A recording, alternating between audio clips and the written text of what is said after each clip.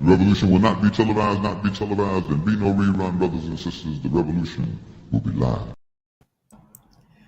Good morning, everyone. Thank you for coming. Today is our second day of the Seed Dreaming Conference, and Omar's here offsite. Hi, Omar. Happy morning, everyone. Happy morning, Kathy. Happy morning, Kiara. Thank you very much for being here. Thank you for taking care of. Thank you for taking care of this stream here today. Happy morning, Kiara. Thank you very much for being here. Thank you for taking care of. There's a lot of Thank you for echo. taking care of this stream here today. Happy morning, Kiara. Thank you very much for being here. Thank you for Kiara, can you turn down your speakers? Yeah, I'm going to turn that down because we had a bit of a lag there. Anyways, guys, Omar here coming at you guys from the job site on Turtle Island, designated British Columbia under the illegal doctrine of discovery. I hope you guys are happy. I hope you guys had a wonderful day yesterday. Thank you very much for just being you. Thank you for sharing, liking, and commenting. Really appreciate that. We've got a sick day in for you, and again, this is going to be very rapid fire all day long, and start off with our brother from another mother, Kiara Windrider, and the rest of the day is just going to really set the tempo. Like yesterday, the universe really worked out for us, and right from the first speaker to the last speaker, everybody kind of just like fell in sync with one another. So I'm thinking the same thing's probably going to happen today, because Kiara is just epic, and it's just too bad I'm not there to listen to him. But I'm there in spirit. So guys, thank you, and please give this a like, a share, and we will see you guys soon. Wonderful, wonderful. Thank you, Omar. Bye. Bye. So, Kiara, I'm so excited to hear what you have to say and catch up with what's going on with you. So I will yield the floor for you, so I won't use up too much of your time. But I love you dearly and can't wait to learn from you today. So here we go. Yeah, well, what a joy to see you again, Kathy and Omar, and just be part of this beautiful gathering. So, what's this time about? The last year, 2 years, 3 years has been quite significant in terms of, tearing down old structures that needed to be broken down. And, so we've had all these phenomenon coming up our way, which we don't always talk about on YouTube because of censorship rules. And we've had, major political upheavals, economic, social upheavals, collapses. And what's this all about? Where are we going with it? Why is it important? It's also, like many people have probably spoken about yesterday, it's the third anniversary of the magic box prophecy from the Aboriginals in Australia. And so we're really setting a new timeline into motion. And we're we're beginning something that hasn't been seen on this planet or perhaps in this universe forever. And that's significant, that's special, that's the purpose and the reason that we're here. The US in its astrology is going through its Pluto return this last couple of years and into the next year or so. And Pluto is very much about death and rebirth. It's about breaking down obsolete structures. It's about rebirth of consciousness. And we're also right now going through 5 planets in Capricorn with this new moon.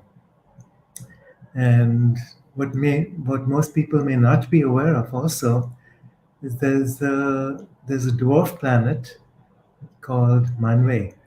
And this represents the archetype of the new Earth. And it's exactly squaring the moon and sun right now. So that's the power of this time. And so what it represents for us is the beginning of a new dispensation a new planetary evolutionary potential, and the mystery. It stands for responsibility. We are stepping into a time of mastery, a time of mystery, a time of magic. Um, and it requires everything that we are in order to give ourselves and to participate in this revolution of consciousness. It takes warriors, and we are warriors. Simply because we are here on this earth, because we've been chosen, because we've been welcomed by the Great Earth Mother, and because the Cosmic Mother is ready for a new evolutionary leap. So many of you may be familiar with Sri Aurobindo and the Mother from Pondicherry from the last century in India. And they spoke a lot about these times. They spoke about the supramental descent, something which began on February 29th, 1956, and has been building up momentum. What it represents is a new consciousness of unified light entering into the Earth's plane, entering into incarnation, anchoring through our own bodies into the body of the Earth. And so this is, about 70 years ago. And every single year is the amplification of this light. Many of you may be familiar also with Peter Donoff, who spoke about the cosmic electricity or the divine fire that's entering in now. And scientists are talking about this. They're talking about the cosmic rays, galactic cosmic rays, solar cosmic rays, a galactic superwave, and coming in from the center of our galaxy, traveling across the galactic sheet, changing the physical effects on every single planet in our solar system. And then the incoming solar radiation from what's known or becoming known as a solar micronova. It hasn't started yet fully, but with these incoming changes in planetary consciousness and human consciousness, it's all being prepared for. So this year, 2023, is going to be a major key. We're starting a new timeline. This is the end of the 3rd anniversary of the Magic Box, which basically is something that the Pleiadians and other extraterrestrial beings have planted on the Earth in terms of when the timing was right, these forces would be triggered. The supramental light would be awakened. A new dispensation would begin. Pluto would do its work of transformation, death, and rebirth. So it's much to be looked forward to, but it's not necessarily something that will be easy. It will require a lot of awareness, a lot of stability, a lot of deep inner grounding, which then leads to an activation of something on a planetary level that is unprecedented. So, in the Vedic tradition, they speak about the transition from Kali Yuga to Dwapara Yuga, Treta Yuga, eventually to Satya Yuga, which is an age of light. And what does this mean? This all has to do with mechanical forces as our sun rotates around its twin sun, which some say is Sirius, as together they move around the center of the galaxy. And if our sun moves closer to the center of the galaxy and Sirius moves further away, then it's our turn to step into an age of light. And that's what's beginning to happen now. As we together move around the center of the galaxy, as this galactic sheet moves across the solar system, it's triggering activations within our sun, just as it's triggered activations in other suns on its way to arrive. So the next 20 years or so, or 25 years perhaps, is the window of time when the solar micronova could take place. it's also tied into activity on the sun that um, we will receive as part of a global cooling period through uh, what's known as a grand solar minimum. I mean, these are all technical terms, and we don't need to go into the specifics of this, but just realize that all these things are coming together, all these cycles are now converging, and a cycle of new beginnings is underway. It has to do with Pluto, it has to do with this Capricornian initiation, it has to do with our commitment into mastery, into a new earth consciousness. Nothing can stop this. There's forces on this earth that have been trying to stop this. There's forces of duality, and I'm not sure how much we can talk about this on YouTube. But they've tried their worst, and it's not succeeding. Eventually, the forces of light, the supramental force, is using this wave of darkness in order to stimulate a new wave of light. And that's always how it works. The greater the light, the more shadow is brought to the surface. As it's cleared, transmuted, there's new opportunities and new possibilities for another wave of light. Sri Aurobindo actually speaks about a seventh universe being created now. There's 6 universes that have already been brought into motion. And each of these past universes has to do with duality, has to do with creation and dissolution, has to do with the cycle of awakening and the cycle of destruction. The 7th universe, he says, is a spiral. It's a continually upward moving spiral.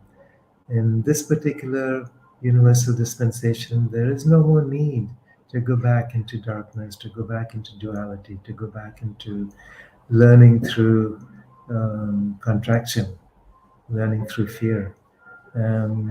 So it's about mastery. It's about new possibilities on a physical level, also on an emotional, mental, and soul level. And it has to do with something collective that's now being brought into activation. So there's a message from Rick. Can you share your website here for us to use in the stream? Yeah, it's www.kiarawindrider.net. No, that was for Rick, but I did share that. Oh, okay, all right. Don't worry. That's private chat. Private chat. Don't All worry. right, okay. That would be so. So, Thank you for well, telling me. Sure. Yeah, I mean, Kathy, I know we're talking about many different things in a very concentrated way. One of the themes that you brought up is gratitude. Gratitude is something that we can maintain no matter what. And the more we are aware of a bigger picture, this planetary, this cosmic, this divine plan, the more we can enter into this state of gratitude. We don't need to, be locked into something that is in the future. This moment, no matter what's going on, is something we can be grateful for simply because we can surrender to something that's bigger than ourselves. And gratitude is the key. Gratitude is a frequency. Ecstasy is a frequency. Joy is a frequency. Love is a frequency. And that frequency then begins to move through us. As Rumi says, we are a drop entering into the great ocean. And then eventually the ocean enters into the drop. That's what's happening now. The forces that are so much bigger than ourselves as individual creations are now moving through these individual forms, stepping into co-creation with us and through us. And this is something that we are co-creating. We didn't come here by accident, by chance. We're not these little tiny insignificant creations. We are part of the creator consciousness. We are creator consciousness. And so as we step into full empowerment in physical um, embodiment, we then become aspects of the great mother, the great co-creative forces that initiated the cycle of creation, sometimes referred to as the Big Bang. So it's not something outside of us, it's moving through us. It is us. And we are choosing now a new dispensation. We're choosing now a new evolutionary focus to come into the new earth consciousness. Some people talk about the old or the new world order. No, that's not what this is about, because that has a specific connotation. We're talking about a new earth consciousness, which is totally different, polar opposites. So if we can become aware of this new earth consciousness that's arising in the midst of us, this is the fulfillment of the magic box prophecy. This is the new timeline that's stepping in. Not a timeline based on control, not a timeline based on manipulation, not a timeline based on the creation of fear to keep us held down, but it's a timeline based on choice and divine creation and empowerment and a planetary co-creation. It's like it's not our plan, it's Gaia's plan in response to the divine plan, the great mother coming into her own. So what a beautiful time to be here now. What a gift to be here. And every day, I just feel so full of gratitude for this opportunity that we are given to be here, to be part of this new creation. And yes, there's duality. Yes, there's darkness on the third dimension plane. And yes, sometimes we go into a sense of hopelessness, helplessness, disillusionment, and fear. But realize this is temporary. This is limited. This is only one small aspect of the truth. And the rest of what's happening needs to be seen with eyes of vision. I'm remembering this beautiful little book called The Little Prince. And my dad would read from this when we were very young. And in this book, there's a conversation that this little prince has with the fox. And one thing that always stands out for me is what the fox said to the little prince. And he said, "It's only with the eyes." Oh, what is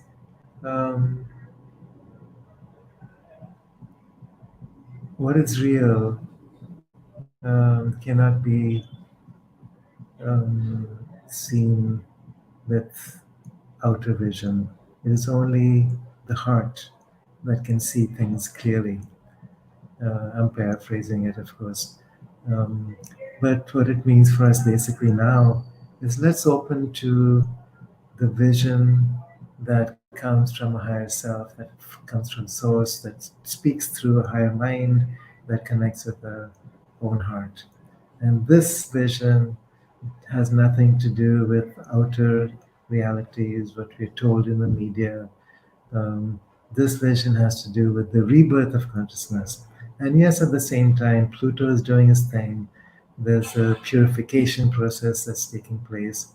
And meanwhile, with these 5 planets in Capricorn, with the square, with Manway, this new dwarf planet that represents the new Earth consciousness, we are stepping into this empowerment, divine wisdom, truth of who we are. And this is what we can offer gratitude for over and over again, every single day, every single moment, as we remember who we are. It's just a switch of perspective, of perception.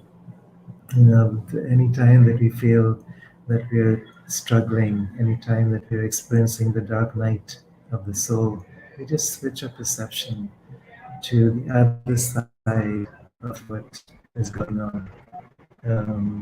We connect with that unified plan, we connect with the supramental force that's coming in. We don't necessarily have to experience it fully, we just have to know that it exists. And that this millions of brothers and sisters on this planet who are awakening, who are feeling this, who are uniting in consciousness. And it makes it so much easier for each one of us now to do the same. So let's support each other in this journey. Let's remember that we're not alone. Let's recognize that this gift that we're given is so much bigger than anything that can stand in our way. This new timeline that's emerging is so much bigger than the old timeline of duality and manipulation and fear that the so-called deep state has been trying to impose through all of its different agendas. Um, so that's what I'm grateful for, and I'm grateful for these beautiful people like Kathy, like Omar, like all the others that are here in this symposium, and all of you listening, watching, experiencing, and co-creating together. So I don't know how much time we have left. Kathy, anything else you want to say? You have 7 minutes. All right. Okay. Any questions? Anything you want me to talk about? Well, I would love for you to talk about your perspective since you've studied and experienced the prophecies from from the Indian perspective to the Peruvian perspective to the Turkish. You've studied the different cultures' version of these prophecies. Could you just talk about that a little bit? Sure. Yeah, most of these prophecies, there's a commonality, a common thread. We're given a choice. We can go into annihilation, destruction, catastrophe, and death, or we can resurrect into new life, new awareness, new consciousness, something that is refreshingly beautiful. My sense is that the first choice is no longer something that is held within the collective anymore. There's a new wave of energy that's arising. I remember meeting one of the Mayan elders in 2009, Don Alejandro Cirillo, and we were talking about the end of the Mayan calendar in 2012. And, we could say the same thing about the magic box today. We could say the same thing about entering into 2023 in this whole 25-year period, preparing for the solar micronova. And basically, what they were saying is that it's nothing to fear, because at that time and all through history, people have been afraid of the future. Whenever there's a choice, we always despair of choosing rightly. We always assume that we're going to face the worst possible scenario. And what Don Alejandro said, and everybody else is saying now, we don't need to worry about that because it's a choice we're making. And like Michael Jackson said, it's a choice we're making to create a new earth. And we have made that choice already in the inner dimensions. That new earth already exists. We're simply creating the bridge now. And there's enough of us who have stepped across the bridge to experience the new earth consciousness that is helping this bridge become more and more real. And there's no doubt in my mind that this new earth consciousness will be birthed. And this is what every prophecy has really spoken about. The Hindu prophecy, as they speak about the age of light, is inevitable. There's no question about it. We may go through what's called a pralaya, which is a turning upside down. The word Armageddon means the same thing. The word Pachacuti from the Inca tradition means the same thing. It's turning upside down, but when things are already upside down, it means turning things right side up. And literally, we are turning things right side up. That's what rebirth means. That's what transmutation is about. That's what alchemy is about. We're in the time of alchemy at this time. So don't focus on the uh, on the darkness right now. I mean, darkness is an aspect of light as well when we step out of duality. But when we focus entirely on one side of any polarity, we get lost in that. So, if we can remember what these prophecies are really about, it's not the end of the world; it's the beginning of a new era. And this is something we've chosen collectively. It's what Mother Earth has chosen. The timeline has already been selected, and the magic box prophecy has been fulfilled. The rainbow bridge has already been built. The rainbow serpent is awakening within the grids of the earth across the geomagnetic spectrum of life. This is the Kundalini system of Mother Earth. And the nadis are awakening, the Kundalini forces are moving. This is what's forcing people to awaken more and more right now, spontaneously and rapidly. Many people are going through their own personal Kundalini awakenings, sometimes not knowing what this means, sometimes being really freaked out, wondering if they're losing their minds, wondering what's happening in their bodies. So, perspective, and sharing with each other what's important, giving each other the reminders of how to deal with this time. In other programs, we can be more specific about what that means actually as we engage with these new frequencies of light, as we allow them to move through our bodies, through our minds, through our hearts, through our souls. So we are warriors, yes, but we also need to know exactly how to embody these frequencies, how to hold them so that we don't freak out, and so that our bodies can contain them and actually ground them for the benefit of humanity and the earth.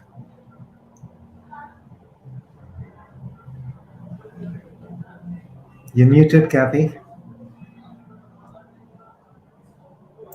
I said that was so perfect because I think your explanation helps us understand why we shouldn't be afraid about all these changes, because the people that are holding on to the old ways, are going to have a lot of sadness and a lot of frustration. But the way that you presented it is it's turning it right side up. I think that's Right. brilliant. Thank you. And the Thank you. people who are holding on to manipulation strategies, they will not be able to sustain this frequency. Many of them will die out, many of them will lose the power. And part of what this Capricornian energy is about is that anyone holding public office who's not in integrity will fall. And we're going Perfect. to see this happening more and more and more across the world. All these so called world leaders who are not in integrity, who are not in service to humanity and the earth, who are basically self serving and basically, up in for their own profit and gain. It's not going to succeed anymore. Right. That energy frequency is collapsing quicker and quicker. Wars, Perfect. wars, all these energy wars, political wars, they're not going to work. The pharmaceutical wars, they're not going to work. It's all collapsing. Right. Perfect. Well, thank you very much. I know a half an hour is very short, and I could talk to you for days, and I have. And I hope We to will. again. Love you so Yes. much. Thank you, Kara. Have a wonderful holiday, and we'll talk again soon, okay? Super. Bye, sweetie. Bye. Blessings. Namaste. Aloha. Aloha. Oh, wow. So, Rick, can you unmute yourself? Can you hear me? Great. Well, welcome to Seed Dreaming.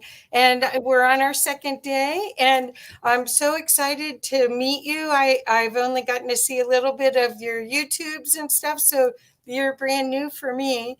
But Rick, hopefully today we'll get to get another inspiration and nuggets of truth from you that'll help us as we go through all these changes and light up the grid here. So thank you for being here, Rick. Thanks, Kathy. Thanks for inviting me. Thanks to Omar as well for inviting me. And I really appreciated Kiara's talk. It really set a wonderful tone for today. Yes, he's a beautiful being. He's stayed at my house, and he's an old friend of mine. So, yeah.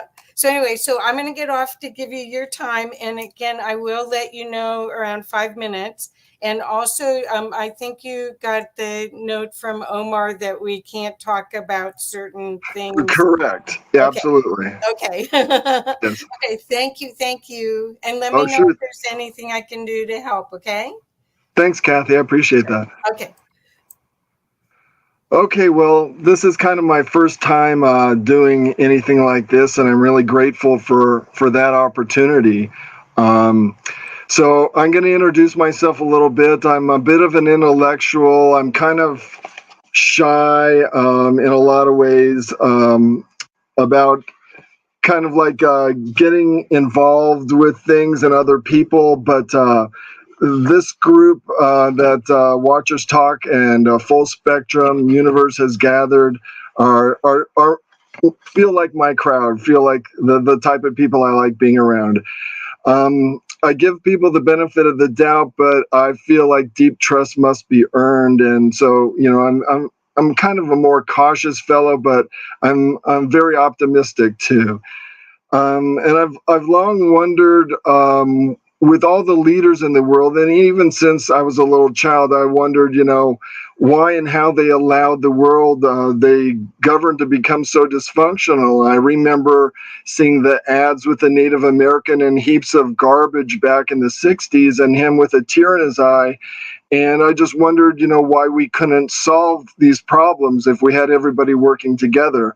And so I started searching everywhere for better and better philosophies and wisdom to use in my life and make sense of things. And so what I do in life is I take challenges and I try to persevere with joy through them while I learn my lessons. And I've had plenty to learn in this lifetime. So Omar asked me, I asked Omar, what did you want me to talk about today? And Omar said, well, the theme is gratitude and timelines. So I'm going to mainly focus here on gratitude, and I'll talk a little bit about timelines. I'm going to talk about personal responsibility in timelines. But I'm going to begin with gratitude and spend most of my time here today talking about that. So to me, gratitude helps in so many different ways. Gratitude helps form a positive mental and emotional state. Gratitude helps you appreciate your experience in a most positive way. It helps you put your negative experiences in a better perspective. Gratitude allows you the power and the opportunity to give back to the universe. And that's really important because I don't think any of us have egos big enough to think that we created this universe or that we created ourselves. So just understanding that gratitude allows you the power and opportunity to give back to the universe is a very powerful understanding, I believe. Gratitude helps you connect more strongly to your guides because your guides are working on levels that might be different, might be a little higher than where you're working from here in this 3D, even though you may have had past incarnations on higher dimensions. Right now, you are part of this 3D school. You're part of this 3D experience. And while you're incarnated here, you have guides, I believe, and they're always, trying to help you, maybe prompting you with thoughts or ideas about what you can do to further progress. And gratitude helps you, I believe, connect more strongly to your guides. And gratitude creates more energetic balance within yourself because with regard to the universal law of giving and receiving, if you're only giving and not receiving, you're out of balance. And so you need to learn to receive. And if you're only receiving but not giving, there again, you're out of balance. So gratitude creates a better energetic balance with regard to universal law. So gratitude comes in many different ways. And I'm going to talk a little bit about some of the different ways that you can kind of specifically think about how it can be so uplifting. And so first off, there's just the gratitude for being alive, to have the experience of living. And I'm grateful for being here today with you and all of you who are watching, and those of you who are sharing like Kiara did, and the many other beautiful speakers to come after me, and those who may, and all the beautiful speakers that came yesterday and those who will come tomorrow. And then those who may watch this show at a later time, to all of you, I say thank you. I'm grateful for all of you. You can have gratitude for your inner connection with divine source. And this is really important because, you know, when you think about who you are at your core, to me, it's that spark of consciousness that was given and created by divine source. And that connects you with everything in the universe at all levels of, you know, all dimensions, all understanding. You know, right here in this realm, we kind of live in a veiled reality. But you know, as we pursue our quest for understanding ourselves and our inner world, we can start to see it expressed in our outer world. And that gratitude for your inner connection with divine source, I think, is essential. Gratitude for your health and the possibility of even minimal improvement if you're having health issues while you experience life in this, you know, fragile human life form.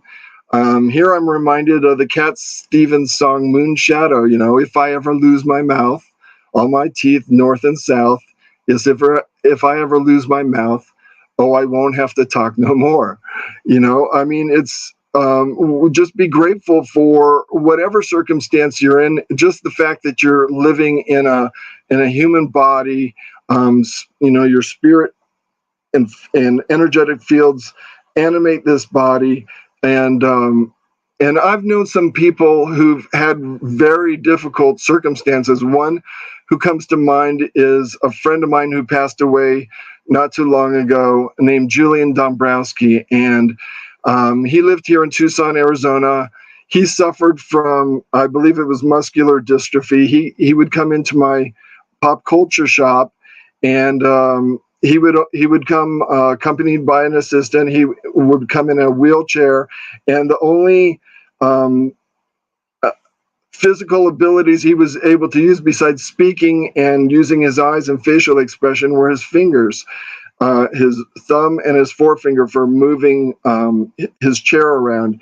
And Julian always was, you know, tried to be as optimistic about his situation as possible. And I took so much inspiration from how he dealt with life. And one time I made the suggestion to him that maybe he would consider, you know, writing a book. And Julian ended up authoring at least 2 books, and I think he was on to a 3rd. And I still haven't authored my first book. So from his position of physical ill health, he created, you know, beautiful works. And so there are, even if you're suffering at home right now, any of you from, you know, health issues, just have gratitude for the state you're in, and remember the possibility of healing. It's always possible for you. And gratitude helps build that potential. So gratitude for your individual moments of cosmic understanding is something that you can be grateful for those moments, epiphanies of enlightenment, of getting it, you know, where you just kind of like a moment in time, you know, gives you a certain understanding that you've been searching for a while. And you know, that's something to be grateful for. there's the gratitude for your artistic and creative.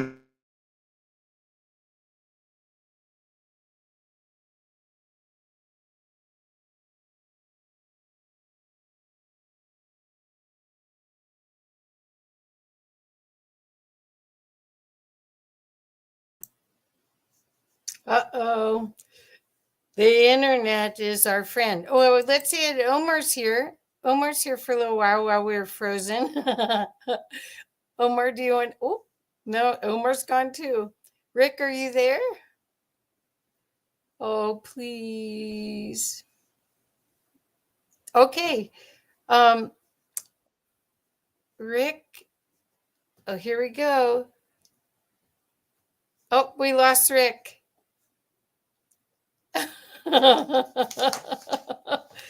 Love the internet. I can't hear you. You're muted. Yeah, I'm a little bit limited here, Kathy. I've got this big heater going off next to me, and more than likely you can hear it. A little bit of bad news. Eleanor had to cancel, so I just wanted to let you know that. That's and okay.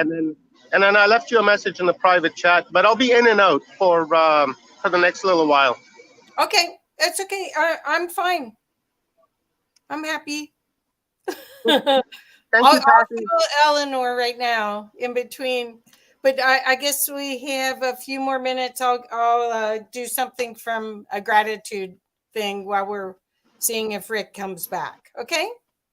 Or unless you Okay, thank you. Or do you want to? Oh, here he's coming back! Yay! Here we go. Hello.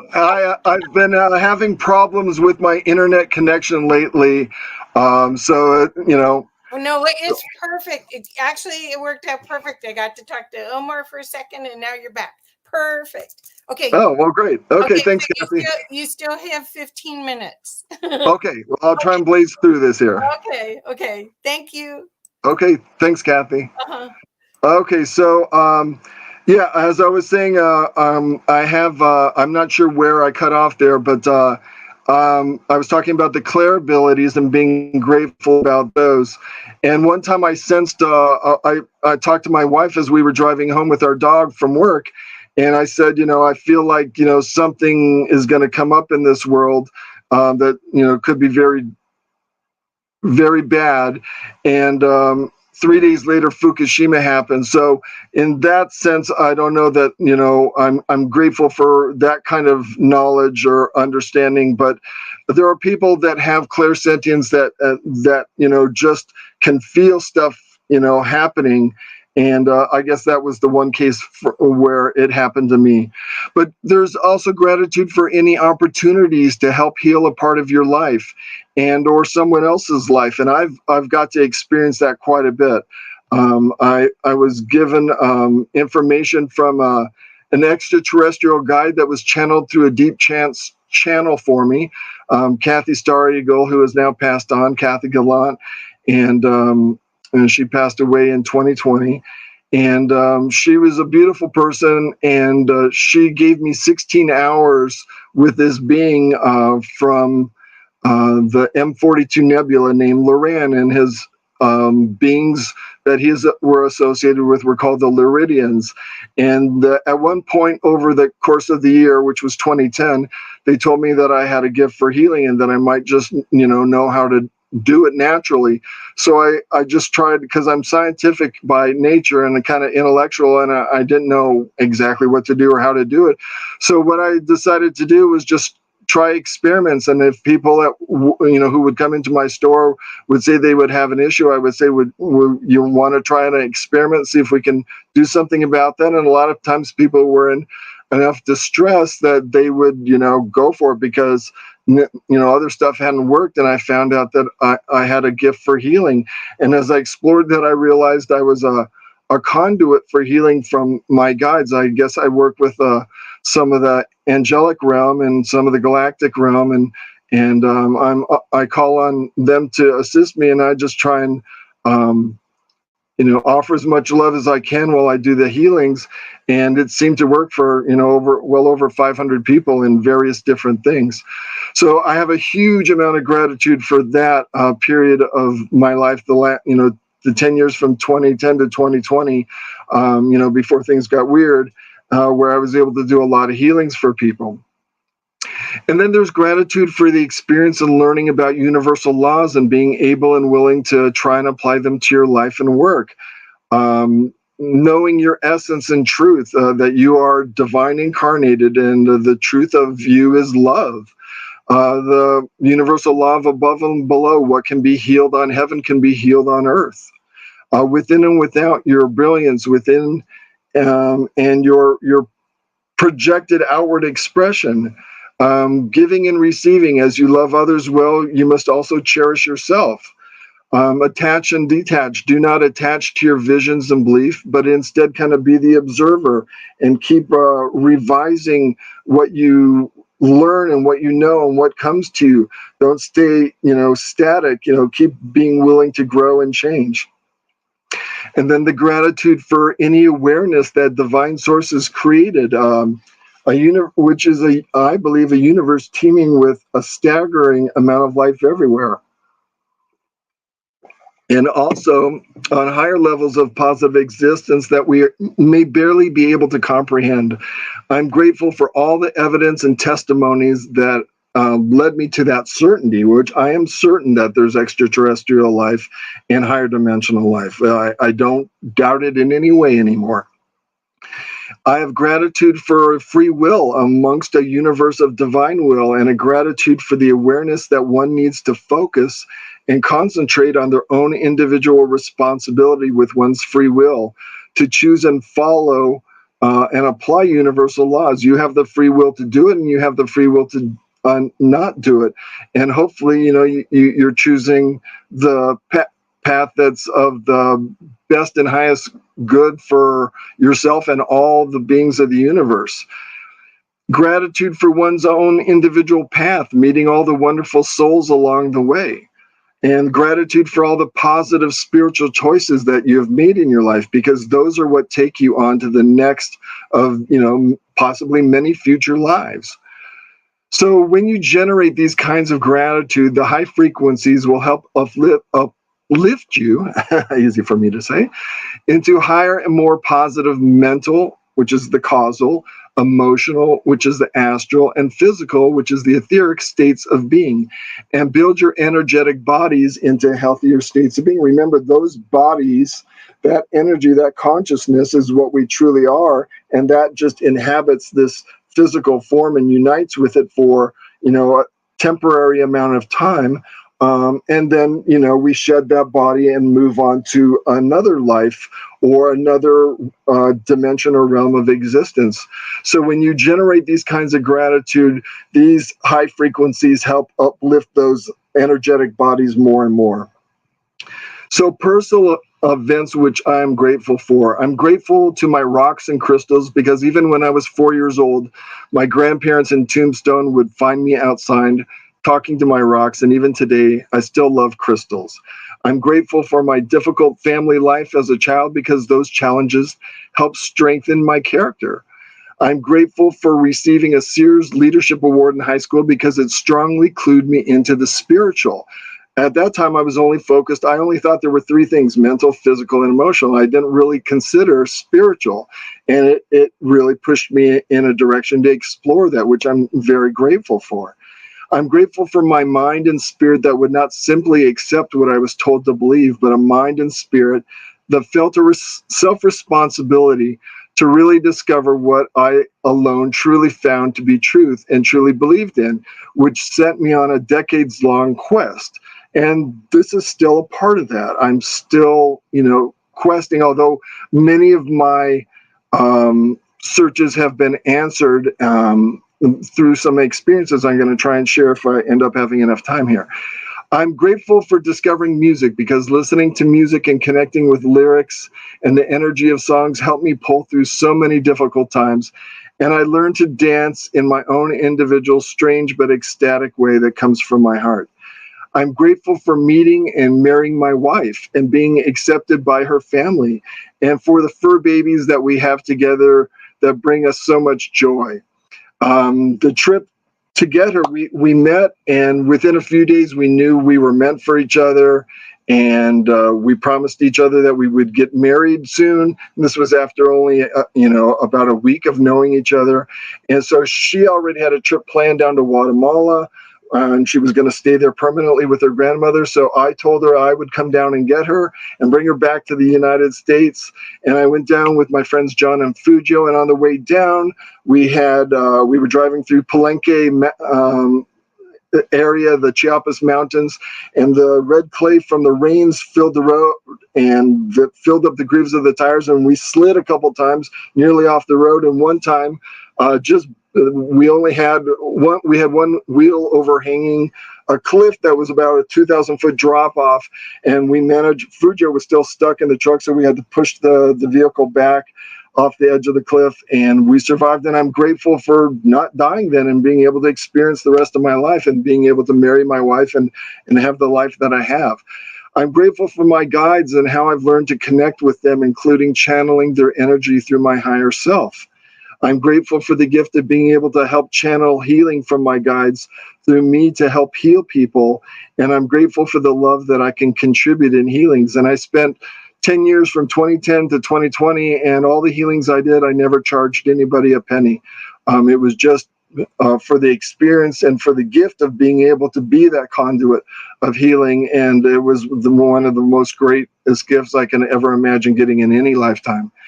I'm grateful for this Al incident, which led me and taught me on all these paths. It's led me to explore extraterrestrials and metaphysics.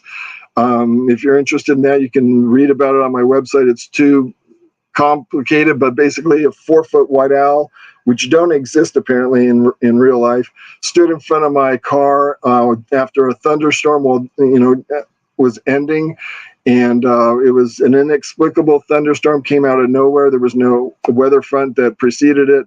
And it led me to ask questions. And when I got to speak with that medium, the deep trance channel I was telling you about, Kathy, the being that came through said that I was taken on board a Pleiadian ship and given a healing. I'm grateful for a second event with the Pleiadians, a dream event where they did a heart-lung transplant for me. I was lying on a gurney, and they were doing a heart-lung transplant where I saw like a holographic heart and lung taken out and another one put in while I hovered over my body. And I woke up with my arms, rigidly by my side. The Christmas Day morning, 1991, turned to my wife and told her what just happened. And I believe now that it really did happen. I believe that it was more than just a dream. I'm learning to try to be grateful for the horrible lessons of a bad bank deal and the day that happened, a bad appraisal that happened as we were buying a building for our business the day before 9/11 in 2001. And the awareness that led me to about the true nature of the deep state. This was a difficult test. It cost us a couple decades of our wealth and savings. And I have to remind myself that everything is happening for my highest good. And I know that there's a purpose to, that horrible financial burden and struggle that my wife and I went through. When I began UFO Hypotheses series of videos, I became so depressed by the information I was discovering. And in my dreams, I was comforted by a middle-aged man and 2 old women as I cried about all that I had learned. And I believe they were guides of mine there to comfort my spirit. And I'm very grateful for them, because after that, I was able to cope with all the information that I had, gathered and began to understand. And so, it helped me upon my path of discovery of the truths about the dark, deep state of things that, in 2020 to 2022, a lot of us now have become very aware of. It's just very in our face now. My videos were being censored since 2007 on YouTube, and McAfee and other antivirus products were selectively giving harsh warnings about my website. Even my friends were saying, we don't want to go into your website because all these antivirus programs are giving us warnings. And that was a form of censorship since 2007. And I became grateful because that let me know that I was on the right path in sharing what I was sharing. I'm very grateful for the connection to Loran, the fifth dimensional being who shared so much past life information with me and coached me to remember and reminded me that I had a gift for healing, which led me on the most fantastic experiences of my life being a conduit for healings. I'm grateful for the angel catch. You can read about that on my website. It's rickkeefe.wordpress.com. And what that helped me do mainly was I turned faith into trust. As I was falling off this cliff, this embankment, this wood, this stone outcropping, as we were going down to on an evening of celebrating Gaia and the earth, and going down to do a water ceremony. There were some girls leading the path, and it was complete darkness. We had set out too late down this path, and it was now evening, and we could only see the stars, and it was way out in the desert where there was no lights of any kind other than this, the few stars. There was no moonlight or anything, and I took a tumble backwards, and a hand that was about 18 to 24 inches. It was about 1.5 feet to 2 feet. It felt like it was a hand of air, and it just set me right back up, perfectly standing again in front of a witness who saw it happen. And I'm grateful for that, because then that changed my life completely. I went from having faith about the world of the invisible and the unseen forces and beings of higher dimensions to having absolute trust and knowing that they're real. And I want to share this with you and basically tell you that there are beings out there watching over us and trying to help us uplift ourselves. And they're there to catch us when we fall. And for me, I guess I just needed a physical affirmation of that, and they provided that for me. I'm grateful for the Falling book. And this is also on my website. This is the book that just fell out of the sky. Yeah, and I'm not a big reader of the Bible, but it fell out of the sky, and that's called an apportation, I've learned. And this is what was inscribed in the beginning. I don't know if you can see this here, but it talks about presented to Christina, which I interpret as Tiny Christ, and a Savannah, which I interpret as the land, by J.E.G., which I interpret as Jesus, Emmanuel, God, on the occasion of forgiveness. And that was really a timely message that came to me, because my mother, a month later, who I was estranged with, had a health crisis where she nearly died, and I was able to help give her a healing. And she ultimately lived another 9 months when the doctors didn't think she was going to make it through the night. And that helped me in my process of forgiveness for my difficult childhood. And it helped me, reestablish some relationship with my mother before she passed, and help kind of clear away a lot of, old karma. Wow. Yeah. You did an amazing job. Oh, my time up? Okay. Yeah, I'm sorry. I'm sorry to say that, because wow, that was amazing. All the wonderful things that have happened for you, and sharing that lets us look at all of the things for ourselves as well. Thank you so much, Rick.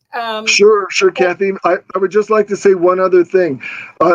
All these beautiful kinds of things can happen to everybody if you just keep pursuing what your heart tells you to truly believe in. Don't let what everybody else is going on. Don't compare yourself to anybody. Just pursue your own path in trust and love, and you're gonna find miracles happen to you. That's right. It's your perspective is everything. We're creating it all. We're really powerful beings, but we forgot. Thank you so much. Happy holidays. Thanks, Kathy. Thank you Thanks for this opportunity. A big part of this. Thank you. Bye-bye. And now we have Les Velez. Hi, Les. Welcome. Hi, Kathy. How are you? Great. Omar had to work today, so I'm the backup crew for the A-Team Seed Dreamers. here, and so happy to meet you, and excited to hear what you have to teach us today. I will try my best to give you a heads up at 5 minutes. Oh, sure. No Okay. problem. Otherwise, it's your and Sure. anything that you need, just let me know. I'm here. Okay. Thanks, Kathy. Appreciate it very much and grateful to be here. Um, life is interesting, and, you don't know where you're going to end up in life. And I certainly didn't know that I was going to end up starting a nonprofit organization in 1994 called OPUS, the Organization for Paranormal Understanding and Support. But you have to go back even further than that to understand why I'm grateful. I mean, my parents migrated to this country in the 30s from Hungary. The Second World War came about. My father became a medic in the U.S. Army. My mother became a Rosie the Riveter at Bell Aircraft. And so their lives were really entwined with the Second World War. And then I came along in 1947.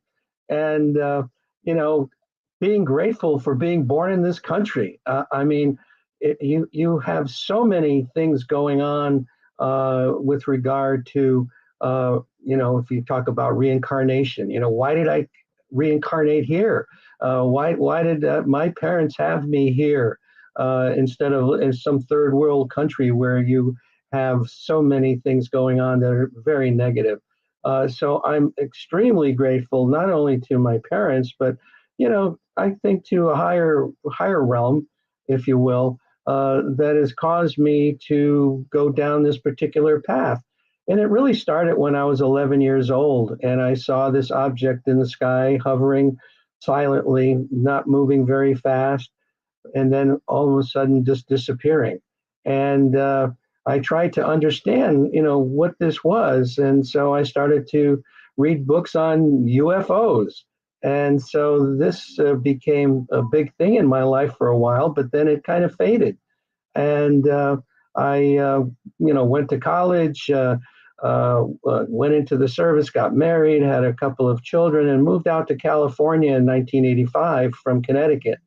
And picked up the newspaper one day, and Stanton Friedman was going to talk about UFOs and a government cover-up.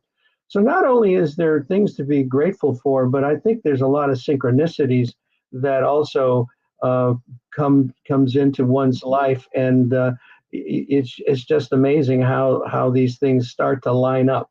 So I think we are destined. We have a path that's kind of put down ahead of time, and yeah, we can make certain movements along that path. But the major part of it is still preordained in a certain way. And so as I picked up this paper and read that Stanton Friedman was coming to talk about UFOs and a government cover-up, a switch got thrown for me. And I, went to see him speak about this, and he gave one of his usual fantastic presentations, and I got really jazzed. And on my way out, there was a table out there that MUFON was talking about their monthly journal that they produce. MUFON is the Mutual UFO Network, started in 1969 by a couple of engineers. And so I started to get the journal, and that gave me a lot of interesting information on cases. But after a while, that wasn't enough for me. And I decided that I needed to become an investigator, and they had a course on how to do that, and I took the test, passed, and that's when things really got interesting, because most of the cases that I got involved with was not only a sighting, but people talking about being in contact with non-earthly intelligences.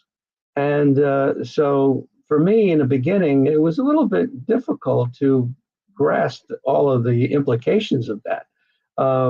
But after a while, I started to understand that there was something going on, and it was significant, and that these people were looking for help. And a lot of them, thought that they perhaps were going crazy and went to a psychologist or a psychiatrist, and come to find out that they weren't crazy. So then what do you do? What kind of help can you get for something like that? Well, the answer is that it's very difficult to talk to your family members in most cases, to your clergy, to your fellow workers, because of the stigma that's associated with this type of a thing. And so it really became evident to me that I needed to do something and try to help these people. So I knew a doctor friend that was interested in connecting with other doctors with regard to the UFO phenomena. And I was written up in an article that basically talked about my investigations. And I got a call from a woman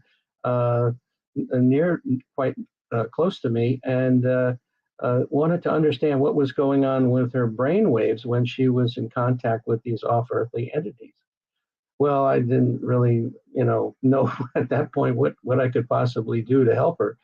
But then she said she was working with another doctor down in Carmel, just south of San Jose. And so I called up my doctor friend and I said, look, let's go down there and at least talk to this woman. And so we did. We went down there, we walked in her house, and there was a picture on the wall. And in this picture, she's standing on the back of a boat that looks like it's on these beautiful crystal clear waters. And I said, so where is this? She says, oh, it's in the Caribbean. I said, what were you doing down there? And she says, well, I was helping these treasure hunters find treasure. And I said, well, how were you doing that? She says, well, I was in touch with the captain of the galleon that had gone down. Well, that, needless to say, was quite a shocking revelation, but we came to find out later that she had become very psychic after a near-death experience. So here it is, I'm being basically fed information by some source that's really expanding my window of believability and understanding. So I'm super grateful for that. I mean, without these experiences and the people that I've run into and worked with, just can't say enough about how grateful I am to having had those experiences, so that I could continue to do what I was doing. So anyway, we came away from that afternoon after she told us more things about ourselves, that there was no possible way that she could possibly have that knowledge. So we decided, how can we help people like this? So that was the afternoon, sitting down at a hamburger joint near Carmel, that Opus was hatched. And then in 1994, we became officially a 501(c), a nonprofit recognized by the IRS. So, and since then, things have just multiplied as far as people coming in. It's like if I start thinking about what I need for the organization, all of a sudden I'll get a phone call or I'll get an email that somebody is willing to volunteer to do something. And this has continued. And there's been parts now that I've been involved with this now for over 25 years, and that I've said to myself, okay, I've done enough. I'm going to, leave this to someone else. And then I start getting pulled back in by phone calls or emails, and it wants me to continue to do what I'm doing. So, in those terms, I'm very grateful for having that extra push and to continue to do what we're doing. So Opus, as I said, is a nonprofit, but what we've done to help people is to set up an online support group, which is totally confidential. We have now close to 400 people from around the world that are involved with it, that talk 24/7 to one another about their experiences. They ask questions. They do all this kind of thing. And so it's really turned out to be one of the most helpful aspects of what we do. So I'm grateful that it's working the way it's working. And then we also have a referral network of mental health practitioners and hypnotherapists that we can refer people to, that if they're looking for that kind of help. And then we also have just recently set up the EST, which is the Experiencer Support Team. These are people that are very knowledgeable, and they do triage with these people so that when a person contacts us, they can ask for two things: one, to be put into the support group, or two, to be contacted by an EST member. That EST member then will call these people, contact them that way or through email, and start a conversation to understand truly what it is that they're looking for and what kind of help they're looking for. So I'm grateful for these people that have come in to help us do these kind of things. And these people, as I said, have a lot of background in working in this area and with these kind of people. So that has turned out to be very good. And then with this COVID thing, shut everything down a couple of years now, I wrote a book called The Unknown Other and the Existential Proposition of Alien Contact, which is on Amazon. And you can find it also at our website. It's right on the front page of our website, which is opusnetwork.org, opusnetwork.org. And I'm just absolutely gratified to have the kind of people within our organization, the board members that have volunteered over all these years to do what they do, and the webmaster that we have, who's done such a fantastic job in getting our website running the way it is. And so there's so much to be grateful for. There's no question about it. And but what gives me the most incredible gratification is the fact that we're helping these people. These people are telling us things, and in the book there's 25 different stories from the group, and they all talk about the fact that they've gotten the kind of help that they needed from Opus and our team. And so again, grateful for being in this country, grateful for the members of the Opus team, grateful for all those people that have had experiences and the knowledge that they have brought forward to us so that we can better understand this phenomena. And there's such a long way to go in understanding what is truly going on. Is this extraterrestrial in nature? Is it interdimensional? Is it time travel? Is it our military? Or is it all the above, which I think it is, and probably anything else you can possibly think of? And so I'm grateful that I've been able to do this kind of thing for all these years. You know, there's all kinds of stories out there where people, get shut down, or their websites. I think the previous gentleman had issues with his website. And we've been very lucky in that regard. I think if the three-letter organizations were upset with us, they would have probably, made that quite obvious. But I think we're doing a service for them. We're keeping a lid on things, in a matter of speaking, and so because of that, I think they're not messing with us. As I said, we've been doing this since 1994, and it's just been quite a ride, quite an incredible ride. So I don't know what else I can say at this point, but other than that, it's been a pleasure to talk to people like Omar and Kathy, and in the various other podcasts that I've been involved with. This is a service that, and I'm very grateful for people like Omar and Kathy doing this kind of thing. This is so important to get the word out. And if we look at this as just one entity, it may be not that impactful, but when you spread this across many platforms and many people, it becomes a bigger thing.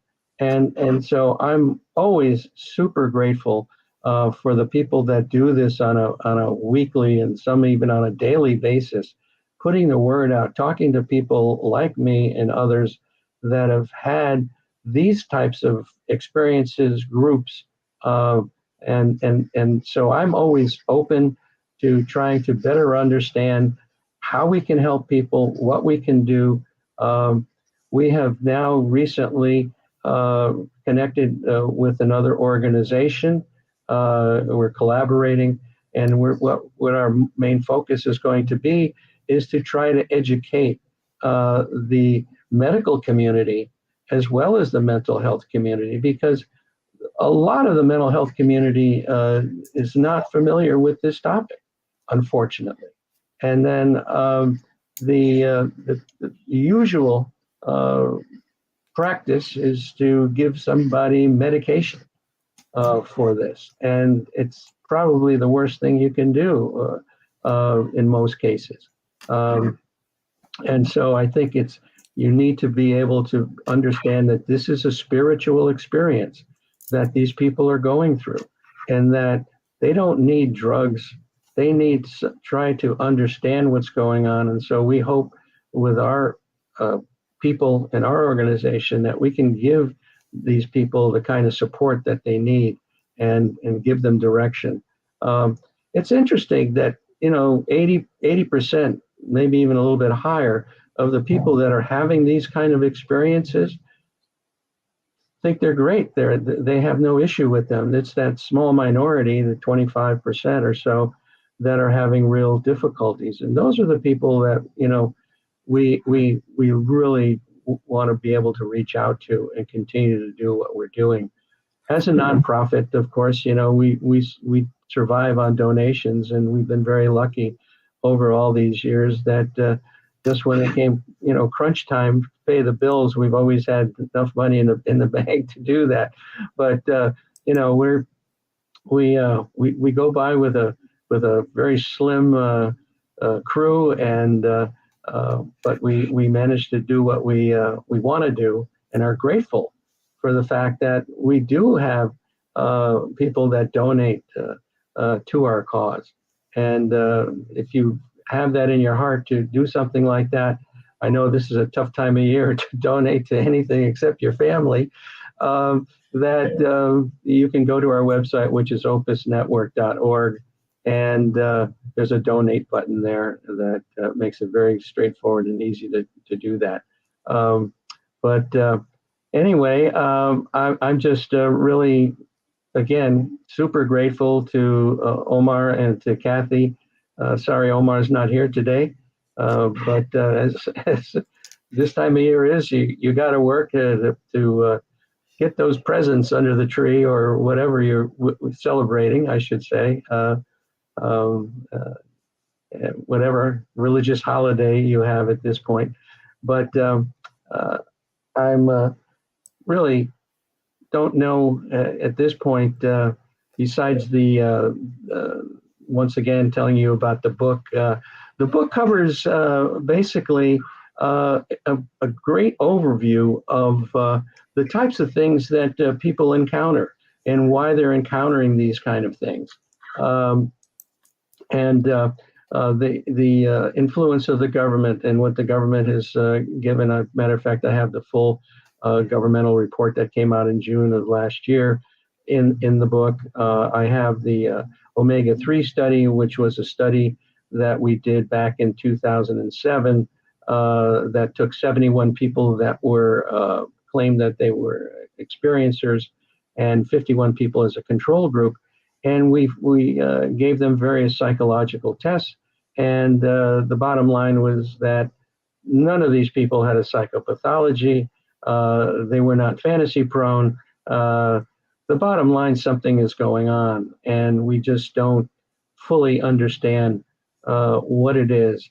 But we're always trying to get our arms around this, and I'm super grateful for the fact that we have the ability and the people working with us that can really make some things happen for these people. So I'm grateful, very grateful, and thank you, Kathy. I really appreciate the time today.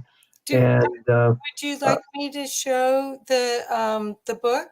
Yeah, sure. Okay, because I can't put it up. And also, I wanted you to know I'm a volunteer. I have been a volunteer for for the past 5 years for the IONS group, which is the International Association for Right. Near-Death Studies.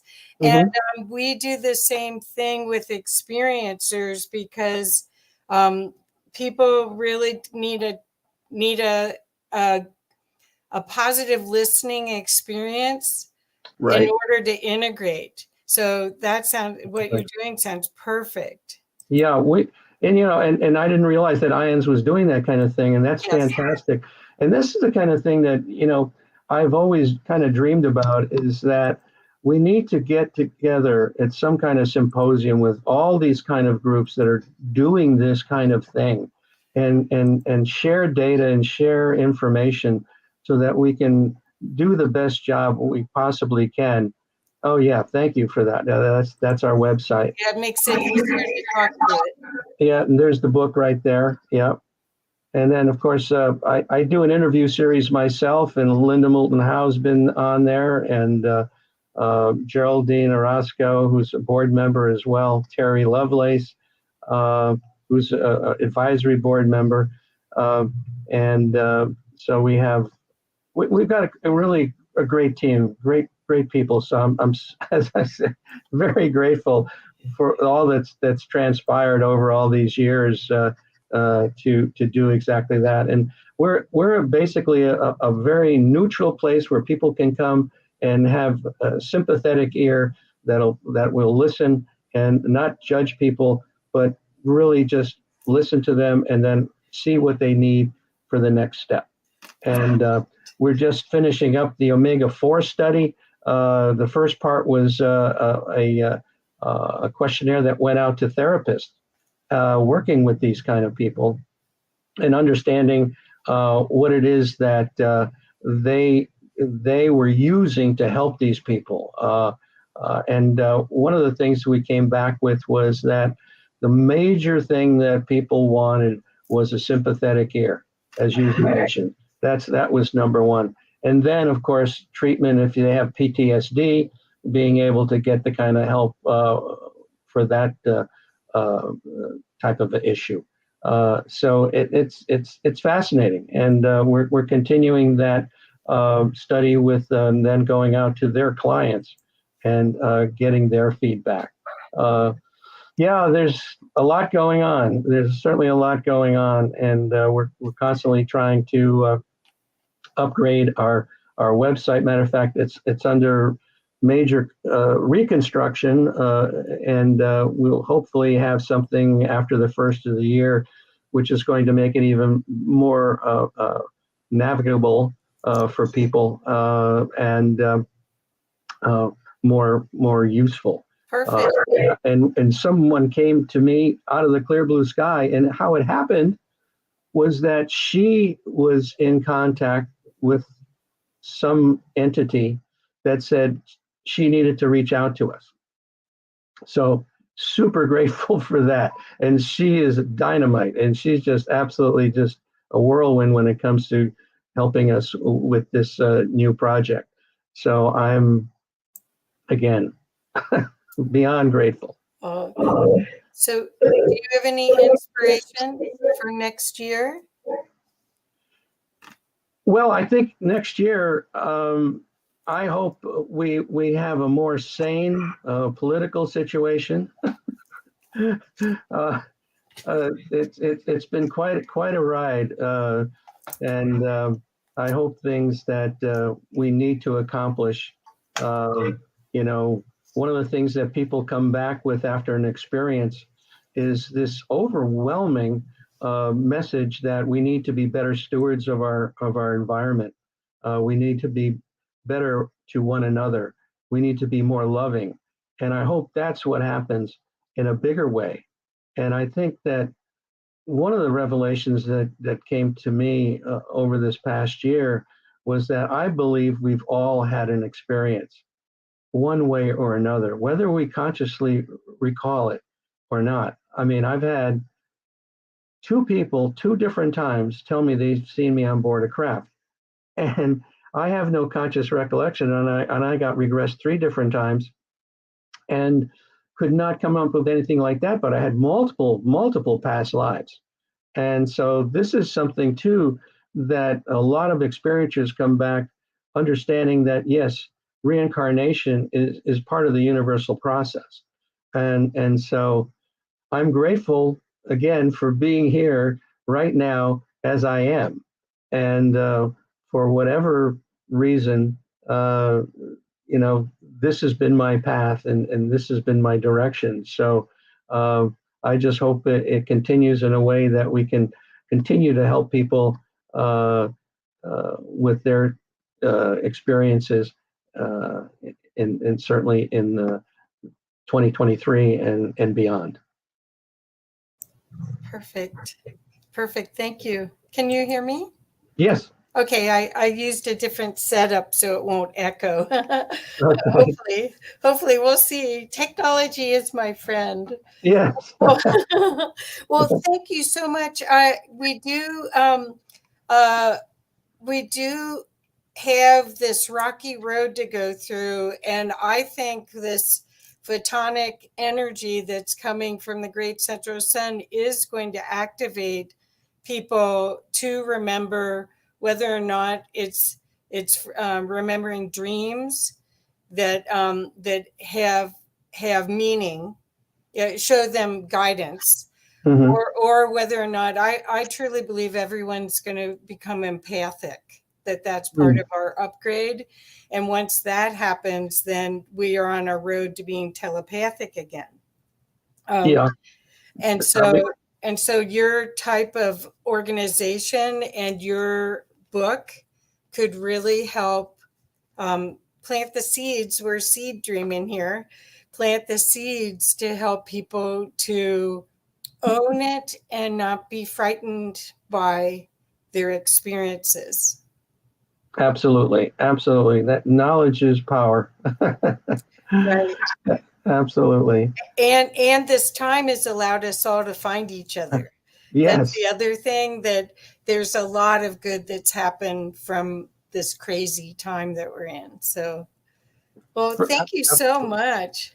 Well, thank you, Kathy, for having me and being super grateful once again for you, what you do, you and Omar do here on your shows, and it's fantastic. So much energy, positive energy, sending your way, and continue to do what you do. Thank you. You too. Ditto. Back at you. Thank you, Les. Have a wonderful holiday and a Yes, Happy New you too. Year. Happy New Year to you too. Bye-bye. Thank you. Bye-bye.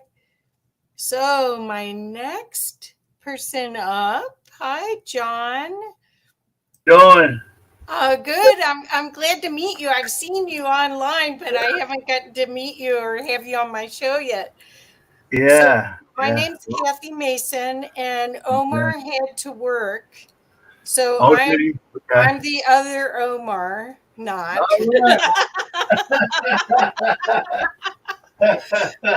So, but I am so excited. I have brought a lot of people to this event and to the other events because I'm so excited about the new teachers, the new truth tellers that are being highlighted on Watchers Talk and on Rob's show and on my show, that are resources for people so they don't have to read 100 books.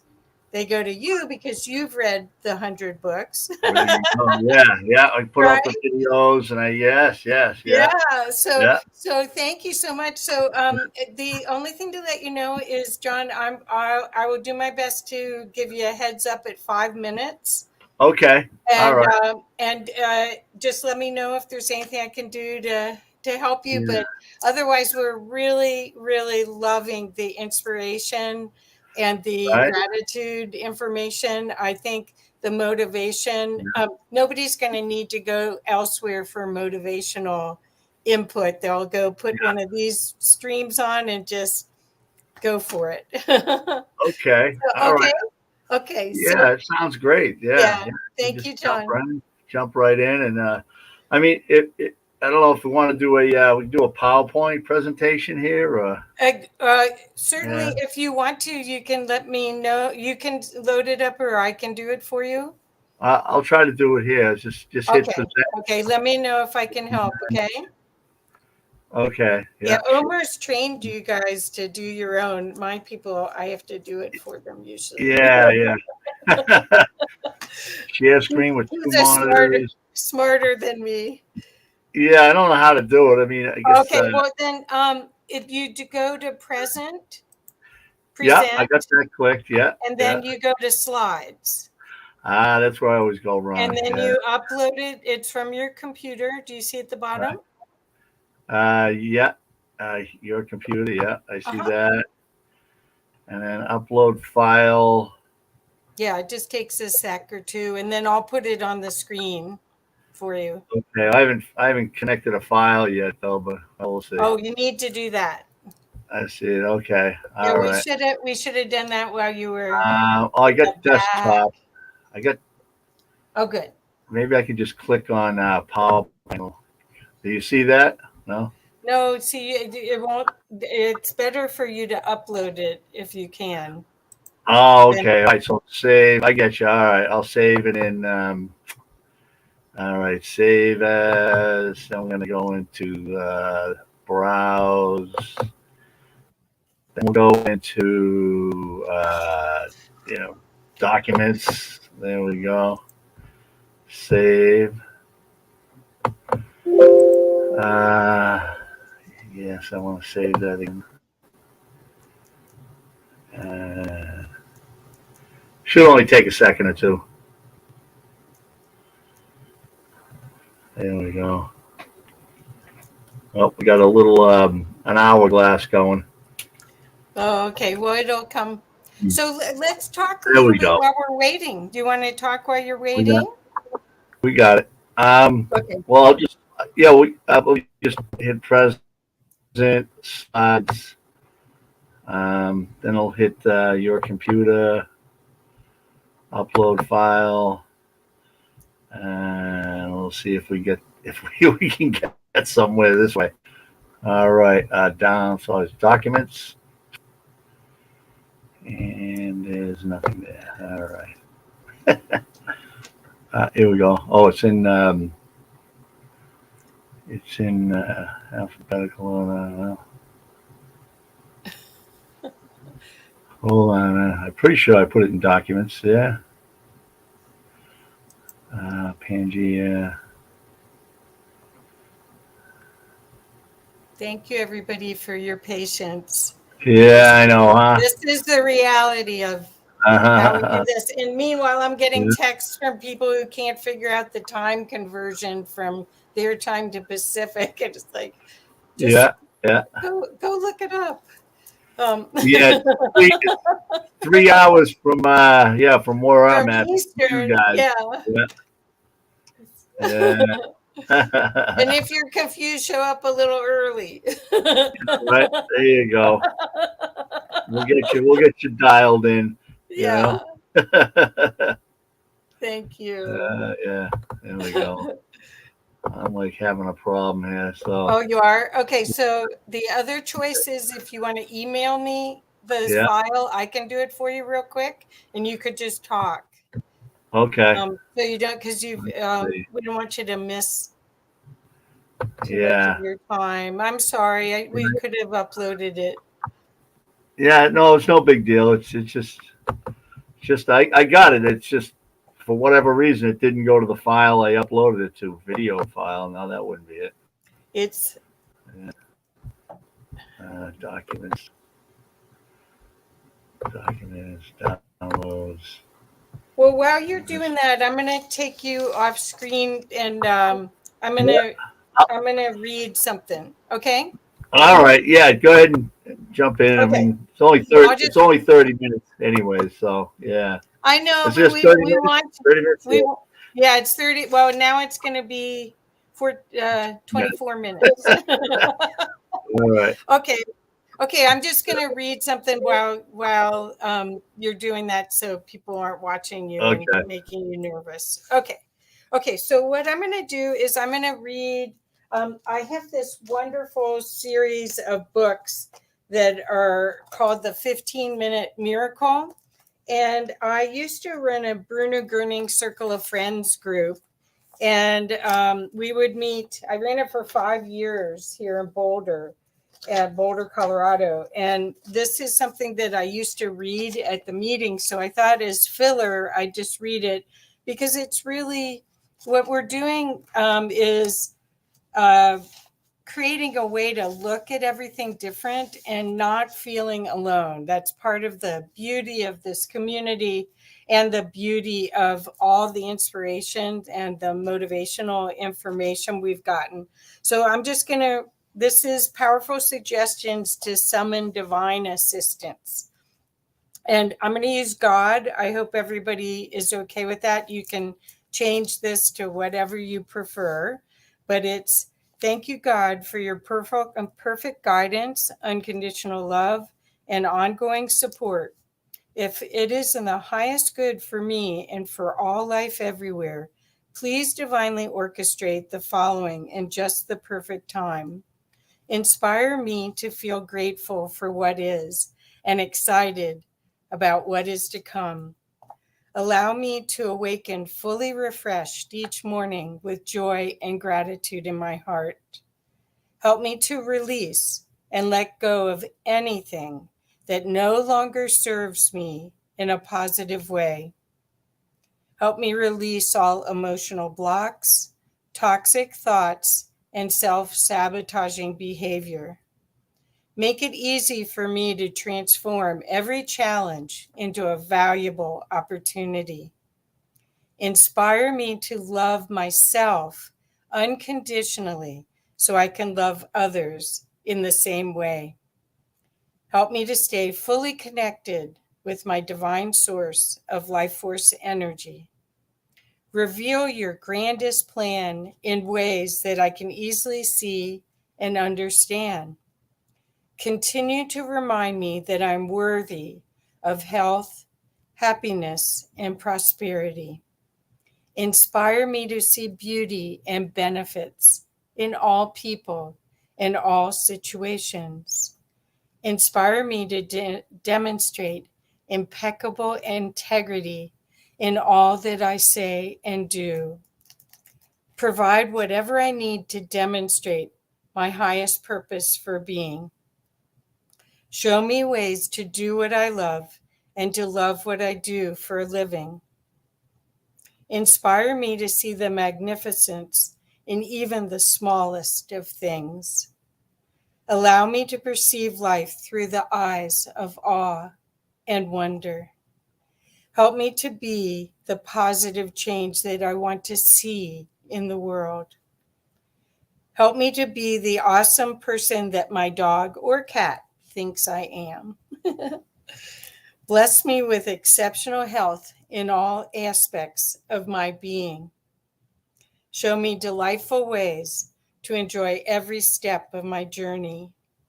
Inspire me to live fully, love deeply, and laugh often. Guide me to make wise decisions quickly and easily. Guide me to be in the right place at the right time. Create perfect balance in all areas of my life. And that's from this book that's sort of dog-eared here called the 15-Minute Miracle by Jacqueline Alonda. So I just love that. It's pretty empowering. Okay, let's see how we're doing now.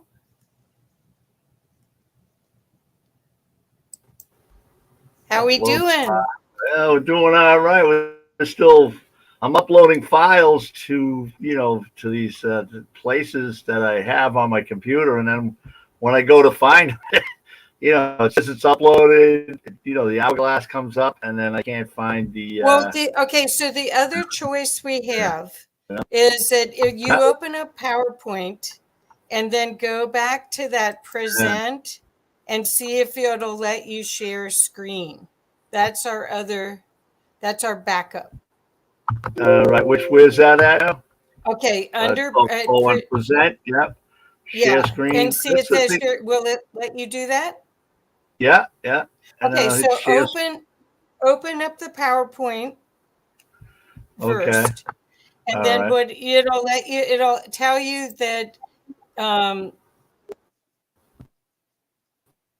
what happened just then. It'll tell you like if it'll let you see Chrome. It'll let you see there's 3 choices. I can't open it if you open it, but there's 3 choices, and I think the far right one. I opened it. Yeah. Will that work? I'll just talk. It's just Okay. not working. It's just not. Okay, I guess share screen. I'm sorry. That's all right. Chrome tab. I think that's the one I use on Windows. Can you see the file? No, I don't see the file at all. Yeah, I mean I'm open. Okay. It's just not. For whatever reason, it's just not showing up. I mean, I've done this.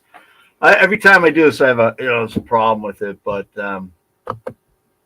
eventually, we get it. But yeah, I just got to wait a while. Select the tab. Okay.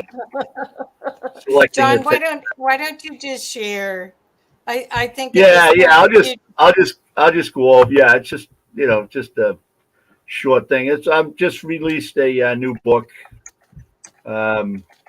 It's called. I'll get the book here. Anyways, I'll show you the book. It's called Pyramids and the Great Floods. So, put it towards your body. Yeah. Towards your body. There's the body. Okay. Yeah. Pyramids and the Great Floods. And basically, it's just a it's just a research into the origin of these great floods that we've had on the planet, and more science is coming out, and a lot of geologists are coming out and saying, there's the evidence is it's overwhelming that there has been multiple global floods, global floods, of biblical proportions, no pun intended.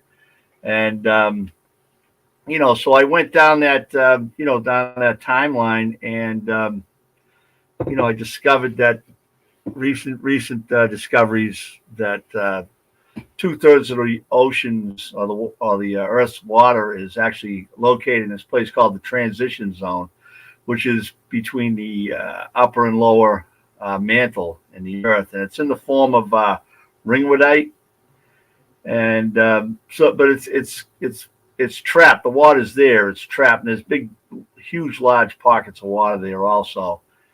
And then also I was looking into underground oceans that happen to be under pyramids around the globe. In the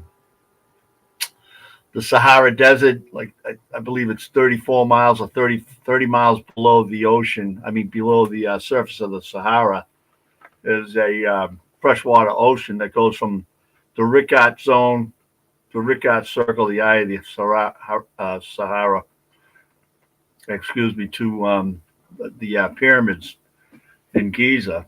And then you have another underground ocean, and these are huge oceans. They're massive freshwater oceans underneath the pyramids in China. That's eastern China.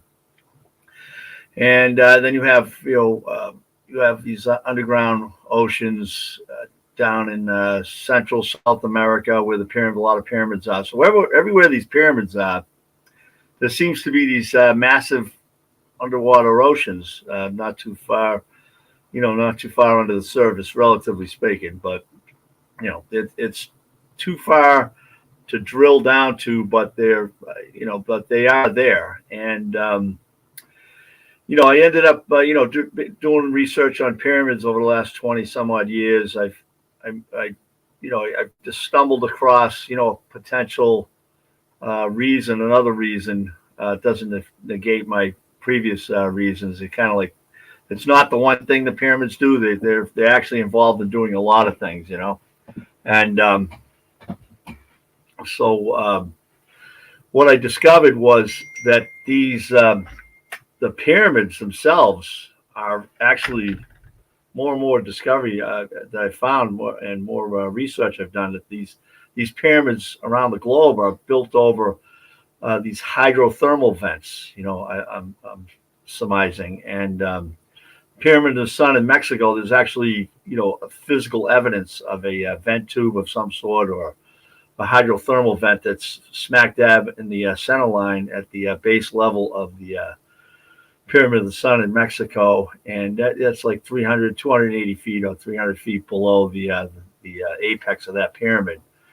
And so, I mean, there's you know, there's multiple evidence. You got the Pyramid of the Sun up there in Bosnia, that they, I think it was Bosnian Sam there, Sam Osimic there. He was, his research, they surmised that they discovered some kind of a giant metal plate, enormous metal plate that's underneath the center line of this pyramid also. So more and more, you know, the research that I've been doing was that a lot of these pyramids were built to more or less throttle or block, you know, water coming up from the deep. You know, and you know, in Genesis you have, you know, the flood story, and then, you know, God split the firmament, and once He divides the firmament into, the waters recede and the land becomes, you know, available again. So it's like, so if you look at it as an engineer, it's like, well, okay, let's look at the, you know, the facts here. You know, something happened. We use God, you know, because we don't understand the technology. Plus, the people that are doing this work really are gods. You can, you know, look at it both ways. But the fact of the matter is, He did something and caused the water to recede. And it's like, well, where did it go, right? So recent discovery shows that, you know, this water is in the place called the transition zone, and it can get down there through subduction zones, you know, mid-ocean ridges, and numerous places that large volumes of water could get through the mantle and be, you know, stratified out into this area. So that leads me to, you know, the pyramids on the Giza Plateau, and, you know, there's a lot of water. You know, there's a lot of research, you know, ground penetrating radar, satellite imagery that shows, you know, aqueducts, you know, there's caverns, there's, you know, ancient waterways going east, west, north, south. They just discovered a recent aqueduct in north of the Giza Plateau. They surmise it was a queen's tomb there, and they also discovered a tunnel heading north. And it's heading towards the Red Sea. So it might be part of, you know, an aqueduct system that managed these hydrothermal vents. So the where I'm at right now is basically, at some point, you know, these caverns fill back up. There's these underground oceans, and they get to the saturation point where they're just filled up. Now, they fill up from migrating oceans around the you know, around the continents. Like, even off the coast of New England, 400 feet below the ocean, there's like massive freshwater oceans under the ocean.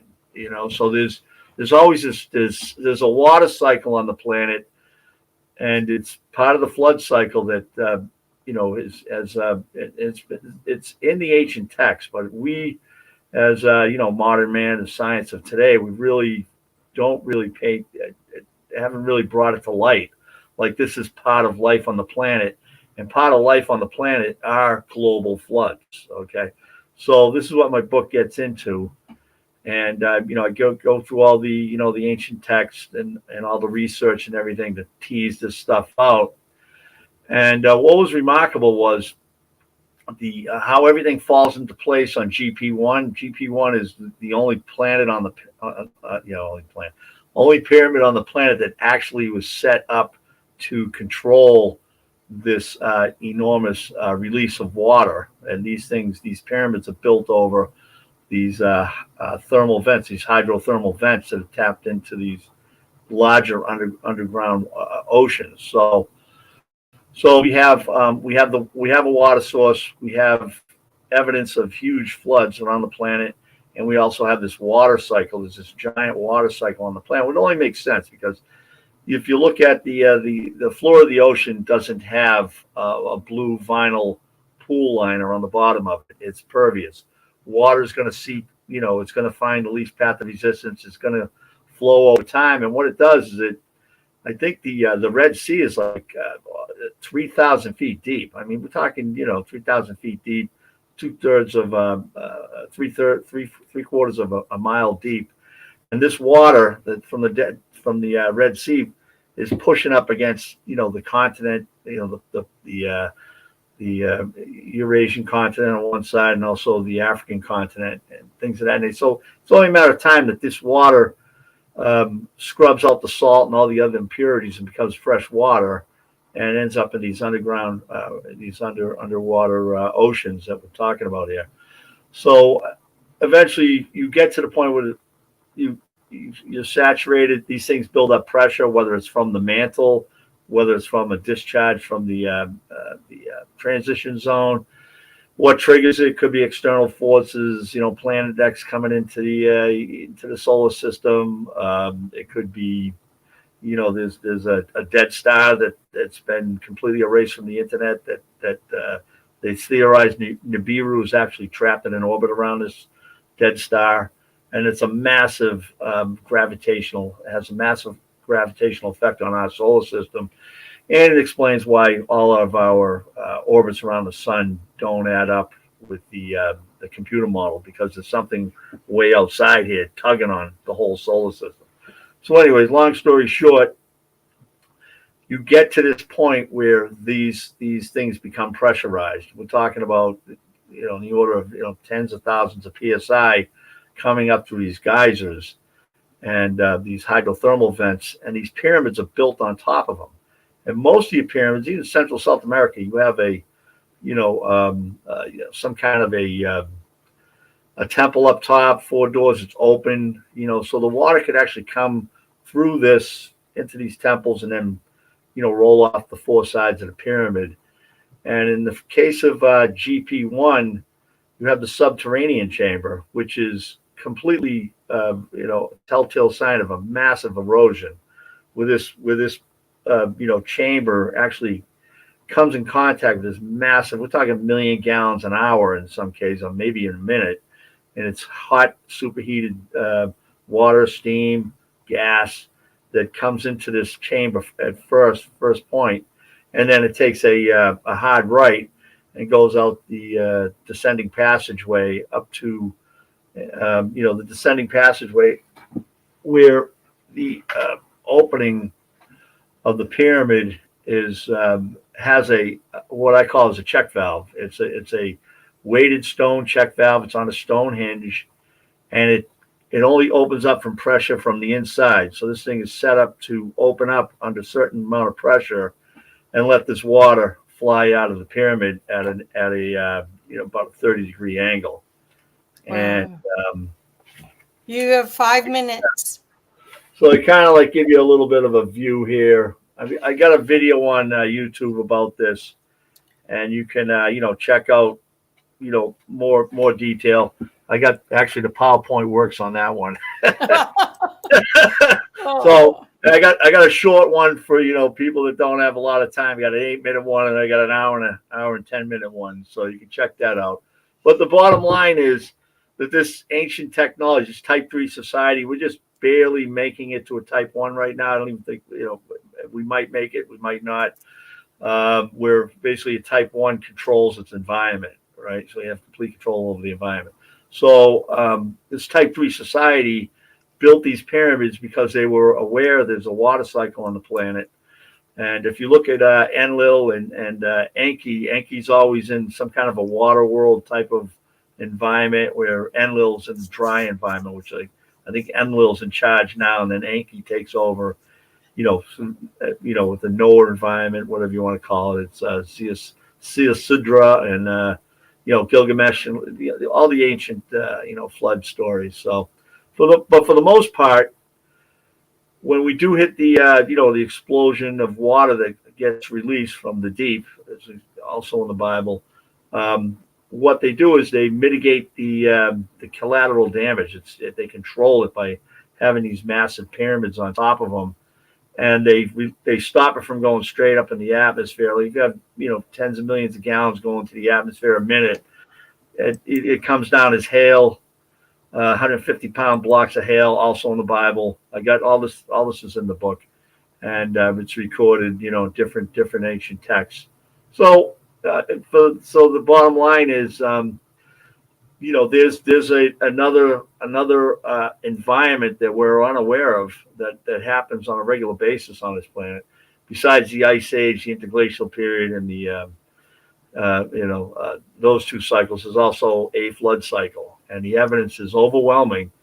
Most of us are brought up with the fact that the Colorado River, carved the Grand Canyon, and it did not. And this is coming from degreed, what do you call those people? Geologists that have tenure, that have books. They're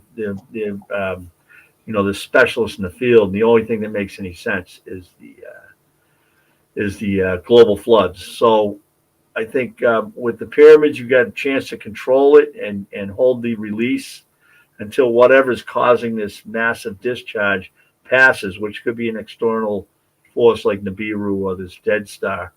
And it's on the edge of the solar system. So I guess, I don't know, I guess that's a 20-minute spin on what's going on. That book is available on Amazon, and I just did a third edition, added 30 more pages to it, so it's revised. I think it's under $5 a book. So, yeah, if you want to support this technology, this discovery, you can do that, or just word of mouth and talk about it. Share the YouTube video. Yeah, I just shared the link to Amazon on the chat, so it's going on everybody's YouTube. And the thing is I looked at that and thought there must be some mistake. It's under $5. No, you must really want this information to get. Well, yeah, I'm not taking any money from it. It's like I'm on a mission from God. You know what I mean? The Blues Brothers. So it's just Amazon and the printers kicking it out. Yeah, so but that's great. I'm not saying.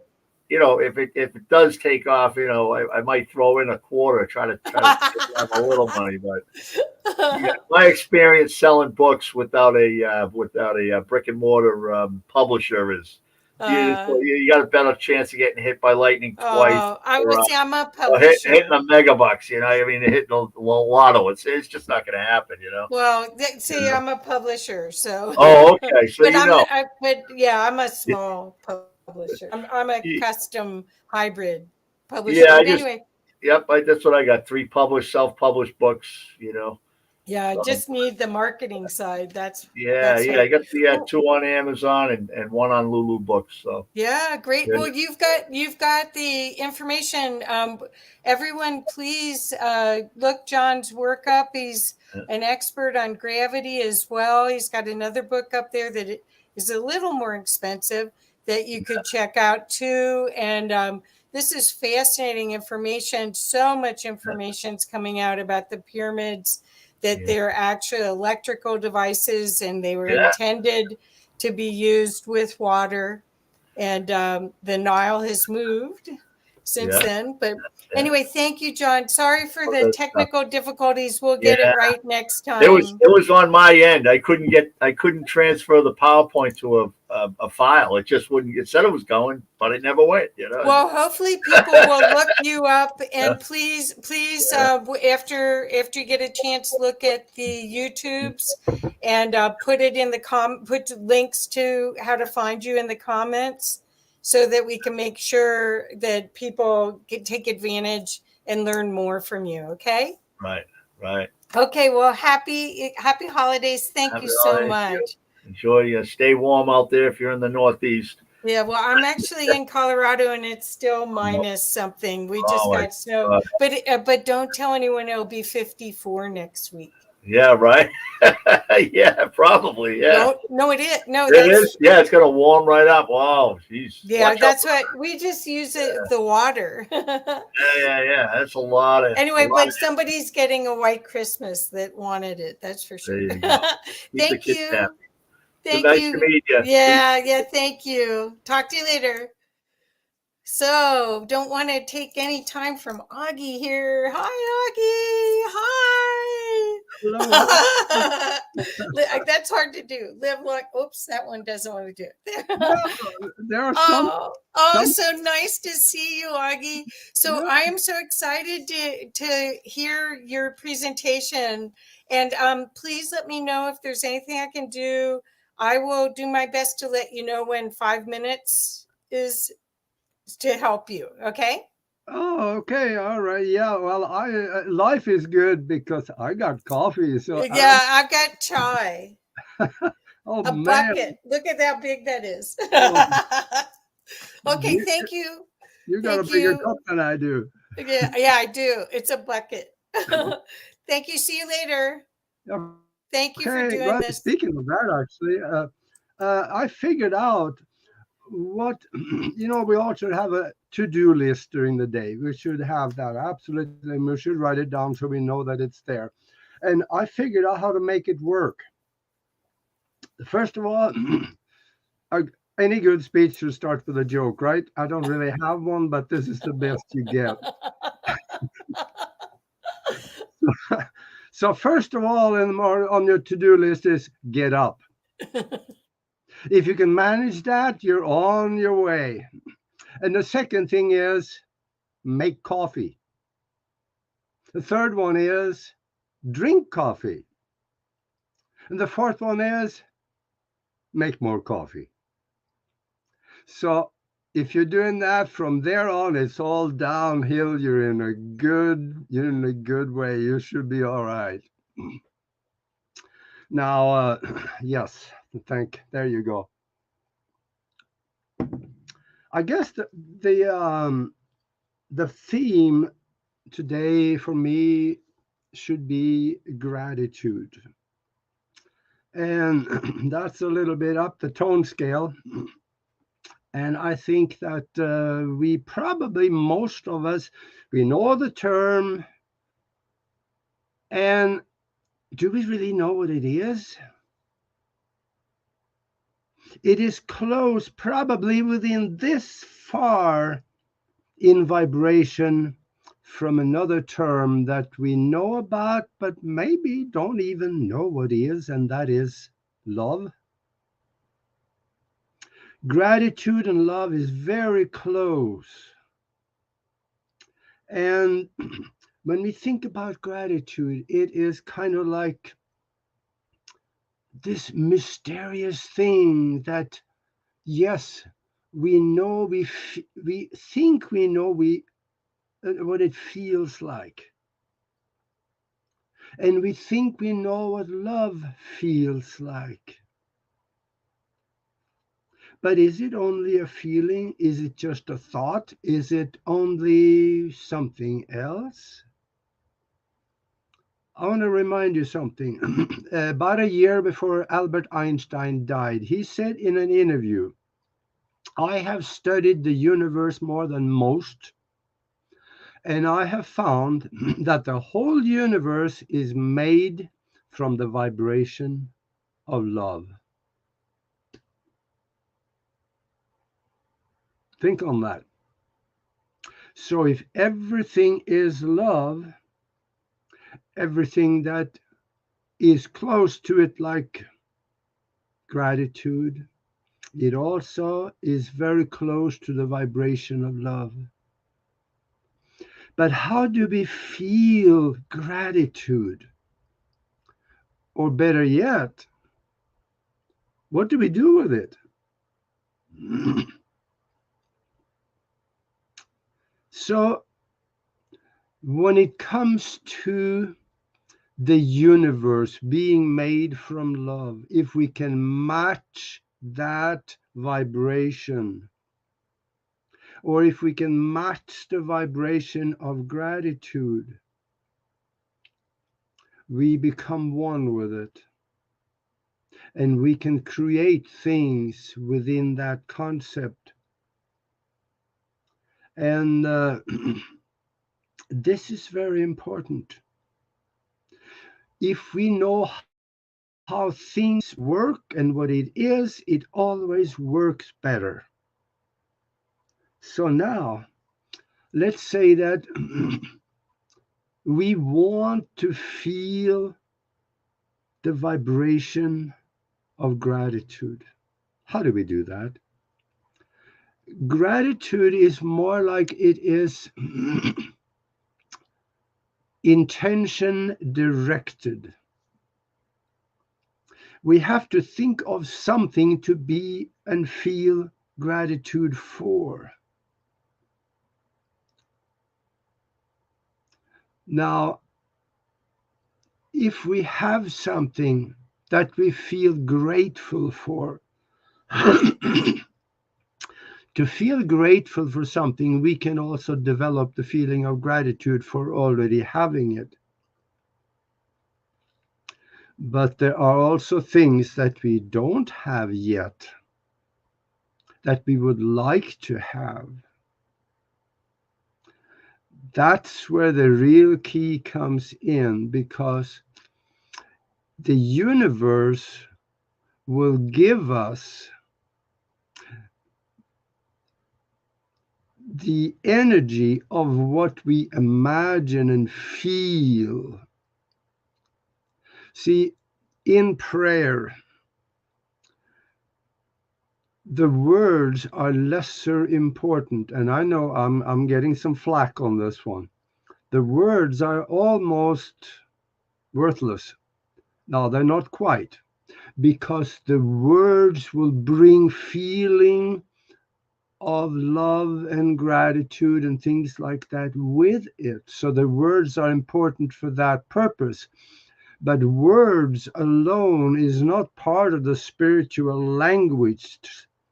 It is the feelings, the gratitude, the love, the vivid mental images, and those things that goes into the universal mind and speaks with God.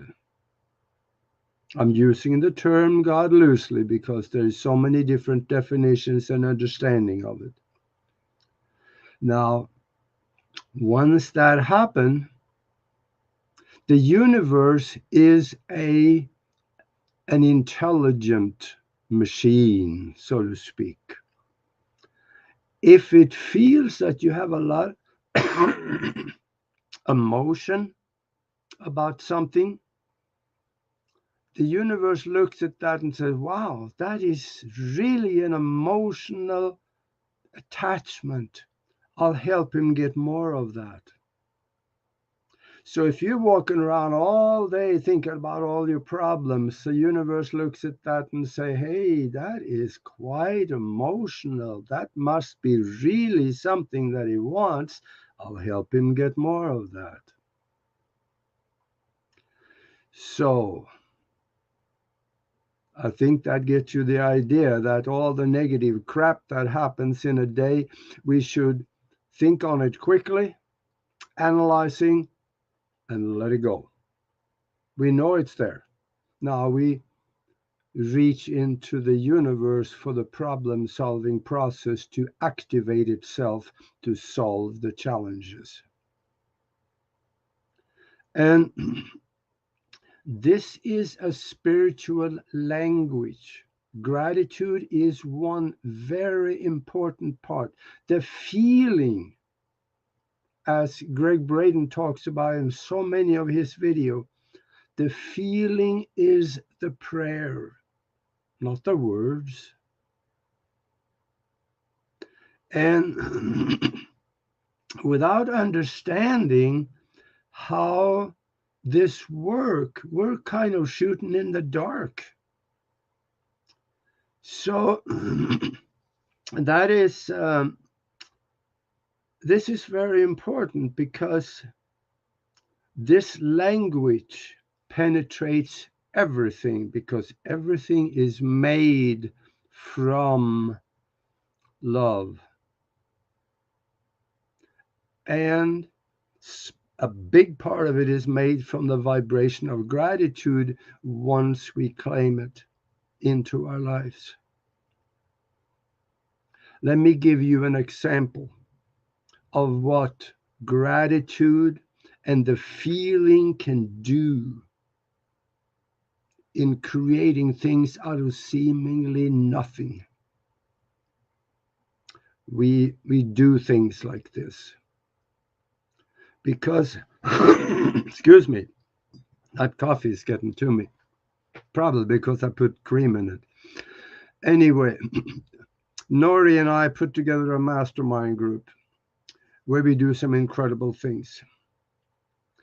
And about probably 3 months ago now, there was just one example that was really good that I want to tell you for the next 48 seconds. There was one lady, she's a part of the mastermind group. She texted me and said, I'm taking my animals and I'm moving into town because it's probably safer there. I'm afraid my house is going to burn because Northern California had forest fires everywhere. She says, is there anything you can do with the mastermind?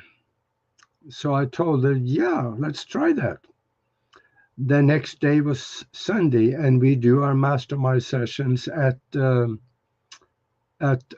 o'clock California time. So we got together. We wrapped our mastermind around her house in Northern California. And we visualized standing on a hill, looking towards where the fires were. And we visualized ourselves standing in howling rain. We could feel the rain draining down our face, our clothes. My boots were full of water. And we were happy because knowing what it will do to the earth and putting out the fires. We were standing there knowing the fires were gone. In our mind's eye, we could not see the fires. It was gone. Now, the thing about it is that there were a few clouds in the sky, but not that many. There were blue skies too. And in a matter of less than about an hour to an hour and a half, it darkened up.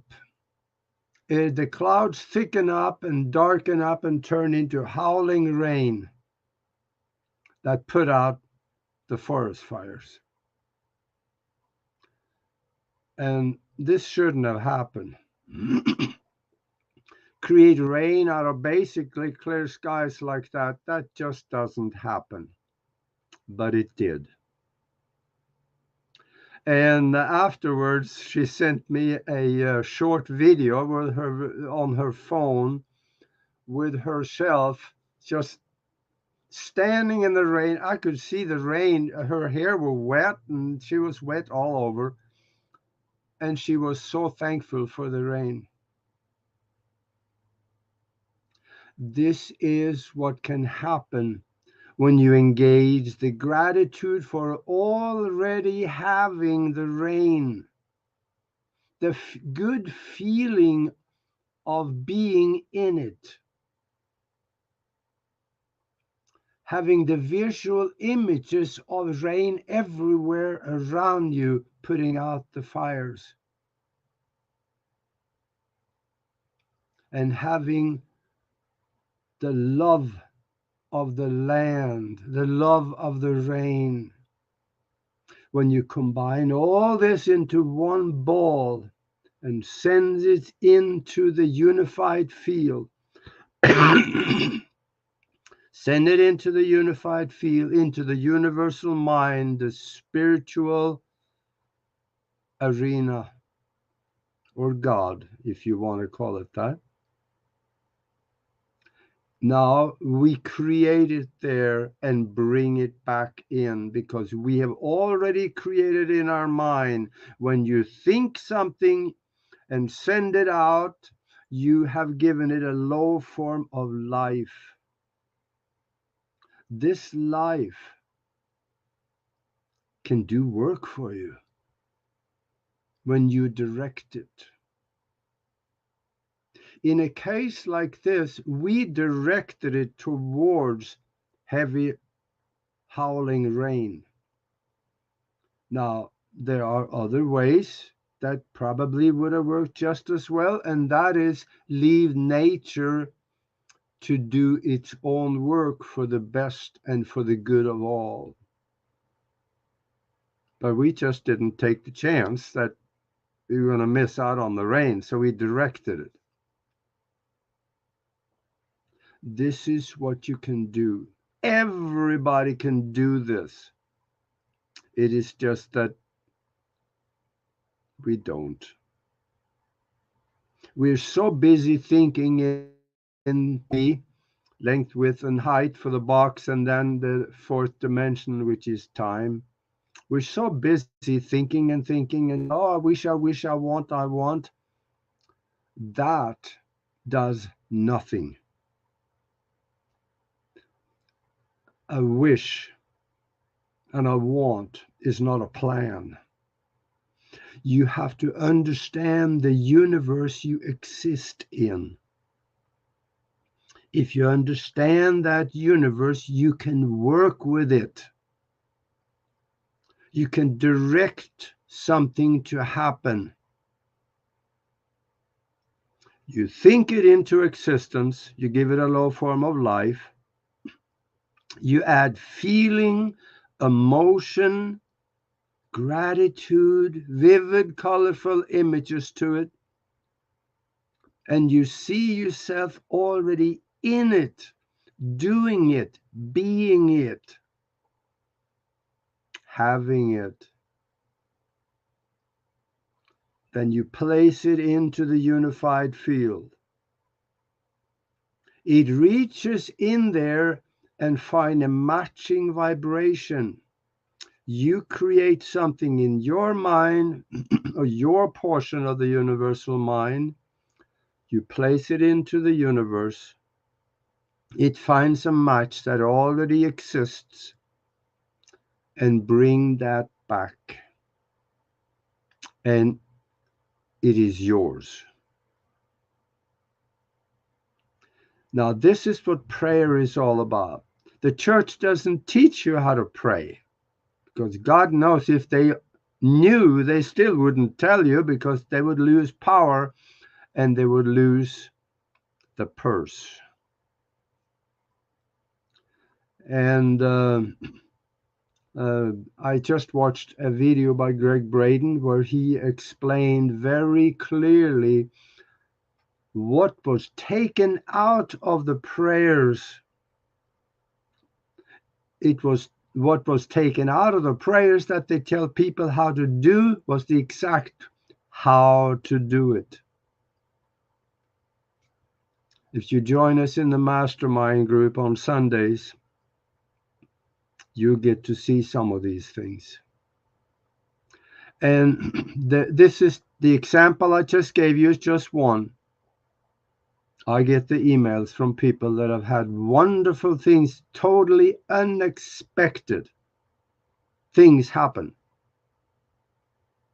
Got getting jobs they don't qualify for, well-paid jobs. Healing somebody in a matter of hours that was just about to go down the tubes because of, the thing that you get in the arm. Yeah. Things like that happens. But it is up to us to understand how to do it and initiate it. And once we do, things come back. So think on that. It's not the words that is the important part. The words in a prayer or a manifestation, which is a form of prayer, the words are supporting energy to create the feeling, the gratitude for having already right now what you would want to have. You don't have it physically yet, but you feel you have it. Be it. Be in it. Be around it. Do it. Have the feeling of already being that, what you want. And be having grateful attitudes, having gratitude for already having it, feeling the love for everybody else, enjoying it with you. There is something in that universal law that says when you pray, do not only pray for yourself, it's got to be for 3 or more people.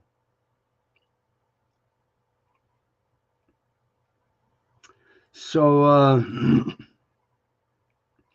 use the words to create, to help create the feeling of already having it and visualizing it in vivid, colorful images.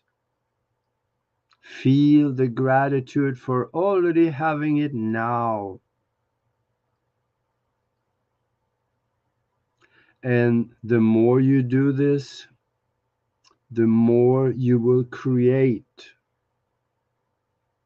And quit thinking about all the garbage that happens, especially stuff that happened yesterday or a year or so ago.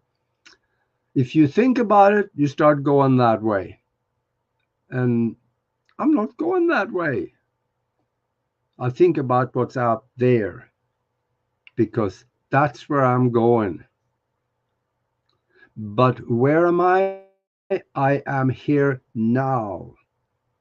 So have the feeling of having and being and doing what's out there in the present now, because quantum mechanics are also telling us time does not exist. It is only a mind construct where all the present moments are stretched out for us to be able to see all the present moments, one passing after another one, so we can understand what the present moments are. Quantum mechanics is coming around to understanding that also soon. So I would say do it,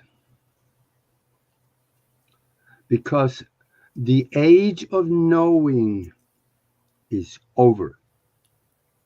Now it is the age of doing. Perfect. We got to do. Just sitting around knowing there is a universal mind out there that can do wonderful things for you, but it's just there, and you're not really, you're just sitting here looking at it at a distance, creating separation. No, import it into your life in the present right now and own it. Perfect. So 5 minutes. yes. Oh, okay, all right. I guess time exists after all. Oh. Boy. Well, I think this is something that if you take this little 25-minute skit that I just did here, It's great. run it again, watch it again, because it isn't something that I thought up that was so brilliant because the way I think. No, I just got it from something else. I'm not that smart. I can't think all that up on my own. I got it from the field. The field told me. The universal mind told me this is the way it is. Use it for your good. I did have a universal download when the universe was explained to me in concept and detail, and this was part of it. So, do instead of just know. I don't know. I think I'm talked out here. Oh, So, I love everything you say. I always love how you're such a good teacher that you break down concepts into usable bites so we can actually understand how we can do it ourselves. I really love that. yeah, that's the thing. See, once you understand how things work, it works better because Right. then you can use it for something. So what do you think, what inspirations just in the next 3 minutes or so do you have for 2023 for us? You've just talked about being empowered. You've empowered us in many ways just now. Okay. But can you add just one more little tidbit for an inspiration, please? Yeah. Excuse me. I would say believe only 7% of what the government tell you, and do only 0.0006% of what they tell you to do.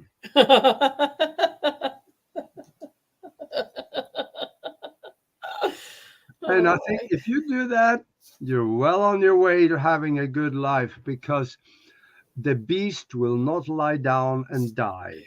Oh, They have things in the wings for you that they're going to unleash on the world in this new year. There's plans, but ignore it. I ignored the last plan and I had no challenges whatsoever. Everything was fine. I plan to do the same thing this time. Only this time, a lot more people are educated. I think it's going to backfire, and just whatever they had plans are going to go to shits, I think. I agree. I think that we have the opportunity, because we're seed dreaming, if you see up top, that we can all create something together now. We found each other during this time. Yes. Because we all have been online, because I found you and you found me. So there's so much opportunity to co-create at a very high alchemical level now. Exactly. And, yeah, we got to do a show again sometime. Yeah, we will. Yeah, and one more last thing that I want to tell people is come and visit the mastermind group on Sundays. Okay, how do we get there? Incredible things. Send us an email to themastermindconnection@gmail.com. Okay. At themastermindconnection@gmail.com, and I'll send you some information, and you can come and visit and see if this is a place you want to hang out, because if you do, your life will change. I love this, because empowerment is the key, and that's exactly what you're giving us, is the remembering that we can be empowered to create whatever we want. You know, Kathy, I think I have to apologize to you, because last time we were doing a show, I promised to send you information on the mastermind, and I don't remember doing it. Yeah, that's all right. I'm kind of busy right now. Yeah. At least today and tomorrow, maybe after Okay. that. But oh, thank you, Augie. It's always a pleasure. You're such a delight. Thank you so much. I hope you have a wonderful holiday. And I hope people will listen to this more than once and take Augie up on the opportunity to consider being in a mastermind of wizards and Yeah. see Let's what do we that. can create. Yep, that's what it is. Send us Okay, a note. And okay. in the words of Spark, live long and Live prosper. long and prosper. And if you can make your hand do that. Thank you. Bye-bye. Thank Okay, you so bye. much. Blessings. Hi, Nori. How are you? Hello, I'm good. I'm so good. Thank Yeah, you. I'm the other Omar today. Hello. I'm so excited to learn from you. And if you, just so you know, I'll be trying to give you a heads up on 5 minutes. Perfect. And if you have anything digital that you want to share or any way I can help you, just let me know. Okay. Oh, thank you. Thank you so much. Well, Thank welcome to another part of the A team of the Seed Dreaming team here. you. Welcome. Thank you. Thank you. It's an honor to be here, guys. And this feels really natural, coming after Augie, because Augie and I have broadcast Team Alpha together, and we do have the mastermind connection together.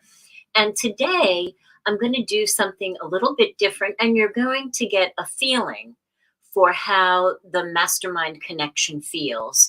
We put our thoughts and our feelings together with beautiful imagery out into the quantum realm for those things that Augie explained, right? The fire in California. One of our mastermind participants, his wife, was like 5 minutes away from going on the ventilator.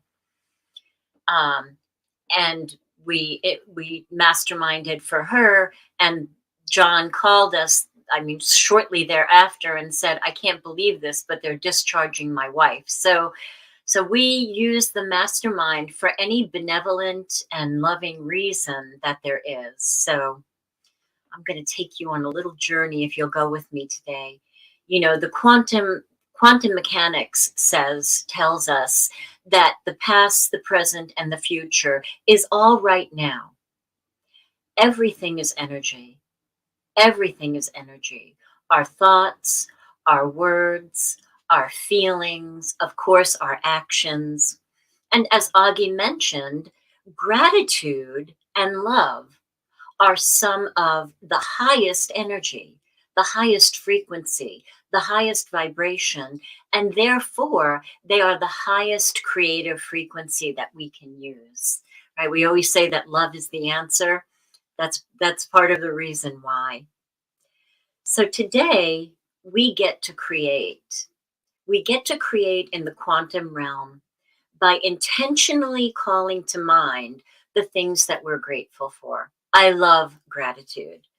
Everything is a gift in my world. Everything, even the things that are not so easy to deal with, right? Because behind it, there's usually something wonderful.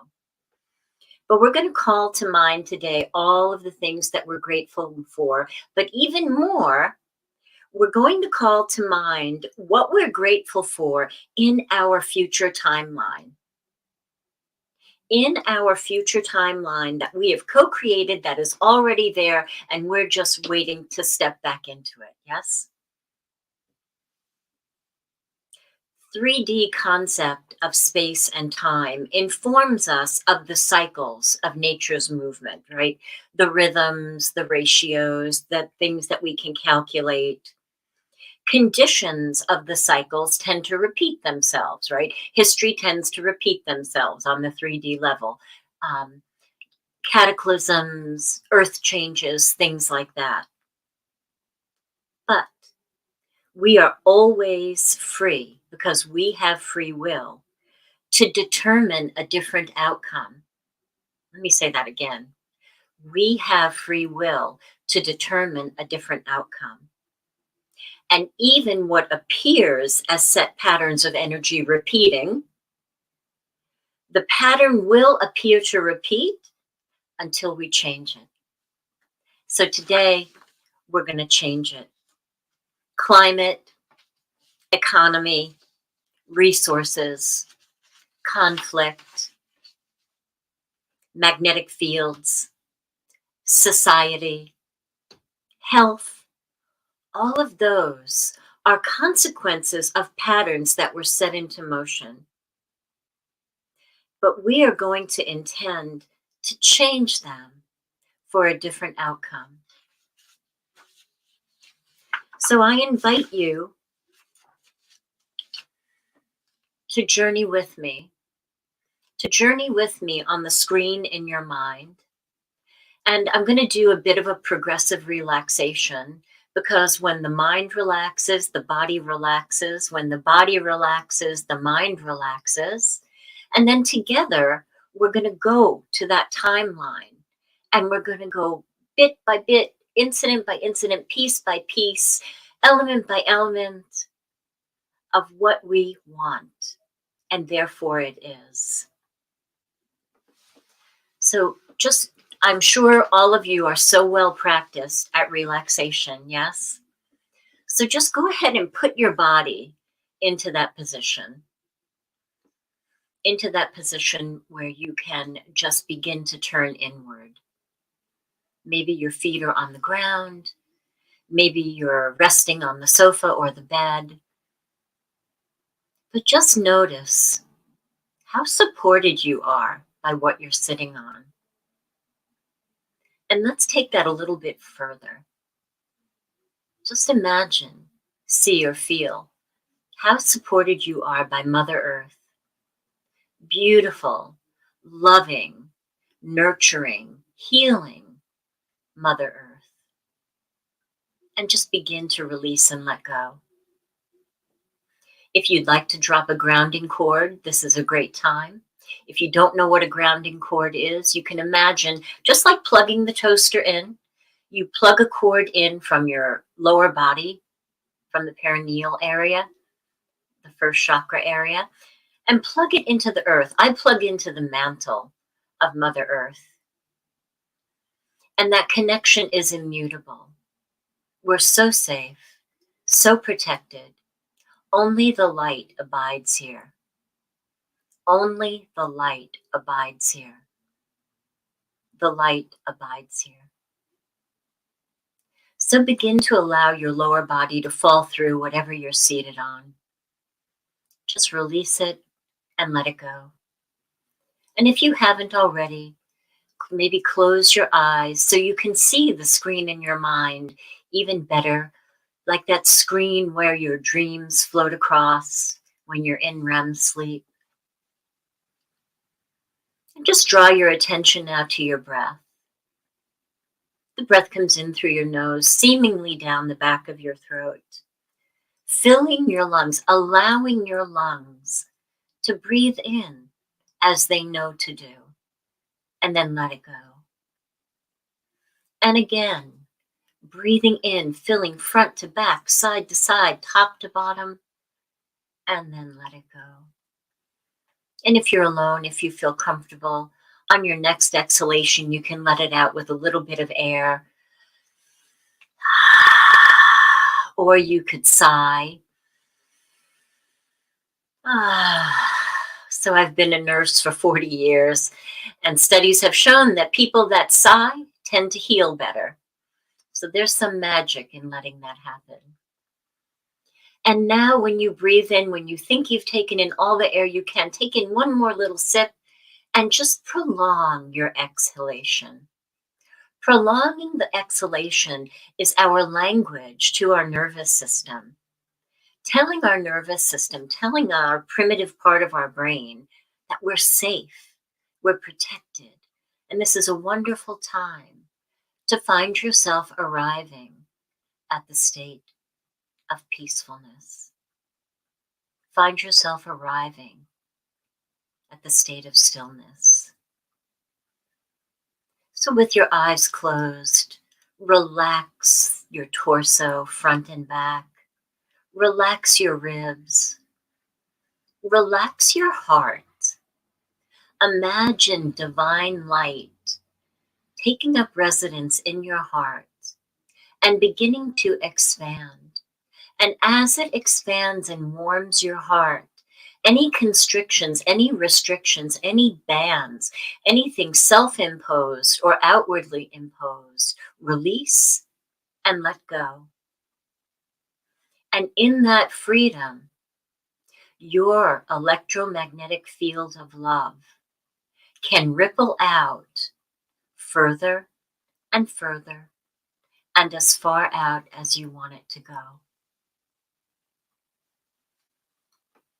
Relax your shoulders. Relax your right arm and your left arm. Relax your neck. Relax the base of your throat. And draw that light now from your heart up into the center of your throat, warming your throat, freeing your voice so that you're always free to speak your truth. Relax the big and the small muscles of your neck. Relax your jaw. Let there be space between your teeth. Relax your tongue at the base of your tongue. Just imagine relaxing your teeth. Relax your facial muscles, your scalp, your eyelids. Now draw that light from your heart up to the center of your throat, up into the center of your forehead. And allow the light to expand. Hope you don't hear that, guys. It's a little noisy out there. We're having a snowstorm. Allow that light to expand inside your mind, inside your head, right at your pineal gland. And just notice the heart-mind connection that you've created. And begin to release the body more fully and fall in to that heart-mind connection. That's the eternal part of us. That's the essence of who we are. And it's that essence that we're going to journey with. Imagine going up into the quantum realm.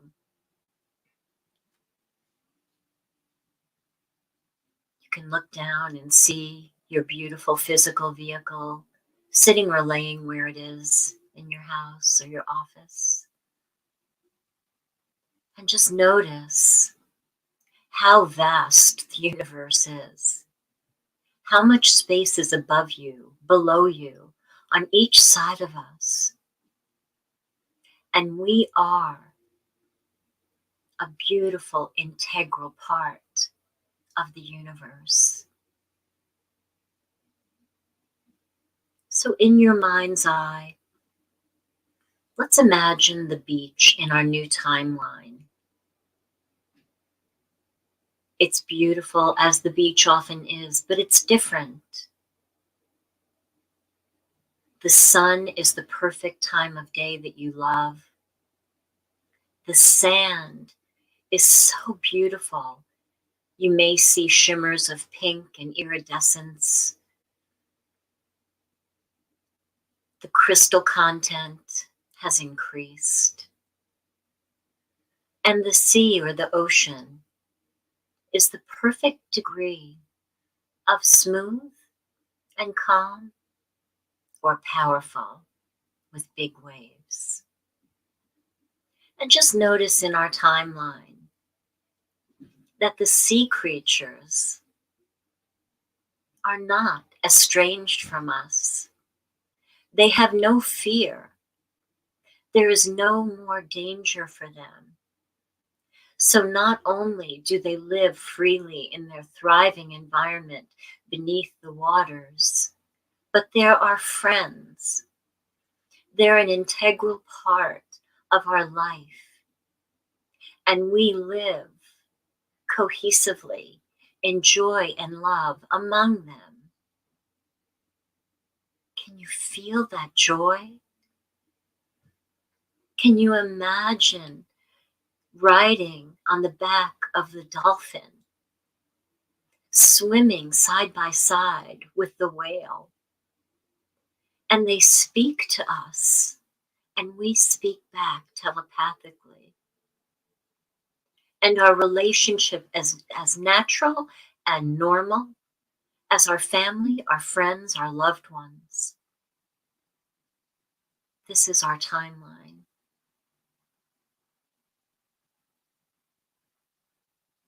The sun on our skin is rejuvenating us. It's healing us, although our health is impeccable now. There's no more fear of damaging rays. Everything in our environment is a loving and rejuvenating and symbiotically healing experience. And let's go now through the field, the vibrating, beautiful field, the high grass moving with the wind. And it's as beautiful or more beautiful than we remembered, but the feeling, the vibration of the air is different now, because this is our timeline. This is what we created. The meadow flowers are magnificent. There are more colors than ever before. Pink, blue, yellow, lavender, purple, magenta, red, blue, violet, gold, orange, indigo. And the magnetic waves of love carry the scent to us, filling us with the sweetness of the scent. All of the animals that live there, the creatures that live there, the insects that live there, we're all part of the same family now. You may have a deer sitting next to you.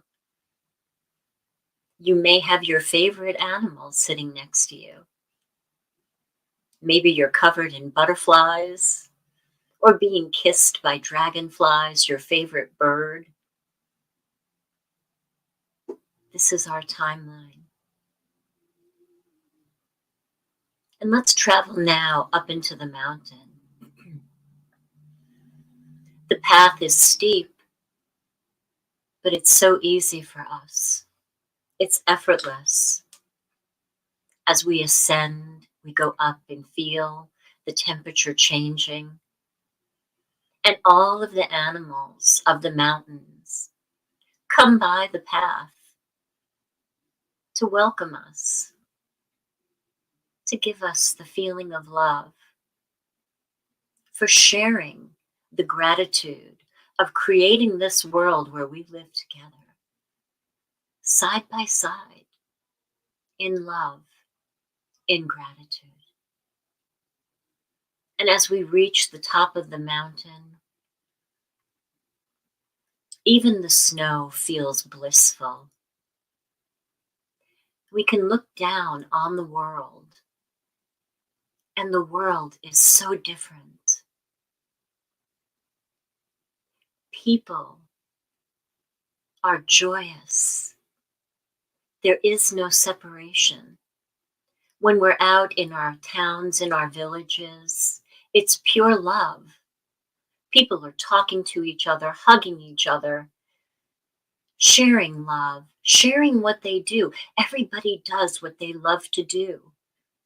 There is no more corporations. Everybody does what they love. The healers heal.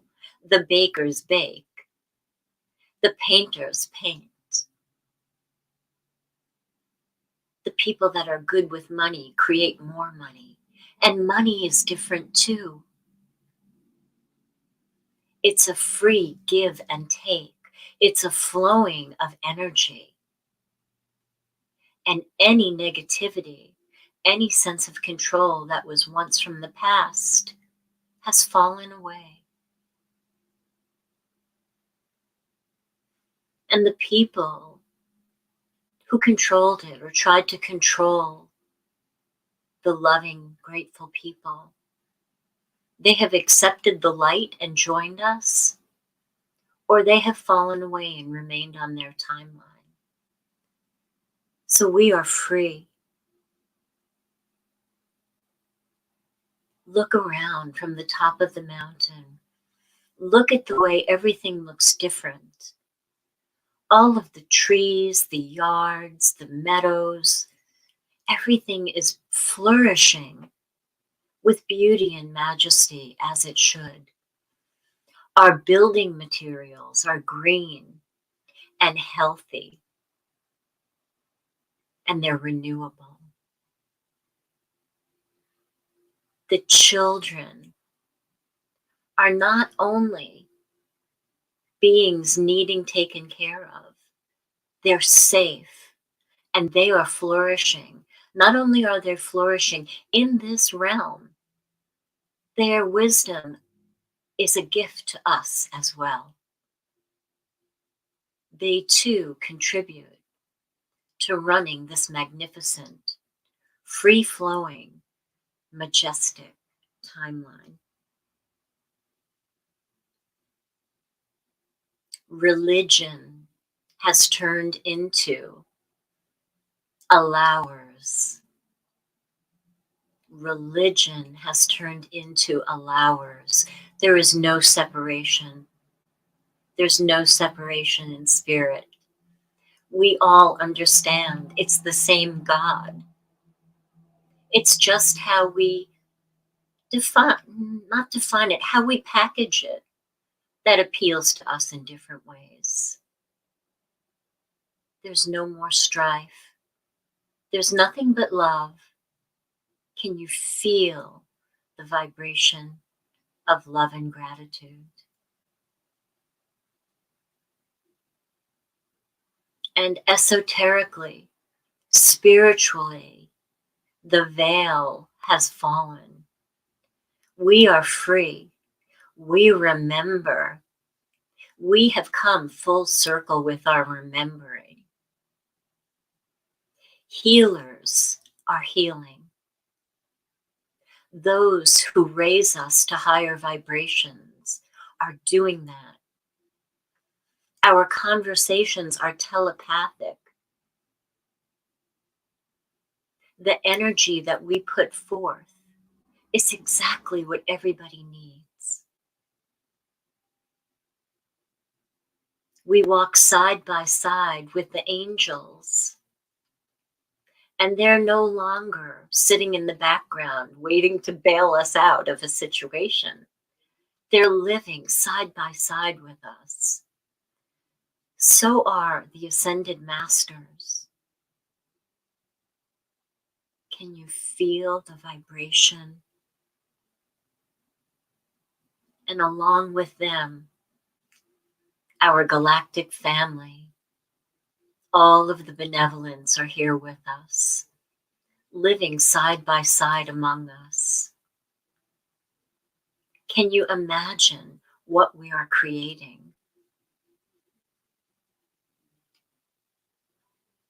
Just feel into that timeline. Our bodies are regenerative. The natural state of being is healthy. We are sovereign. We are free. We are light. We are love. So just take a few more breaths here in our timeline built by gratitude for all that is now in place. And in a few moments, we're going to come back to the consciousness of the room.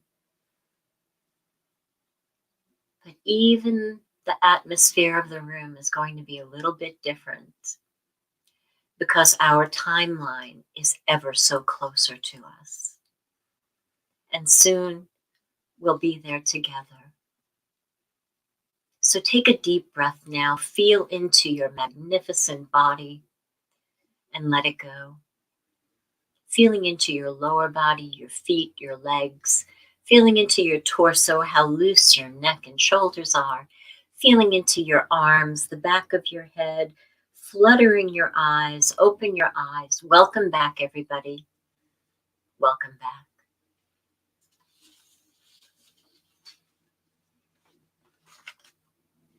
I'm just going to give you a couple minutes to regenerate back into this atmosphere. Gratitude is a phenomenal thing.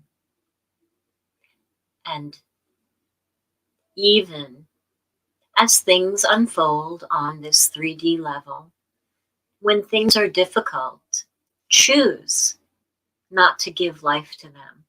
Instead, tap into the gratitude. Go back to our timeline. Because every time we go back to it, we're pulling it more into fruition, into being. So I invite you to join us. I think I only have about 3 minutes left. I invite you to join us at the Mastermind Connection. You can send an email to themastermindconnection@gmail.com. Make sure you put THE. And you can send me an email if that's easier. It's norilove1111@gmail.com. And I open up my phone to you. You can send me a text. Let me know who you are.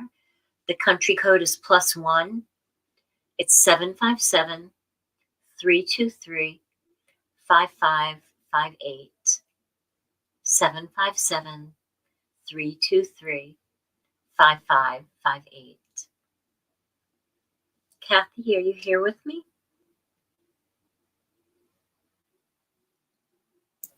Yes, I am, Hero. Thank you.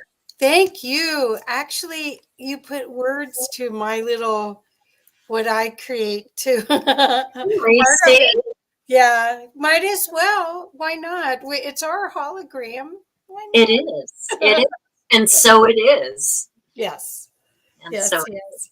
Oh, wonderful. Thank you. I think that's going to help so many people with a practical way to envision, because we create with our imagination, and I don't think people remember that's how we create. So yes.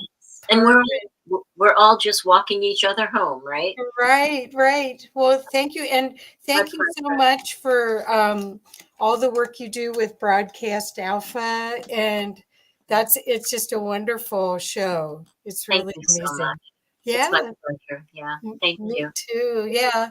So everyone, please, I'll make sure that I did put Broadcast Alpha in the chat. I'll make sure that we'll get the mastermind connection at gmail.com in the chat. And please, everyone, we're empowered if we choose that road. Yes, exactly. And I do invite you to join us. It's Tuesday evening. It's 8 p.m. Eastern, 5 p.m. Pacific, at Broadcast Team Alpha, YouTube, or broadcastteamalpha.com. We have we are blessed with some of the most amazing guests. So come and join us. Come be part of the family. Thanks, everybody. Thank you. Thank you very much. Have a wonderful holiday. You too. Okay. Much love. Much love. Thank you. Bless you. So now I get to put on one of my favorite people. So Angie, I put your pictures into a PowerPoint, and I'm about to load it up. So you'll have to tell me when. So everyone, this is my dear friend, Reverend Angie LaRue, or at Facebook, it's Angelia LaRue. And she is a Christologist. She is an amazing healer. She does psychic surgery, and she has a mystery school. And I don't know what all we're going to talk about today. So I'm so excited to, if you haven't met Angie before, I'm so excited to introduce you to her work.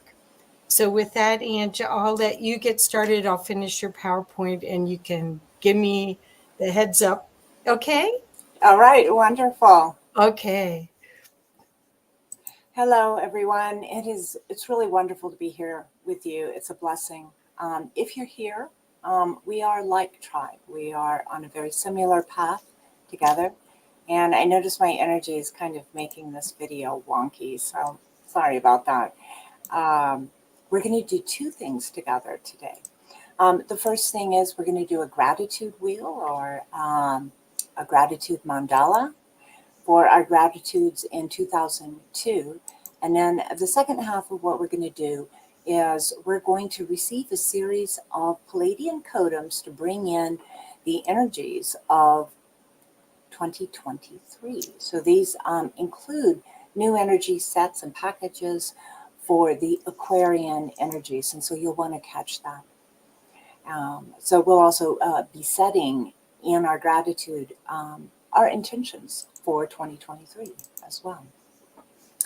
So I awakened in December 2011, and for 6 solid years after that, and continuing on, but for 6 solid years, I was essentially training 24/7 with spirit. And in that time, I was able to recall many of my past lives. And that went back, at least for on Earth. There's been pre-Earth lives as well. And it went back to Lemuria, where I was working with crystals, and I was a healer. Most of it was crystal-based technology for healing body, mind, and spirit. And I was actually there in a lifetime as an astrologist when the Lemurian Empire came to an end with an asteroid hitting it, and it hit the southern tip of Mu, which is actually where I was at, and that was the end of the astrology lab and that life. And I reincarnated again then in the Atlantean Empire, which was patriarchy. Lemuria had been a matriarchy, so this was a whole new experience in ways to be a human. And again, I was associated with crystal-based technologies and the healing arts and subtle energies. And I was alive when that empire fell 80,000 years after its rise. So now here we are in the current epoch. This is post-Younger Dryas Ice Age, and this empire is going through incredible changes all around us. And yet again, something is dying to make way for something new. And these are heady times, with more happening than we possibly keep up with technology advancing at breakneck speeds, and singularity will be here soon, and we don't know what actually lies on the other side of that. But no matter what epoch we're in, certain truths hold. An attitude of gratitude determines the frequency that we are living at and the goodness that comes to us from the universe. And holding our practice, tuning out the busy world, re-entering and coming back to source, as always, no matter the epoch, has been the fulcrum in the void, the center from which all noise stops and union with the divine begins. Many of us have been here many times before. We know this work, and we are the makers of reality, both singular reality and our collective reality. Within the great wheels are many wheels, and within those even smaller wheels of time. And no matter the time period we're incarnated in, or where that civilization is in its cycle, that attitude of gratitude ensures that we're living in the highest frequency in alignment with the goodness the universe has and attracting our best future. So we've nearly completed 2022, and it's a really good time to anchor in our gratitudes from that year, which helps establish what we're telling the universe we want for 2023 as well. And the Creator hears these gratitudes, and by giving our gratitudes, we call into ourselves the frequency of appreciation, letting Source know that we would like more of these types of experiences in the coming year. And it is through setting these energies that we create our little wheel within the greater clockwork of our perceivable reality. So our mandala is going to be made of crystals and flowers. And I'm going to move this down so that you can see it. Pretty. We'll be using crystals and flowers. So crystals are still the technology base for this epoch. Without it, none of our electronics would work. So they work to move energy and intention. And flowers represent our gratitude for the graces of the year that we're finishing and the energies we wish to continue in 2023. I ask you to join me in this formal stating of our gratitudes. Many of them will be general enough that they will likely be your gratitude as well. Please join me after each statement. I can hear you, Miss Kathy. Please join me after each statement of gratitude by saying, "For this, I give my thanks." When I state gratitudes which don't apply to you, just state your own gratitude instead, and we'll finish it with, "For this, I give my thanks." And I will open us now in prayer, calling in our angels, guides, our spirit animals, the crystal kingdom, and higher selves. Please feel free to add any spirit from your tradition who comes in the highest frequencies of loving energy. As a mystic, I welcome all traditions, and I believe there's many paths to oneness. I invite the angels and the guides who work with and oversee each of us to be around us now as we give our many thanks for the blessings of 2022. Thank you for your ongoing companionship and support and guidance. I invite the higher selves of each one of us to be embodied in our hearts. You are so often the guiding wisdom we seek. Mother, Father, God, Source Creator, we welcome you within our hearts and all around us. It is from you which we have the opportunity to be in this world and experience being a human in this garden, to experience playing that part and learning unique and available things which are only come from this perspective of being a human. Mother Earth, Gaia, we ask you to anchor our fields so that when today's gratitudes are complete, we can be grounded and be present back in our experience.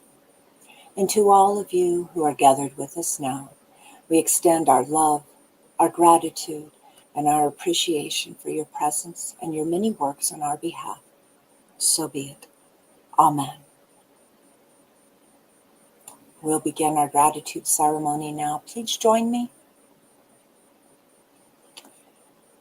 I give my thankful appreciation for the health and well-being I've experienced this year. It is with great thanks and awareness that I have enjoyed feeling good in this body.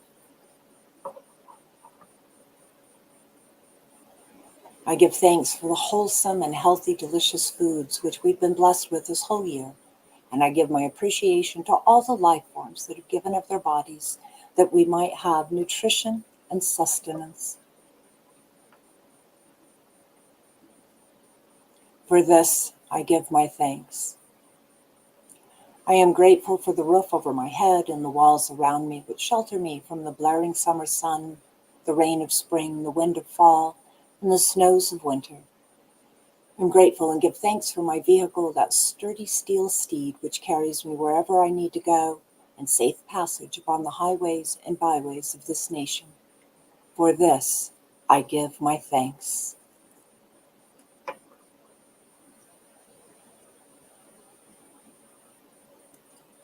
It is with gratitude I express my appreciation for the occupation and vocation which allows me to serve others and gives depth to my days and meaning to my efforts.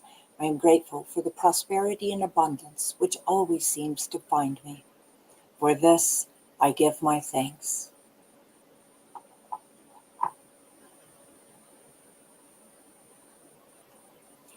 It is with great gratitude I have for the treasures of family, many friends and acquaintances which grace my days and evenings, new friends who come into my life, out-of-town guests who travel to bless my days with their effervescence, glittering laughter, and joyful countenance. I am grateful that I have seen so many countries in this world and have so many friends from all walks of life and all races, and for this I give my thanks.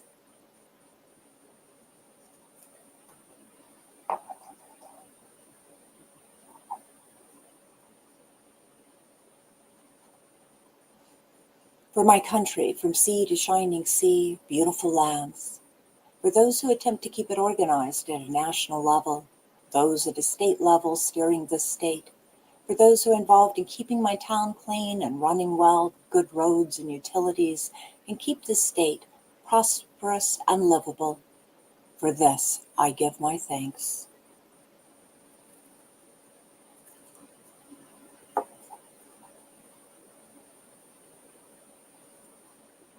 I give gratitude for the colorful days of spring, the baby animals and budding flowers everywhere my eye lands. I'm thankful for the long days of summer, the beautiful green plants and bright flowers and singing birds. For the crisp golden days of fall and the crisp star-filled nights of winter, the blessings have been many. For this, I give my thanks.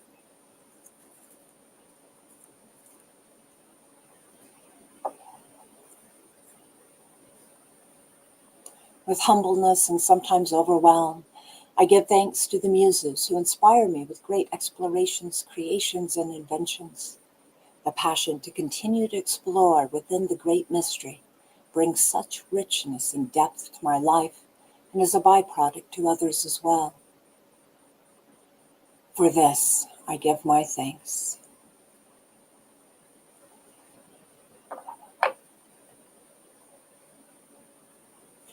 It is with so much love and gratitude that I thank Mother Gaia, our earthly mother, whom nourishes all beings and from whom this body came from and will return to. I give thanks to her for the many foods and waters she gives which sustains us until its return. I give her deep heartfelt gratitude for the many whispered secrets of timelines, for understanding it from her viewpoint and the history of eons. I am grateful for the animals, the winged ones, the trees, the plants and flowers, crystal beings in my life who share this world with me. Many as friends of my heart, sharing their wisdom, their companionship, and their flawless love. For this, I give my thanks.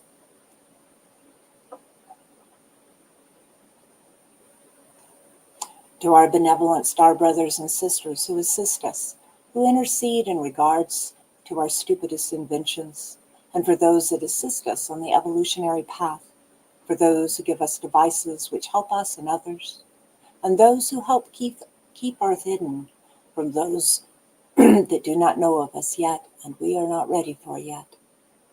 And for this, I give my thanks.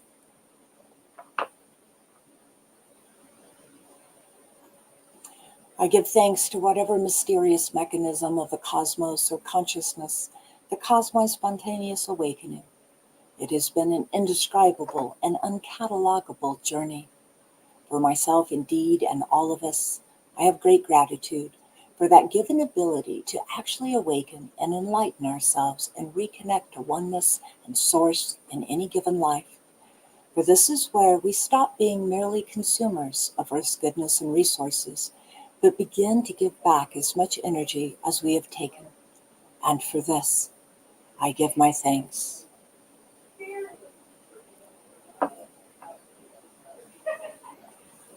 I am thankful for the opportunity to make a smile on another's face or to make someone laugh and be free for a moment.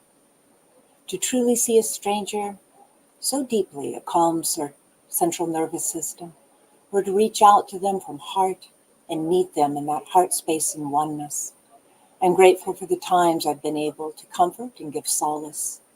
Grateful for the moments of magic with all beings when we are God's children playing in the garden. And I'm thankful for the opportunity to host this mandala of gratitude with each one of you. And for this, I give my thanks.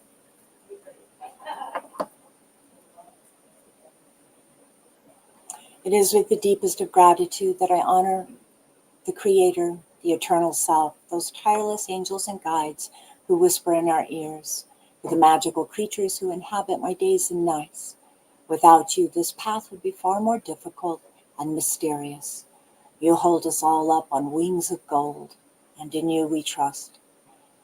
Our prayer for the coming year is that we continue to have choice, and that we can clearly see those choices and choose our option according to the soul path, our soul's path, acting always from love and integrity. And I wish for all beings love and peace. And for this, we give our thanks. So it is. Aho and amen.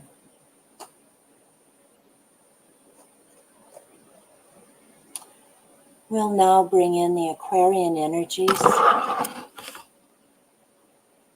of 2023 with a 12-minute video. These are gifts of Palladian Codips. They were recorded by me here in the Crystal Sanctum not very long ago, and they're laden with rich, penetrating energies. So please drink lots of water. These are powerful. And here we go. You will be prompted to join with words activate, enhance, amplify, expand. Please say these words to activate these energies within your system.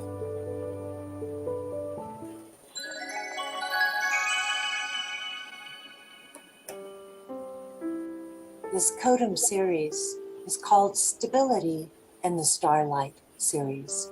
It's for incorporating the Aquarian energies of the new age that we are moving into. There is an energy coming out of the galactic core, which is affecting all of our Milky Way and more, and certainly our spiral arm of the galaxy.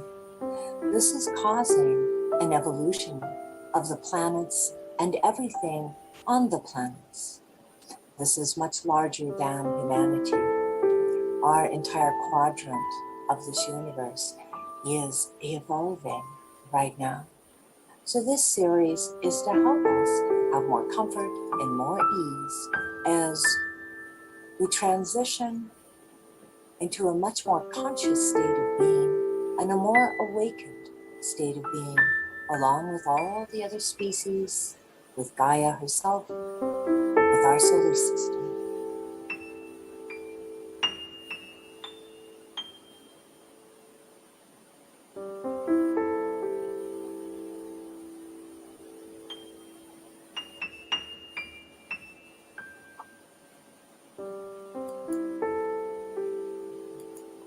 Our first codon is for aligning to higher thought forms and higher frequencies.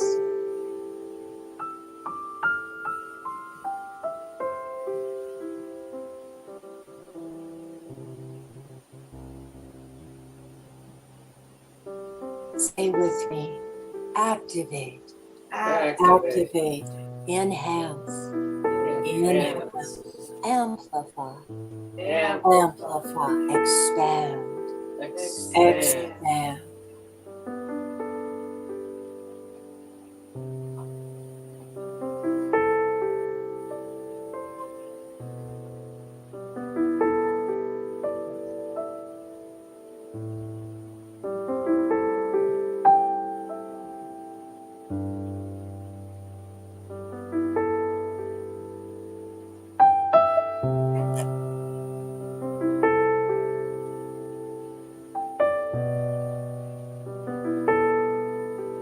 This codon is called self-referral.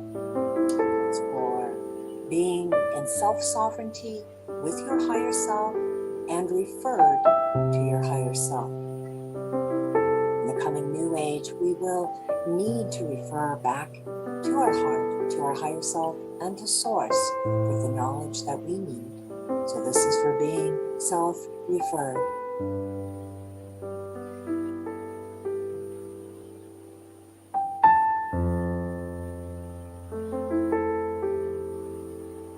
Say with me, activate, activate, enhance, Inhale. I am self-referred. I am self-referred.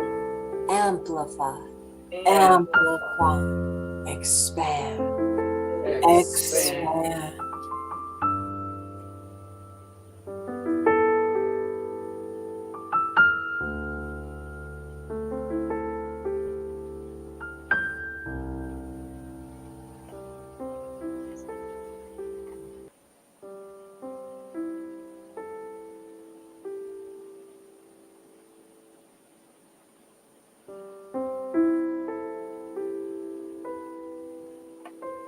This codon is called Calm in the Face of It All.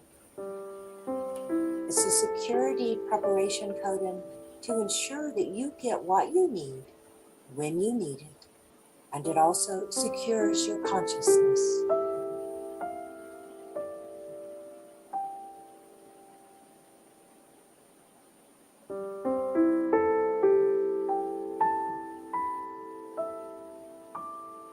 Say with me, activate.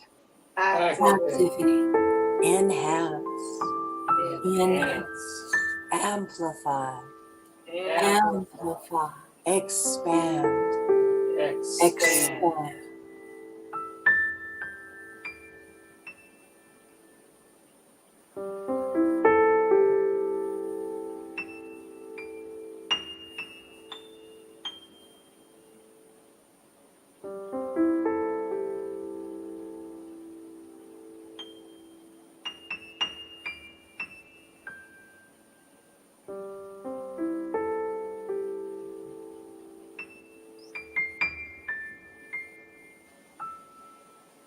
Our next codon is for acting in integrity with higher consciousness.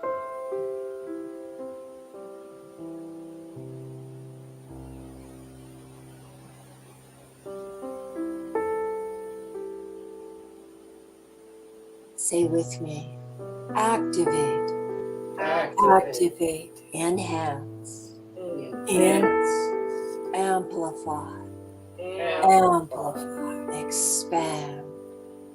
Expand.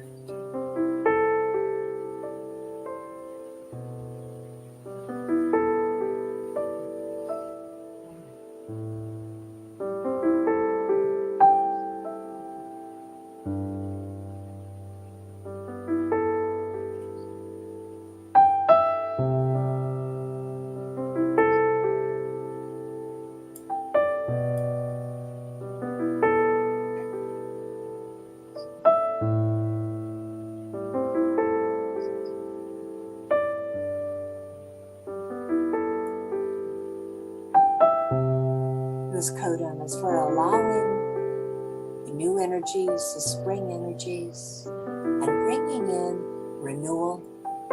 It's for being present now and in the flow now.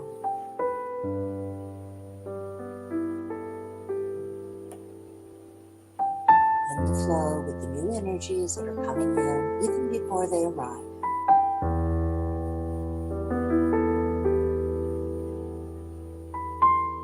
Say with me, activate. Activate. Enhance. Enhance. I am here. I am here. I am the abundance now. I am the abundance now. Amplify. Amplify. Expand. Expand.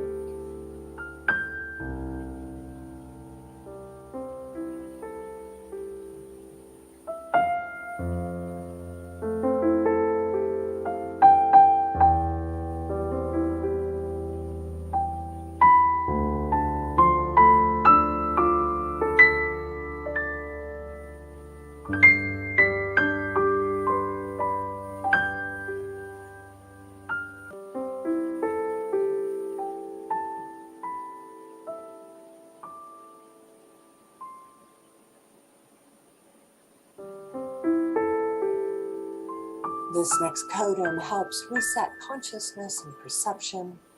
It releases fear, downloads oneness, unity, and love for all.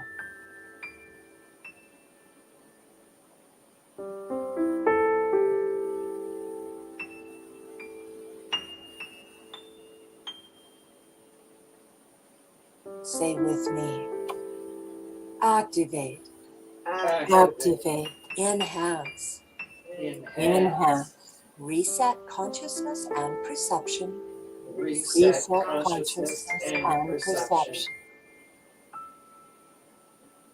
amplify, amplify, expand, expand.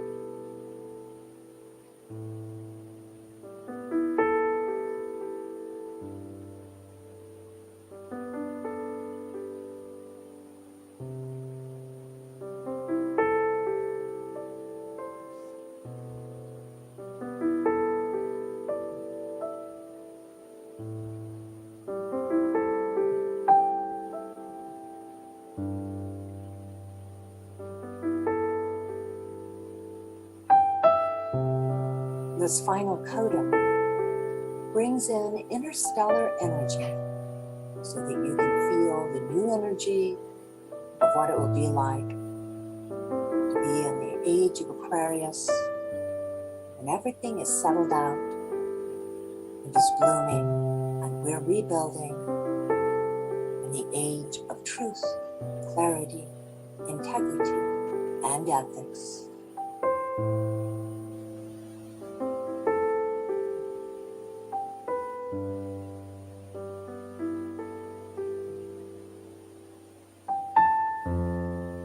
Say with me, activate, activate, enhance, enhance, bring in interstellar energies, bring in interstellar energies, amplify, amplify, expand, expand.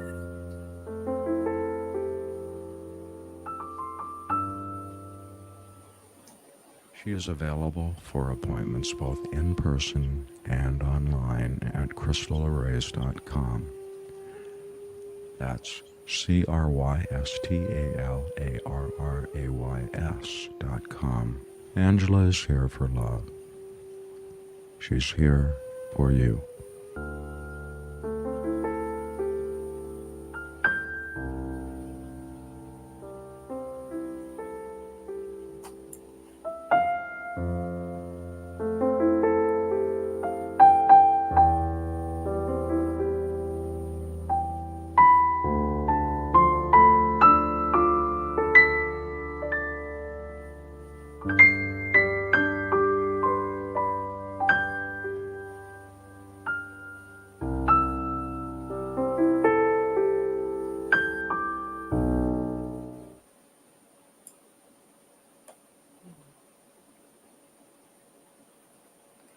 Thank you all for sharing this sacred space, expressing your gratitudes, and help setting the new energy for 2023. And it makes my heart smile to know that you're out there and that someday we may meet each other. If you'd like to receive more of these energies, a psychic reading, join the mystery school, or receive a healing, please contact me on my website, crystalarrays.com, or join my Patreon, where a great many things are posted regularly. And on my website, there is a free gift. And if you get that free gift, it allows me to have your email, and I can send you an invitation to join an international meditation group where we do more of these codons, and we do mudras and we meditate. It's about an hour every Tuesday. And this is a free community service that I've been offering for over a year now. And I wish each and every one of you a shining solstice, a Merry Christmas, Happy Holidays, and a bright winter and new year of 2023. May all beings live in peace. Thank you all. Namaste. Thank you so much. My cat is going nuts listening to your thing. She just was like circling my chair. The energy's wonderful. Thank you so much, Angie. Thank you. Oh, you're so Bless welcome. you. What a Oh. joy it is. Yes. And I think we landed perfectly on Perfect time. Yeah. Yep. Right. Blessings, Bye. everyone. Bye-bye. Great. Okay, here we go. Okay. So now, hi, David.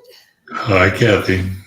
Did you figure out the slides? Well, I did, but I went to upload it and just got a message that there was a problem. So, Is it a regular PowerPoint? yeah, it's only got 2 slides. Oh, well, do you want to try to send it to me again or send it through WeTransfer? And you could talk for a little bit, or I can do a little song and dance while you do that. I have no song and dance. No, I would do the song and dance while you do that.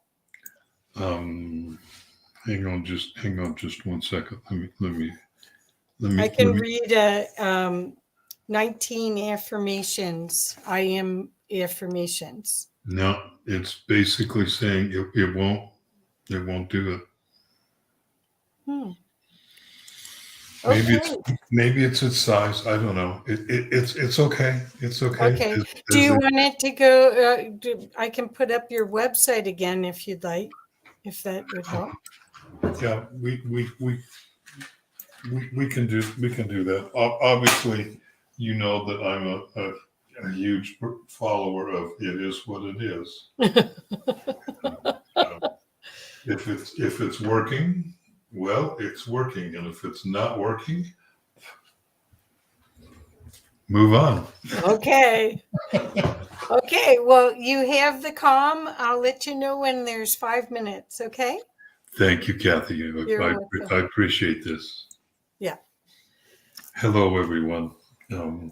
It's wonderful to be back again. And as you can see by my name below, my name is David Maria, and I'm the living transmission of the Eden template. I'm also a conscious channel from within the monad, within a specific group within the monad, which is unity consciousness. And yesterday I had the privilege of sharing also, and most of what I shared yesterday was gratitude for the year that has been and that we're just now coming through. And that also focused on my gratitude for everything that has been in my entire life. And my life has included a fair amount of dysfunction. I'll be really kind and call it dysfunction. Other people would have other words for it. But there's a much, much, much, much deeper aspect to express gratitude for. And that is for the opportunity that we've all been given just to be here, just to come here to Earth in this time frame, just to be present during this time when we all have the opportunity to transform ourselves. So I've been on this journey for a long time. Not that time has any bearing on it. But last January, I was blessed to have the final veils that prevented me from having direct contact with Source were removed. And when we come into incarnation, when we take birth, we're still, at the moment of our birth, we're still connected. We're connected multidimensionally. We're still consciously connected to Source. There are a few people that are very, very, very fortunate that remain awake the rest of their lives. They don't go back to sleep. But for most people, gradually, our multidimensional awareness is, shall we say, it dissolves, and we no longer have that experience of that presence. And so this last January, at the beginning of the year in 2022, all of those veils were removed. And from that moment on, even though I still go through my level of stuff, because I don't know that it ever stops, I was able to have direct contact to source in that time frame, which was maybe a little less than 3 weeks. I also right after these veils were removed, I almost immediately got COVID, and the really serious Delta variety. I was in the hospital for almost 3 weeks. I died 9 times. And that's when I say that I died 9 times, that's an outward perception, because from my perspective, I was like a kid in a candy store. I now could go any place that I wanted to go. And so I traveled a lot, and I left the body and just went places to explore. And it wasn't always just playtime. I did other things that were soul related in terms of relation to my work and things like that. But I know what a blessing it is to have this level of consciousness be available and be a part of my life, so much so that the person that I knew as David integrates with that, and the David portion mostly dissolves, and it's just soul and consciousness and connection to source that work through me. So what is coming to all of us, if we're ready, and I'm going to stress the words if we're ready, because not everybody is or will be in this lifetime. What is coming in 2023 is miraculous beyond our imagining to be able to even conceive of how wonderful it's going to be. And this is only going to be the beginning. So we will officially enter into the Aquarian age with all of the connotations that come with that, and the connections within each individual to be able to completely restore,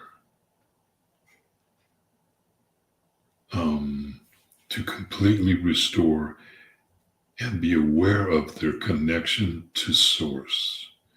And not just that they are connected to source, but that they are source. They are the creator. They are God. And this energy will begin to come early 23, depending upon how everybody experiences it. I know that there are a lot of people that are already currently experiencing this shift, and they're aware of it. And it's working its way in consciousness through all of us here on the planet. And there are that I know of, there are no restrictions on who will be able to receive this energy.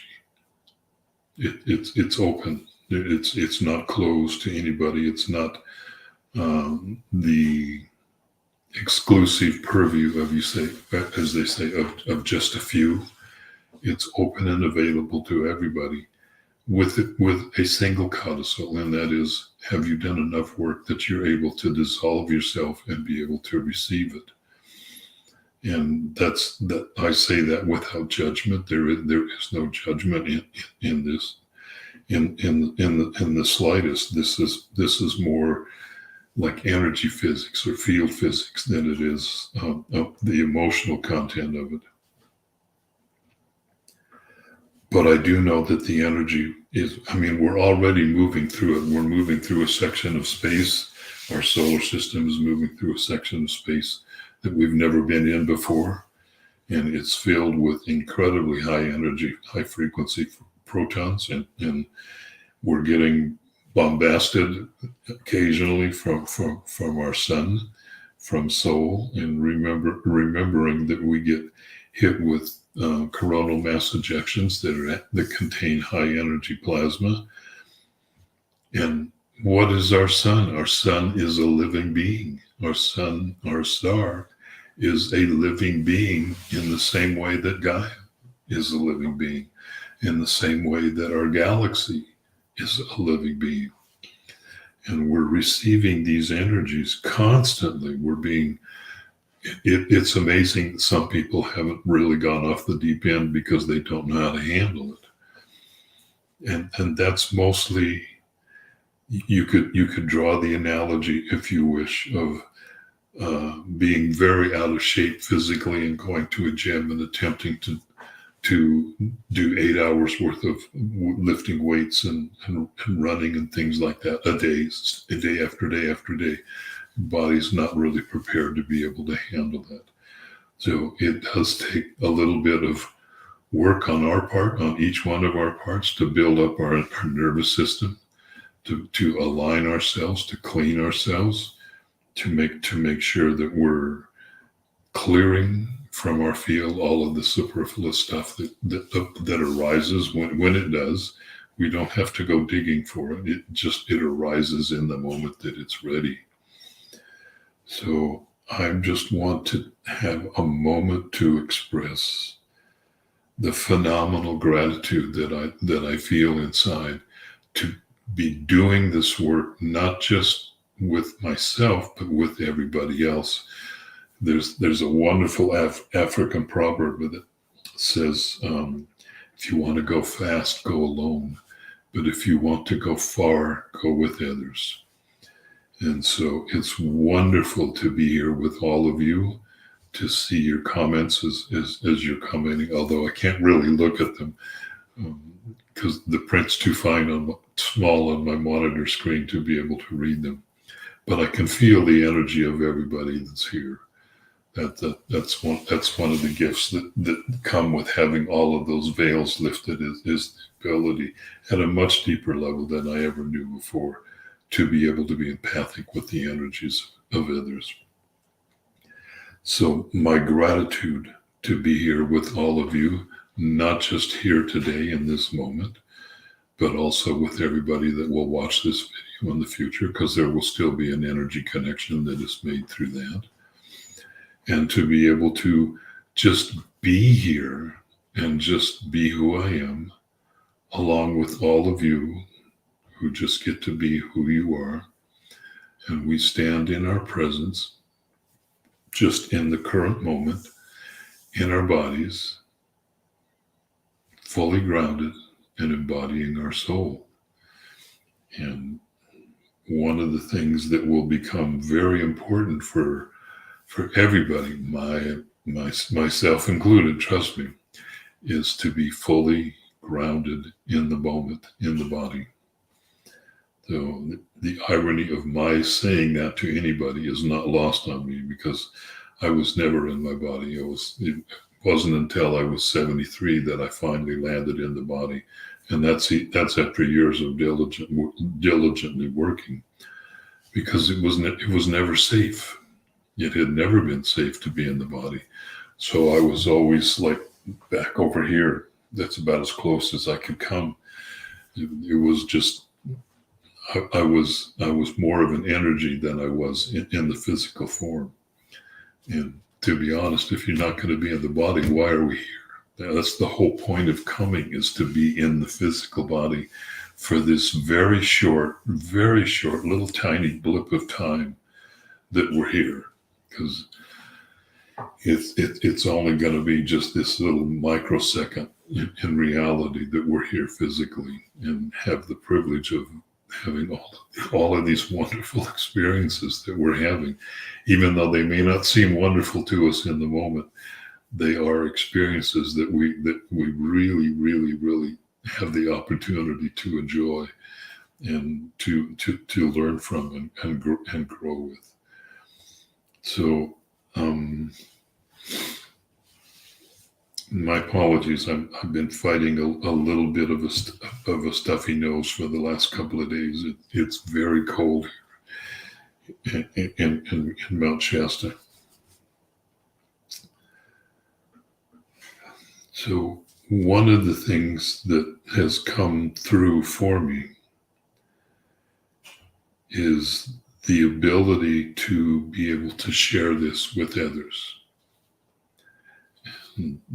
I don't say that from the perspective of a marketing perspective, but I share that from a service perspective. So my website is theedentemplate.com. In 2018, I received many activations in Equatorial Africa after being called there through dreams. Those dreams continue. They still continue.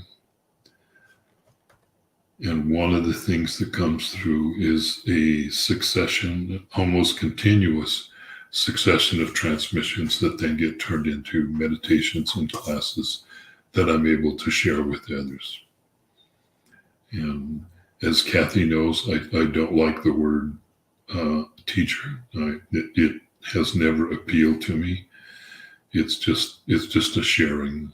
Being a teacher entails that there is a teacher-student dynamic, and I've never believed in that dynamic. There's just people that share with each other, because really and truly, what do I have to be able to teach somebody about who they already are?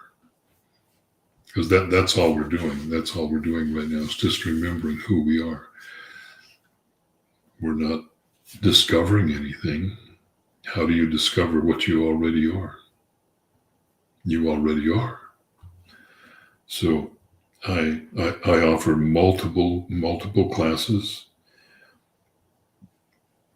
that are ongoing. They're kind of constantly changing and expanding. I offer an 11-week course called The Freedom from the Known, which is a really deep dive into consciousness and clearing of the superfluous layers that overlay our energy fields that are in there. A lot of them are just our stuff. A lot of them we inherit through our lineages, through our familial lines, through our cultural lines, through our country lines, through our religious upbringing, religious training, et cetera, and just entrenched in almost intractable beliefs that we hold that prevent us from rediscovering or remembering who we really are. That is a very long, because it's 11 weeks, journey into the very depths of consciousness. And the other side of it is that it may seem long, but it's actually very short.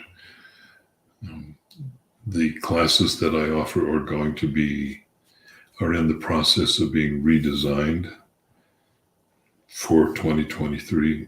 They're not finalized yet, but they're coming. They'll still have a familiar ring to them if you've attended any of them.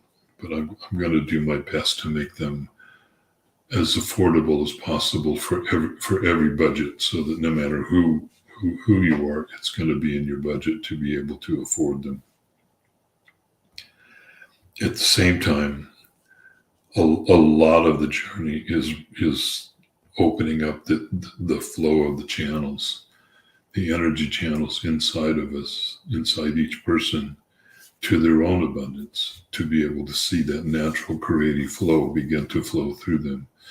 And everybody begin to experience what it's like to live in abundance and prosperity, to be able to feel the gifts that they are come through them, and come through them in incredible profusion more so than most of us can imagine is possible. I know there's a lot of conditioning that is around finances, and so that's one of the big things that we work with. And part of that is remembering that living a creative and joyful and abundant life is not about money, never has been. It's living an abundant life at all levels and being able to experience the joy that is there and is present with us. And that's one of the big parts of the course that we take. Nonetheless, I understand and recognize that currently many people experience financial constraints, whether it be that they're on disability or whether it be that they're on limited Social Security and they're retired, whatever it might be. And I've been prompted to make the classes more affordable to everybody. So there will be the option of multiple payment scales in whatever I offer, or most of what I offer moving forward. And also, coming January 1st, I will be, and Kathy, if you can put the slide up of my website,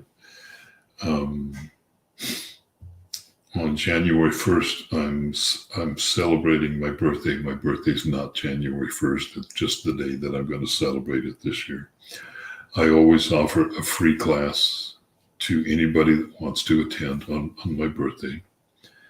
And this year is no exception. It's within the tradition of many of the indigenous cultures around the world that when it's your birthday, you don't receive presents, you give presents, you give gifts to others. So I always offer this every year, and I'm really looking forward to it. There's quite a few people that have signed up already. I think at last count there was around 120 people, something like that, and it would be, and most of those are people that I've not had any kind of encounter with yet. I've not met them. So if you want to click on the read more, Kathy, can you do that? There you go. It's just very simple. It's just my free gift. All you have to do is go to my website and register. And it's completely open to everybody. There's no restrictions of any kind. And I love to do these. I love to offer these as free gifts that anybody can attend. And of course, as we know, those turn out to be the events that I offer that have the most attendance. And it's such a joy to be able to do it and be able to share with as many people as there are. And just to,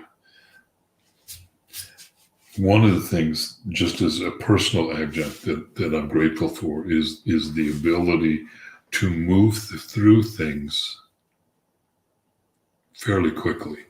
So I still have my stuff. I'm not cooked. There's still lots of uncooked seeds in me that arise occasionally. And this morning when I woke up, my energy felt a little off. It just didn't feel like I was aligned. And what I was doing was the work of transposing all of the names and email addresses of the current signees into a spreadsheet so that I could put it into the mailing program that I use. And as I was doing it, I started reading some of the material that people were writing to me while they were signing up. So I'm feeling off. I'm feeling not aligned, and there's nothing wrong with that. It happens, and some people they might say just thank you. Other people wrote paragraphs. One person even wrote close to a small short novella. Just the amount of material that they were sharing with me in ways that I would never know. I would never have a clue of the potential impact that attending one of the classes had on them. And they started sharing this. And by the time you go through 120 people, there's no worries about whether or not you're in alignment or not. So when things like that happen, you discover, or you find out and maybe realize that your life is much bigger than the life that you think you have. The connections that we have to other people and the impact that we have with them, large or small, it doesn't matter. Maybe all we do is we have an interaction with somebody at a grocery store and we smile and talk with them for a little bit while we're checking out. But a seed gets planted and we have no idea when those seeds are going to sprout. Sometimes those seeds grow to big trees and they become the next giants that rise after us. So I'm extremely grateful for everybody that comes into my life. I'm extremely grateful for all the people that I know that I've never met.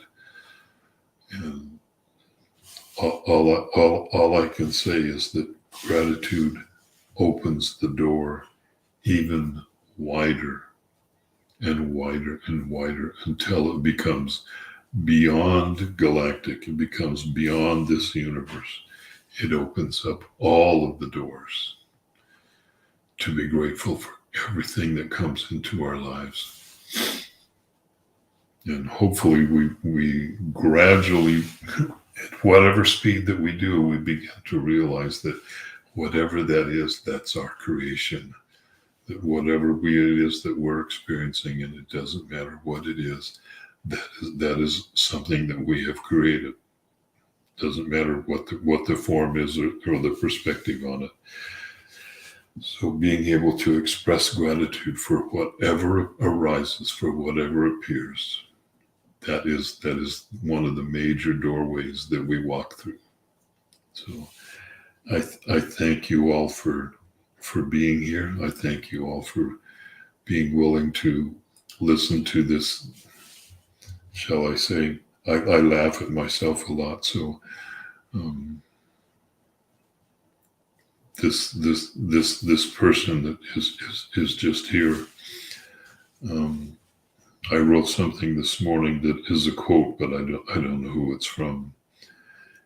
And that is, when I look inward, I realize that I'm nothing, and that's wisdom. And when I look out, I realize that I'm everything, and that's love. And between those two, that's how my life works. That's how I move. And that's how it really and truly works for all of us. So thank you. Thank you, Kathy, for the opportunity to present again. Yeah. I appreciate it very much. Yep. So everyone, this was too short of a time period for David to have given you a taste of his meditations. They go very, very, very deep. But if you can come on January 1st, you'll be able to have a taste. Or if you go to my YouTube channel, to Conscious Business Zone, and put in David Maria in the search, you'll be able to see interviews that'll give you more insights. And one of the interviews, there were 3 other participants in his classes. So you could get some insights about their journey and why we all keep taking the same class over and over. I've never taken a class 5 times before. I've never taken a class 4 times before, over and over again. But they're all different and they're all fantastic. So thank you, David. Thank you. Happy holidays. Thank you, Kathy. And the free class is going to be similar, but wildly different at the same time than anything that I've ever done before. I'm already being shown that. So thank you, everybody. Bye, David. Many blessings. I'll talk to you. Bye-bye. Bye-bye.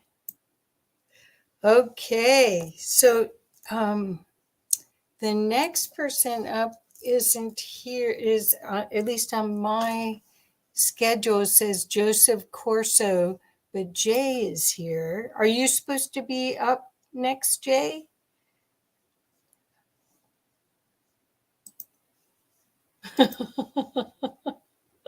What time are you supposed to be? Maybe it's a sign. Always. Okay, well, let's give us just a few minutes, and okay, because I have you on the schedule, Jay, at 12:30 Pacific. Okay, so let's see. Maybe Leanne, do you want to come on for a sec? Sure. Yay! And Liz, are you there to? Do you want to play your guitar for us? Do I want to? Yeah, you should. My hands are like stuck. My mom and her crazy jazz erudite chords are like finger pretzel. Yeah. I bought a girl's size guitar, so I didn't have to try to do the big like a kid, like a baby guitar. Had I only practiced like she told me to. Yeah, boys and pop, just so much more fun. So Liz, are you there? Oh, it says, yep, pull me in, but you don't, your video's not on or audio. There's your audio. Yay. There you go. Okay. So now we have a little bit of time to talk about how we are all feeling. Hold on 1 second. So happy and full of fullness and love. Aren't these people amazing? Yes. I mean, my thing's on. Hold on. Yay! Okay, yeah. Oh, thank you, Kathy. What? Where's your headgear? You got a match. No, just kidding. What? Okay, I have no idea what you said. Hands on the head. I'm ready to take off. Right. Okay, so we'll be in Colorado soon. Shortly. Pilot to co-pilot. Well, it's very cold here and snowy. So what? It's my two favorite words. So what? Okay. So can I just say something? Yes, please. Leanne. What? Beautiful Leanne. Your Mew is always with you. Oh, Mew, yes, my Mew. My beautiful kitty. I love my kitty. Yeah. She was a good cat. She's still a good cat. Wherever she is, that vibration is integrated back into source, and she's ready to recharge and do something else. Yeah. We're good. So sorry, Kathy. Oh, that's all right. So let's see what you think. I'd love to have this be inspirational for everyone as we're doing a little filler information here, just because that's the way we're rolling. So Leanne, what do you think? What are your thoughts from yesterday and today about what we're doing and how this might serve? I feel like I can only kind of parrot what you said. Like literally every speaker has just compounded the last speaker's presentation, and I feel like we're headed towards one big, I don't know, love gratitude fest, like at the end of 3 days. I feel like, each speaker has said things like, if you're in the room, then you're on a similar path. Yes, there are many consciousness spirit units here on this planet who are starting to collect and make a bigger splotch, I guess, for lack of a better speak. A splotch of love. Biography of Leanne Alexandra Curtis. Like, I don't know. Like, what?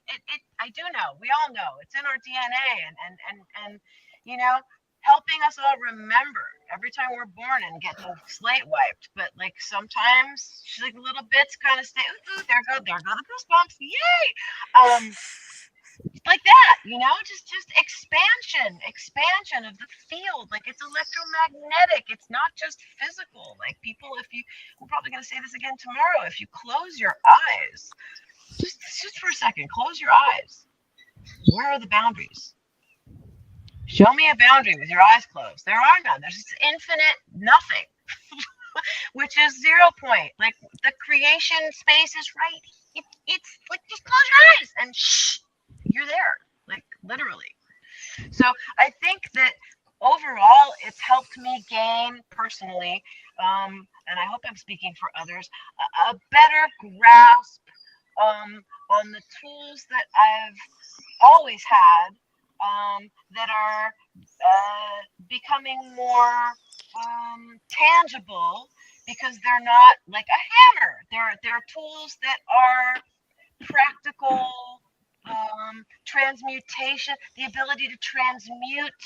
As Liz just said, my my 19-year-old cat just passed away, and I'm here in New York, and she was in Los Angeles, and I knew when I came here I might never see her again. But and 3 years ago I'd have been a head case.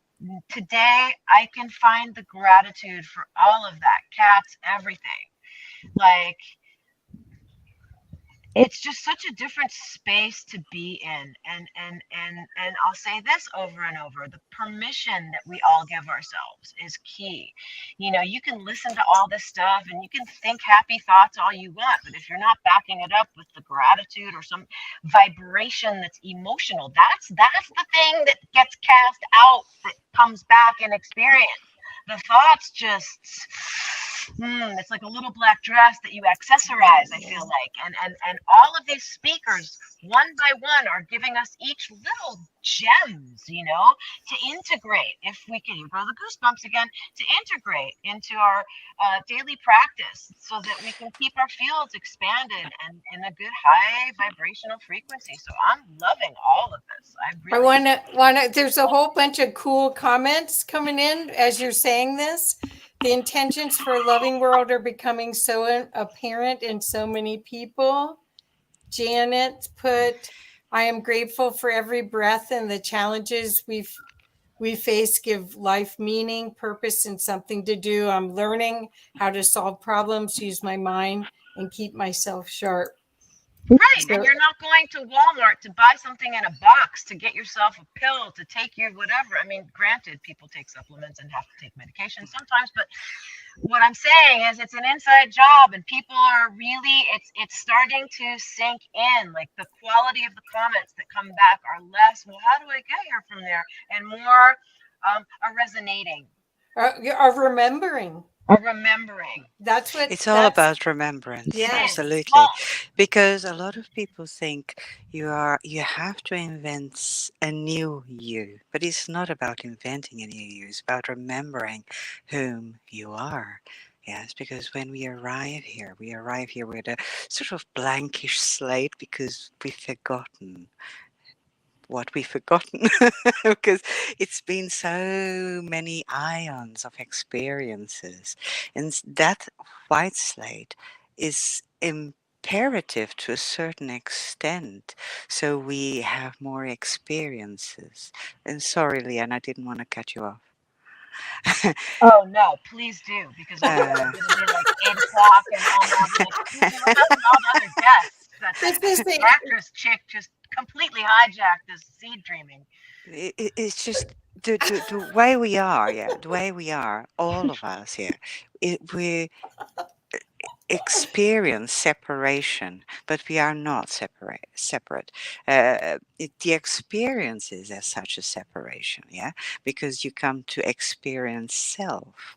So you are spirit soul eternal, but you never stop being spirit soul eternal. That pool of love creation that is forever creating, yes? You, me, we are all from that pool and always have an attachment to that pool. So there's never separation, but we experience it. We have that perception of separation.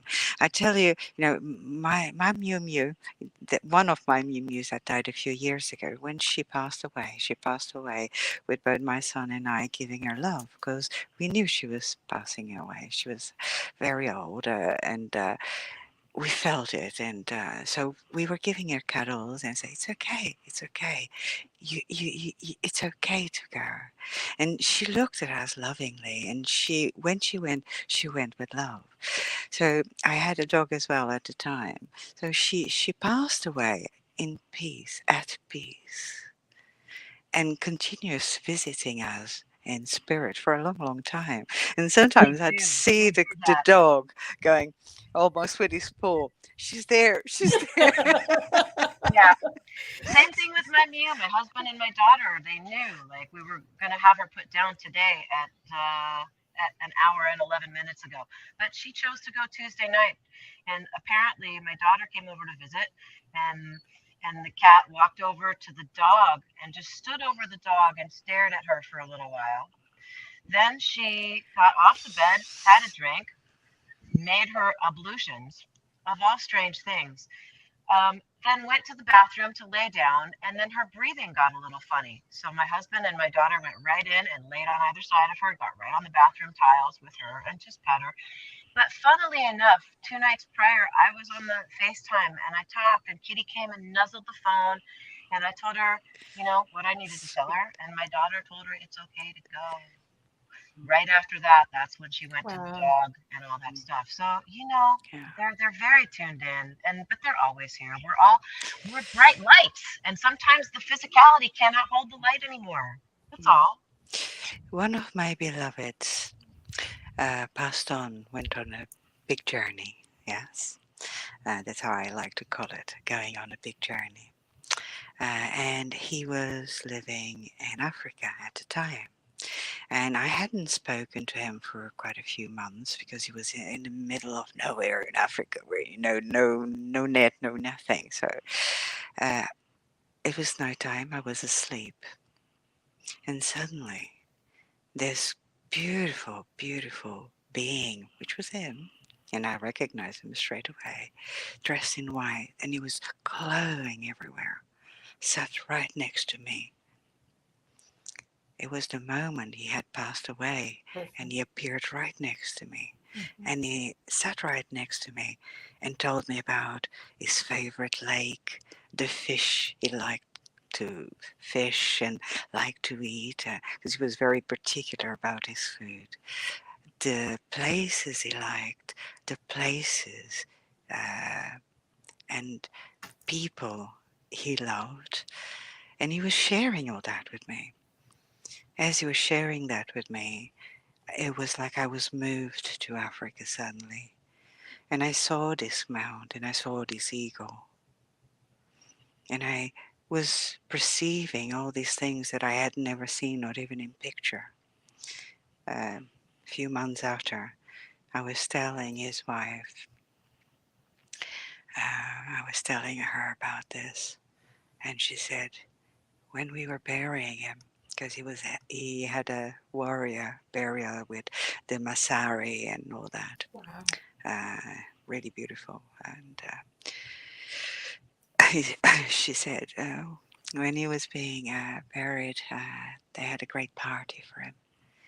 And there was this eagle flying around by the mountain and kept coming close to us and flying again. And I saw it and perceived it. So we are never separate, never apart. It's only a perception of that. And what is happening here in these few days that we are all gathering together as soul spirit is very beautiful. I've been sort of in awe and in love with every single person that's been sharing, every single person that's been sharing as well, viewing it and listening in, everyone, because we are all gathering as the drops of water that we are, all being magnetized together into this powerful ocean of life together. We are making it happen. This is happening right here, right now. It's so much love. Oh, my hair is all standing out. Because every single person is opening their heart chakra, their love, their beingness, I've been wanting to be here with you, Leanne, and with you, Kathy, and with every single person that has been here. Yes. And I want to hug every single one so much. Feel the hug, feel my heart embracing you. And all of those that have not been able to join in, they are here with us because there is truly no separation. Well, I want to show some of the comments as we're doing this. Gray Noise said, as the dark, knows. Also draw new energy during the solstice. Events like this become even more crucial to grounding and holding light. Truly grateful. Anders put, we need to remember Gaia so that we become one. And then we've got, and this was the answer after that, we can remember who we are all the way back to source. So my hope is about all of the empowerment information that's being given, because the other paradigm seems to be about victim. And I want to empower everyone to envision what they want and put energy into that, rather than carry along the steamer trunk of failures alongside you, going from thing to thing. Drop that, take a carry-on instead. Absolutely, absolutely. And Kathy, the opposite of love is fear. Right. Yes. Right. It's not hate, it's fear. Yes. Mhm. And if you go on the scale of from love to hate, there's many different feelings and so on. So fear is at the bottom because it is what lowers and compacts your thyroidic field. You feel very compact. You can barely breathe when you're in fear. Yeah. You know, it's really compact. So if you go up, you have from fear, a few different branches come up from that, and then up again you have the hatred and the rage as well, still attached to the fear. You're lashing out, yeah, and you're raging, but it is more of a movement vibration. And if you go up a bit, yeah, just up a bit away from that, yeah, choices, yeah, because we have choices, then you do feel hunger, and you feel angry and discouragement and blame and worry, etc. But if you go a little bit up, you choose to go away from those feelings, you start to feel contentment, and then hopeful. You start to feel hopeful, and then you start opening up a little bit like a flower, and then you find a little bit of optimism. That's the drop of water moving. Positive expectation and belief all drop in, filled with enthusiasm, eagerness, and happiness. Happiness is filling your heart. Within that, passion and compassion explode like petals, opening your heart chakra, opening your mind, opening all that is you. Discovering that you are freedom, discovering that you are love, discovering that you are joy, appreciation, and truly empowered at that point. At that point, what hits you is gratefulness, because gratefulness is also another word for love. And at that point in time, brothers, sisters, all of you out there, we are holding hands, and we are doing the pebble in the pond vibration and changing the world from where we stand. Yes, that rhythmic flow that is you, me, we starts changing everything from the peaceful and powerful moment of recognition. Oh, beautiful. So, Omar, you need to unmute yourself. There you are. Omar's here for a little while. Hey, Omar. Ah. Yay. You're very dark. I don't think my internet is very good up here. I guess not. Or that's good. so, well, your internet's on, but your video isn't. Yeah, I don't think my video is very good up here, but I'm up here regardless. Well, we can hear you at least. So we just had someone not show. So I'm so lucky that Leanne and Liz wanted to come on. And so we're just doing a recap, and some of the wonderful people that have been watching have been sharing their insights in the chat, and I've been showing it. So we're doing, we're just trying to keep the ball going here. Yeah, right on. Who didn't show up? Let's see. Joseph Corso.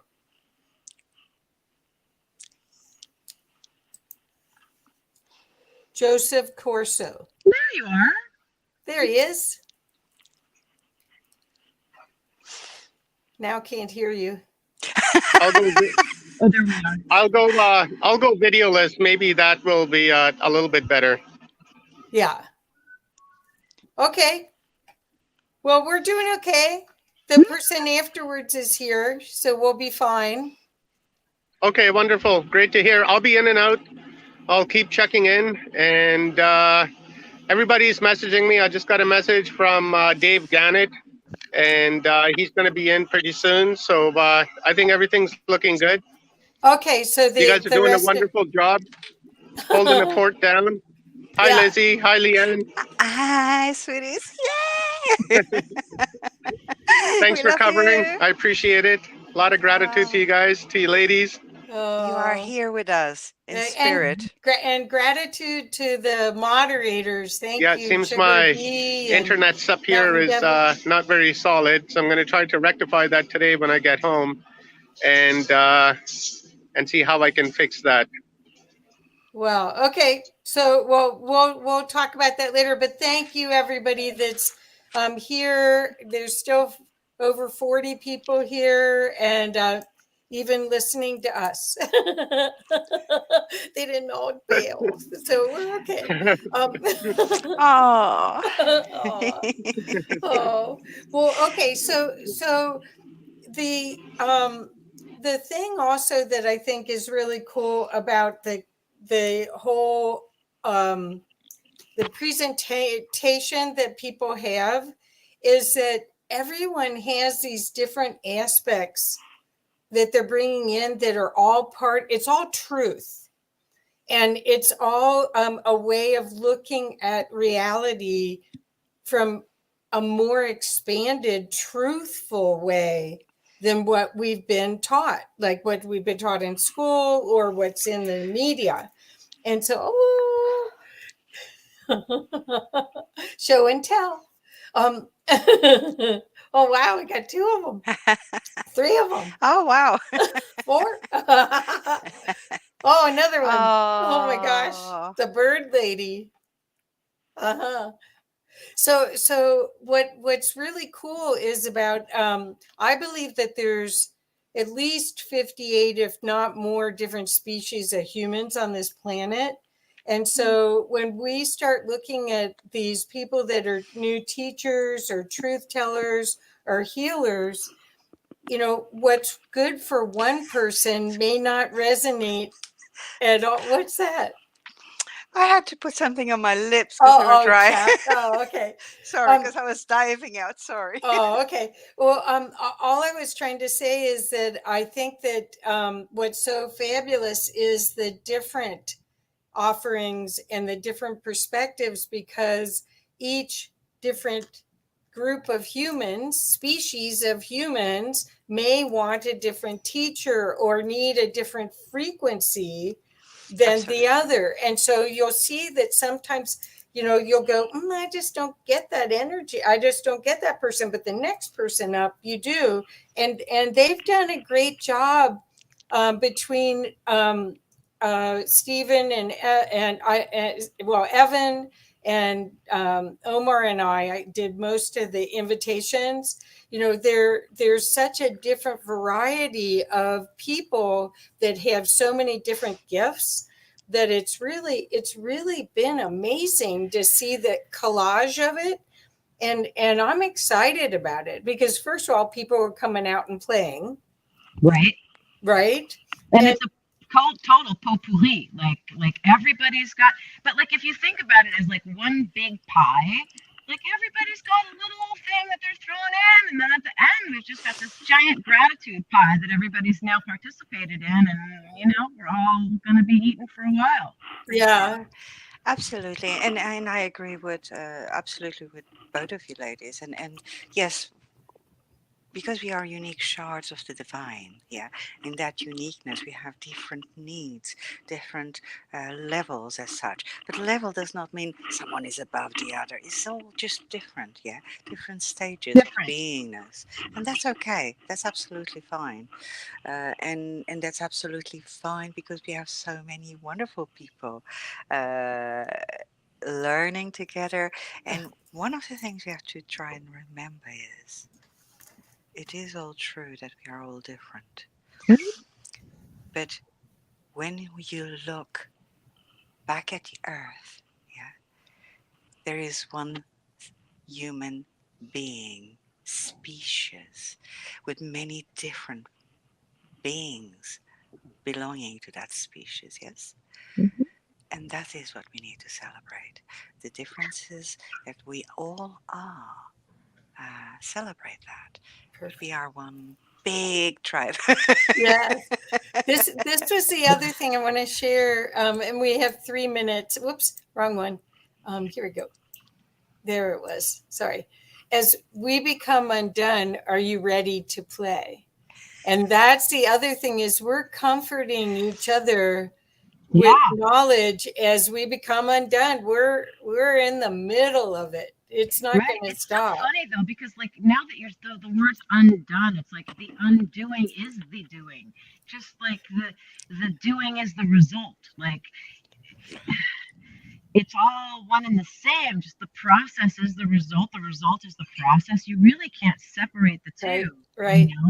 Right. The cleaning of the apartment and then the immediate return of beautiful, clean, shiny space. Like it's all.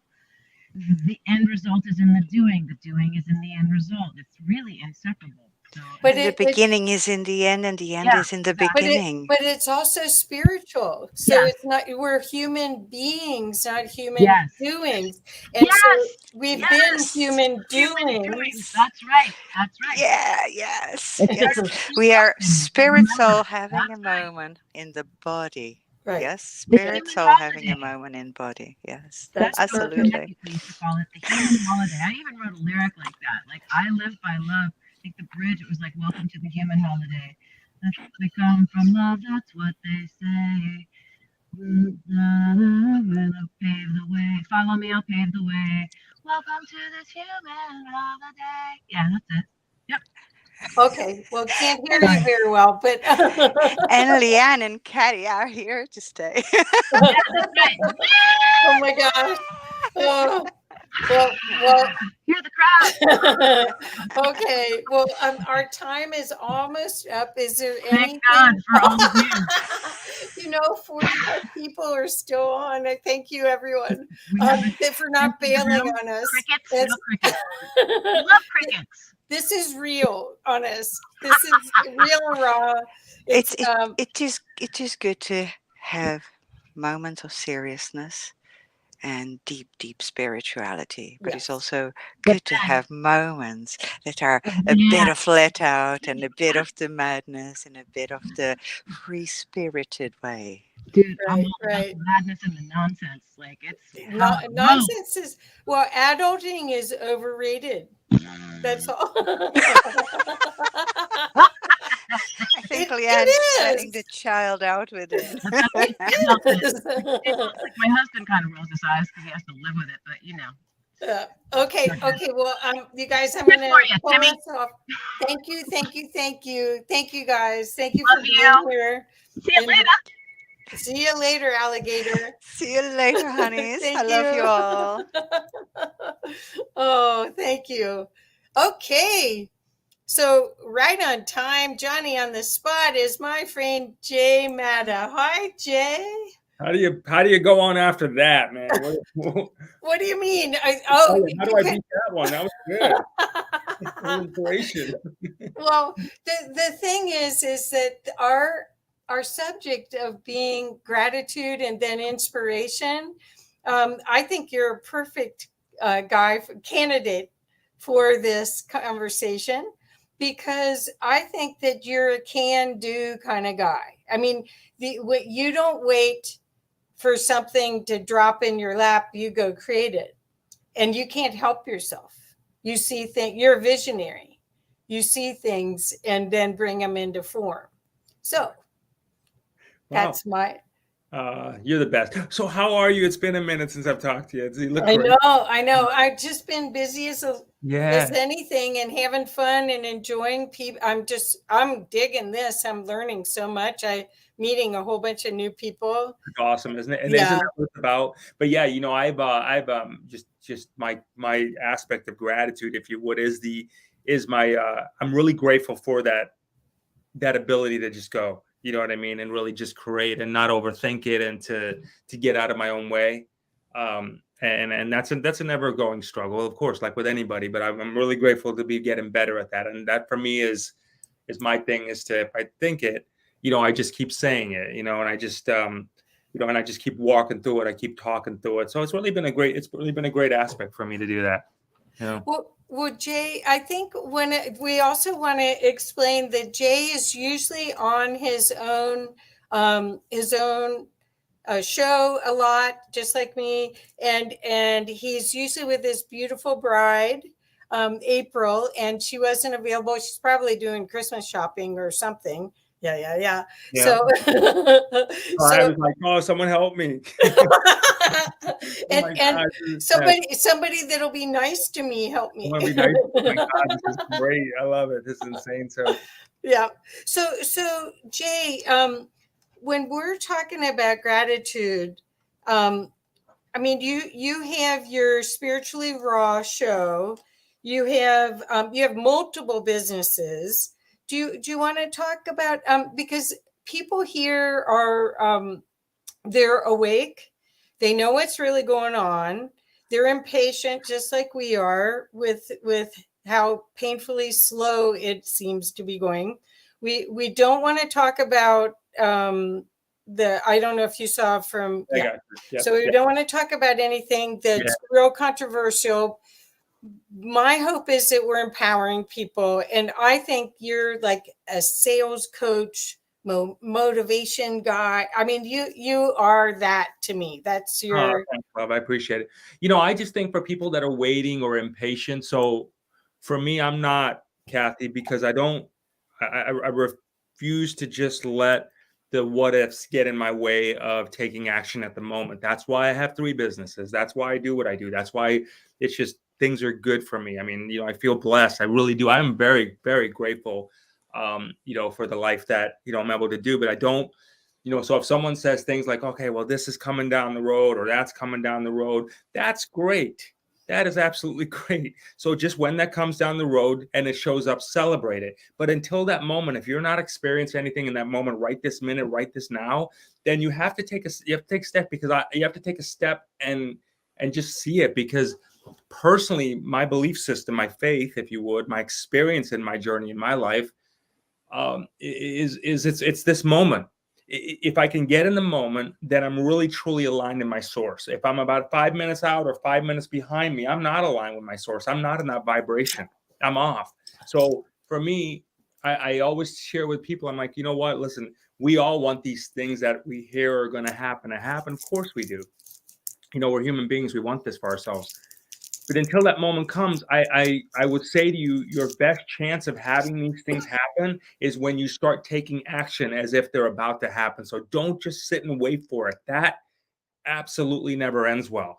And it never does. And it never works out well. And it just causes frustration. It throws you off your game. So while you're waiting for things, I always say, you know, Kathy, and everybody, hopefully I'm giving value to here today. I'm by myself. So it's like, but is that, you know, when you're doing these things, just start taking actions. Actions speak louder than words, but your universe, I will share with you, if you start acting as if things are going on and you start doing the things that you think about that you'll only do when these things happen, but you start trying to implement them now, you'll see similar versions of what's going to happen for you. You'll start to see your RVs. You'll start to see your abundance. You'll start to see your concepts of whatever people talk about. Those will become real, and it may be in a different fashion, but they'll come to you in that way. Well, the thing is that you are an example of somebody playing the game full out. I mean, so many people say they want something, but they're only giving 20%, if that much, or it's a start, stop. And what you and April do, number one, your relationship is wonderful to watch. That you guys really are best friends, and it really is a smooth, not competitive presentation. It's you enhance each other on purpose, which that I wish I had one of those. So that's really something. Let me tell you something. It's practice. Oh, I bet. I'm sure. Well, there's the behind the scene. We don't hear that. But anyway, but all I'm saying is that working towards a goal, being a visionary and seeing a goal and then working towards it and putting momentum and making it a game and fun and getting energy from it is the path to the new earth, not waiting. This waiting for someone, waiting for the government, waiting for your boss, waiting for someone else. What we're talking about is you are an example of go and get it, go do it, go for it. Yeah, So, I got to. I feel like thank you for that, and I want to do it for a couple of reasons. Number one, because I don't want to, again, be frustrated. Okay, so I look at my life this way. I feel like I know a lot of people talk about this concept of a 3D, and then hopefully there'll be this event that'll happen that'll take us to 5D. Again, one of those things that's fine. When it happens, great. Let's celebrate it then. But in the meantime, I'm pretty sure I'm in 3D because I can feel myself, right? And I don't think I'm an illusion. So I'm going to celebrate this to the biggest extent I can. So you're right. I do look at it as a game. I do what I can and do everything I can for the ones that rely upon me the most, and responsible that way. But I treat this as a game. I treat this as fun. Okay, look, like I don't know why I'm here. And I would venture to say, no matter how much any of us read, neither do any of you. So let's just really pragmatically look at this. Let's just have a good time. We can either just sit there and wonder and wander and wonder and wonder and wonder and walk around and bump into walls and confused and why, or we could say we're here, whatever. It's just where we're at. Let's enjoy the ride. My experience is showing me that by taking on that quote unquote game philosophy, if you would, is that I get more blessings from the universe, Kathy. I do. I get a lot more blessings from the universe because I don't take the things too seriously. I don't wait for it. I take action. I go I see something I want to go. You know what I mean? And that's it. I don't overthink it. I don't overanalyze. I don't mull over it. I don't stew over it. I make a decision. That's it, right? I don't regret it one way or the other, however it works out, because that's it. I made my decision. That's it. And I'm good with it, whatever the result's going to be on it. And I think me having that kind of habit, if you would, I don't call it habit because that even feels like work, but that kind of thought process is really helped me again, where my actions now are so much more consistent of my successes, the things. I mean, I'm 51. I feel like I'm in my 20s, mind, body, spirit, prosperity. I mean, I'm at the best place in my life and I feel super grateful for that. That's my alignment with spirit that makes it happen, and my dedication to live in that moment. And anything that tells me it's a weekend away or 2 weeks ago or whatever, I shut it off. Okay, so I want to add one more thing that I think you could help a lot of people here that no one else has talked about, at least yet, is about being fearful of failure. Because when we're playing a game, just like a little kid, when they're learning to walk, they fall down, they get back up. They don't go, oh, I fell down, I'll never walk. I mean, they do that. And you have learned an art form of that, of like being able to see the energy path and follow it. Could you talk a little bit about that? Because I think a lot of people, as soon as they have any block, they stop, or they're afraid of failure, or they don't have the gumption to push through. Could you talk? Because you do. Could you talk about that? Yeah, I look, there's beauty in this world. Okay, so there's beauty in this world. This, to me, this is the best time in ever. It's not the worst is here and then the best is to come. I think it's just going to get better for me and many others. It's the best time ever in life, right? So as far as being afraid for that, what I would recommend people do is to start to get away from those energies that align with that. So for example, if you want to have your kids go to the best schools, you want to go to the finest restaurants, you want to travel to the best places, you want to retire early, then I would really recommend that becomes the people you surround yourself with. Okay, if you're that visionary and you feel like you want that, but your surroundings are contradictory to that, there's your disconnect there. Because what you're doing is if you're connected at a source level, if there's any truth that we're connected to a source level, you're up here thinking, I want the best for everything I got. But everybody else here is saying, oh, this sucks, that sucks, that sucks. It's just pulling down your consciousness. And that's a real thing. That's a real energetic thing. And then what happens is then if you start to rise and you feel like you're financially getting better or you're moving outside of your pack, then what happens, Kathy, is then people get guilty. They say, oh, man, that sucks that they're not coming along. And then what happens is you bring yourself down, okay? And then you get back down and then you have to start it over. So this is an opportunity for those listening who are like, I'm sick and tired and enough is enough, to hit that reset button. That reset button very well may be changing your social circle, your surroundings, your energetic things for what you want. Because there's people that rely upon you the most right now.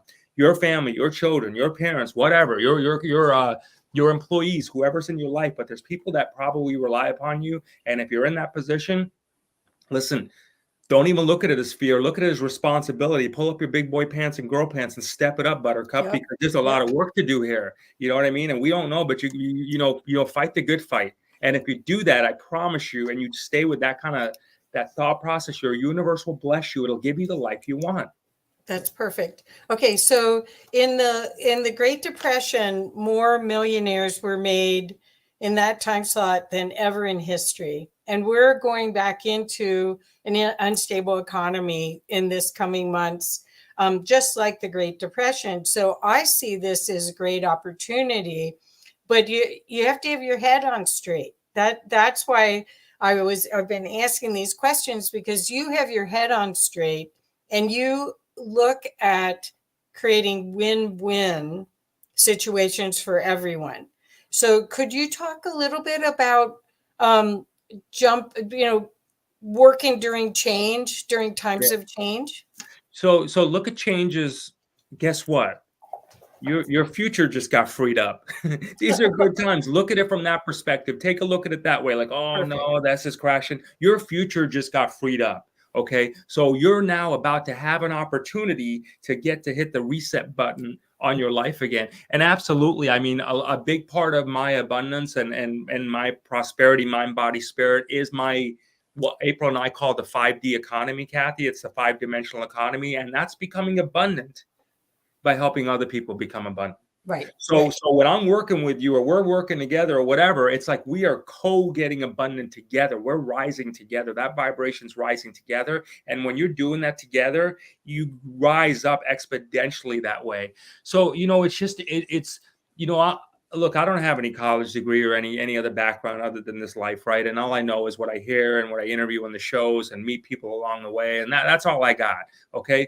But what I do have a sense of is, there's going to always be division, okay? So what? There's always going to be a savior. So what? Whatever. There's always going to be a flash that comes out of left, right, or in the center, or this year, whatever. So what? Who cares? Just get together with yourself. Figure out a way. Again, I mean, I would say people are watching this for a reason right now. I don't, they're watching this for a reason. They don't always know why. We don't always know why, but something maybe gets you. So if that's something maybe get you is just, don't take none of this too seriously, because we don't know what it is. So why take something so seriously that we don't know what it is? right? Why worry about something that all these people, and you're doing all this stuff that you're trying to impress all these people that don't know you, nor do they even really care who you are, what you do in your life. So why worry about that? Focus on your own stuff. And once you start doing that, man, you're going to find a very different life. You will find a different life. Yeah, you're right. The Greatest Depression, all these millionaires were made in the Great Depression. And that's because of the, it was again, looking at this from a place of like, oh no, things are going down, but just again, the ability to reset. So when things change, don't look at it as that. Look at it as hitting the reset button. You get to do it again. It's a video game. Treat it like that, unless something comes down from the stars and shows us different. That's so perfect. That's so perfect. And that's what I love change. I love change agents. And if there isn't change, I try to make it just because that's where all the juice is. That's where all the creative energy is. And so we are in that time right now where you get to, earlier today, we had Nori where she did a beautiful meditation, visualization, really, that let you see life in a whole different world. And what we're talking about is holding those visions and getting creative and bring them into form. And it's not just by meditating, it's by going out and taking action. And the other thing is, you and I both have, I put spiritually raw .live in the chat here. Thank you very much. You're welcome. But I wanted people to know that I have a show, and Jay and April have a show, and we have to be gutsy to invite some of these people that the first thing they want to know is, how big a viewership do you have, and what's your YouTube channel? Well, you had a big YouTube channel and YouTube took it down. Yeah. So, I mean, here we are. We're just out here, just like everyone else, going, if you don't ask, you don't get. And not having a free, we don't tell ourselves if they said no, that it's personal. That's the other thing, right? Yeah, 100%. I mean, that's the thing. We had over 200,000 people, followers, subscribers, whatever, deleted during this whole thing. So we could have said this. We could have said, okay, let's rebuild. So what we did, or we could have said, you know, let's figure out what the opportunity is here. And that's how we had to look at it. We didn't have the luxury, nor did we want to take the luxury to pivot and be like, okay, let's just sit and wallow in our miseries and do that. There's an action. There's got to be something here. Life in it of itself shows you this. So, and I'm just going to kind of use this as an example. I mean, for those of you who have children, or you need something, you know, at the end of the day, you're going to find a way to get it. If your kid needs something, if your kid needed medicine or they needed something like that, I mean, you'll go to the depths of hell to get them what they want. You know, so you know what I'm saying. What I'm getting at is, you know, you have these kind of things in you. You know, we have these kind of things into. We have this instinct. We have this survivor instinct. It always just has to be the right scenario that brings that out in us. So what we have to learn now to do is to find out, how do we get that scenario that we only trigger, you know, that only triggers us to do certain things at certain times. How do we get that to be more of a constant? So when we take action, we always know with predictability. And it's absolutely not about the money. And this is the other thing. Gosh, you know, this is one thing I tell you, and I always tell my spiritual sisters and brothers this. I'm like, you know, stop telling people it's not about the money. Why are you feeling guilty about that when in this world we got born in, you got to eat, you got to drink water, you got to clothe yourself, you got to wear clothes. I mean, you have stuff. These were the tools that were given to us in this game of life. So why do you say that? Why do you continue? Why do you feel like, why do people have to feel embarrassed about that? I think people should be proud of their prosperity. I think the other thing that needs to happen in gratitude, when I see someone successful, Kathy, I celebrate their success, because for me, I'm like, hey, they figured this stuff out. They figured out the game. They've gone to the next level. Let's cheer them on. Not like all this whole thing, oh, you're in it for the money, or you're in it for the money. Those thoughts to me come from the depths of hell. That's not a good conscious thing to do, is to guilt someone or to make people feel like that. That's just number one. It's not a God conscious of any sort. When you can't celebrate your soul sisters or brother's success, and you think of something different, you know, I would question your own being, if you will. Well, again, this is talking about the game.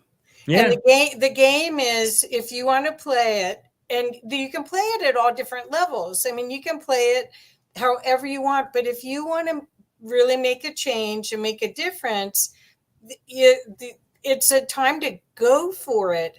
And there's so many opportunities, and you guys always seem to be almost on the future thread of what's happening.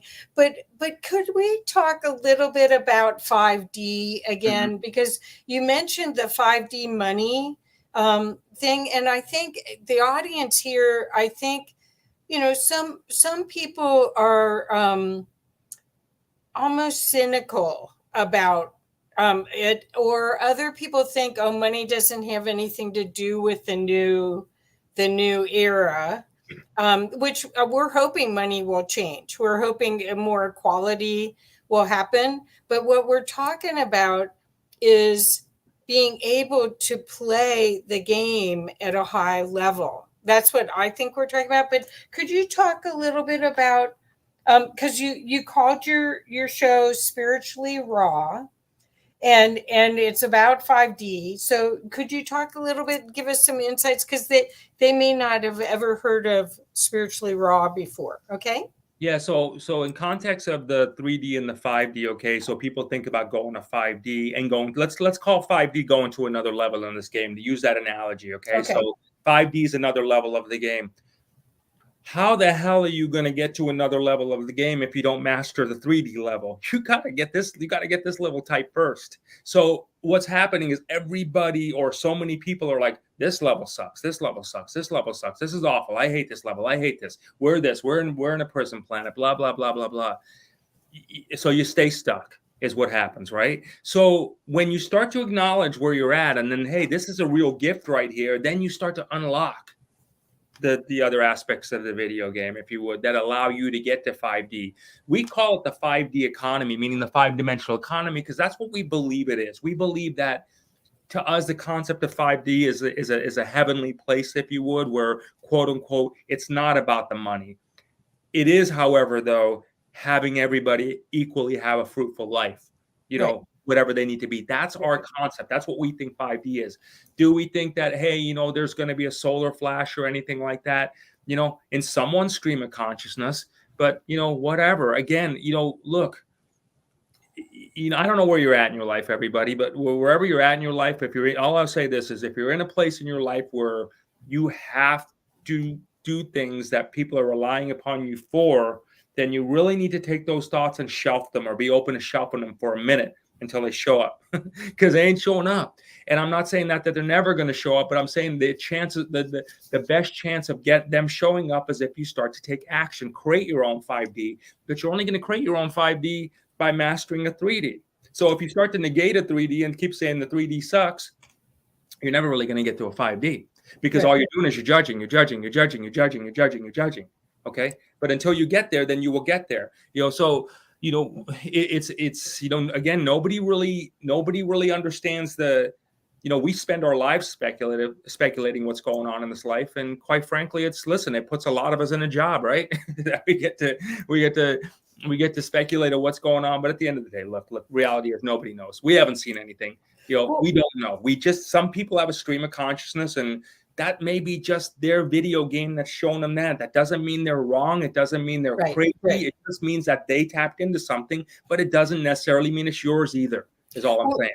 Well, the other thing I wanted to add to what you're saying that I think is really important is that the difference between the people that are really going to make a change and help steer our new systems into place are people that are grounded.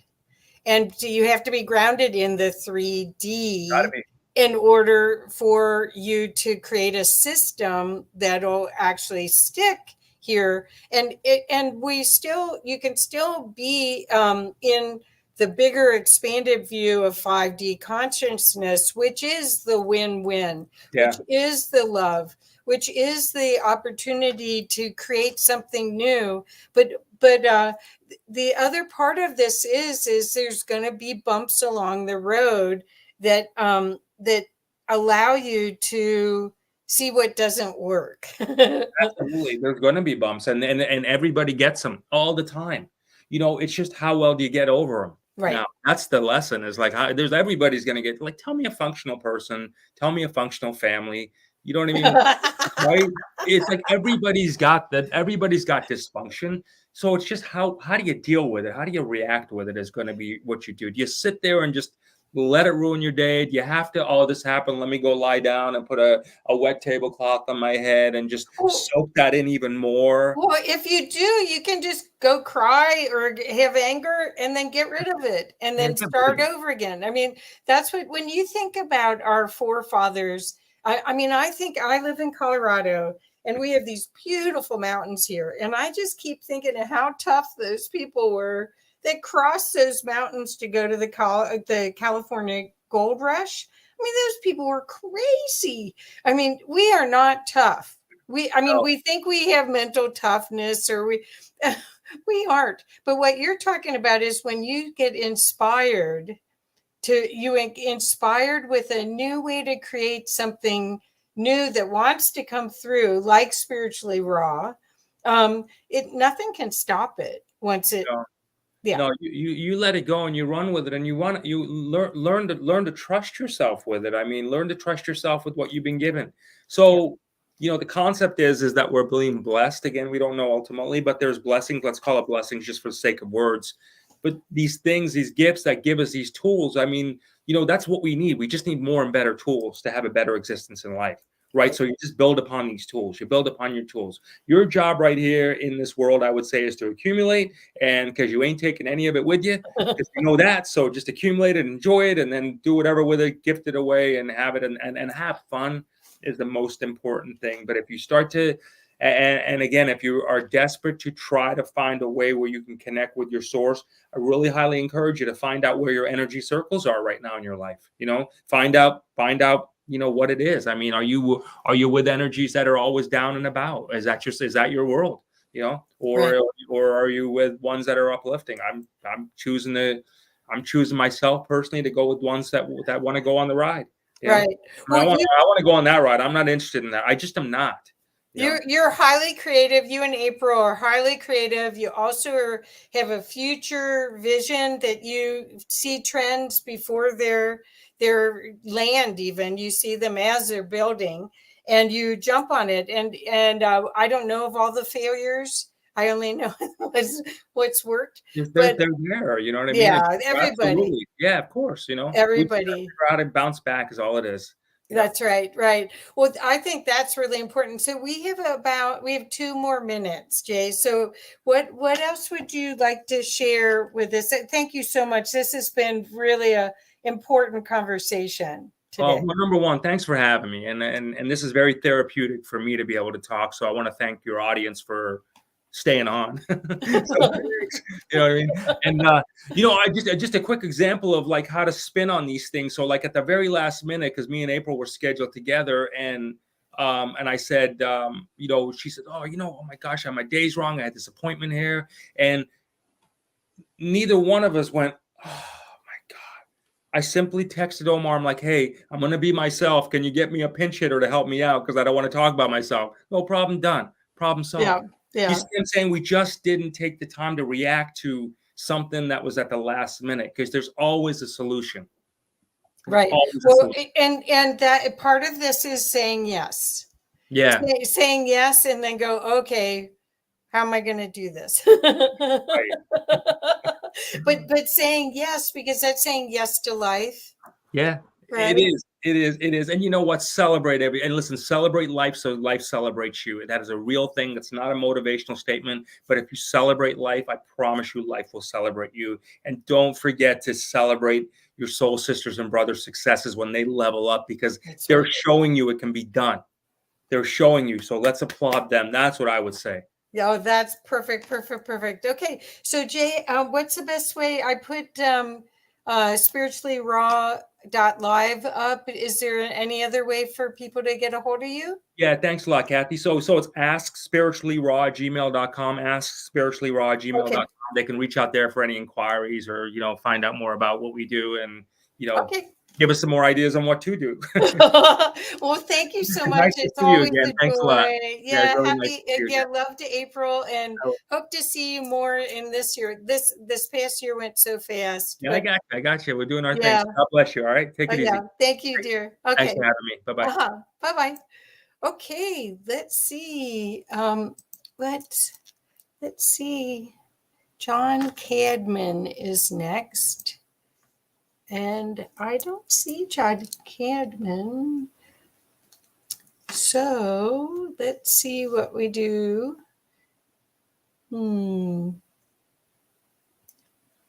Okay.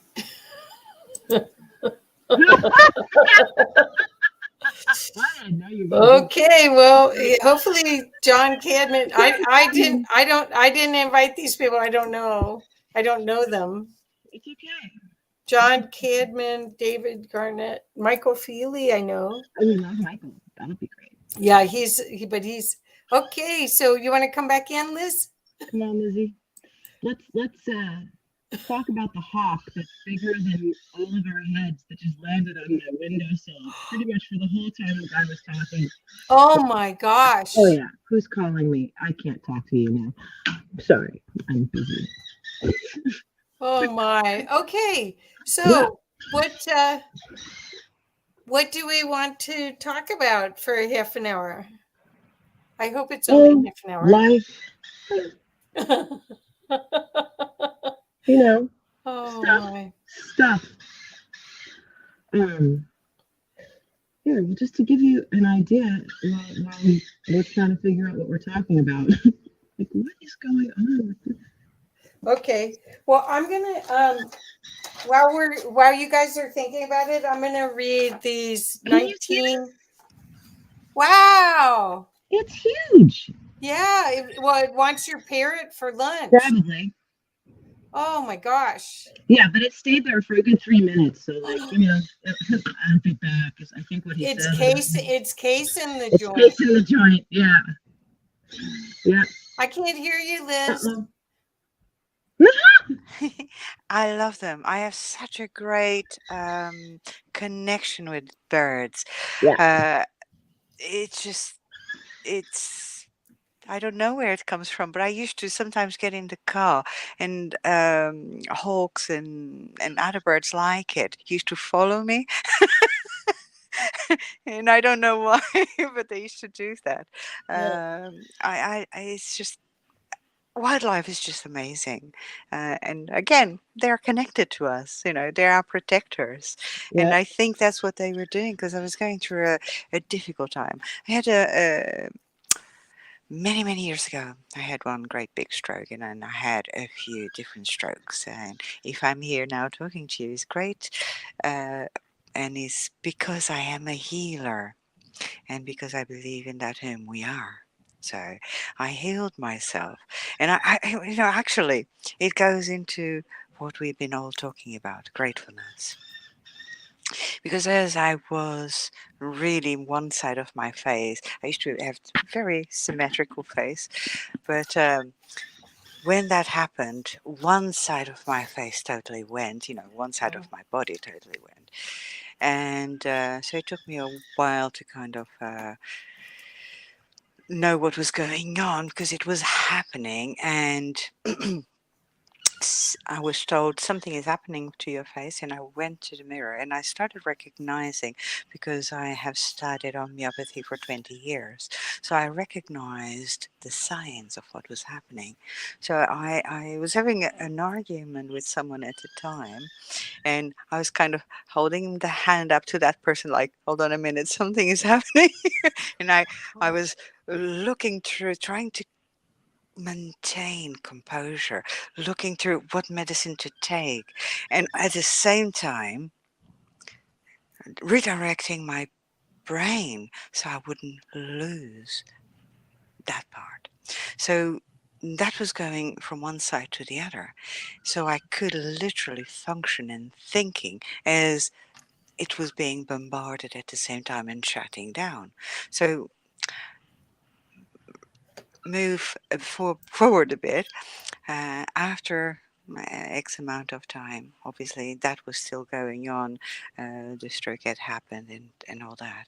And I'd look in the mirror, and if I'd cover one side of my face, I'd be one person. And if I take the other hand and cover the other side, then I'd look like Joker, from the Batman and Joker Yeah. movie. And and yes, it kind of was a bit sort of, okay, you have to deal with this, you cannot allow for this to affect you so much. So I was sitting outside, looking into the garden, and it was winter, it was cold, but it was sunny. And well, I was contemplating and, thinking. I suddenly found, it's such a beautiful day. I'm so grateful the sun is shining on me.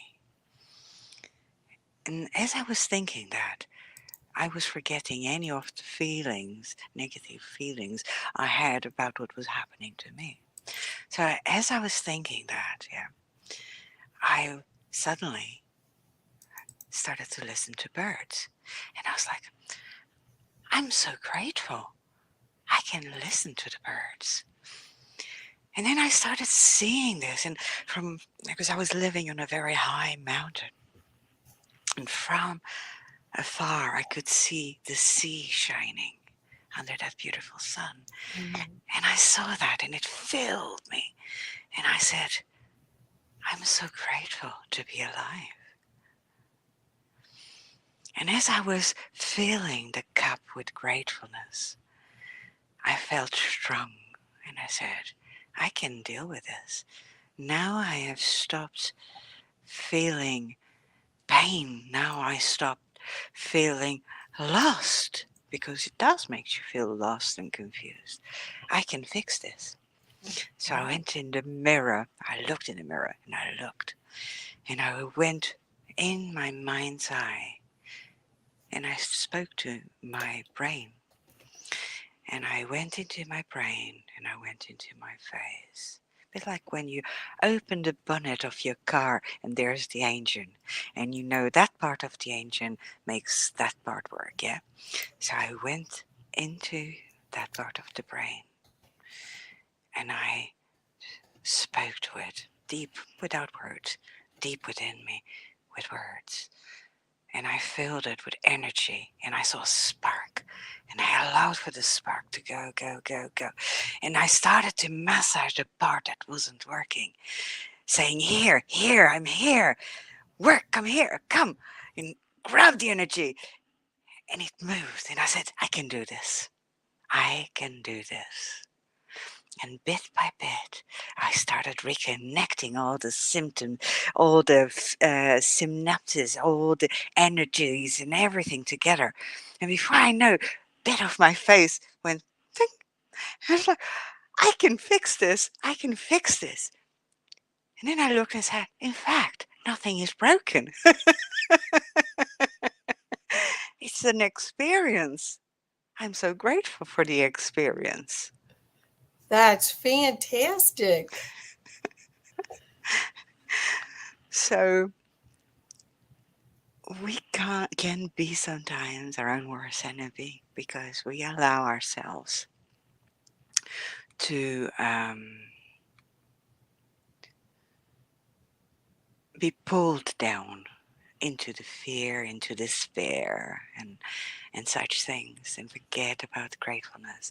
And the story is true, but it's truly going into what we are all sharing: the love, the gratefulness, and reasons for being strong, and for finding the strength. And it lies within every single being. And you know what? I see strength in people. I don't see victims. I see strength in people. Whenever there are big problems, I see people go out of their way, putting their own lives in danger to go and save someone else's life. I see strength in people, courage, and gratefulness for existing. And that is what I see in people, in us human beings. I love that. I think that's perfect. We have no idea how powerful we really are. We forgot, and you just proved it. It's so cool. So Rob is in the comments. So maybe Rob wants to come in. Hey, Rob. He might still be at work. We would love to have you here. That brick wall. Huh? You looked so handsome against the brick wall yesterday. I think he's at work. Rob, come on. Well, it says maybe he can take a break and come out. It says Full Spectrum Universe greetings, welcome. Oh. So well, he might just be at work, like on a break. That's possible because he has an 11-hour shift today and tomorrow. Yeah. I think so do I. Yeah. But you're not in the Bay Area. Okay. You're in Colorado. Freezing. Hopefully not. It's fine. Outside. It's all good. Maybe it's cold outside. Oh, geez. But never in here. So Rick Keefe is still here. Maybe he wants to come back in too. Got a few more minutes that we could. Got 19 more minutes, or hopefully that's what's happening. So, what other things are you hoping for next year? Do you have any? Are you imagining and creating in your mind a creative? Are you writing it down, Leanne, or what? You are? Oh, I'm writing it down, and every morning when I wake up, I'm kind of like, it used to be as soon as I wake up, I would reach for the flying phones and then do my meditation, and just it's changed a little bit. I'm now on a 40-day program from a guy named Randy Weitenheimer, actually. And he's got me up at 6:30 directly into the shower for 3 minutes, cold shower. Then I can meditate. Oh. Then I do a little qigong, do my light language, and I have all morning. It's great. And and then there's another, we ground in the morning, and then we ground at night between 7 o'clock and 8 o'clock. And then we're in bed by 10:30, except for last night, tonight, and tomorrow. So, there are exceptions. One of them sleep before midnight. Technically, I'm on track, but if I blow it, I got to start at day one again. Oh, no. Honestly, the first day, the cold shower, he said, if you don't warm up after 3 minutes, turn the hot water on. But then there's something metabolically wrong with you. I'm like, going great. So the first morning. Oh, yeah. You know, Leanne, your voice is tough. Somebody just put it sounds like it's underwater. I thought it was just me. No. Is this any better? Not yet. No, not yet. Wow. A little better. I thought it was me too. Is it better here? I think it's better in here. It was fine before, so it must have been something you done. Oh, perhaps good. the microphone. Is that any different? Can you hear me now? My name is not Jared, and I did have Sprint, but now it's T-Mobile. Okay, your turn, because we can hear Rick. I'm doing that here later. I'm sorry. Oh, yeah, Doc says not any better yet. We can talk about it tomorrow when I have my own half hour. Okay. So, Rick, welcome back. Thank you for coming. Hi, thanks for having me back. Can you hear me, Kathy? Yes, I can hear you. Can you hear me? Yes, I can. Oh, okay. And Full Spectrum says it's your mic, Leanne. You have to log out and come back in. That's what Rob says. And now we've got Omar maybe too. Hi, Omar. Whoops. Omar? Hi, Kathy. Hi.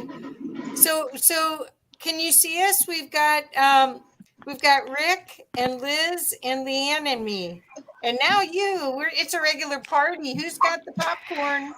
I don't know if you can hear me. Yes. Yes, we can.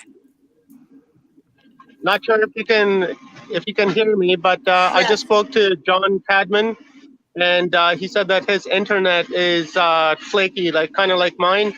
And he managed to get a message off to me, but it doesn't look like his internet's going to make it. But you got brother Rick with you, so Rick will keep you busy for the next little while.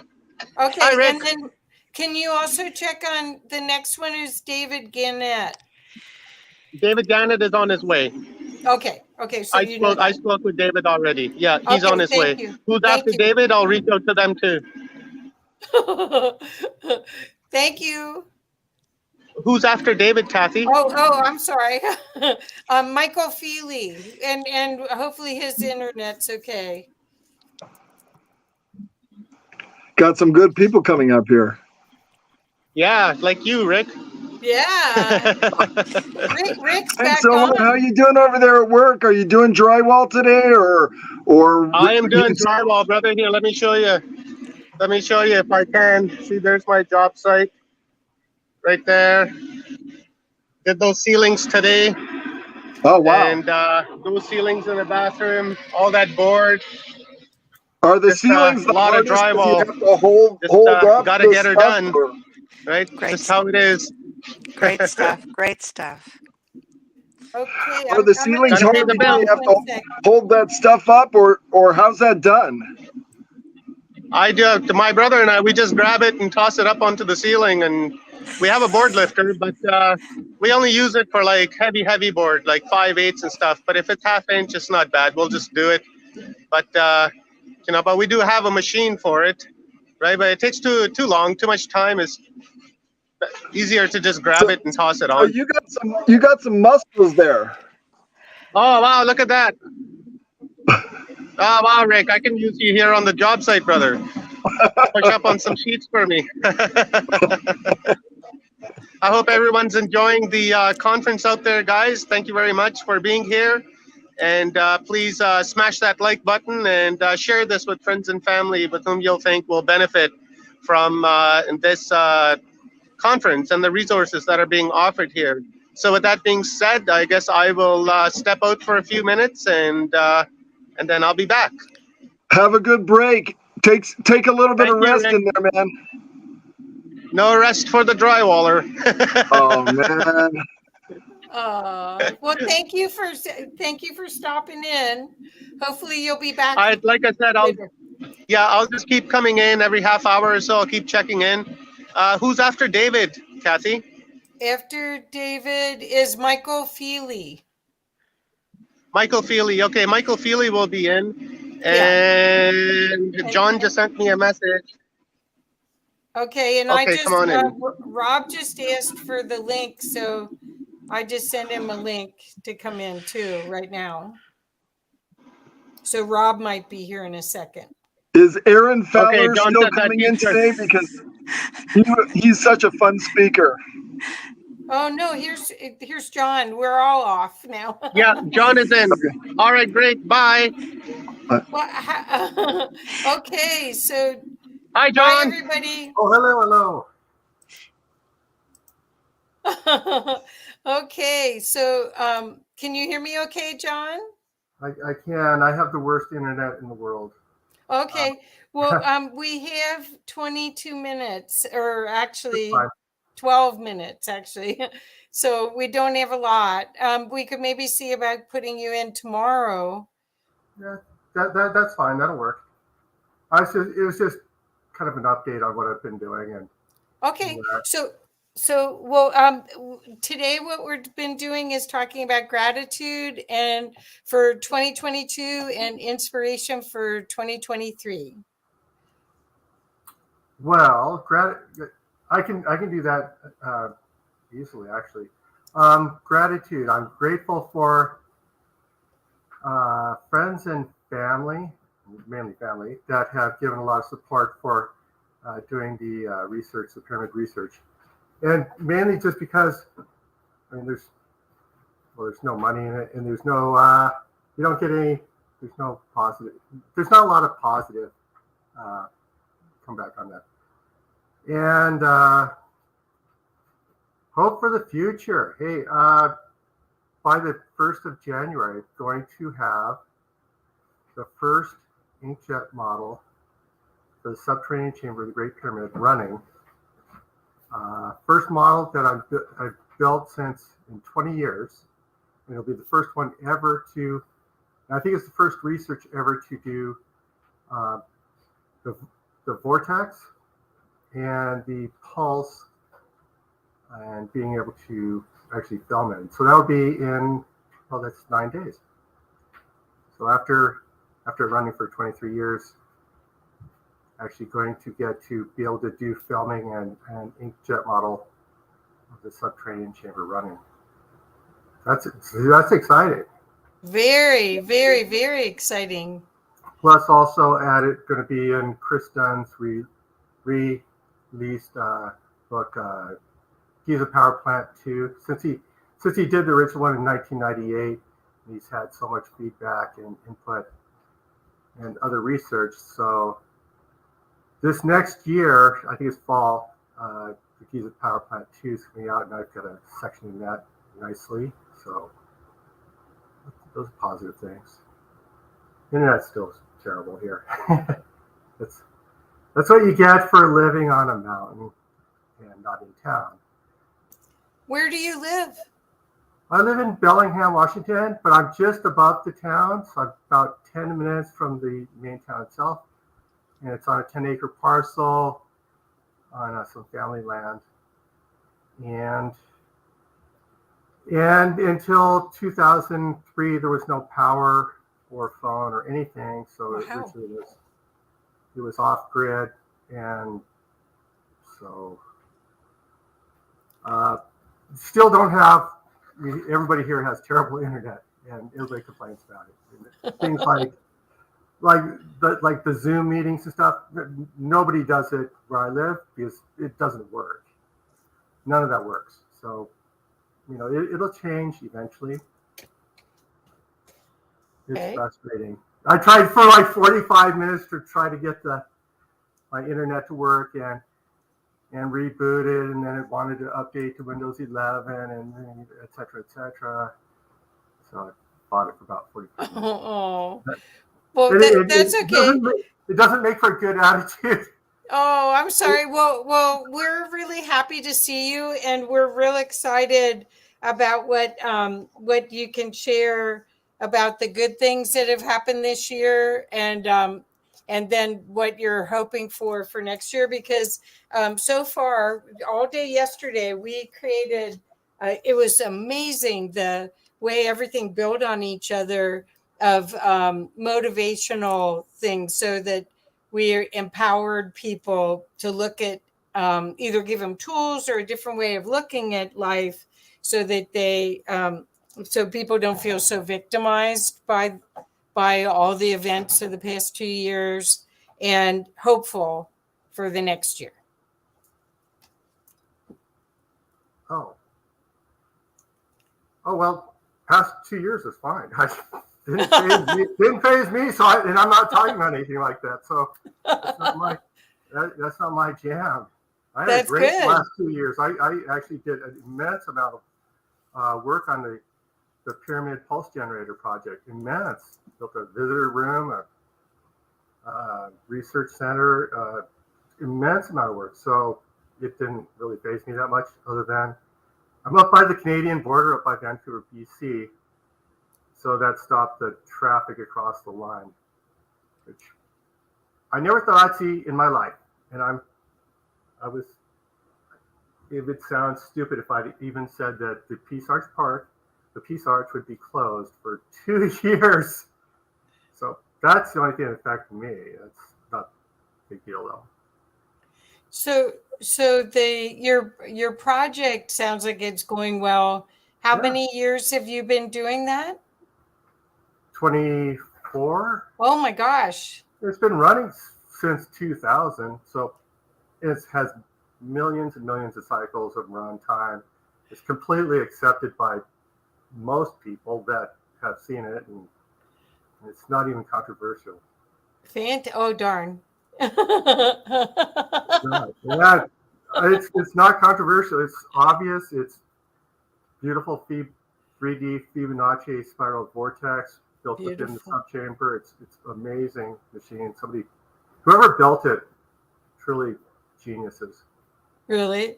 Okay. So do you have a lot of inspirations for next year that you're thinking? I mean, I mean, 23 years is it's a long time to have a dedicated project. So you must be really excited about the possibility that you're hitting the goal line finally, or maybe. No, No? it doesn't even work that way. How does it work then? Well, I have a university right next to me, and I've gone to them over and over again, try to get a professor or somebody to come up. It's 15 minutes away. No, I just don't. It's bizarre. I don't see why it hasn't been even pushed. I've been in a few books. I've been in Dr. John DeSallo's complete pyramid source book with everybody. God, so many books. And then Chris Dunn's book this coming year. Maybe it'll make a difference. Doesn't seem to work. That's what it's. I sound like Graham Hancock in his series. It's like, I don't know. It just doesn't seem to work. I'm baffled because it's obvious. So. Wow. So, but what is your hope from this work? I mean, are you putting that on your bucket list that you want university to do a study on it? You want some graduate students to put it in their PhD program? Or, I mean, is there anything that you're thinking about that you would like to dream about for next year? Well, you put forward a really valid point. I had always assumed that somebody would want to do it for a graduate project because it's unique. It's absolutely it's proven it will work, and it's hard to actually get something for a doctoral thesis. I don't know why nobody's actually done anything on it. It's absolutely baffling.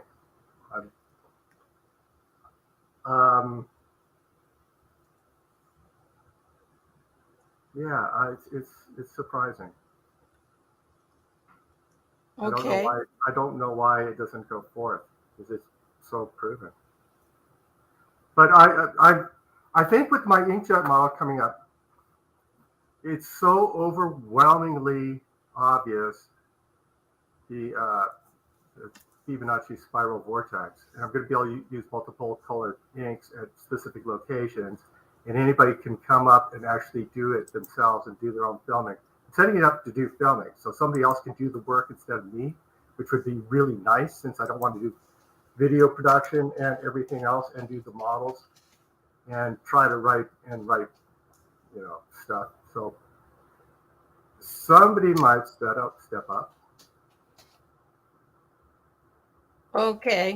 Well, so let's hope that that's the case. And I mean, I guess I would love to learn more about your whole project. I feel like usually Omar's here by now, and I'm just the extra person. Okay.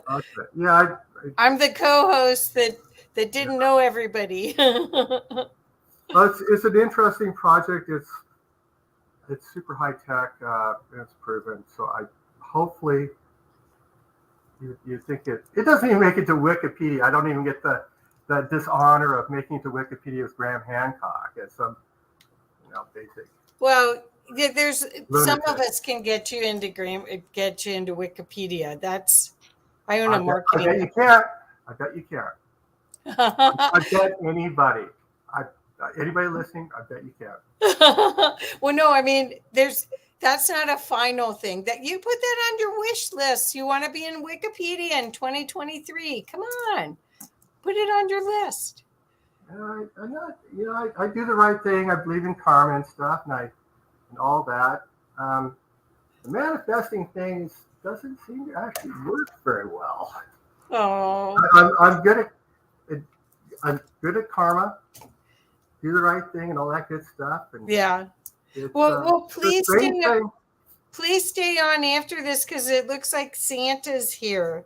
So we might be able to ask Santa for you for Santa's here. Seriously. You can see him. Okay. I don't want to be negative. I just it was that's. Oh, it's okay. I've done the hopes for the future for over 20 years, and I mean I literally did inkjet models and stuff in 2002 with I had Stephen Mailer and had Chris Dunn visit me for 2 weeks on different occasions. I've had an amazing amount of exposure and push. It's just okay. No. Well, I'm afraid we're out of time, so we'll just figure out another time to have you on if you want tomorrow. There might be a few spots if you want to try again. Okay. We'll see. Okay. Okay. Well, happy holidays. Thank you so much for your contribution. Okay. Okay. Yes. Okay. Bye-bye. And now I have to get ready for Santa.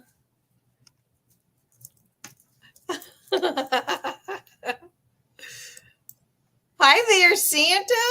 Well, you are really lit up, Kathy. I am, and there's several different buttons, so I can make it go faster even, and then I can make it just light up. So Well, I have a couple buttons too, but mostly they make me go slower. well, thank you for coming and joining our game here. We're seed dreaming for the new year and buttoning up 2022 with what we're grateful for and hopefully inspiring people for the next year to come, because we're going through so many changes and we really want to have usable information for people to go forward. So welcome. Thank you. It's great to be here. Thank you for allowing me to enter your space. And delighted to talk to you about gratitude and about our inner realities that shape what we call reality, and how we might even get a little better conscious control of our inner realities. So fire away. What would you like to talk about, Kathy? Oh, I thought Santa. Oh, you mean I get to make a list and everything with Santa? Oh my gosh. Well, why not?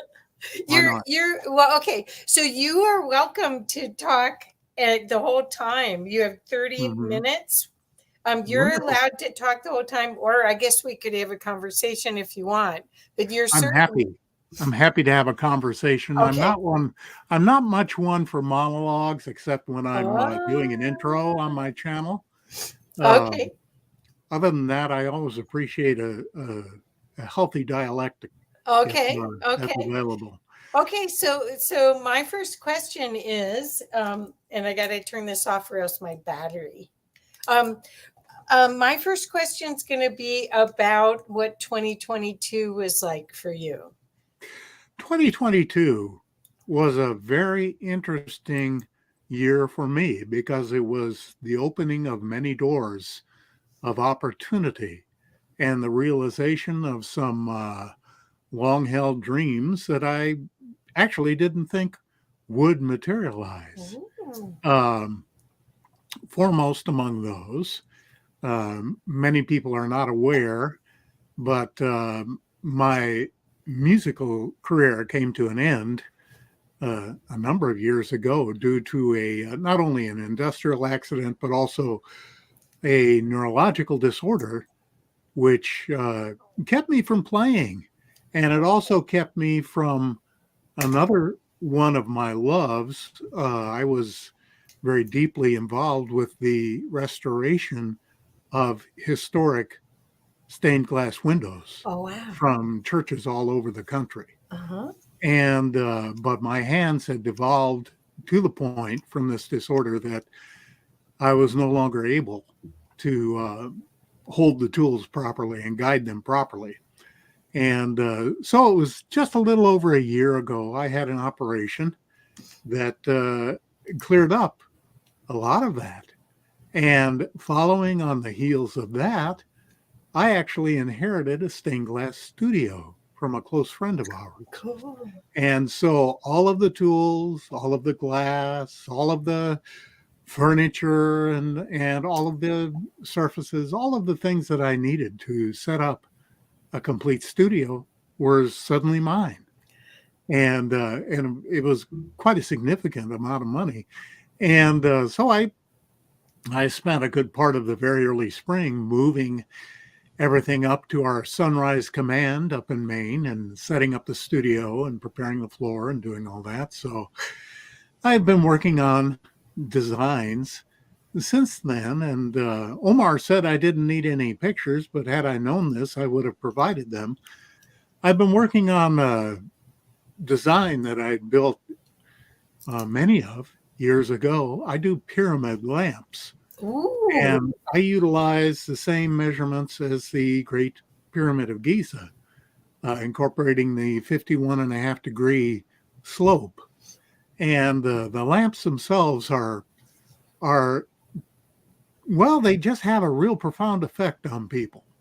And I'm doing them in a wide variety of colors and glasses. I'm incorporating seashells and Brazilian agates, and also doing some maritime themes for the seashore town in which I live. And I already have a couple of places where I'll be selling them, but that's not important. The thing is that I'm able to create them. And so I'll be spending the winter going up to my studio and building lamps for presentation in the springtime when all the tourists come back. So, and I do private commissions. I do have a website which is under construction. It's not up just yet, but I've also realized some other dreams, which is to become a published author. And I'm working on a number of different books, and having to do one of them specifically having to do with manifestation and ascension. And so that's in the writing right now. I'm about a third of the way through, got a ways to go, but it's all plotted out. I know where I'm going with it. Cool. And a number of other books. My first audio book for children went live last week, called 101 Amazing Dinosaur Fun Facts and Trivia for Smart Kids. And it's getting tremendous reviews, and it's sailing off the shelves. A great digital stocking stuffer, and with one on aircraft coming along hot on its heels. Working on a 30,000 word book, which is a major book, having to do with the topic of narcissistic abuse recovery. Ooh. And which is a real hot button nowadays for a lot of people. And I myself survived two, and count them two, highly abusive narcissistic relationships, recovered from them. I'm thriving now. I'm fully recovered, and just wanted to share the steps that I took, the pathway that I followed, in case it's helpful to other people. Oh, that's wonderful. So, doing that and working on music, working on writing, working on glass, working on a lot of different things. And of course, my X3D work continues apace. My specialty is identifying non-fractal anomalies on the surface of Mars. Non-fractal being, of course, the mathematics of intelligent agency. In other words, it's not chance, it's not erosion, it's not a stretching of the imagination. These are actual artifacts that incorporate the non-arguable, irrefutable evidence of intelligent agency through their non-fractal math. So I'm currently, I just finished my Christmas episode, which is why I'm dressed the way I am. That'll go up live probably Friday at midnight. And then have, of course, a year in review coming up where we cover all the really amazing things that we've uncovered. 2022 was an amazing year for Mars research, as we have seen the loosening of the, for example, with that much touted release of the UFO material by the government, which was a big nothing burger. But what they did release, and what most people missed, were the Salvatore Pais patents.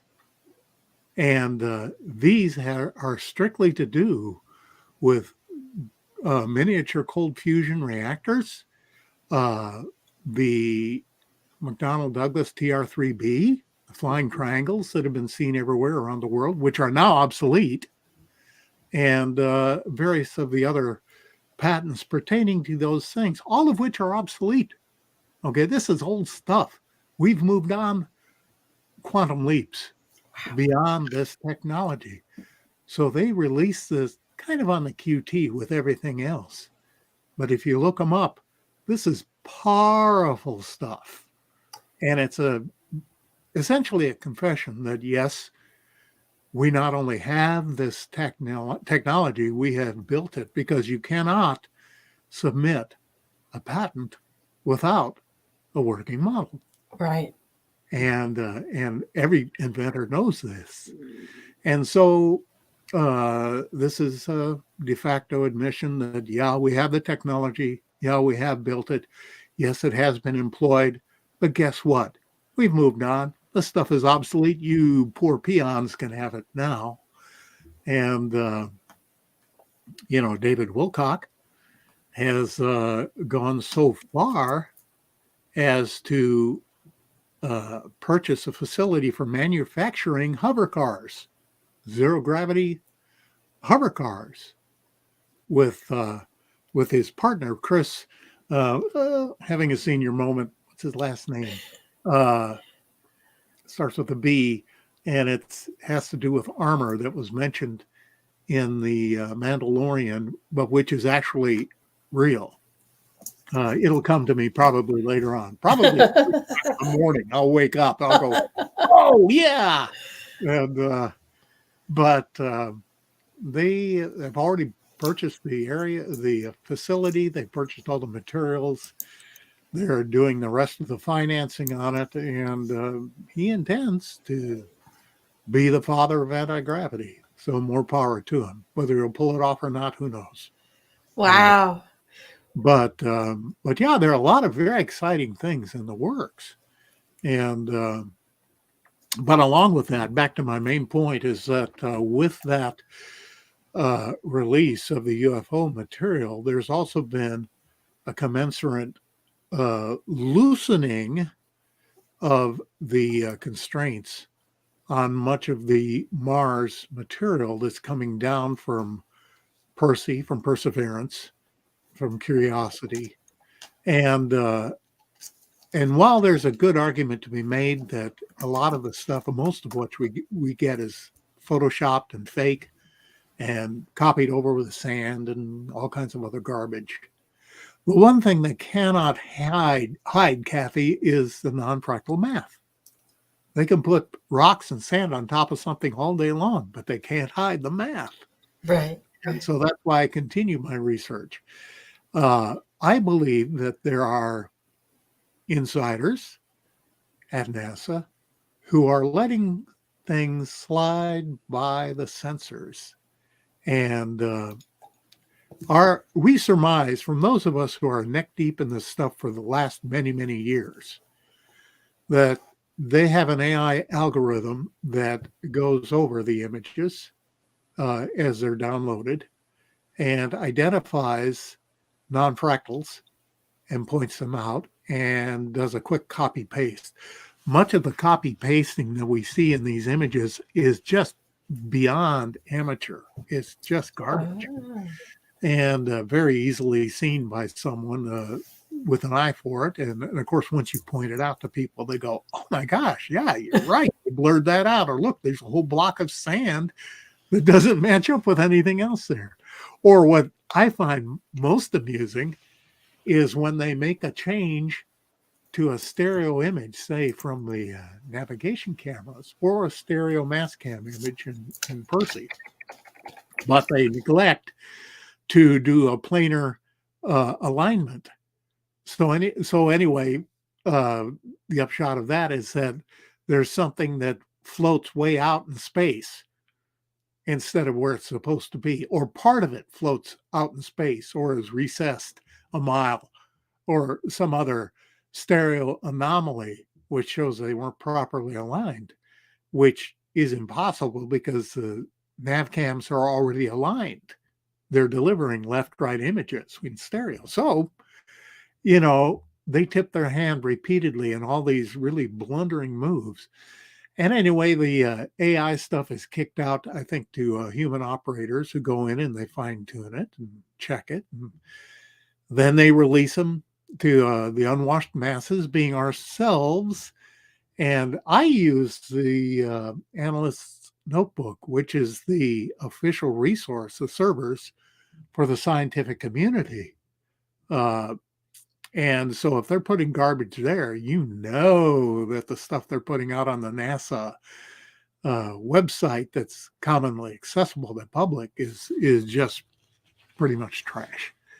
Nevertheless, there are things to be found. There are amazing things to be found because they miss stuff. They don't look at the horizon.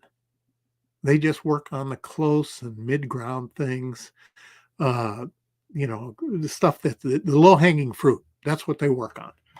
But if you know how to increase resolution, if you know how to zoom in and recapture what's been lost, there's astounding stuff out on the horizon that they completely miss.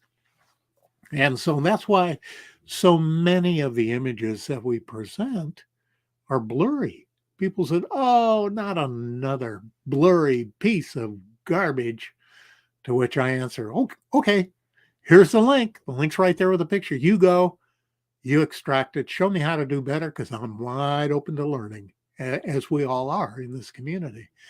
And of course, they never do it. They never, not once in all the years I've been doing it, has anyone taken up that challenge. They'd rather sit in their armchair and shoot down what you've got. But and that's their problem. That's fine. It doesn't bother me one bit. It's like, okay, I'm still going to do what I'm doing, so get over it. But getting back to what Omar had indicated about gratitude, that is, I think, what they call the gravamen. That's your word for the day. The very heart of the matter is gratitude. How we feel about what happens inside of us has a profound impact and shape on our reality, not only our inner reality, but ultimately what manifests outside of us. And learning that mindfulness, learning that stillness and that awareness of what transpires within us is something, it's part of the ascension process. It's something that we all learn to do sooner or later. Sadly, for most of us, it's later. And we're all works in progress, but we're all the same. We're all brothers and sisters. We're all on the same path. Our ultimate goal is always unity. We always, after we pass on from this school, our ultimate goal is unity with the Creator. And so how do we manifest that now? Well, gratitude is a very, very important part of it, because it allows us to open our heart to the love and to the awareness of the Creator's presence within us. And part and parcel of that are two very, very powerful dynamics. And let me preface this by saying that I made a 30-year study of ancient scriptures and New Age material and the occult and metaphysics. I was very, very well grounded in all of the stuff which is so popular today. And people are just discovering it and they think, oh, I read 3 books and now I know everything about it and I'm going to tell you about it. I've read probably close to 1,100 books. And I'm not saying that to pat myself on the back. If anything, it's a duh moment like, my gosh, it took me this long to wake up. I had to read that much to begin to understand. So nowadays I concentrate my focus on a very ancient scripture that we call the Bible. And there is an incredible wealth, a diamond and gold mine within those ancient scriptures that if we simply set aside our preconceived notions, our knee-jerk reaction to Christianity, and actually look at what it has to say and what it is saying, it turns out to be very powerful. So that said, 2 very, very powerful dynamics within that context, and with any context really, is mercy and grace. Well, we've heard those words a million times. And we go, yeah, mercy, yeah, grace. But what is it? What are the dynamics there? Well, let's start with grace. That's unmerited favor. In other words, giving someone or something favor, even if they don't deserve it. Okay, so how does that translate into daily life? What about the person that cuts you off in traffic? Do you make a space for them? Do you speed up? Do you hit your brakes? Are they tailgating you? Are you playing those games? Or do you just say, okay, just without any emotional component, just say, yeah, go ahead. Let me make a little space for you. Go ahead. Your time's important to you. Go. Or unmerited favor when someone says something rude at work, or one of your friends says something that really pinches you. And instead of reacting with anger, to respond with unmerited favor and go, maybe you have a point there. Maybe there's something I need to learn. Let's talk about it. So a merited favor can be applied just about anywhere in your daily life. And I'm going to show how to do that in just a moment. The other thing is mercy, which is unmerited forgiveness. Now, the ultimate expression of that is the sacrifice and horrific death of Jesus Christ on the cross. And the, all of the depictions of that, even in Mel Gibson's movie, didn't even begin to approach how horrific it actually was and what scourging actually was and actually did to the body. But we're not going to go there right now. The fact of the matter is that I personally didn't merit that forgiveness of my sins. And Kathy, this is what sneaked up on me years ago. Completely blindsided me was the unmerited forgiveness of the Savior that blindsided me and absolutely knocked me back on my heels. It was, and I'm not going to, tell you all about it right now. This isn't the venue for that. And I'm not here to proselytize or try to convince anybody of anything. I'm just sharing some profound, for me, what were profound inner dynamics that have been very helpful to me. So that unmerited forgiveness, that's a tough one. That is a tough one. Again, when somebody is really cruel to you. What if you've been sexually abused? when you were a child?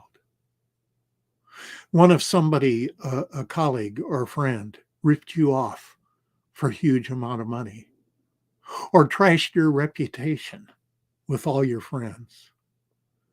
You know, there are a lot of just horribly egregious things that people do and that we experience. How do you forgive someone who doesn't deserve it? Who totally doesn't deserve it? How do you release that anger, that rage, that hurt, that sense of being violated, especially if you were a child and abused and you had no strength and no wherewithal to counter what happened to you? How do you forgive? Well, there are no easy answers except for the Christian. We do it through Christ. But for the average person, I couldn't do it. But I've tried to do it. And you must learn to do it. We must learn to forgive. We must learn to forgive. So in the couple of minutes remaining here, let me just share a quick exercise. It's an ancient exercise called lustration, which has to do with light.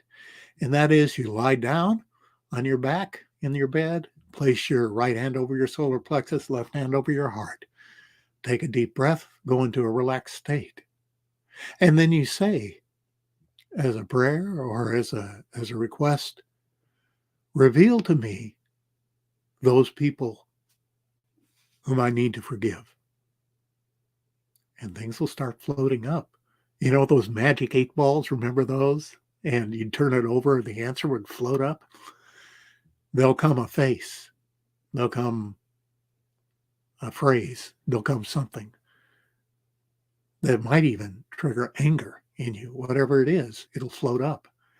And then you consciously say, I acknowledge this. And I see you. And I love you. And in the name of Jesus, or whichever name that you use, I release you with love. Go in peace. And you wait. It may not release the first time. You might have to do it 70 times 7. But it will release. And you know what? There's another one waiting in the wings. There'll be another one float right up. And you release that. And again, you release it. And you'll know when you're done. But each time you do this exercise of lustration, there will be new things that come up. Things you maybe haven't thought of in a lifetime. Things from your remote childhood that'll float up and they'll surprise you. It's like, oh my gosh, I literally haven't thought of that in decades. But I need to forgive this person. And we only have a couple minutes left. But let me tell you what I do.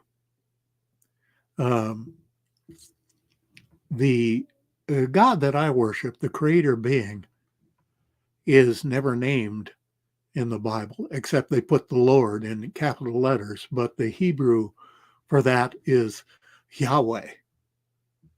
So I call the creator Yahweh. And I ask each day, Yahweh, at each point of negativity that I encounter this day, help me to respond with unmerited forgiveness and unmerited favor. Well, you start asking things like that, God's going to comply. And you're going to come up, you'll encounter something negative during the day, and your old fleshly self will go, I'm going to punch you in the chops, or I'm going to say something mean about you, or whatever it might be. But instead, it'll come up, respond with unmerited forgiveness or unmerited favor. And to the extent that we do that, we sail through the day and our our inner sense of peace remains intact. It's a wonderful exercise, and it's not just an exercise, it's a way of life. And to the extent you choose to partake in it, then that attitude of gratitude becomes engraved in your consciousness and is the dynamic by which you live your life. The end. Not only was that amazingly beautiful and instructive with something to do afterwards, you did it just perfectly on time. That was amazing. Oh, well, isn't that interesting how the Lord does that? Well, you as the Lord did that. Oops, my cat. Well, well, thank you, Santa. Thank you, Dave. I thank look you. forward to learning more about everything you've done, and it sounded like you had a remarkable year. And I'm looking forward to hearing what 2023 is for you, because your attitude, you've got the attitude that's going to bring so many wonderful things to you. And I'm grateful for that, because that attitude is not something that I stirred up. It's something God stirred up. Right. And so it's only going to get better. Right. Right. Oh. But you're enjoying it too. So that's going to light it up even more. There's so much joy in life. When you start living with gratitude and living on purpose with mercy and forgiveness, the joy just boils up inside of your heart. It's absolutely wonderful. Oh, well, thank you so much. Well, you have a happy holiday, and thank you so much for being a seed dreamer today. You bet. God bless you, Oh, Kathy. you. God bless everyone that's watching today. Merry Christmas and a Happy New Year to each one of you. Thank Bye. you. Ho, ho, ho.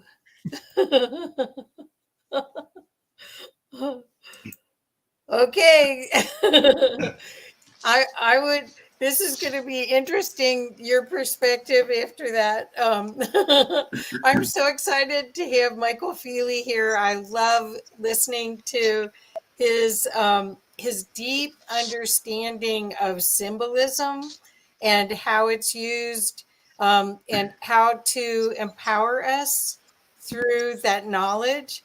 How are you doing, Michael? You doing well? I'm doing very well, thank you. Thank you for having me here again, and you know, hi Omar, whenever you look back on this. But you know, thank you for Kathy for being the host. Oh yes. Well, Omar is working and he pops in and out a little bit, but not.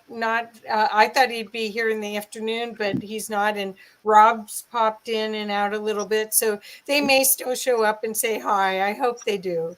But anyway, so Michael, our day today has been this amazing collection.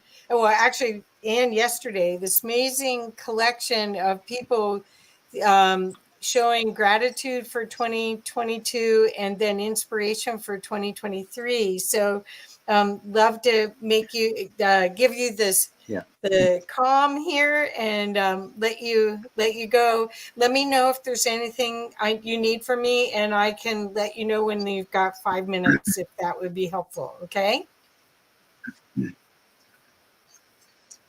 Yeah, thank you. What I'll do is I'll sort of give a very, very brief talk, and then I'll put it out to the floor, see if there's any questions or anything from yourself or anyone who's listening. Okay. But basically, gratitude. Some people say, is the glass half empty or is it half full?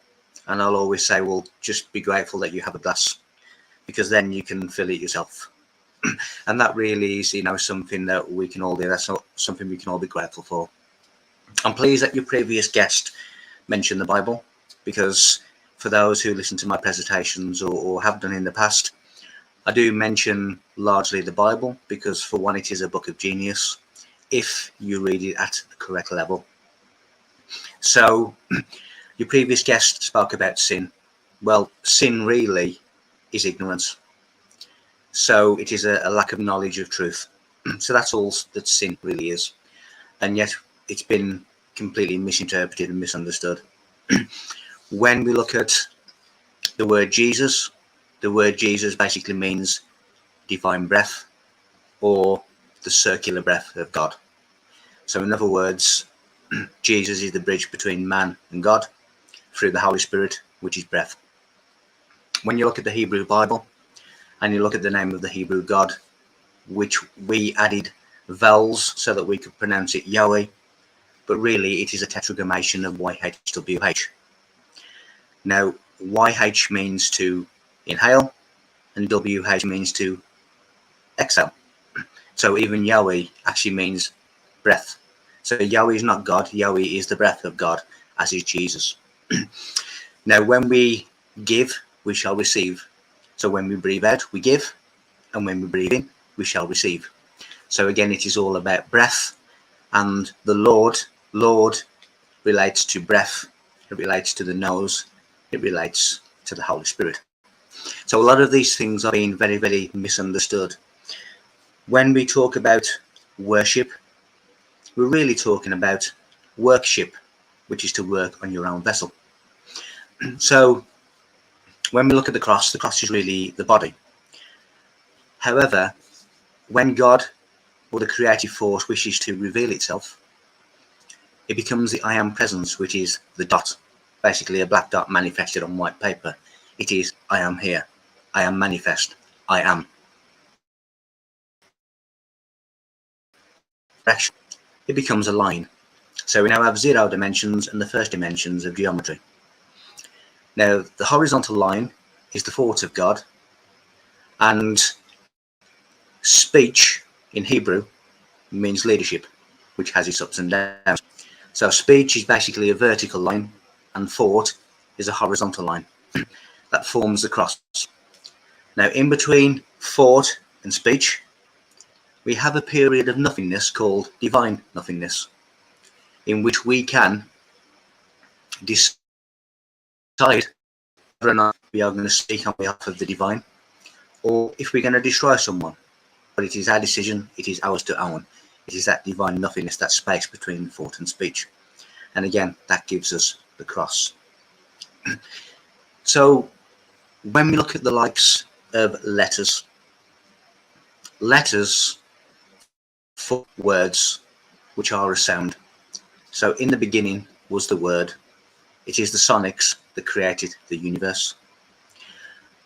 So when we look at various letters, there are very, very cryptic meanings within them. They're not just there just for our benefit and for an alphabet. So when we look at the letter Y, for instance, the letter Y is really the power of choice. It is the fork in the road.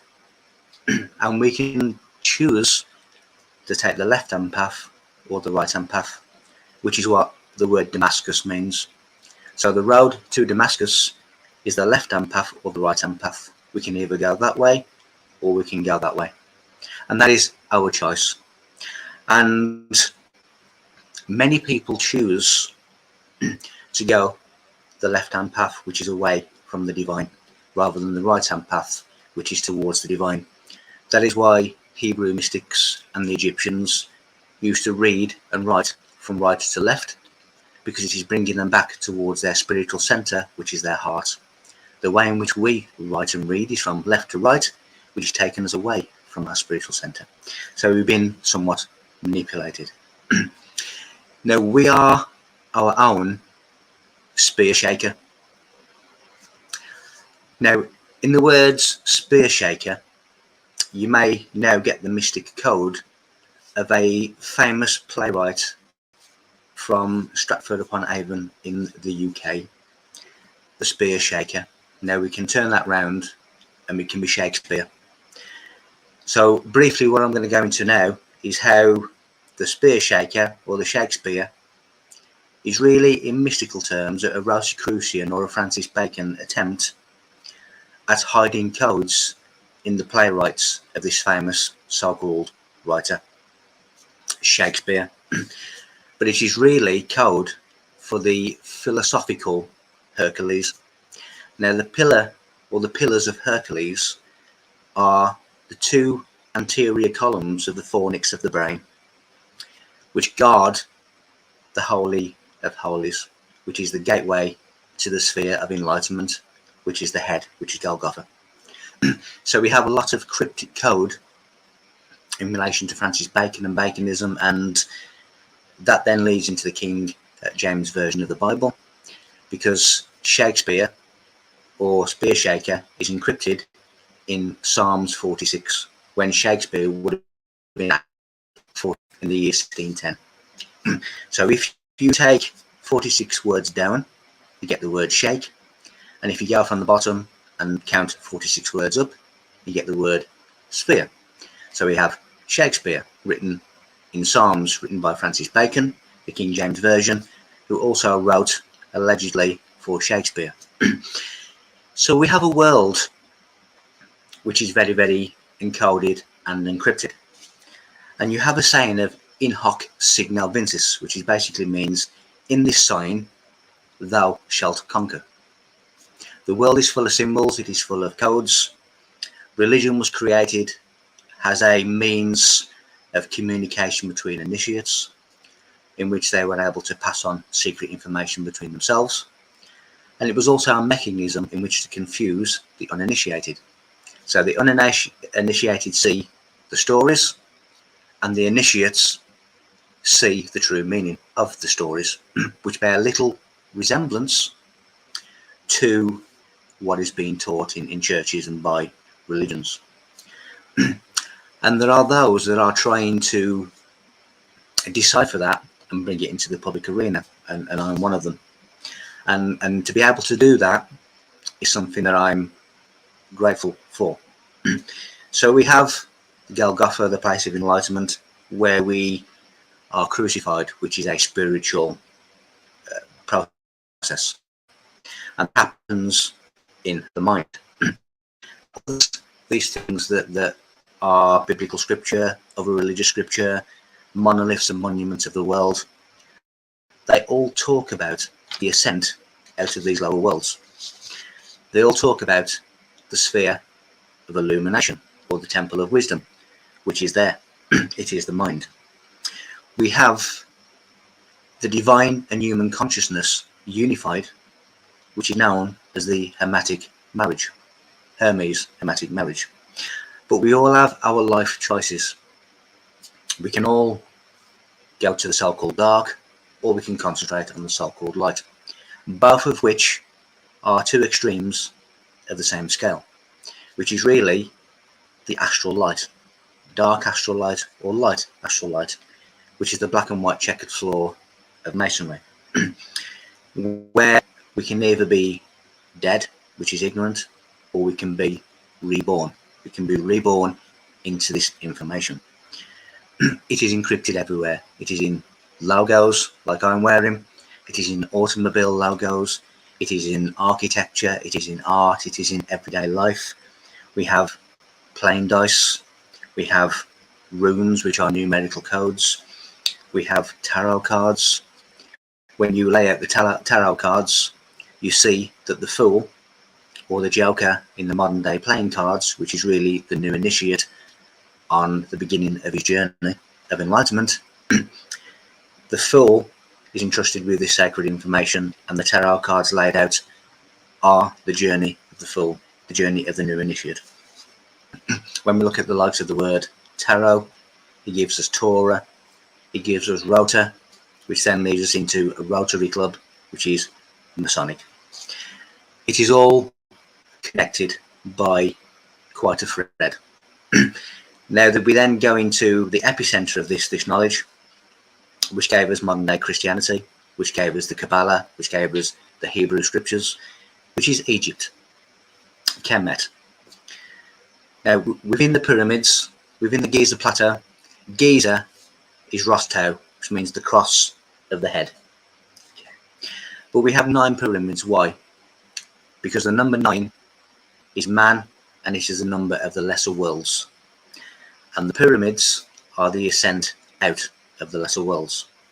So we have 9 pyramids of 4 sides, which gives us the number 36, which is the number of the world. Now when we add all the numbers 1 to 36, 1 plus 2 plus 3, and so on, up to 36, we get the number 666, which is really the animalistic nature of man. And man must overcome and rise above his animalistic nature in order to become human. And that is really what we're being told in the likes of the centaur, which is half animal, which is half man. It is man has to overcome his animalistic nature. We are all divine children born in the stable. That stable is a place of animals, which is earth, the animalistic nature of man. And we have to resurrect ourselves, we have to rebirth ourselves in order to become divine. Now that is your story of the nativity play. It is talking about the mind, it is talking about enlightenment, it is talking about gifts that activate that enlightenment, your frankincense, gold and myrrh. That's all to do with illumination of the mind. The body is our tool, it is our temple. And when we have the likes of the lost city of Atlantis, we have the head. Because our 33rd vertebrae, which is the top vertebrae of the spine, in which the head rests on, is known as Atlas. And Atlantis means the island of Atlas. That is your island of Atlas. That is the lost city of Atlantis. So the lost knowledge of Atlantis is the loss of the knowledge of the temple of wisdom. It is the skull. It is the Golgotha. You see, everything relates to the human condition. Everything relates to the human condition as opposed to the human potential. And that is what they are telling us. The fabric of matter, where divine light falls, which is the story of Lucifer being kicked out of heaven. Lucifer is the divine light that falls into matter. It is spirit into matter. That is what the story of Lucifer really is. The divine light that has fallen into matter. And the fabric of matter is the cube. And we have to think outside the box, which is the cube. Now, there's so many biblical references within the cube, because we have 12 lines, we have 8 points, we have 6 faces. Those 6 faces have 4 triangles. So 6 times 4 is 24, which are the 24 elders before the throne. The throne is the cube, because the throne is cubic. When you have the 6 faces and the 12 lines, it gives you 72, so the 72 names of God, etc., etc. So we have all of this information encoded within the cube, the fabric of matter. Now, when we take the top four corners off the cube, it reveals the tetrahedron, which is the pyramid. So the pyramid represents divinity within matter. Those who have found their divine self are represented by the pyramid.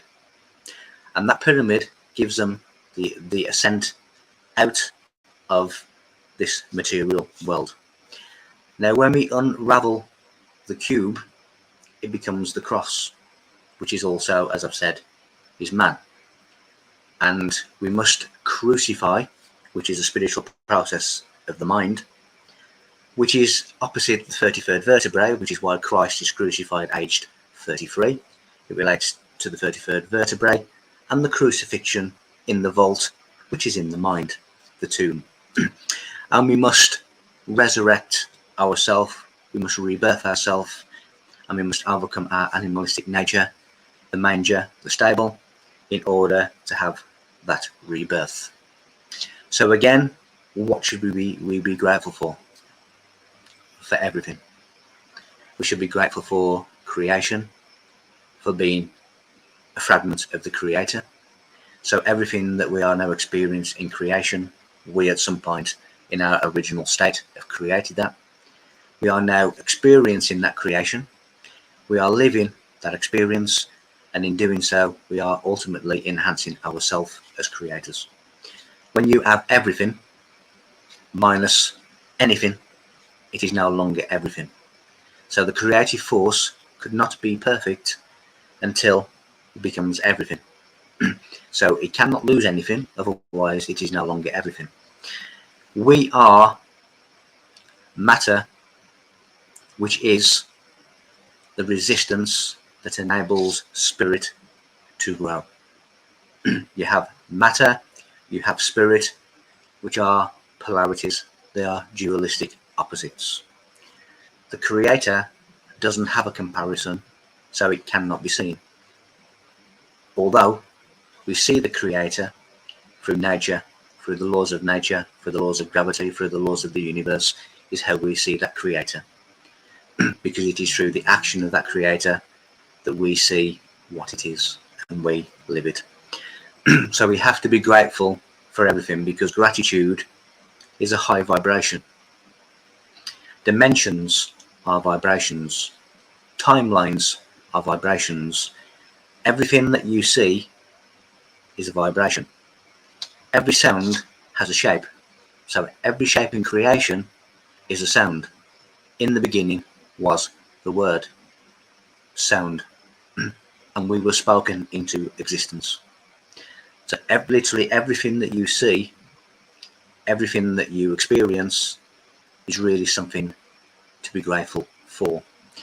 And when you have these high vibrational feelings, you then begin to connect to a higher vibrational place.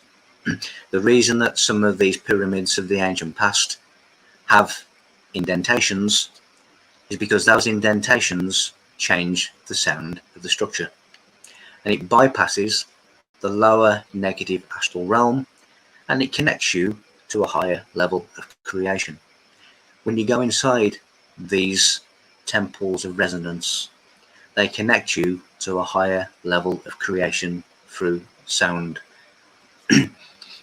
This is something to understand, and this is something to be grateful that we've been given the keys to follow in ancient footsteps to man's potential, not what he currently is.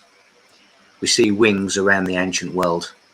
The wings walketh upon the wings of wind. We can transcend and become the human potential, which bypasses what we are now, which is the human condition. So on that note, it brings in gratitude. It brings in a world of knowledge and wisdom, which is concealed, which is hidden, which is being more and more deciphered. If I was to take the 4,200 recorded religions of the world, and if I was to take all of the monoliths and all the monuments of not only this planet, but other planets of the solar system and beyond that, I can narrow it all down to one thing, and they were all talking about the same thing, which is the Temple of Wisdom, which is the enlightenment of the mind. When you connect to that enlightenment, when you connect to that knowledge, when you understand thyself, you answer the mysteries of the cosmos. That is what they are all telling us. And at some point, they may all realize this. And when they do realize this, they will realize that instead of arguing over things that separate them, they should concentrate on the one thing that unifies them all, which is themselves. One day, they may know or may have the wisdom to work that out for themselves. In the meantime, they will continue to be divided, they will continue to be divisive, and they will continue to be allowed to be steered away from the truth, which is thyself. When will they be wise? Hopefully very, very soon. Thank you very much for your attention. I've probably got about 7 or 8 minutes left of this, so I'd just like to give anybody an opportunity to ask any questions or ask me anything on what I've already said. But in essence, everything is talking about you and how to get to your spiritual potential. And that is really the most important thing to take from this short presentation and to be grateful for, because we are being left this knowledge, we are being left the keys to this knowledge, and we are being told how to get there. So thank you very much. In the comments, please put your questions if you have any for Michael. There is a few statements that are wonderful. Formula of knew it not is Cali 61, nothing or not. I don't know. Great stuff as always, Bill Van Horn says. Okay, why is Golgotha the head? That's what Anders is asking. Because Golgotha is the place of skulls. So that's there, which is the temple of wisdom, which is the true temple of God. Now, the key to the temple, because it is a vibrational key, and it is also how we bring divinity into the world through an audible statement. But going back to the process of horizontal being thought and vertical being speech, there's the divine nothingness, nothing, where we choose whether or not we retreat to silence or whether we speak off of the divine. And that has to decide. So Golgotha means the place of skulls. Okay. Which is here. Okay. Okay. So the next one is, how do we activate our own ascension?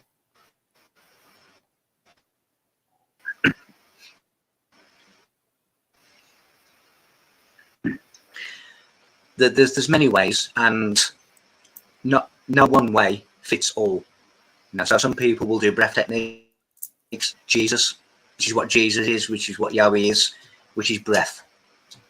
Christ just means the seed of rebirth, but Jesus means the divine breath, or the circulation of breath of the divine. So some people get involved in breath techniques, which awakens Kundalini, which awakens certain things inside them. Some people deal with meditation, which focuses the mind, which again does the same thing.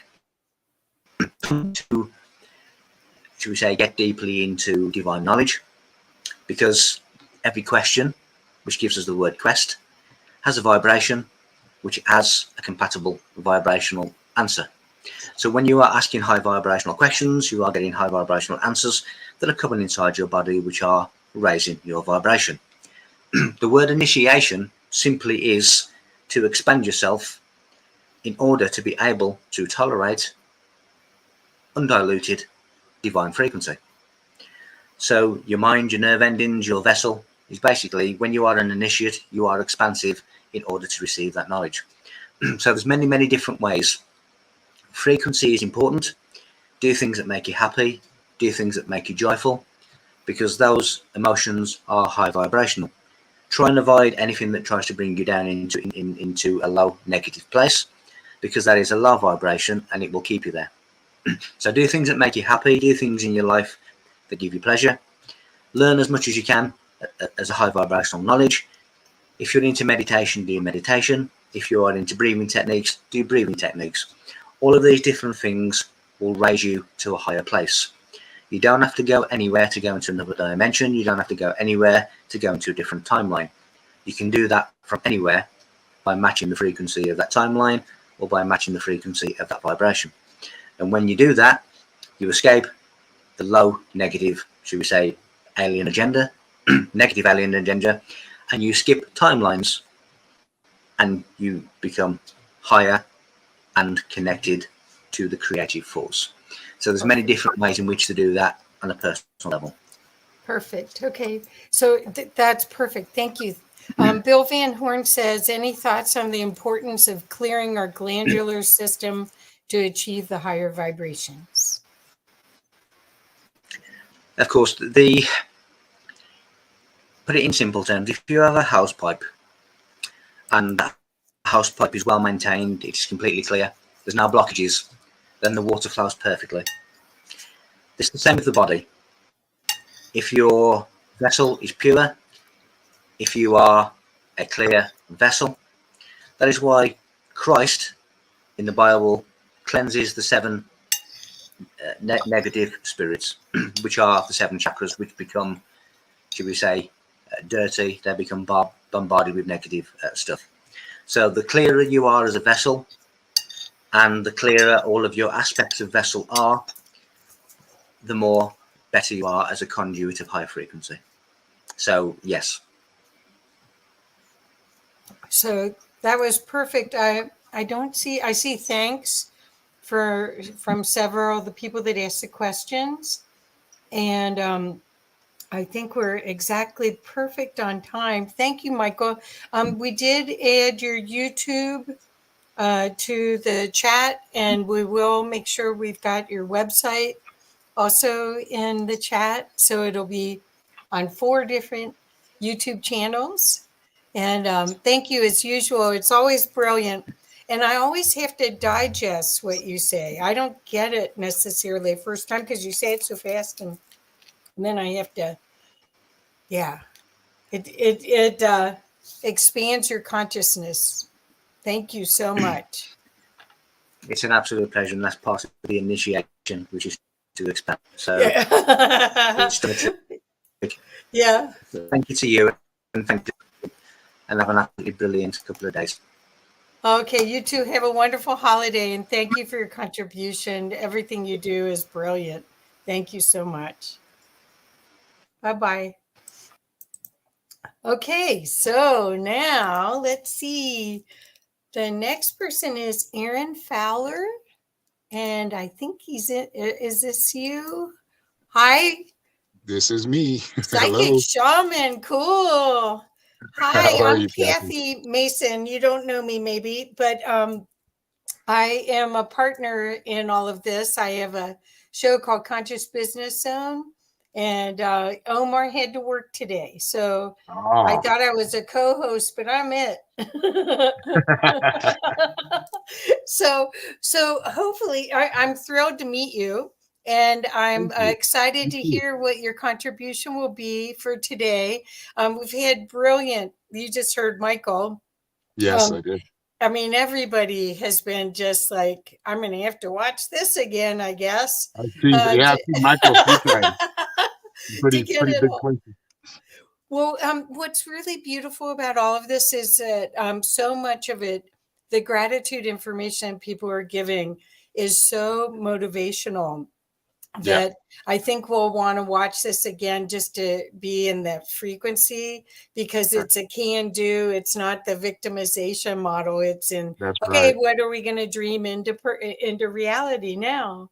So anyway, I can let you know when there's 5 minutes. Otherwise, the floor is yours. And Okay. just let me know if I can help with anything, okay? All right. Well, thank you. Thank you, Erin. Nice to meet you. Nice to meet you too. I'm going to need to see the comments. So if you could help me, I might need your help here in a few minutes, but not yet. Okay. But, what we're going to be doing is I'm going to show all of you out there in the audience, and you as well, Kathy, how to remote view. Perfect. Like Michael was just talking about, the realms are right there. They're right there within you. And outside of you, there's a physical aspect of it too. That is the mass, but these work hand in hand. So as you go, you think about Earth, we think about like the lower levels, and as we ascend to higher levels, we think about the heavens, higher realms, and I deal in all of them. I have to visit all of them to really gain the information that I need. So over the year, I'm grateful for a lot of the things I've learned from the students I've taught in my class. I have a psychic development class, and from the students that I've taught, they've shown me so much, and that's why I felt like I wanted to do this exercise with y'all. So hopefully, if you see comments, how many people would like to do a remote viewing exercise from start to finish? We'll start with a little bit of a meditation, just a breathing exercise. It's no big deal. Nobody has to get in lotus position. If you want to, you can. I would rather you be in your most comfortable position. But how many of you out there your viewers would like to do that? So and just let me know. Erin, there's about 50 people on right now, and only a few have said anything in the comments. But I think we can assume that anyone that's here is ready for the download. Right. I'm just getting let's get some interaction. Come on, people. Okay. Comment. So comment. Rick said he would. Kathy said, yay, Aaron. Kathy Forrester? Yes. Yeah. Kathy Forrester. She's my buddy. Okay. So Liz said, yay. Liz said, I'm in. It's nothing to be afraid of. I'll tell you that right now. Andrew said, okay, let's go. Christy said, hello. First of all, y'all need to know that you all have yes. psychic abilities. Good. See, we're getting some. Yeah, they're starting to participate. Oh my God. Ha, ha, ha, ha, ha. That's what it says. Okay. So what we're going to do is I'm going to choose a target, and I want you all to focus in. I want you to write down or just take a notepad. Okay. I'll give you a minute to get your notepad. Hey, Christy. And a pen and paper, I need you to write something down. Okay. And it's going to be a coordinates. And that coordinates is going to be to a blind target. I know what the target is, but y'all are going to view it. And I guarantee you, a lot of you are going to, there's no wrong answers here, but you are going to vibrate around that number. If you're losing like a vision or you feel like you kind of lost it, go back to that number and read it to yourself. Okay. So when y'all are ready for that number, and make sure you leave in chat if you're ready, let me know. SJT said, I missed the question, but I say yes. I'm always in. Okay. So would you like to remote view with me? Or would you like to remote view yourself? I'm basically guiding you, giving you the target. So would you like to use your psychic abilities and astral project? Remote view. Don't worry, you're not going anywhere. You'll still be where you're at. Yeah. But the mind is what yes. Yeah. I'm getting yes. Yes. Okay. So here's the number. And if you need it repeated, ask in comments and let me know. 391. Wait, excuse me. Scratch that. 3961 44 2352. I'm going to repeat that again because for some reason I'm a little dyslexic, so give me a second. 3961 44 2352. Okay. And that's not a social security number. It's one too many digits. No, it's not. No. Okay. I don't think it is, but it doesn't matter. It's not a real coordinates of anybody. Yeah. I mean, it is a coordinates with the vibration that I picked up the target. So this is the target. If I were to give it a person, place, or thing, I would say it's a place. And we're just going to take our time. We can do it on our own. We don't have to try to breathe in rhythm of whatever. Just as long as you have a good rhythm. If it's fast, it's fast. If it's slow, it's slow. Okay. Whatever gets you to that comfortable spot. What was that you said? Some people said they got it already. Oh, that's good. I just want descriptions. I don't want you to tell me what it is. I want you to really describe it. We're not playing 20 questions.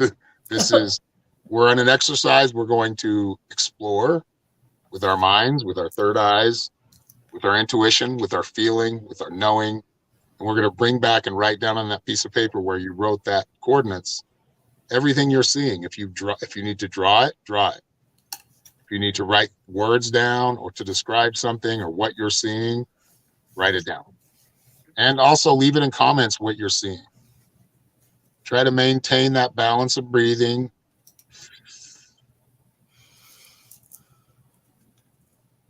Nice rhythm. Don't get tensed up. Don't get too loosey-goosey. Try to stay right in the middle.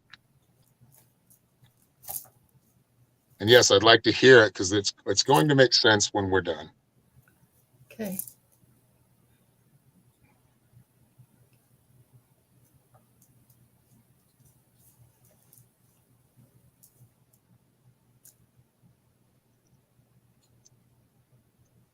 You seeing anything? I'm going to repeat the number. Okay. 3961 44 2352. So Anders said he saw the Statue of Liberty. Interesting. And Nicole Schilling said Red Cliff. Okay. Okay. Yeah, keep going. Let's try to figure this out. We've got a few minutes, so we're going to take some time. It is going to take a little bit of energy. That's okay. Okay. It'll feel better when we're done. And hopefully enlighten all of us a little bit more. But that's what these exercises are for. This is to open up your perspectives, your angles, you're looking at things. Okay. There's a whole, when people say there's a magical world around us, there really is.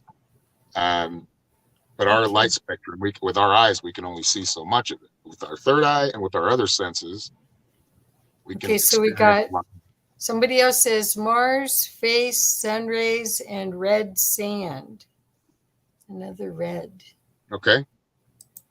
The Taj Mahal and top of a mountain. All right. Now try not to guess too much. It's more about describing. It's not trying to figure out what it is. Like I said. So somebody else was saying, I literally was thinking mountains Okay. and desert cactus, red soil, black rock. Okay.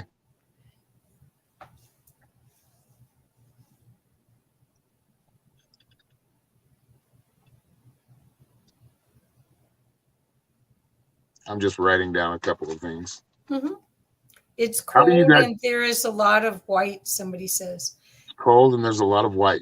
Okay. Yeah. See, I keep thinking it's Colorado. That's where I am. Why would you, do you like Colorado? I love living here. Okay. That person that said desert cactus, do you like the desert? Whoever that was. I don't know if you can still catch that, but Well, desert cactus is Terry Renner. okay. Okay, so it says SJT says, I'm probably way off. I'm seeing trees in a trailer. I've never done this before, but have always been Seeing this. trees in a trailer. Okay. Yeah. Now, and then Christy says, I'm in Utah. Christy, yeah, and she takes your class.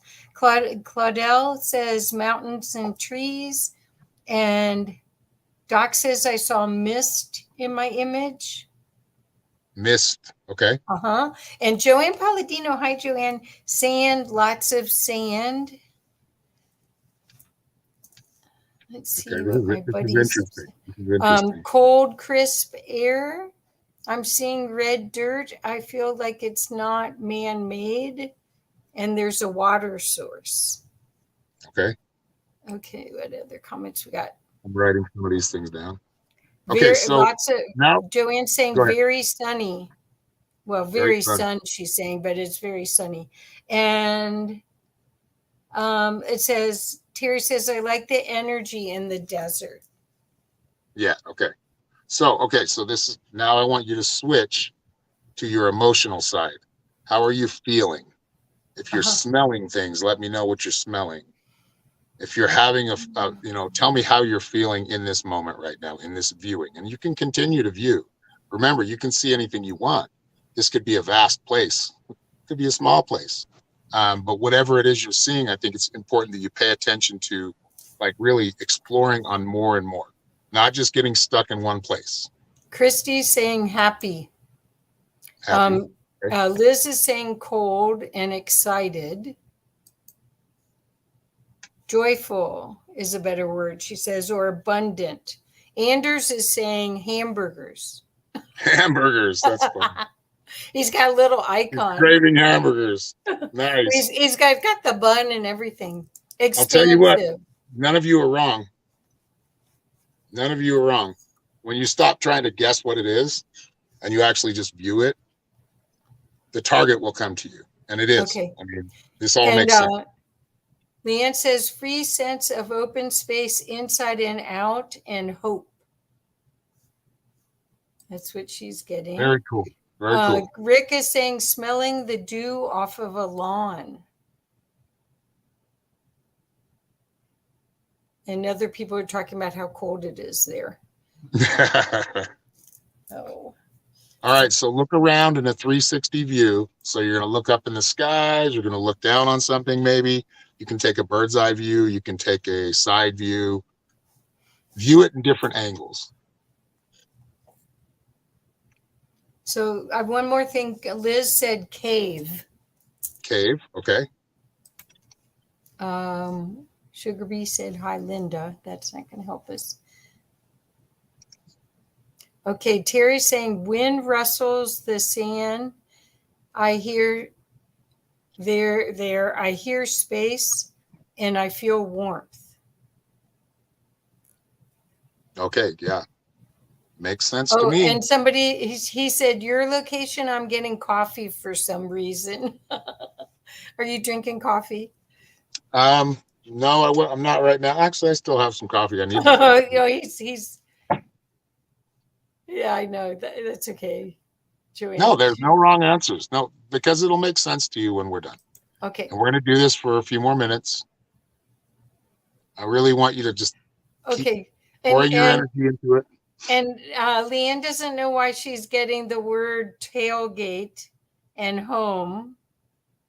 Tailgate and home. And then. Well, Leanne, you're right on track.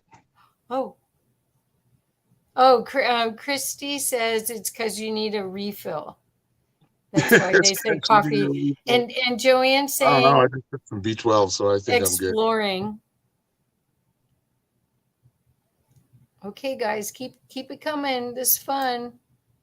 Leanne saying safe space and open space all at once, and travel and movement. Yeah, sounds. Leanne's got it. On track. She's right on track. No, I mean there's no guessing it. That's the whole thing. That's not the point of this exercise. The point of the exercise is enlightenment. Okay.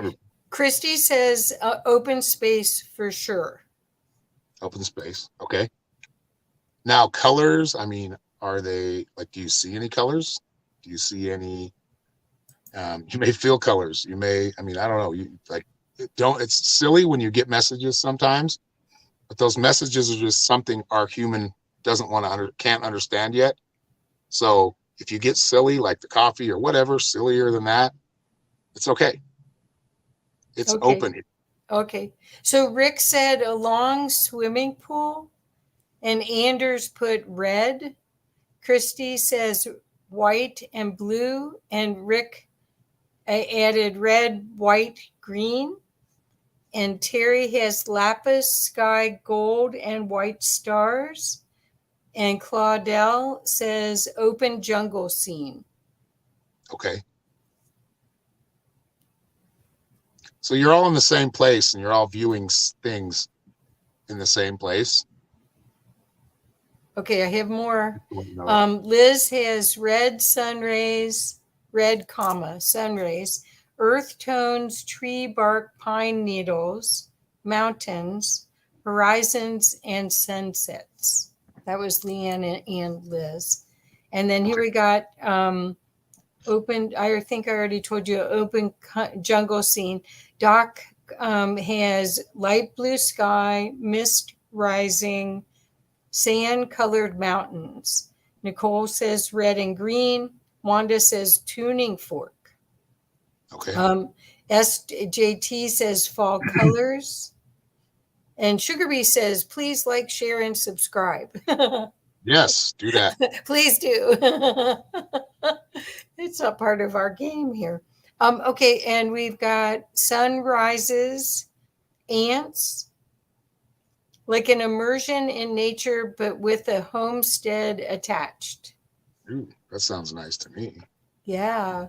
Birch trees, quiet and bird's eye view. I see desert and city too. Blue sky, clear, warm weather. All different holograms. Not different holograms, different places on the map. Oh. I know. I don't want to give it away. Okay, please. Yeah, that's okay. I don't want to spoil anything. So it's more about how are you feeling right now? Like, really get into it, not just from a human viewing perspective, but from a higher or a soul's perspective. Now I want you to really go in from a soul's perspective, utilizing those extra senses us humans call extra senses, which is just senses within us, those higher ascended senses. Okay. I want you to use all of those. Okay, so Rick put lots of people talking and murmuring about different things. Terry's saying, are we spirit walking? Yep. We are spirit walking. Content, safe and full, excited, adventure, and want to fly. Well, then fly. Yeah, the You can. birds are all around. Okay, cornfield. Anders says cornfield. Yin and yang, companion fields. Fields. Companion field. Oh, that's an interesting one. F-E-E-L-S. Fields. That's really cool. I mean, I'm digging it right now. You guys will dig it when I tell you what it is. What the Leanne target. said she drew a picture, I think. Did you draw a picture, Leanne? Oh, I can see her back here, but okay. Yes, she says. Like 2 are 1 even though. Like 2 or 1 even though. Ooh, that's deep. That's using your soul. Okay, another comment here. I'm feeling high, to be honest. Good. Good. Okay, that's what somebody wrote. It wasn't me. Okay, then sand, earth, tone, color different shades of it. Terry says, I feel ethereal and looking with awareness. There are many ancestors and the stars are landing. Rick Wow. says, just There flashed we on go. a crop circle, but maybe that's because I've seen a few online lately. But he flashed on a crop circle. Could be. But maybe you saw that crop circle first to be right here and understand that crop circle. Right. Okay. And then Leanne put separate in physicality, and I won't say the next thing she wrote. Blue raised body. Blue raised body. I'm just writing all this stuff down because I'm digging it.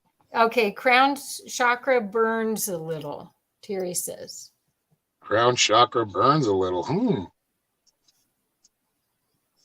Somebody's like that tapping up there. Well, you know, I'm a shaman. That's what we do. Yep. We bring You you must up be a or bring you nice down. shaman. A nice shaman? I mean, I would hope so. I try every day. Somebody It's a work in said, progress. ha ha, put a hat on. Anyway, if it's burning a little. Okay.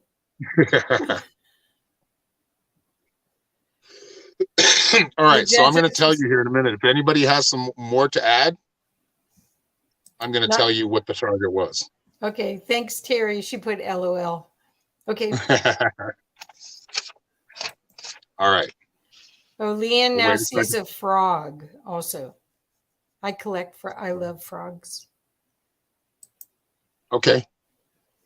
So Thanks. if I say, when we first got into this, I tell you, the reason you guys were picking up, like I noticed a lot of you picking up like just places that really make you feel peace and calm and at peace. Well, the target was, where do we go when we ascend or die? So what is heaven? And a lot of you saw things that you felt comfortable with, that you felt secure with.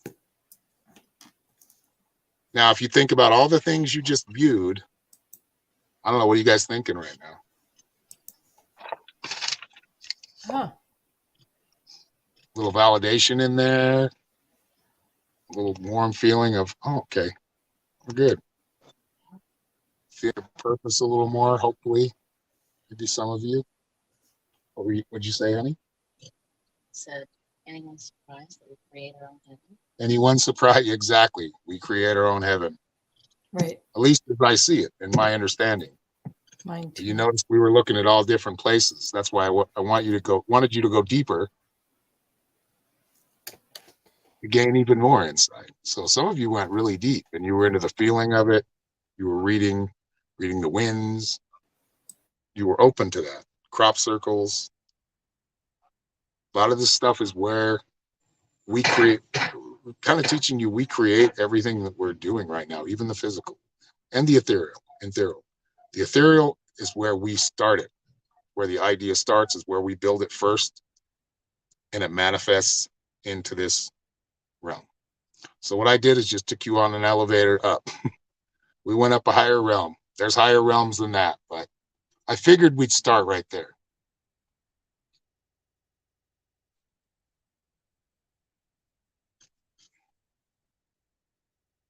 Let's see what the comments said. Okay.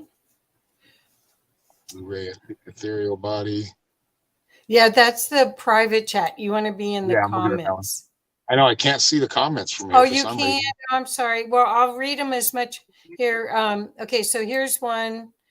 Anders says red equals Kundalini, Statue of Liberty equals Venus flame. Can you see the screen? Yeah, I can see it now. Yep. Okay, so I'll share some of them so you can see. Okay. Freedom, jumping high, I'm flying. Yeah, somebody else. Who was that said they wanted to fly? A bunch of people seem Go do it. to. Yeah. Rick said, what a fun exercise. We still have 5 minutes, so you can. Yeah. I'm liking to, I want them to mention it. I'm trying to talk. I'm not as much of the MC when it comes to that, but I'm kind of letting everybody kind of let the experience just continue to process. Okay. Wanda And said I'm reading it on my wife's phone, so. Okay. And then you Works for can me. see Doc said I felt on top of the world. Well, And Christy work. said you've changed my life. That's Well, thank you. that's a nice Hopefully for the better. testimonial. Hopefully for the better. Well, and An this open is space. I like interesting. that. I read back some of the things, like lots of people talking.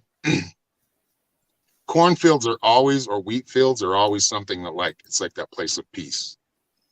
I had a near-death experience a few years ago, and I did see that. I was in a field of wheat and a tree. It was like a tree that was kind of glowing. Did anybody notice like any glistening or like, I don't know how to explain it, kind of a glowing or brighter colors, more vivid? I'm seeing, crown chakra burn. That was a good one too.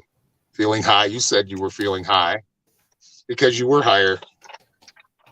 You were at a much higher vibration. Just remember, that's right there within you. You can access this whenever you want to. It's all about trusting your own intuition. I'm feeling pretty high right now too. That's why I keep screwing up talking. It's not one specific thing. And a projection does create, which meaning the physical and the ethereal are all, they work together. When you eventually ascend, and you will ascend, you'll become that builder type of soul, which helps build here on these planets, wherever you're at, whatever part of the universe. I'm trying to explain it as best as I can from what I've seen and what I've experienced. Okay. But yeah, you guys enjoyed that then, huh? Yeah. Very cool. Well, Very cool. I'm grateful that you all played the game. Yeah. So could you tell us what you're excited and inspired for 2023? Yeah, I mean, we just purchased land, so we are going to be having a homestead. Somebody said that in here, and that's what we're creating. So we just purchased 3+ acres in Arizona. Cool. And near the Painted Desert. I feel like probably near a ley line or a sacred spot. Good. So we're going to be able to do some retreats and have people come there, create a sanctuary, create a retreat space, a place to just reconnect with, I can't remember her name, but she said she liked the desert, cactus. Yeah. A place of like a meditation, a place to kind of help, find yourself when you need it. And so I'm very grateful that we are going in that direction and things are starting to manifest. I'm grateful for my family. I'm grateful for all of you that have watched and are watching, and those who have watched me on my own live stream and my own channel. Grateful for my class and the students that are in it. I don't know. I could just go on. I could go on for like another hour. There's too much to be grateful for. Living, being alive here today, being in this earth, being able to learn from it, experience the dark so we can really truly appreciate the light. Okay. Wow. So yeah, this is a wonderful opportunity for people as we're going through all the changes. to have reassurance from people that have a higher point of view of how to keep grounded during these times and to dream in the new dream. Yes, That's that why sounds we're great. seed dreaming. That's right. That's Well, perfect. thank you for having me on. I appreciate it. I know we've got a couple more minutes here. Well, But we're right at the time right now. Was there something else you needed to share? You I wanted think to? we're good. Oh, If you want to find me, I'm on yes. Facebook. Follow that little link tree /psychic shaman 333. It'll take you to all my links if you want to find me and look at my work Okay. and experience some of my content. It's got pretty much all of the links that I'm connect me to social media, Great. everything Thank else. you. In my business. Thank you. Well, thank you. This Thank was you perfect. for having me. Yeah, this was perfect. It was real fun to have interactive. Yes. No I love it too. sleeping on the side of the moderator today. No. But I haven't gotten a break It's hardly. all participation, right? Thank you. You feel a Thank little you. better? Bless you. Thank Huh? you. Oh, That's it. I'm feeling good anyway. I love this. Awesome. Thank Good. you. Thank you so Thank much. you. Bye-bye. Have a good one, everybody. Yeah. Namaste. Yeah. Thank you. Okay, let's see if James. Now your sound sounds perfect. Yay! I still can't hear myself. Let me You can't. Okay, so did you try your speakers? except the problem is it's a delay. It's a delay on YouTube because I'm listening through YouTube. So you can't hear on your computer.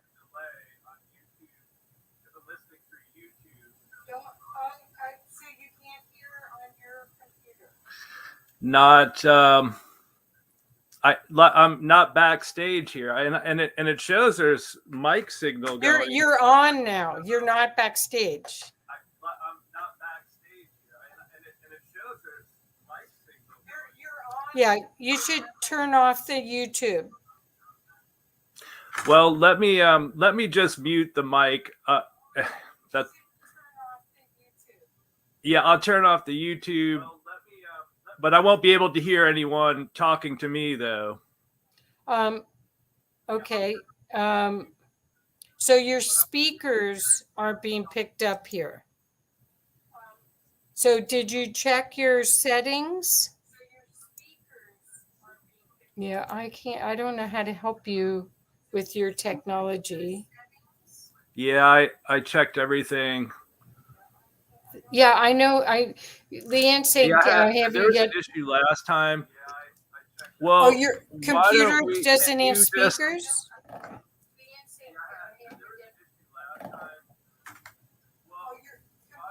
Do you have a headset? Yeah, it does, but I can't. I can only hear them when it's on YouTube.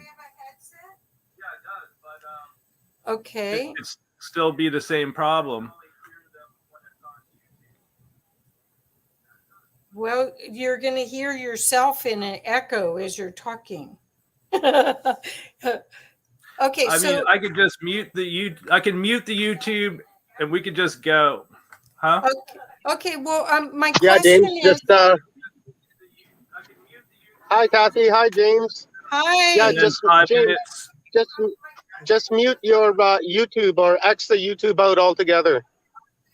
Hey. And then that background sound will be gone. He can't hear. His equipment is not letting him hear. That's why he went on YouTube. I'm not hearing it backstage here. You're not backstage. And it's a signal too. I see. Can you hear me? Yes, perfectly. Can you hear me? Yes. Okay. Well, I can't hear you, but I could just talk if okay. I should do that. Okay. Okay. Oh, wow. Well, so do you have a headset like on your phone? Experiencing technical difficulties. Please stand by. Well, okay. maybe I could call you on your phone and tell you what Headset don't work. It won't. It's your computer.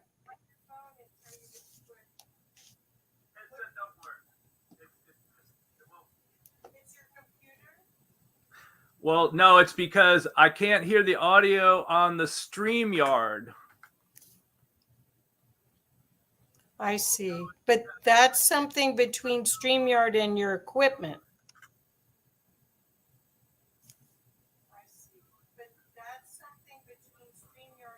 Thank you, audience. Yeah, it shows. It shows I'm getting signal though on the StreamYard. It shows, you know. And you went in and out, right? Oh, I see. Am I using Chrome? I'm using a Chrome derivative browser. It's Yeah, you should. Should I just shut the?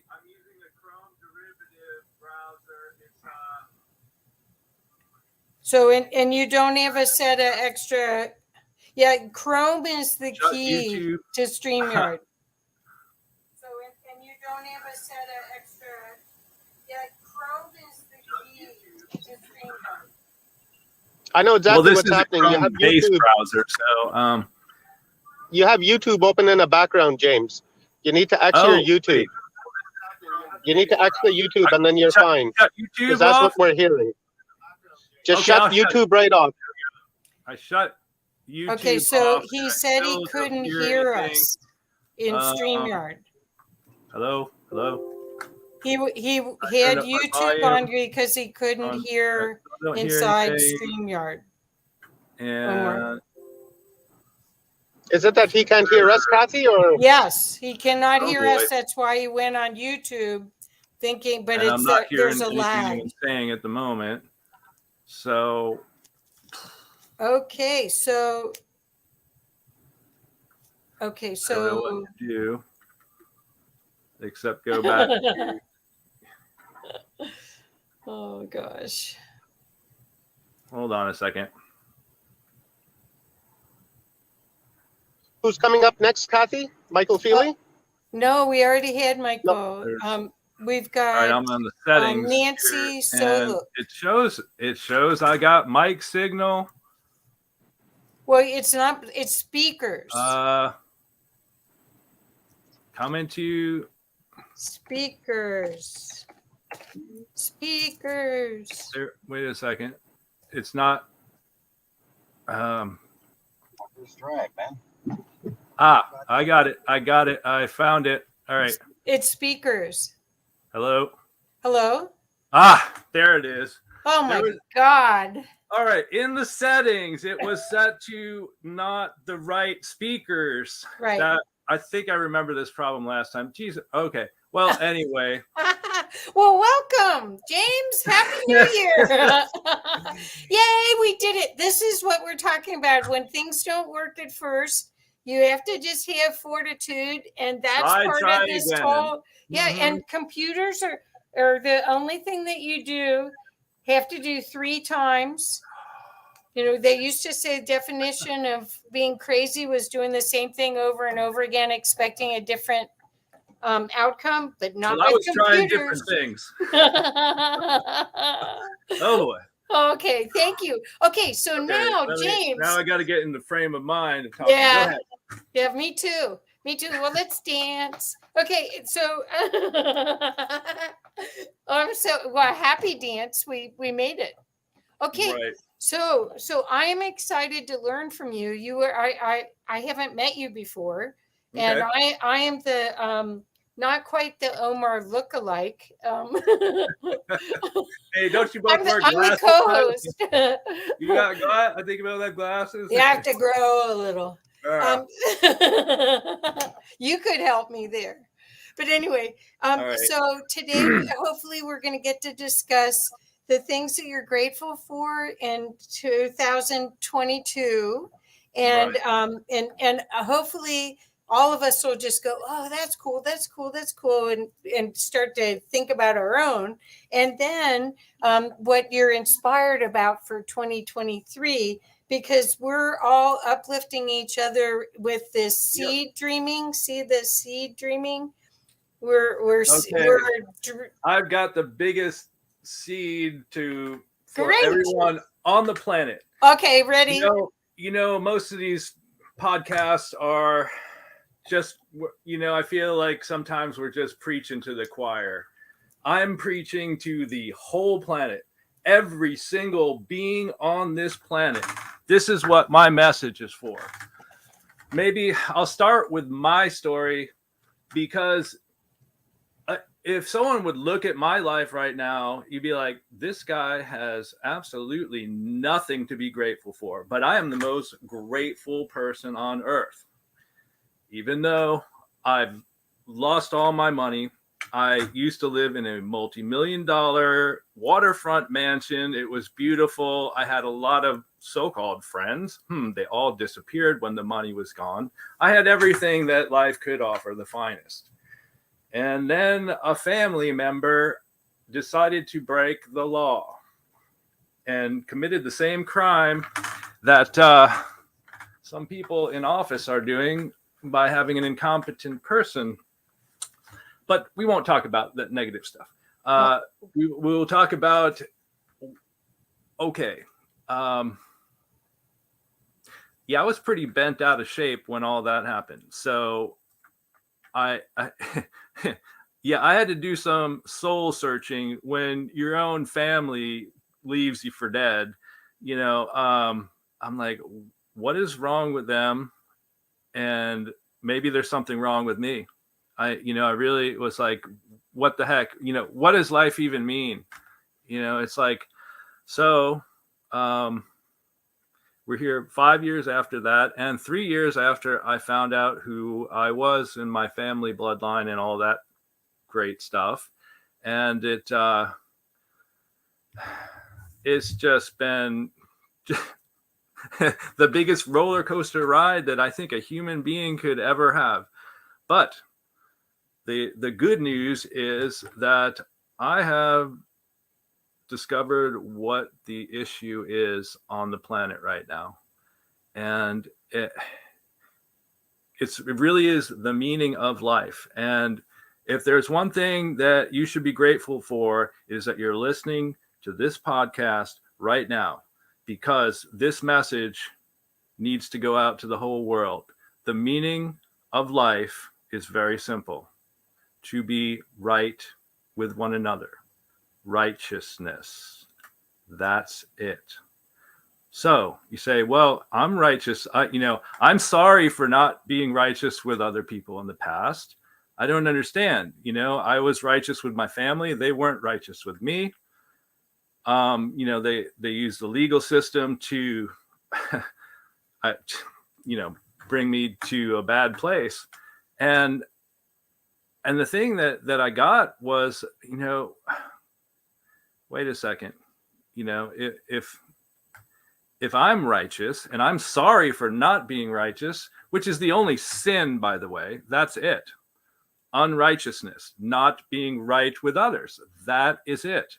So I kept questioning myself, and I've been questioning myself for 5 years. What am I not doing? Because, I think most of the people listening to this podcast understand it comes, you make the change inside, and that reflects on the outside world. I want to get everybody on the same page about what God is. Notice I said what. I think everybody can agree that God is at least circumstances. If you're righteous, that's what God wants. And if you are unrighteous, that's the devil or Satan or the evil Holy Spirit. I try to tell people, just look at Satan in the Bible or your religious text. There's the devil is in every religious text, basically, or every culture. So, when you're bad or unrighteous, you can have power, power, money, power, and riches over. If you're willing to put those things before other people, the devil will give you power. That's just, that's the thing. So, and it's like, well, yeah, I don't understand, God, I'm a good person. Well, here's the thing. We are all unrighteous. There's different degrees of righteousness. This is what I've just discovered in the past few months. It's like you're not like righteous or unrighteous. That's what I was kind of thinking. It was like, well, I'm righteous. No, there's levels of it apparently, because I'm guessing, most of the people, like I said, I'm preaching to the choir. Most of the people on this podcast are good people. I have common sense. It's like, I am a righteous person. I'm righteous with everybody around me. What we all have to say that we haven't done is, it is not righteous to allow these people in power that are world leaders. And we have to realize there has never, ever been a righteous king or queen or ruler on this planet ever. You really got to look at that and be like, well, my king, president, whatever, he was righteous with our country, but what about the rest of the world? You see, you can't, but people have been programmed to say, well, one world government is bad. Well, a one world government is terrible if it is done by the people that are in power right now. And I need to tell everybody, we have been under the New World Order since 1933. It's just they forgot to change the signs. So, there is a one world government right now.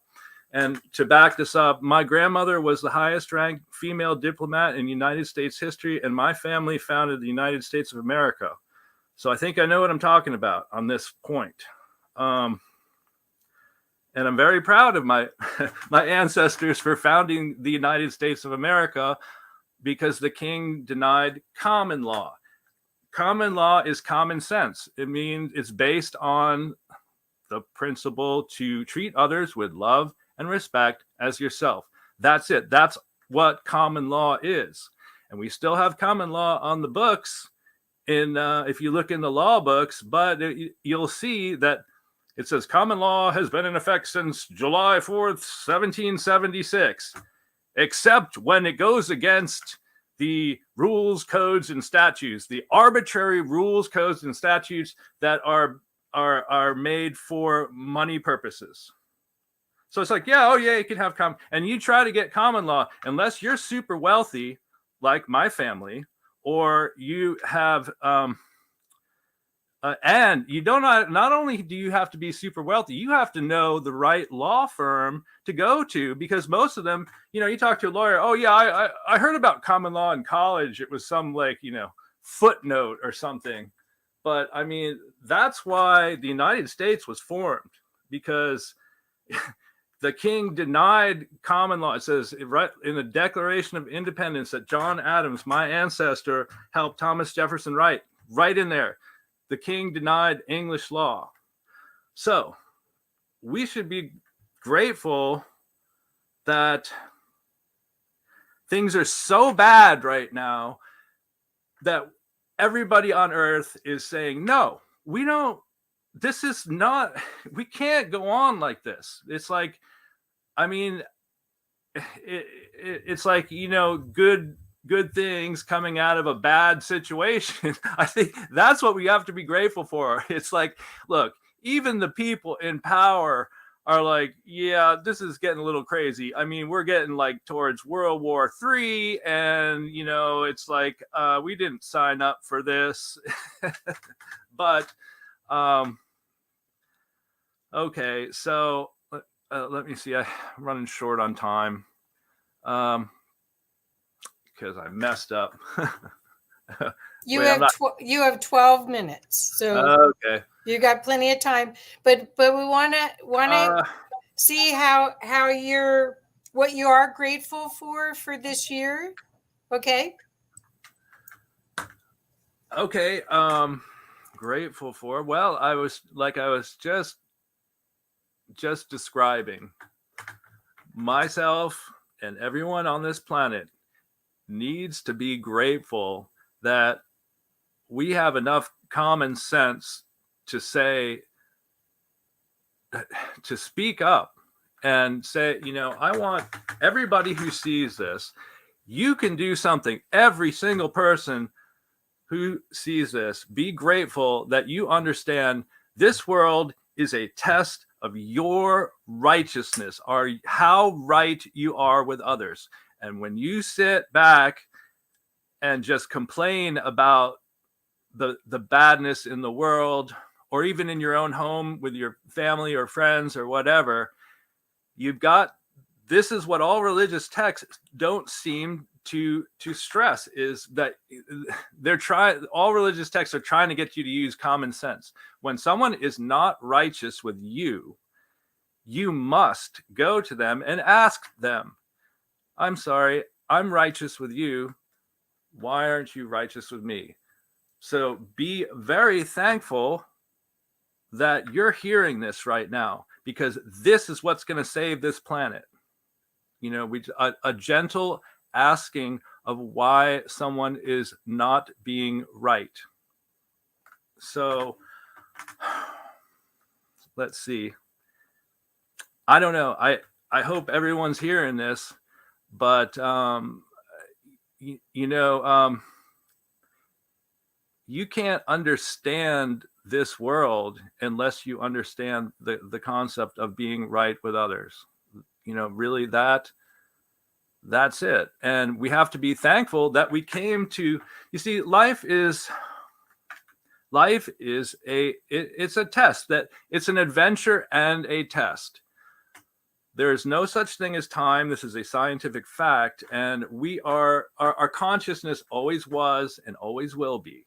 And once one realizes that the eternal truth is to be right with other beings, that's an eternal truth of the cosmos. So there, be grateful you're hearing it so clearly, because this is it. You know, anybody with common sense understands to treat others with love and respect as yourself.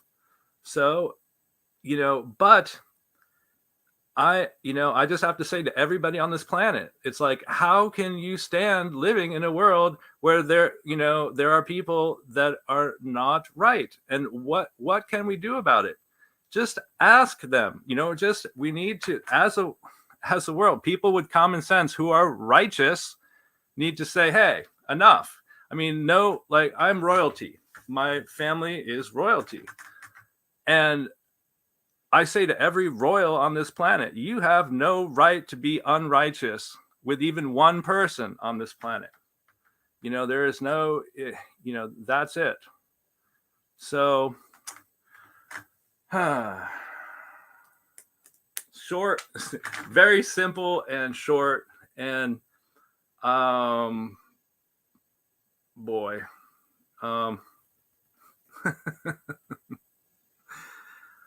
here's my last thing. I don't want to dwell on the negative, but I mean, we have to be honest with ourselves. This world is very negative, lost, but like, again, we need to be grateful for the experience, for the test. I mean, because it's hard to picture living forever. You know, it's just like we're in time, and it's like it's a spell. You know, it's a magical spell that this planet, everybody on the planet is under a spell, because really everyone should see to be right with others and to speak up against those who are not right with others and say why. That's it. I mean, and if everybody did that, think about it. If every single person did that, asked the unrighteous why, this whole planet would change. In fact, in the blink of an eye, it's like righteousness. Boom. That's it. Don't all religions teach, pointing you towards being right with others? I mean, I think religions maybe were started to justify the kings and queens of why they're unrighteous. You know, oh, they were appointed by God, and I guess they were, because, well, here's something that it's like you just have to take on faith and know in your heart that you came to this planet because you wanted to test yourself. Before you were born, you're like, yes, I want to go into a world where I don't know I'm immortal. You know, what does an immortal want, or not to understand mortality? So how do you do that? You have to have your mind wiped, and you come to this place that is, there's unrighteous people, and it is your job to get them out of here or make them repent. So, I mean, like I said, if you're not feeling happy about my message, I think I'm ecstatic about it. I'm so grateful to finally have figured it out. And I mean, if I died right this moment, I know I'd go to a much better place, and I'd be happy. And the only thing I'd be disappointed is that I couldn't share that with more people. And just be nice. Come on. Isn't that's the meaning of life, right? Right. So it's like that, a lot, we get distracted by the technology, the prophecies and religions, and all, these extraterrestrial beings and cover-ups and blah, blah, blah, blah, blah. But it all boils down to, someone just looking the other way when someone is not right or not speaking up. And it's like, there's this, another person doesn't speak up, another person doesn't speak up, and it goes on and on and on. And it's like, and now we have this mess that we have. It's like, we don't need religion. We need righteousness. That's it. It's like, but I mean, religions are fascinating. It's, like Michael Feely was saying, it's like the Bible is a work of genius, but it's like, you need to have common sense. You need to be born again is to know that there isn't any time, and to be saved is to know to love thy neighbor as thyself. So that you should be grateful to know that, because that took me some hard knocks and standing in front of a freight train ready to jump before I figured out. I said, no, I really should jump in front of this train, but I think I'm missing something about life. And I'm hoping you should be grateful that I didn't jump in front of the train to share this with you. Because I'm grateful you didn't jump in front of a train. My goodness. But I do think that so far you're the only person that's really talked about this. So it's a part of the conversation that we need to have, where people are, there's a lot of fear out there, and there's a lot of fear of being brave enough to speak up. But right. As you said, we're at a tipping point where it can't be hidden anymore. Yes. You can't hide. The deceit is so visible. Right. We need to, it's like life is telling everyone on this planet, speak up and say, why aren't you nice? That's it. Come on. Look, we know you were a bad person in the past, but can you please stop? It's like, why do you continue this? Like, can you please, right? It's like, that's what we need to do. And that's what, our religious texts do not stress this enough. They do not stress, it's like Jesus said, forgive them. They know not what they do. But, that's the only problem we got with the Bible is it is missing stuff. And it says, and then, so yeah, you forgive them, but they keep beating you down, and it's like, or, polluting the planet and blah, blah, blah. So, well, later today, we're going to have Kelvin Chin on, and he believes he was around Jesus. He remembers past lives. So you could maybe, it's fascinating. Well, So- one last comment on Jesus, and this is really gonna maybe get some people thinking, is because there is no such thing as time. Jesus was not a real person in everybody's timeline. That is what the Mandela effect is. Some people saw Nelson Mandela die in prison on TV. Right. They went to his funeral in the 80s. And then, but if you look on Google right now, it says Nelson Mandela died a hero in 2013.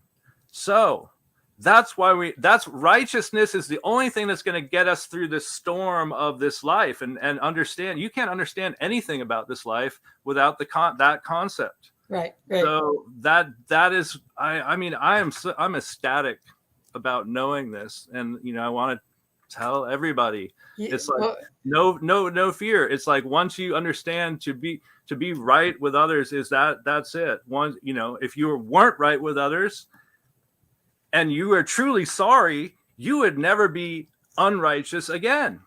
And you have to understand, though, that there's self-righteous people do not understand they are being unrighteous. And that's why we must speak up against them, because they really don't think they're doing anything wrong. And this is the problem with our world leaders is it's pretty deep, but they think they were appointed by God to test you. I mean, this is what they really believe. Right. So we need to, and they're laughing at you and everybody else. They're saying, ha ha ha, look at these, no one's speaking. They're not speaking up against it. Why do aliens, in the movies want to come and like kill all the humans? Because it's like, if one human is unrighteous, or we're allowing these unrighteous people to run wild on the planet, so that's why the aliens want to kill us when they come down. And oh God, yeah. Well, yeah. I wonder about all. Not of all it. aliens are bad, though. Exopolitics side of it. Well, yeah. Thank you so much, James. We have our next person speaking, and Okay. that was fascinating. Thank you so much. And righteousness is the word of the day, everyone. Okay. I wanted to talk about something to do about the government, and there's so much confusion about what needs to be done. I'm going to put a YouTube video on my channel. Okay. I think I changed the name to James Pentangle on there, and it's going to be pretty eye-opening, and I'm going to let everybody on this planet have it. Okay. But I know this is a happy talk. And yeah, it is. Thank you so much, James. Well, looking forward to learning more from you. Thank you so much. And we've got our next speaker. We're going into her time. So thank you so much. Happy holidays. Thank Omar for letting me talk. He'll be here eventually, I hope. Okay. Thanks, James. Bye-bye. Right, Okay. Hi, Nancy. Hello. You've had a long day. Oh yeah. Well, I caught on camera somehow eating a couple times, but it's okay. We all have to do it. So yeah. It's okay. Yeah. So no, I'm enjoying learning from everybody, and each person's perspective is so fascinating. How different everyone's worldview is. And I'm learning a lot, and I really am has a different worldview, but they're all saying the same thing. So. I think there's different holograms out there for sure. Mm-hmm. But the thing is that I think all these different perspectives are going to help so many listeners and so many people to find their voice or find their worldview and refine it. So Absolutely. That's what I'm excited. I'm excited to learn. I'm open. I don't think I know it all. My goodness. Well, I don't think we ever will know it all. I think we'll all know our little perspective. Right. Well, anyway, Nancy, please, I'm going to get off the screen, and I will let you know when 5 minutes is coming up. Okay. And if there's anything else, let me know. Okay. Great. Thank you. Thank you so much. Uh-huh. And hi, all.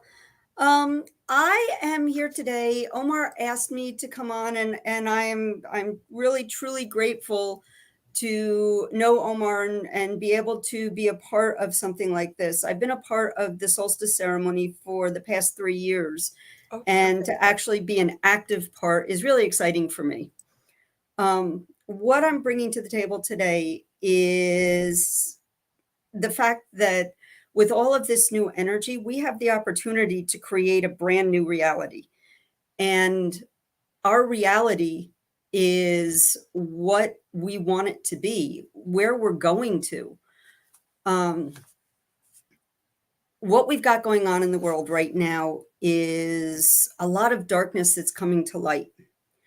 And people are really, they're just looking at that darkness. They're not really understanding that there is so much light that's working, and people are getting bogged down in the fact that there's so much darkness around us. But the light is pushing it out. The light is there, and it's working to get all of this darkness out and away from us so that we can create this new world, this new life, and we can move towards this ascension and just be where we want to be and the beings that we truly feel we want to be and that we deserve to be. So how do we make this happen? Do we just sit here and wait for it all to happen and just be passive and say, okay, I'm ready, let's go, take me? Or do we do something about it? Do we be an active part in our own reality? If you want to sit back and just let reality happen, it may not be what you want. It may not be where you want to be. So your best bet is to start taking apart and to start realizing that you have the ability to create this reality, to create everything that you could ever want in this new energy that started yesterday. When those two rivers opened, we have the opportunity now to jump into that fast-moving river and to create this whole new world. And it's so exciting. So the fact is that we live in a mind-created reality. Each of us have our own perception of what reality is and what we're seeing and what we're doing. And your reality is not the same as my reality, even though we're involved in the same thing. We perceive things differently. So we've each created our own part of this reality. And what we need to do is we need to be more active and proactive to create the happiness, the joy, the love, and to move away from this pain and suffering that we no longer need. It's not supposed to be here anymore. So if we can all start thinking and moving towards that happiness, that love, that joy, then the mass consciousness will begin to change, and we'll be able to change this reality just with our minds. That's all we need to do. So we can start by recognizing the power of our words, the weight of them. So let's use a statement. I hate my job. I hate it. How does that feel? Those words are heavy. They're dark. They just don't feel good. So with just a few tweaks, my job allows me to do everything that I've ever wanted to do. It feels a little lighter, feels a little better. So just by changing the way that you say something, you've changed your vibration. And by changing your vibration, you've raised it. It's that simple. It's hard to do, though, because we're very programmed to be in the negative. And we all go back to it very easily. I hate this. I don't want to do this. And my favorite, which I got called out on today, I hate Christmas. So it's not that I hate Christmas. I'm just not a part of it. It's not something special to me. So I got called out because I said I hate Christmas. Well, I'm bringing that vibration down by saying that. So now I have to change these words, and I have to say, even though it's not my favorite time of year, I'm really happy to be with the people that I love. And now I've raised my vibration, and I've taken myself out of that ick, that sludge that people have been living in for so long. And I've just raised it enough that I feel good. So recognize and start to use gratitude to bring in the abundance, the love that you want in your life. Gratitude will always help you to raise vibration. It'll draw in the vibrations of all of this new energy that's here. It'll start to draw it to you by using that gratitude, by being happy, by expressing happiness. It will help you to bring things to you, bring the abundance in all aspects of your life, your friendship, your relationships, your money, your business. It's there to help you. It's a part of who we are. We all have this right and this ability to bring this to us, but we have to ask for it. And we have to be positive when we ask for it. So I'm going to ask for $1 million. Okay, well, why do I want $1 million? Because I'm tired of being poor. That is coming from lack. That's coming from need. So therefore, when I put that out there into the universe, I'm putting out there that I'm needy and that I have this thought of lack. So I'm going to get this $1 million from the universe, and I'll have absolutely no money to spend because the universe is saying, well, you want lack. You want this $1 million because you don't want to be poor anymore. So therefore, you don't believe that you can be wealthy. So therefore, let's just give it to you and take it away. So we have to change the way that we talk, and we have to change the way that our thoughts move. And we can all do this. It's trial and error, but we can all do it. Energy attracts like energy. So if you put it out there that you're lacking or that you need something, you're always going to attract that lack or that need. So we've got to change. And again, it's not always the easiest, but it can happen.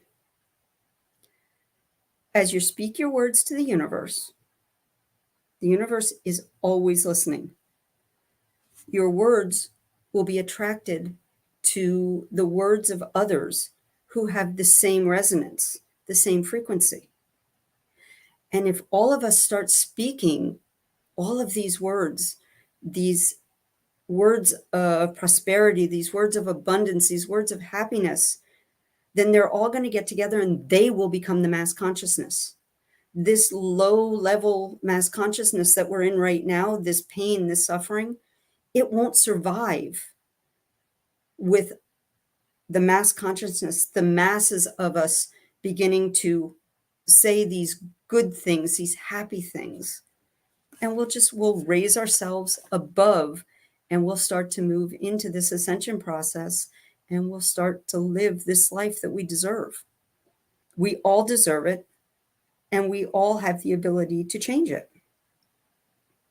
So begin each day. And it's really, you have to put your mind to it. Begin each day with a gratitude practice. So be thankful for at least one thing in your world and put it out there every day. And every day, as you do this, you'll come up with more and more things.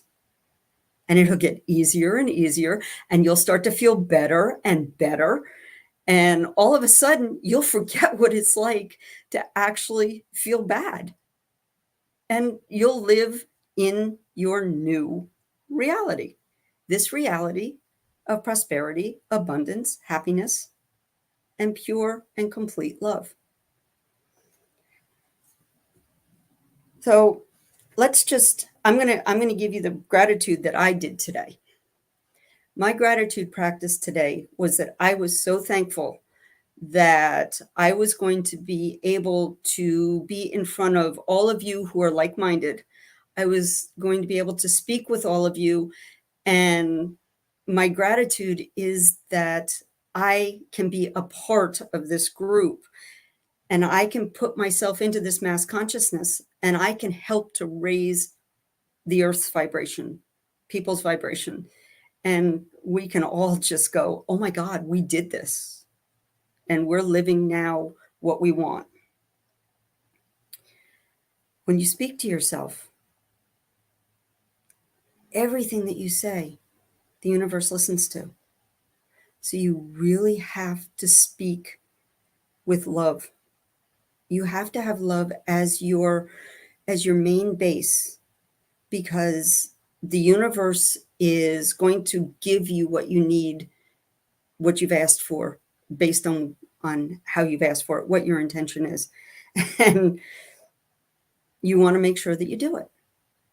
So when you're asking the universe for something, be really specific so that your conscious mind has a way to actually get involved with the universe and make it happen. So let's say I will deposit $3,222 into my checking account on January 2nd, 2023. Okay. So I've picked an amount that's out of my price range. Yeah, it's out of my range. But it's something that I could do. And I've told my subconscious mind, and I've told the universe, this is what I want to do. The reason I want to do this is because this is my calling, to do what I want to do, to continue to do what I love to do. I need $3,222. So now my conscious mind, the universe, are going to start working on it. And on Monday, January 2nd, I'm going to deposit that money into my bank account. Be as specific as you can be so that your mind and the universe can create a pathway to make this happen. It's a lot of fun to watch it happen when all of a sudden you sit there on that day and you go, oh my God, I have this money. I can put this money in the bank. Oh my God, it happened. And the more and more you do this, the more you get those, oh my God moments. And it becomes just fun to see what you can do. So give it a shot. Try it. It's really going to amaze you what you're going to be able to accomplish by giving yourself a specific goal and moving towards it. Again, make sure it's something that you truly believe in, because if you don't believe that you can do it, it's not going to happen. So if I say, I'm going to go to the moon tomorrow, I don't believe that I can do that.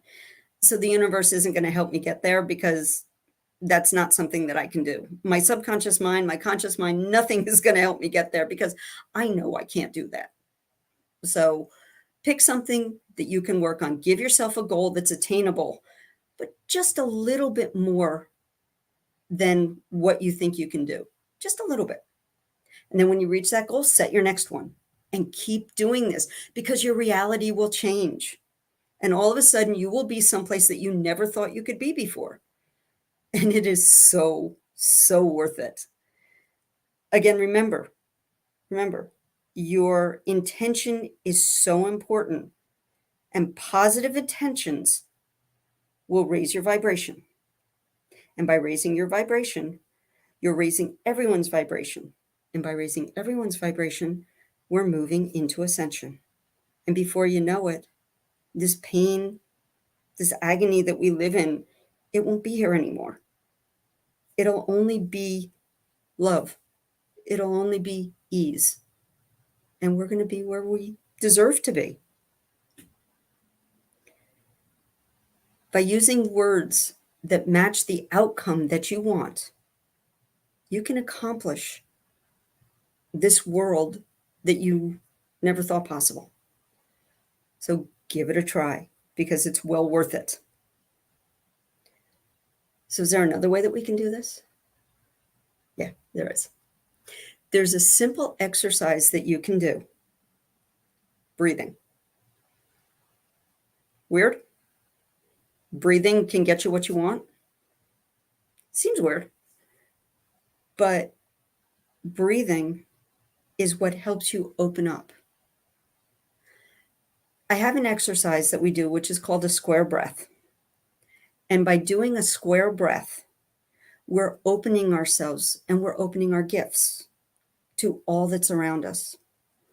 Now, each and every one of us has ability to see, feel, know all of this, but we may not be using all of our gifts. We may be only using one or two of them. By doing this breath, over time, you can open it all up. You can open every one of your gifts up just by breathing. So I'm going to show you how to do it. So what you do is you take your tongue, and it's called a tongue lock. Okay. You put your tongue behind your front teeth on your hard palate, right there. Okay. And just hold it there. So you're going to breathe in through your nose and out through your mouth. So what it looks like is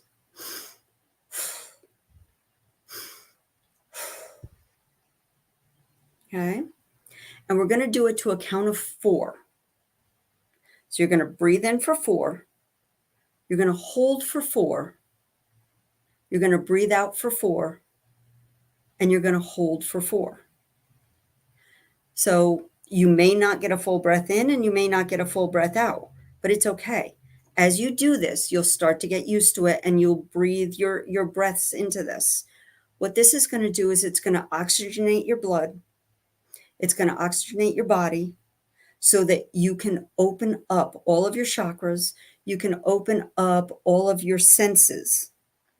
And by putting your tongue against your hard palate behind your teeth there, that's actually that presses on your vagus nerve, which is going to help you to open your third eye. So it does a lot. Just a little breath does a lot. So what we're going to do, and if you'd like to do it with me, I'm just going to show it to you, but you can move along with me. So we're going to breathe in for 4, hold for 4, breathe out for 4, and hold for 4. And what this looks like is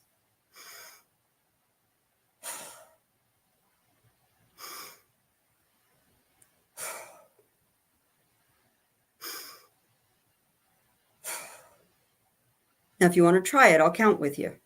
So breathe in, 2, 3, 4, hold, 2, 3, 4, out, 2, 3, 4, hold, 2, 3, 4, breathe in, 2, 3, 4, hold, 2, 3, 4, out, 2, 3, 4, hold, 2, 3, 4. Now, how's that feel? Some people might feel a little lightheaded. Some people might get a little dizzy, because if you breathe shallow, you're bringing a lot of oxygen into your body. So you might get a little bit, disoriented a little bit. Some people will feel energized and feel good. The count of the breath usually will change. If you change the count of the breath you're taking, it does different things. This particular one is set so that it can help you open your gifts. As you're doing this, you can listen on the inner plane, and listen for any reverberation. Listen for any sounds. You can see what pictures might begin to focus in on. You can feel your heart opening. You may be able to feel energy around you, whether something is hot or cold. Maybe you'll even be able to smell a spirit that comes into the room, or something that is shifting. This breath can help you to be in tune with all of your gifts. It can help you open everything so that you can be completely in tune with the universe. Therefore, working on your reality, knowing what the universe wants of you and what you can do for it. And it's a simple breath. Don't do it for more than 11 minutes a day or a time. You can do it as many times a day as you want, but don't do it for more than 11 minutes, because once you do it, you start to kind of get a little bit, you're not out of it. You're not paying attention. A lot of times you're not being completely present when you're doing it if you do it for more than 11 minutes. So you want to be completely present and really noticing what's going on around you. And this breath will help you to understand what your gifts are, and it'll strengthen some of the gifts that may not be so strong. So just give that a shot and see, how you feel about it, and let that be your starting point to connect to your higher self, to connect to the universe and the beings, and maybe the Galactic Federation, maybe the Galactic Brothers and Sisters, maybe the angels, whatever it is that you want to connect to. You can use this breath and use the energy that has come from this solstice, because it's a new energy, and it's going to help you to move up, and it's going to help you to move into where you want to be. So remember, and I keep saying this, I know, and I feel like I'm repeating myself terribly, but you create your reality with your thoughts and your emotions, and your actions create how you live. So if you believe that you can't do something, you will never do it. If you believe that you can do it, then there you go. You're starting to work towards it already. And I'm grateful that I've learned these things. I'm grateful that I can do everything that I need to do to move me into this reality that is happy, is joyful, is loving. And I'm thrilled that I get to do it with groups of people like you, because you have a like mindset.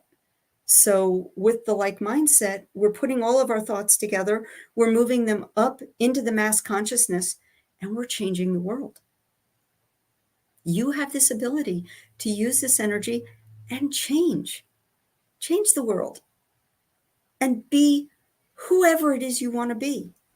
There's no restrictions on you. There's no way for you to not change into what you want.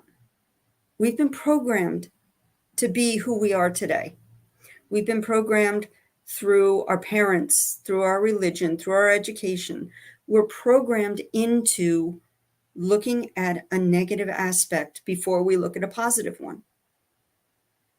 So with this new energy that this solstice brought to us, it's time for us to change that and to tweak and to do what we call in hypnosis reframing. We want to reframe that thought so that you have a positive thought. It says a lot of the same thing, but it's positive, and it raises your vibration, and it raises your world. Perfect.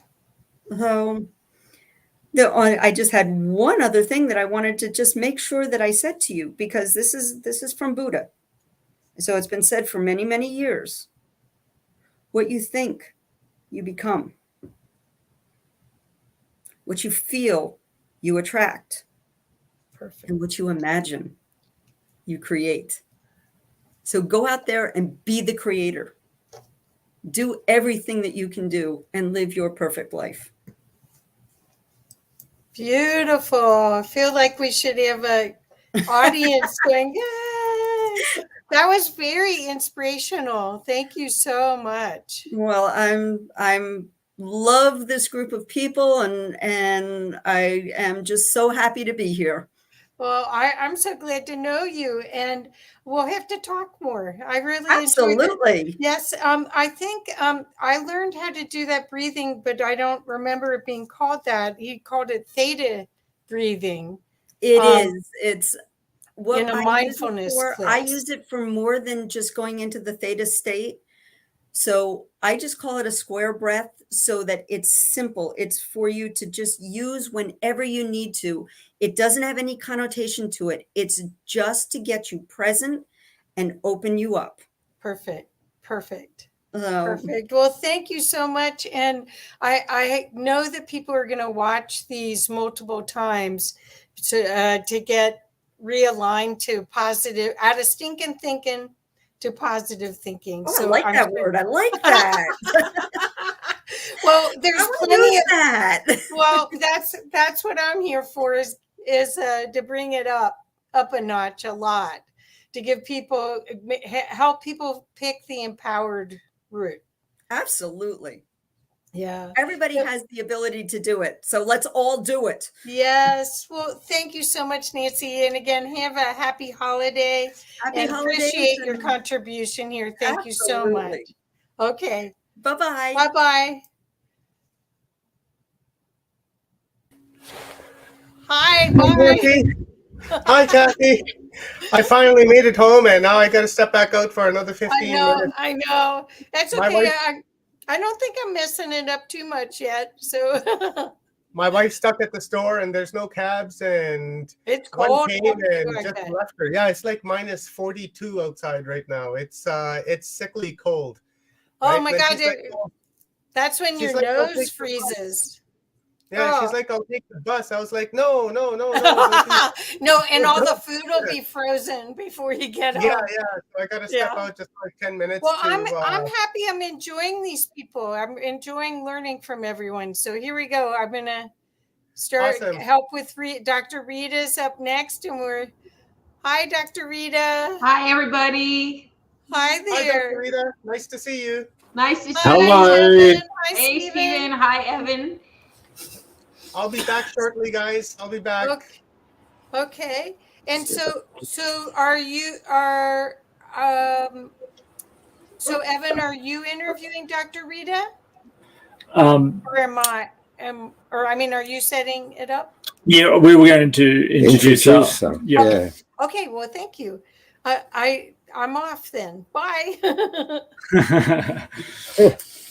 So we're introducing? Yes. Okay, right. That looks okay. Look, it's our honor and pleasure to introduce Dr. Rita, and I've got to share with people that way back in the very start when we began this, and I've got to make this point now, Dr. Rita was one of the very first people Yes. overseas that sort of stood by us and backed us. And when she had this show on, we went in there often, and I always look forward to speaking to her, because the one thing I can guarantee, she's got a wealth of knowledge, because she's basically a jack of all trades, isn't she? Yep. So look, honestly, you're going to get a great story from Dr. Rita simply because she's been doing this, I shouldn't say for so long, because it sounds, my apologies for that, for some period of time, and always on top of every particular person she's working with and the subject matter. So it will be a great half-hour talk, and it's really an honour. We often trade doing forwards for each other and each other's books. Yes, we have done that We've done too. a lot of swaps over the years. Yeah, we've done quite a few, and it's always been a pleasure and honour to do so. So I'm really happy that she's here today, and you'll get a great story and a great yarn from Dr. Rita. So over to you. Well, thank you so much for the wonderful introduction. I have to tell you, I could only wish I was with you in Australia right now, because in Texas, it's like 10 degrees. And up north, well, he was just saying it was like minus 40 degrees. It's like, Well, we've got a You got pretty a cold spare day room for me? today. Yeah, it's only about what? I'd say high 20s, like high 20. in Celsius. So Which is about 28, 29, something like that. 70, 75 degrees roughly. Yeah, we're doing it a bit cold here. I'm I did sweating a jumper little bit, last to be night. honest. So look, yeah, look, we have our good days, but well, all right. All right. Well, let me get started, because, I always have way too much material for my time slots. Okay, so I want to open up. Okay, I'm Dr. Rita Louise, and thank you all for tuning into this episode or this piece. And all right, I have to look around my camera. And so this was a quote from Margaret Atwood, and it says, "This is the solstice, the still point of the sun, its cusp and midnight, the year's threshold and unlocking, where the past lets go of and becomes the future, the place of caught breath, the door of vanished house left ajar." And I just felt like that was just so fitting for the energy, that this whole team has wanted to put together for this presentation. And so I'm going to use myself as an example, but I think many of you will be able to relate. The last few years have been crazy, and there's the crazy going on outside of yourself.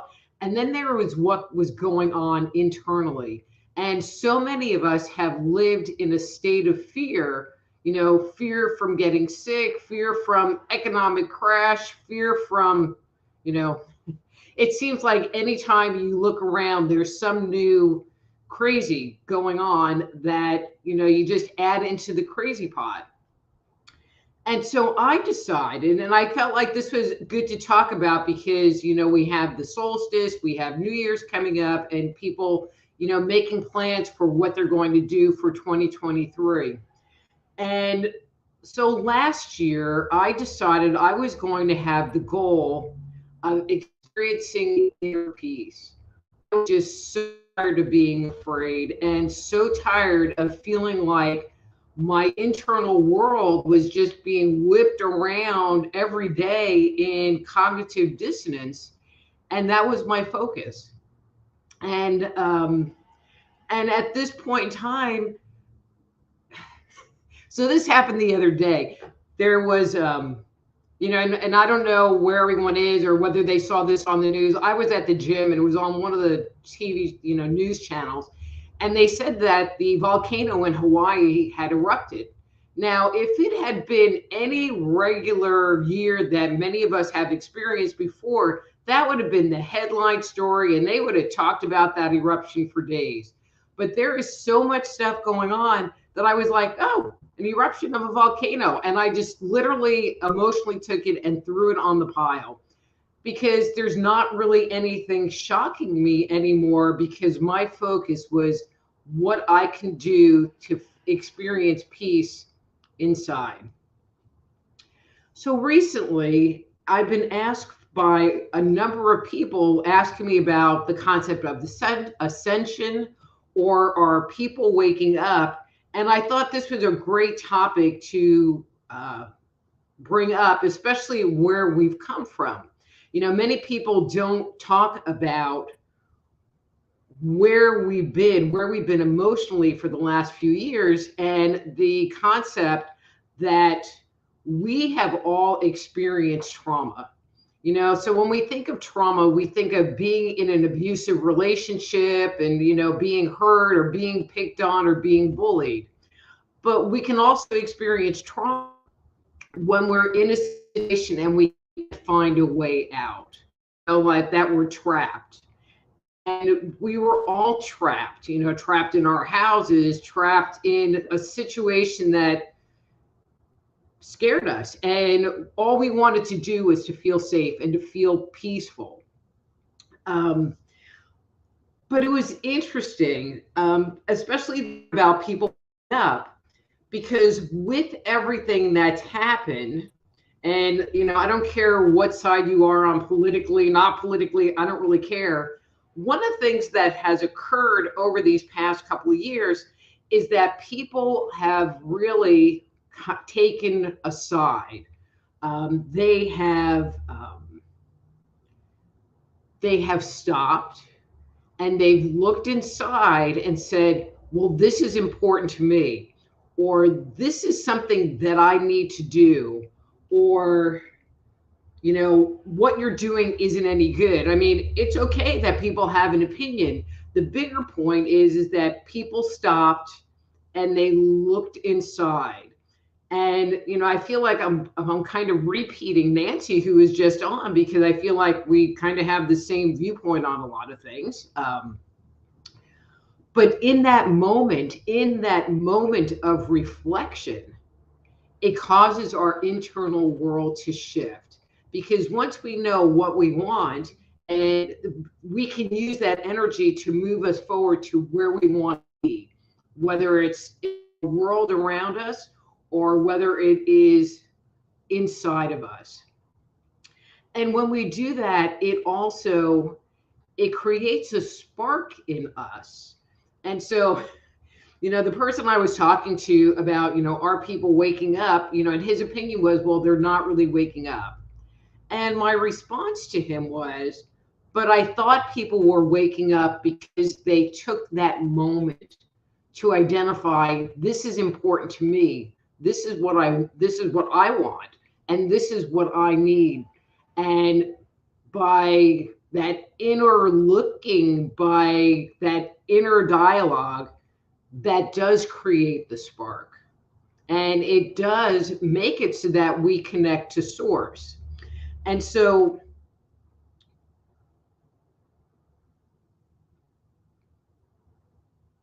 the more I'm just trying to, it's like I have, if you saw my notes, you would laugh. You know, because I want to talk about this connection, you know, because when we're connected to source, things change. A lot of things change. You know, I was having a conversation with a girlfriend of mine who is Christian. And, you know, I was telling her that my view was, you know, there is only one God, you know, only one source, and there were many paths to it. So whether you are following a Christian path, whether you are following, you know, a Hindu path, you know, a Native American path, it really doesn't matter what path you're following if the goal is to make that connection and connect to that higher power. Because when we're connected to source, it's very interesting. We are not fearful. We're not afraid. You know, and there has been so many times that people have been afraid. And when we're afraid, it disconnects us from that source. And when that happens, it's very easy for us to be lied to. It's very easy to be manipulated by people. But when we are connected, it is a lot easier for us to stand up for ourselves and to have boundaries. You know, in the past, and I'm talking about the ancient and indigenous past, having that connection to source was one of the primary things that they did. You know, when you sit there and you look at cultures, whether it's Hinduism or Judaism or the Aborigines, it's like they are very invested in ritual and their relationship with the world and nature. And when we do that, when we make that connection, when we tune into what's going on around us or inside us, it doesn't really matter. We are strengthening that connection to source. You know, you think of, and I'm sorry, you think of like the Christian martyrs, you know, Joan of Arc that went off to war because she had this faith and she had this connection that allowed her to put herself in the line of fire for something that for her conviction, which was, you know, I'll say God inspired by her. I got plenty of time.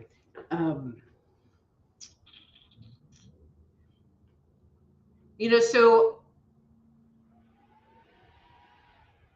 I don't know, again, where people are, but I think that the planet is waking up, and I think people are waking up, and we're both picking, you know, we're picking our sides, but I feel like down the road, things are going to loop around and we're going to reconnect with one another.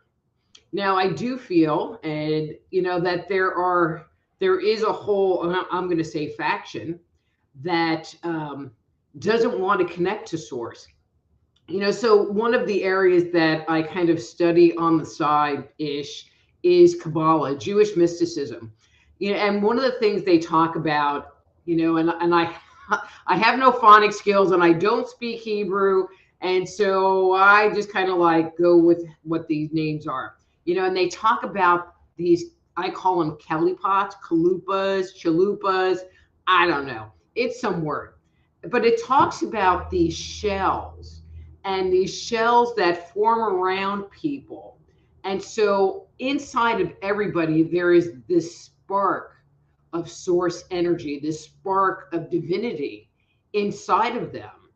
But as they sit there and use their energy to indulge in the pleasures of life and indulge in what makes them feel good versus what is good, I guess would be a way to say it, it makes these layers kind of like an onion. You get more and more and more so that it's harder and harder to see that light.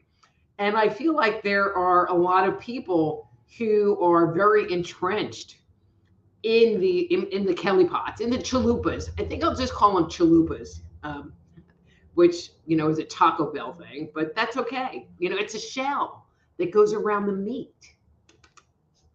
But the shells don't have to be there. Once you sit there and make that connection to that spark, to that divine energy inside of you,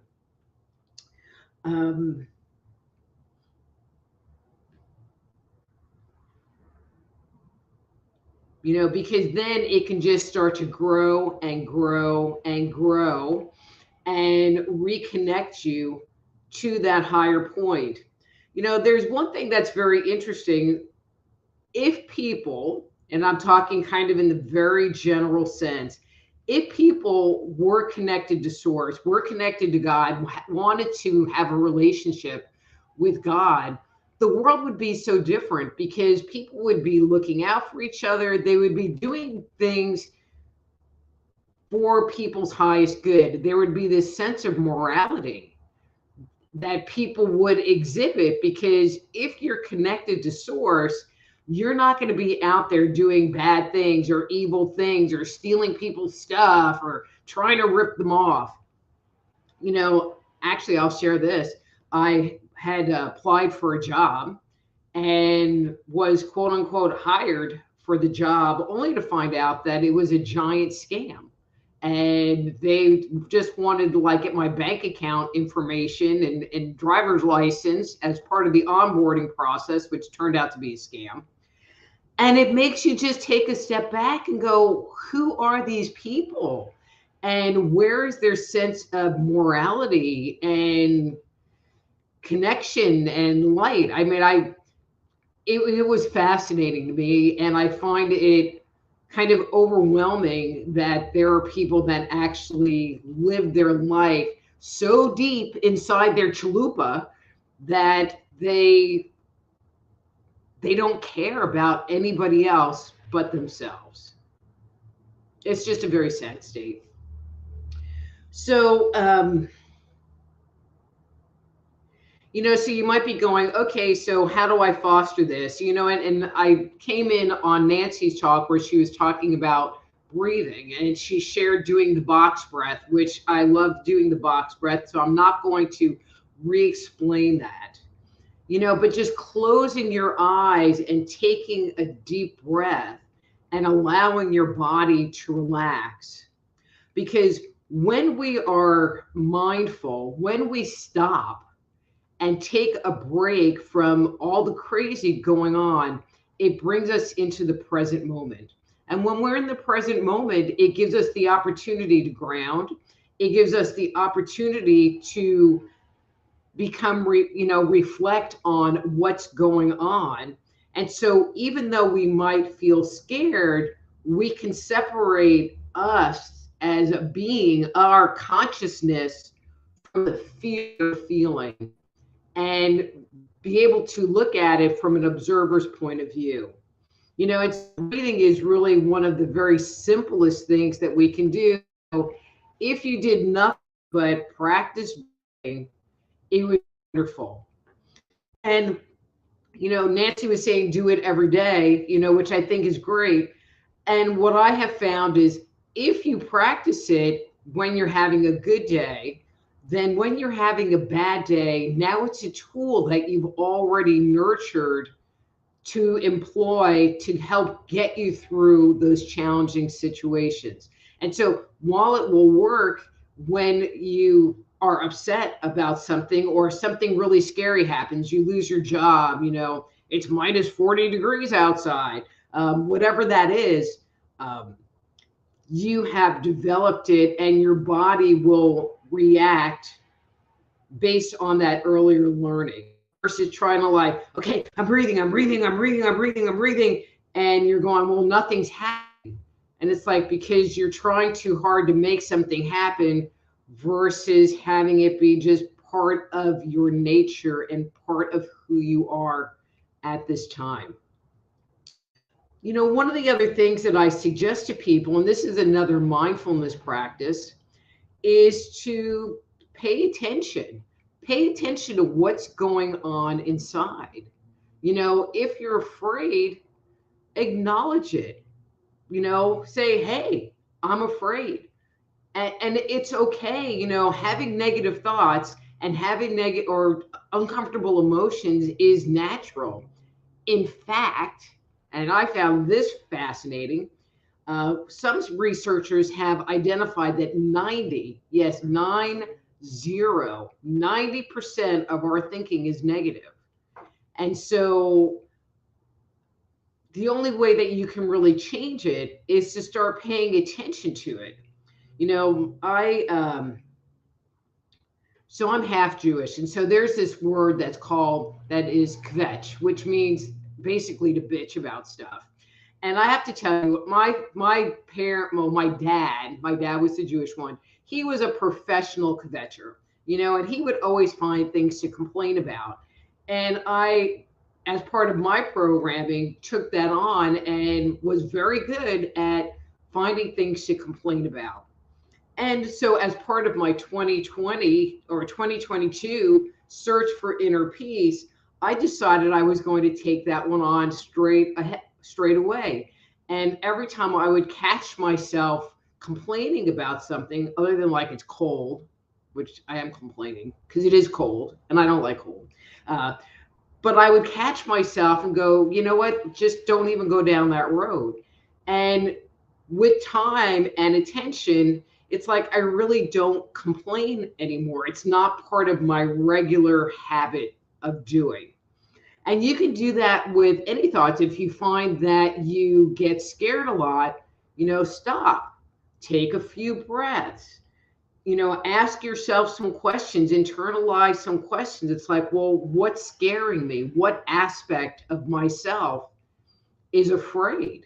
Am I afraid that this situation isn't going to work out?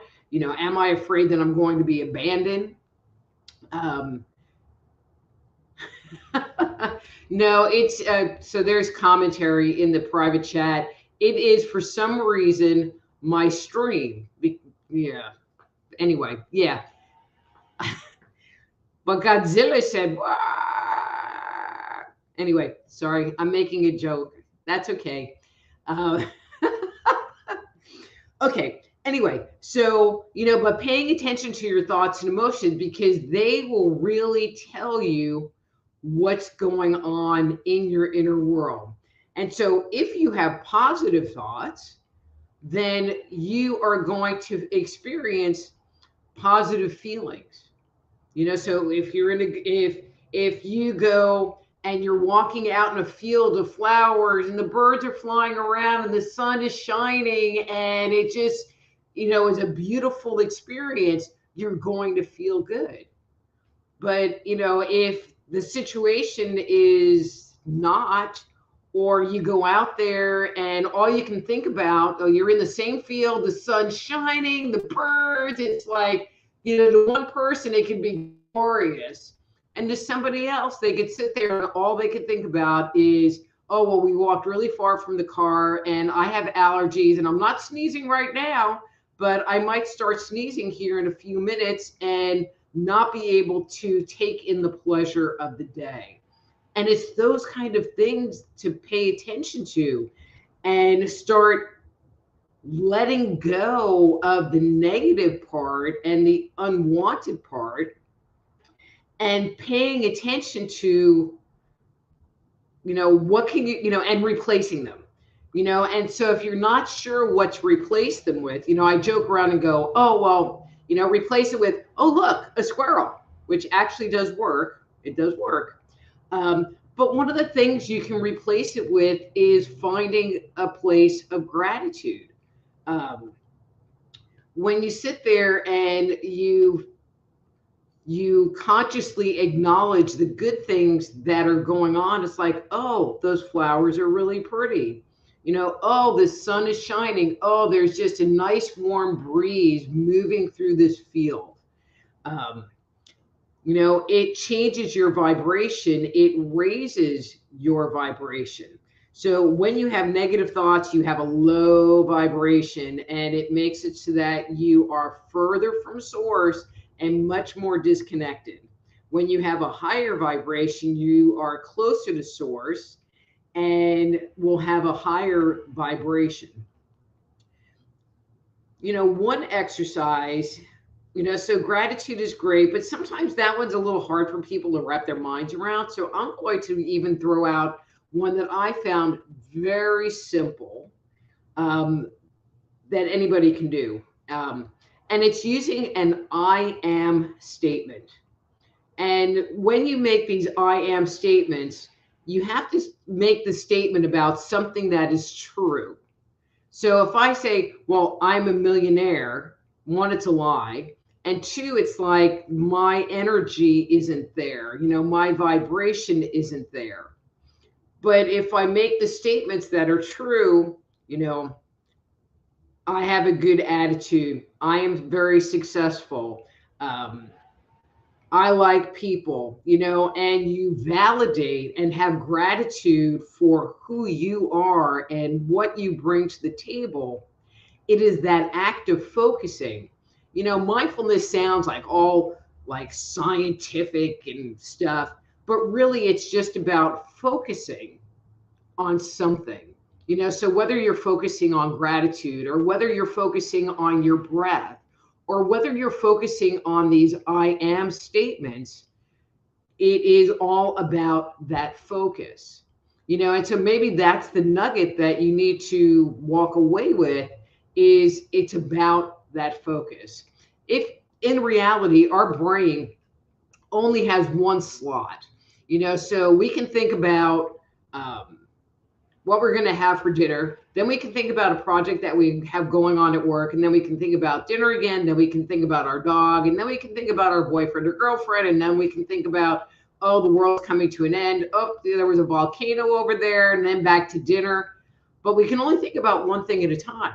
And so when you practice mindfulness techniques, whether you are focusing that one empty slot on your breath, or that one empty slot on gratitude, or that one empty slot on I am, or that one empty slot on I'm going to do 10 more sit-ups, or that one empty slot on I'm going to rake these leaves really good, and that's where my focus is, and you get into it and you get in the flow, which opens that energy connection to source. That is when you will move out of that negative energy, because the negative energy happens because it's stuck in the brain patterns and in your thought patterns. But if you can shift your thought patterns, then you can shift your energy and raise it to be, again, higher and closer to source. So, with 2023, I can't even believe it's going to be 2023 coming upon us. I hope everyone that's watching this will take the time to figure out, in a really realistic way, what they want for themselves. Everybody sits there and goes, well, I want to lose weight, or I want to quit smoking, but they don't think about things of what they can have internally and then follow through on them. You know, create a goal for your personal growth, for your inner peace, for your feeling of contentment, for an increased sense of connection to source. You know, whatever that is, it is going to help you move forward and then move you out of the fear and toxic energy that we have on a planet been living in for the last couple of years. I'm good. So I'm Dr. Rita Louise. My webpage is soulhealer.com. There you are. Hey, Kathy.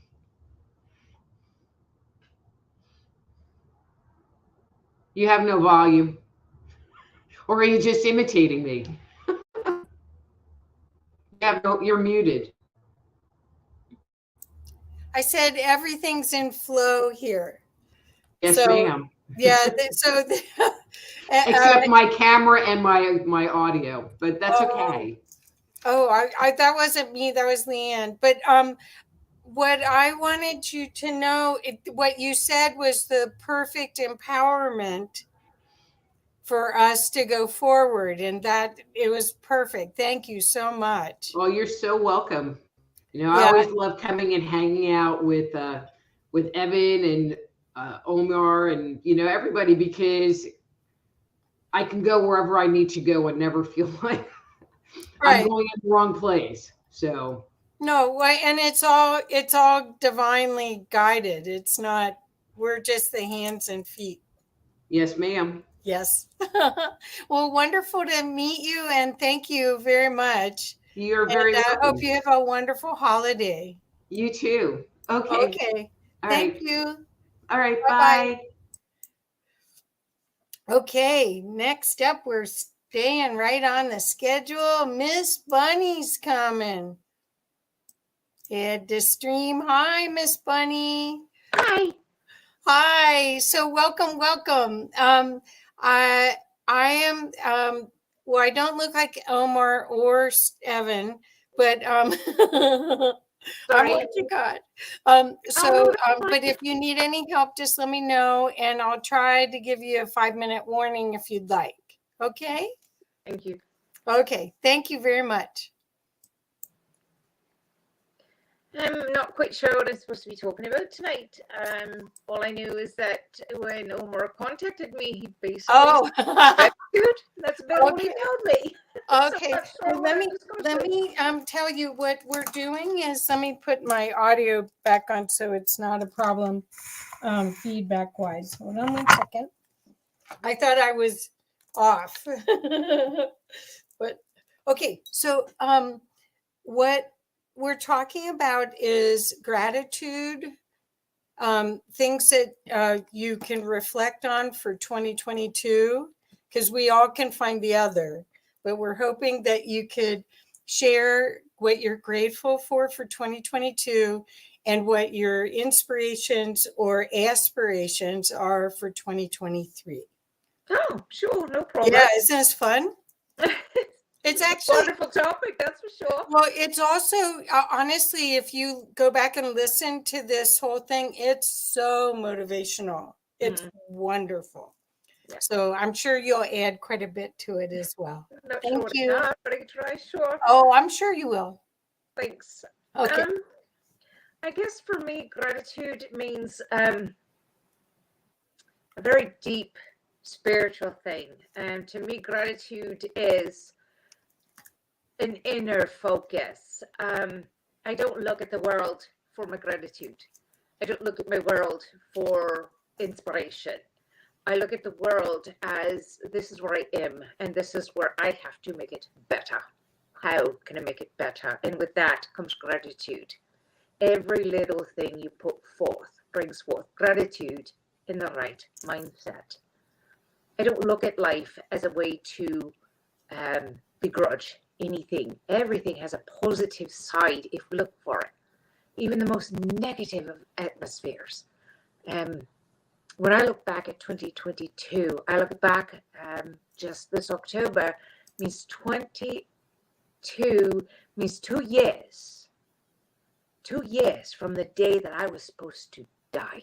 Wow. I was was to die. I was told you have 4 hours to live. Nothing is bigger than that. But I'm here and I'm fine and I lived. Every day is gratitude. Just look for it. Find a reason. Sorry, it's my husband calling to get at work. I look at the fact that with all my training, with everything I went through, nothing prepared me for what I lived through. So when I came out the hospital, my one reaction was every day is going to be a day to find something to be happy about. Every day, no matter how bad it is. So when I look at 22 this year, I look at the fact that just over 2 months ago, we moved, and a great move. It was large, but it's worth it. And with everything that went with that, there's a lot of stress, but there was so much happiness because we came at it with a sense of gratitude. What can I be thankful about this move? Now, I could have been negative and said, I'm leaving my children. It's true, but I'm not, because my children are fine. They're gloriously fine. I have nothing to worry about. They're in God's hands. They're not for me to worry about. They're pushing mid-30s, almost 40s. They're fine. We tend to worry about things, We tend to take things on that aren't there, no matter how dark they get. So what can we look forward to in 2023? A lot. Wow, we have so much to be thankful for this year. We have so much to say. You know what? No matter what your viewpoints are on whatever country you're in, there's no reason to be negative. You know why? Because it could always be worse. No matter what, it could get worse. For people that are negative in life, that gives you a reason to stay negative. And I can say that from experience. I was a very negative person. Very negative. Everything was black to me. My clothes, my makeup, everything. I was very dark. But I learned something with that. When you're negative and you carry that blackness with you, all you're carrying is the wrong side of life. Even happiness becomes dark. Find joy. When I sat in that hospital 2 years ago, it was painful. I found joy. I found joy in little things, like the nurse coming in saying, "Are you okay?" Why is that joyful? That's called caring. They didn't have to. They didn't have to come in and see if I was okay. But they did. That's joy. Waking up and knowing that I have another day to breathe. That's joy. Right now, there's a snowstorm going on in my house. All I feel is joy. Because that white, clean, clear snow reminds me of beauty. Reminds me of purity. Everything that seems to be missing these days is right. Everything that goes on around you. Listen. Be astute to your surroundings. When the geese fly over, there's a tradition in our tribe to say, well, this season or that season's coming because the geese went by. Well, that means the seasons are changing. So now what's the joy of that season? We're celebrating the winter solstice. A lot of people say it's the dark solstice. I don't think so. I think it's a time to give joy. There's new birth. I know on our trap lines, we love to watch as the new babies come out and to feed them and to see and watch the tracks in the snow. It's all joy. That's what gratitude is. It's joy. And don't make life difficult. Don't turn things into a hard time. Just accept it and make joy out of it, make happiness out of it. I can say it this way. We just lost a beloved family member. Dear family member, she just passed. Her birthday's today. Now, we could have all been sad. We could have all sat down and said, oh, we're going to focus on this. We literally just lost her. Well, her son decided to take on matters, and he posted the most gloriously beautiful virtual card on her page. That's gratitude. That's saying thank you, Mom. Thank you, Mom, for giving us life. Thank you, Mom, for raising us. Thank you, Mom, for making us the success we are. The gratitude is watching her daughter play for the Philharmonic. That's gratitude. It lives on in her. That music that she taught for decades lives on in her. There's no sadness. There's no tears. There's only joy. Gratitude. So what did we spend our time doing? Remember happy thoughts. Remember joyful thoughts. The release of her first record. The release of her first song. The release of their first song, her and her husband. The fact that 3 children, 3 beautiful children, are now adults with degrees and careers of their own. One's a music producer, one's in the Philharmonic, the other one's on the music tour. Wow. That's gratitude in life form. Find it in yours. Find the little things, even in sad times. What am I looking forward to in 2023? Well, my son's in the army. What am I looking forward to? Well, is he going to rank up again, become the youngest member of that branch of the military to take on that officership? I don't know. But I'm grateful either way. He's alive. He came home from deployment uninjured, unharmed. Is he going to do another tour? I don't know. Is he going to go back to DC to protect us? I don't know. But I have something to look forward to. It's exciting, actually. Our other son is in his own construction business now. Where's that going to go this year? Is the house going to get finished? Is it going to be expanded? So much to excite. What are my husband and I doing next year? We don't know. But it's an exciting roller coaster ride. But see, that's my motto in life. Life is a roller coaster ride. It's not a walk in the park. It's a roller coaster ride. Who's got you strapped in? Who's holding you in? For me, that's God. God holds me in every day. No matter what the turn is, if it's a sharp turn, if it's one of the loops on them, I don't know. I've never been on one. No matter what, I'm safe. And that roller coaster ride is going to continue. And I'm going to enjoy it. And just like those screaming kids, you hear them screaming all the way through the park. You know what? They're not scared. They're having fun.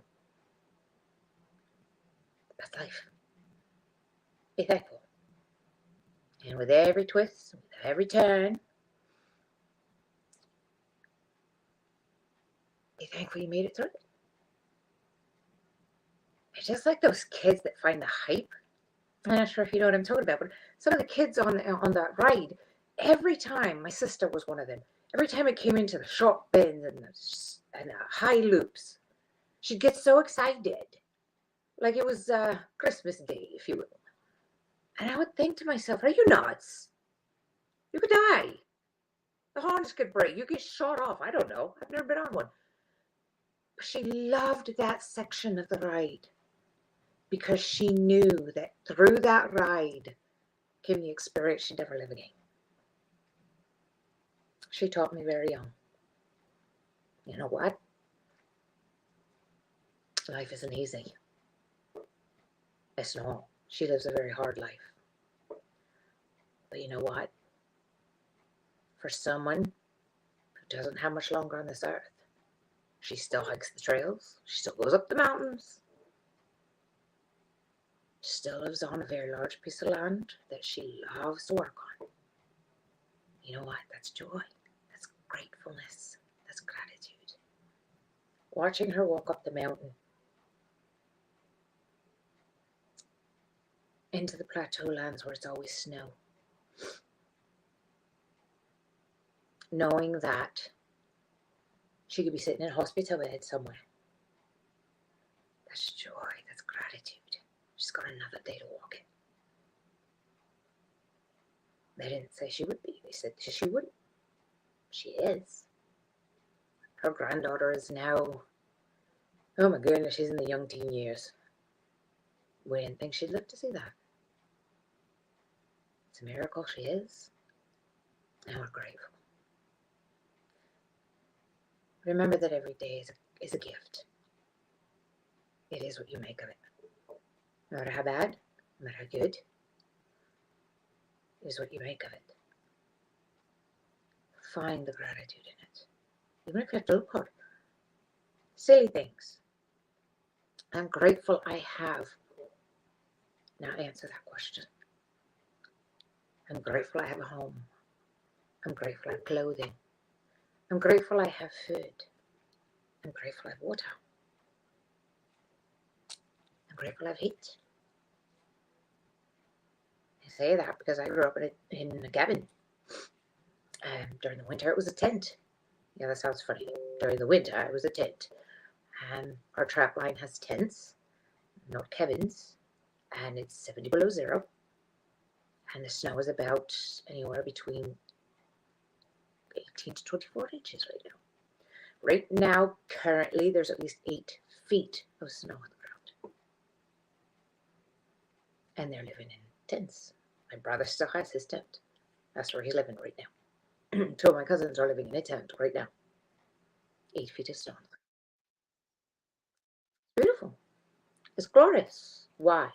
Because there's family. Family. Are they in the tent with them? Obviously not. There's not enough room. But in that cabin, in that tent, in that house, in wherever you're living, there's the heat of you. There's your light, your internal light. Let it glow. You never know who you're touching either. One of my favorite things to do when I'm out and about, my husband drives a bus, by the way. When I'm out and about is I like to jump on one of the tram buses and say, you know what, how can I make someone happy today?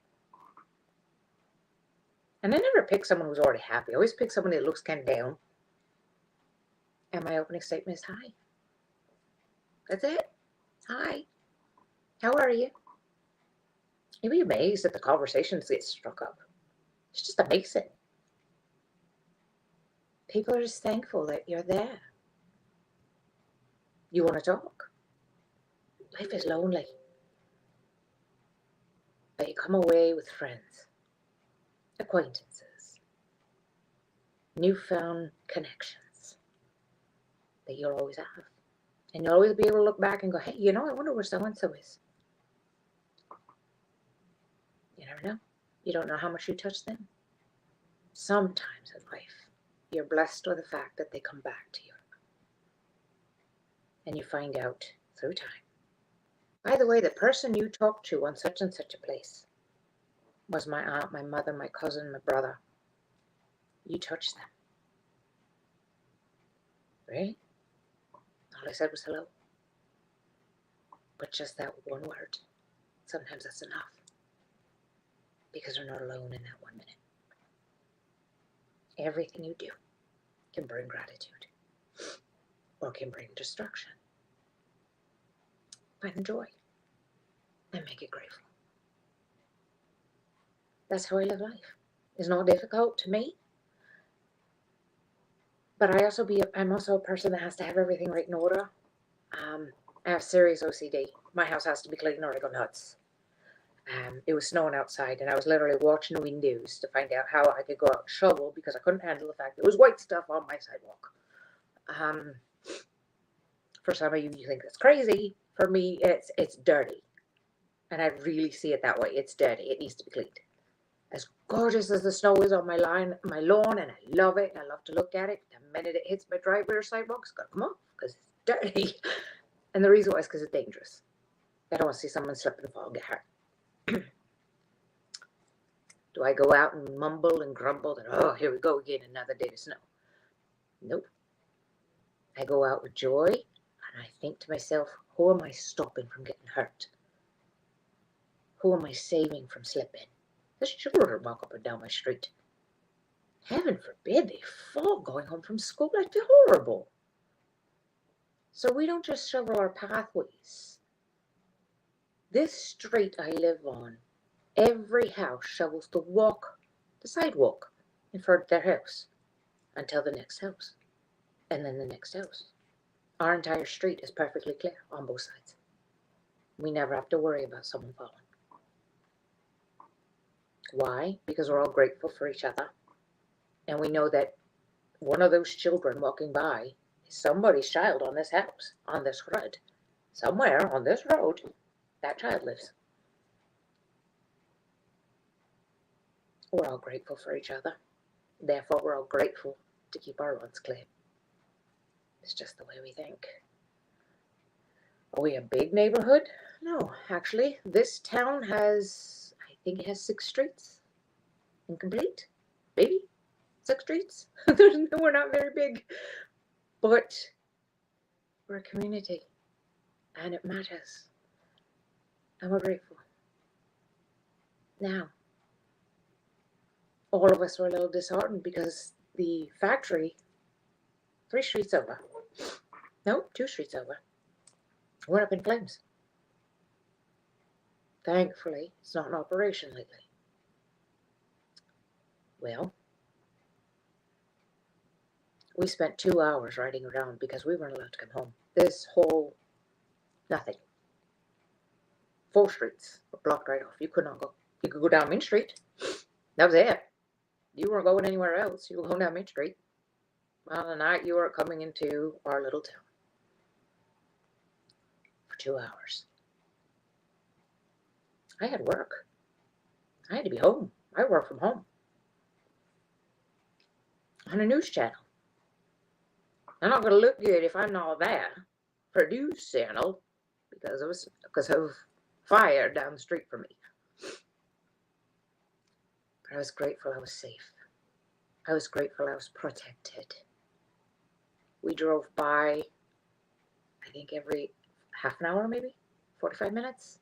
We drove by just to make sure. And we go and see if the place needed anything, the fire department needed anything, because they're standing out in the freezing cold. And they were fine. By the time we got home, it was about 9:30. Everybody was safe. The fire did not spread to the other houses, which is a miracle because literally if the wind had just turned an entire block of housing would have gone up in smoke. But it didn't. And we're grateful. What does next year bring for that factory? Don't know. Maybe they'll rebuild. Maybe they won't. We'll have to see. It's exciting. What did it teach us? Well, to always be ready. Always be ready. Be careful. What can I learn from it? Well, for me, having OCD, I freak if I have anything left on, including something plugged in. I do not go to bed at night. It has to be safe, or else I don't rest. So what did I learn from it? Well, as safe as we tend to be, as careful as we tend to be, it doesn't stop accidents from happening. But I'm grateful no one was in that building. I'm grateful everything was under control. I'm grateful that even our firefighters and policemen were safe. No one's hurt. Why? Well, I refuse to look at negativity. I refuse to dwell on it. There's hope. There's always hope. I know a lot of people right now at work are discussing certain cases, certain issues in the news. No, don't look negatively on it. There's a reason it's happening. What's the reason? And if it doesn't turn out the way you want it, then your next comment should be, what can we do to make it better? Not we can't, not there's nothing we can do. Yes, there is. There's always something we can do. Always. Don't sell yourself short. Don't sell yourself short. The other thing is learn to shut down for a while. In the age of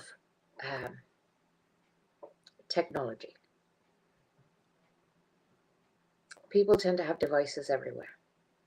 I know for myself, I've got 6 devices going at all times, almost 24 hours. Because I have to constantly be in contact with somebody. Somebody has to be able to reach me. Do I leave them up and running? No. I have 2 devices that run 24/7 all the time. Are they near me? No. What are they there for? Well, you've just heard it chime off twice now. That's the only thing they're there for. That's the only thing they're ever going to be there for. Because I shut down. Read a book. Find a book. Can't read. That's fine. Find an audio book. Plug a tape in. Plug a CD in. One of my favorite things to plug in is birds or nature sounds. Water. I love waterfalls. I love thunderstorms. Maybe I can give you this for an idea of thankful gratitude. We were sitting, now our cabin sits on 12 acres of land in the middle of nowhere. No lights, no water, no heating system outside of wood stove. That's it. Candles. We were outside. We're watching the lightning.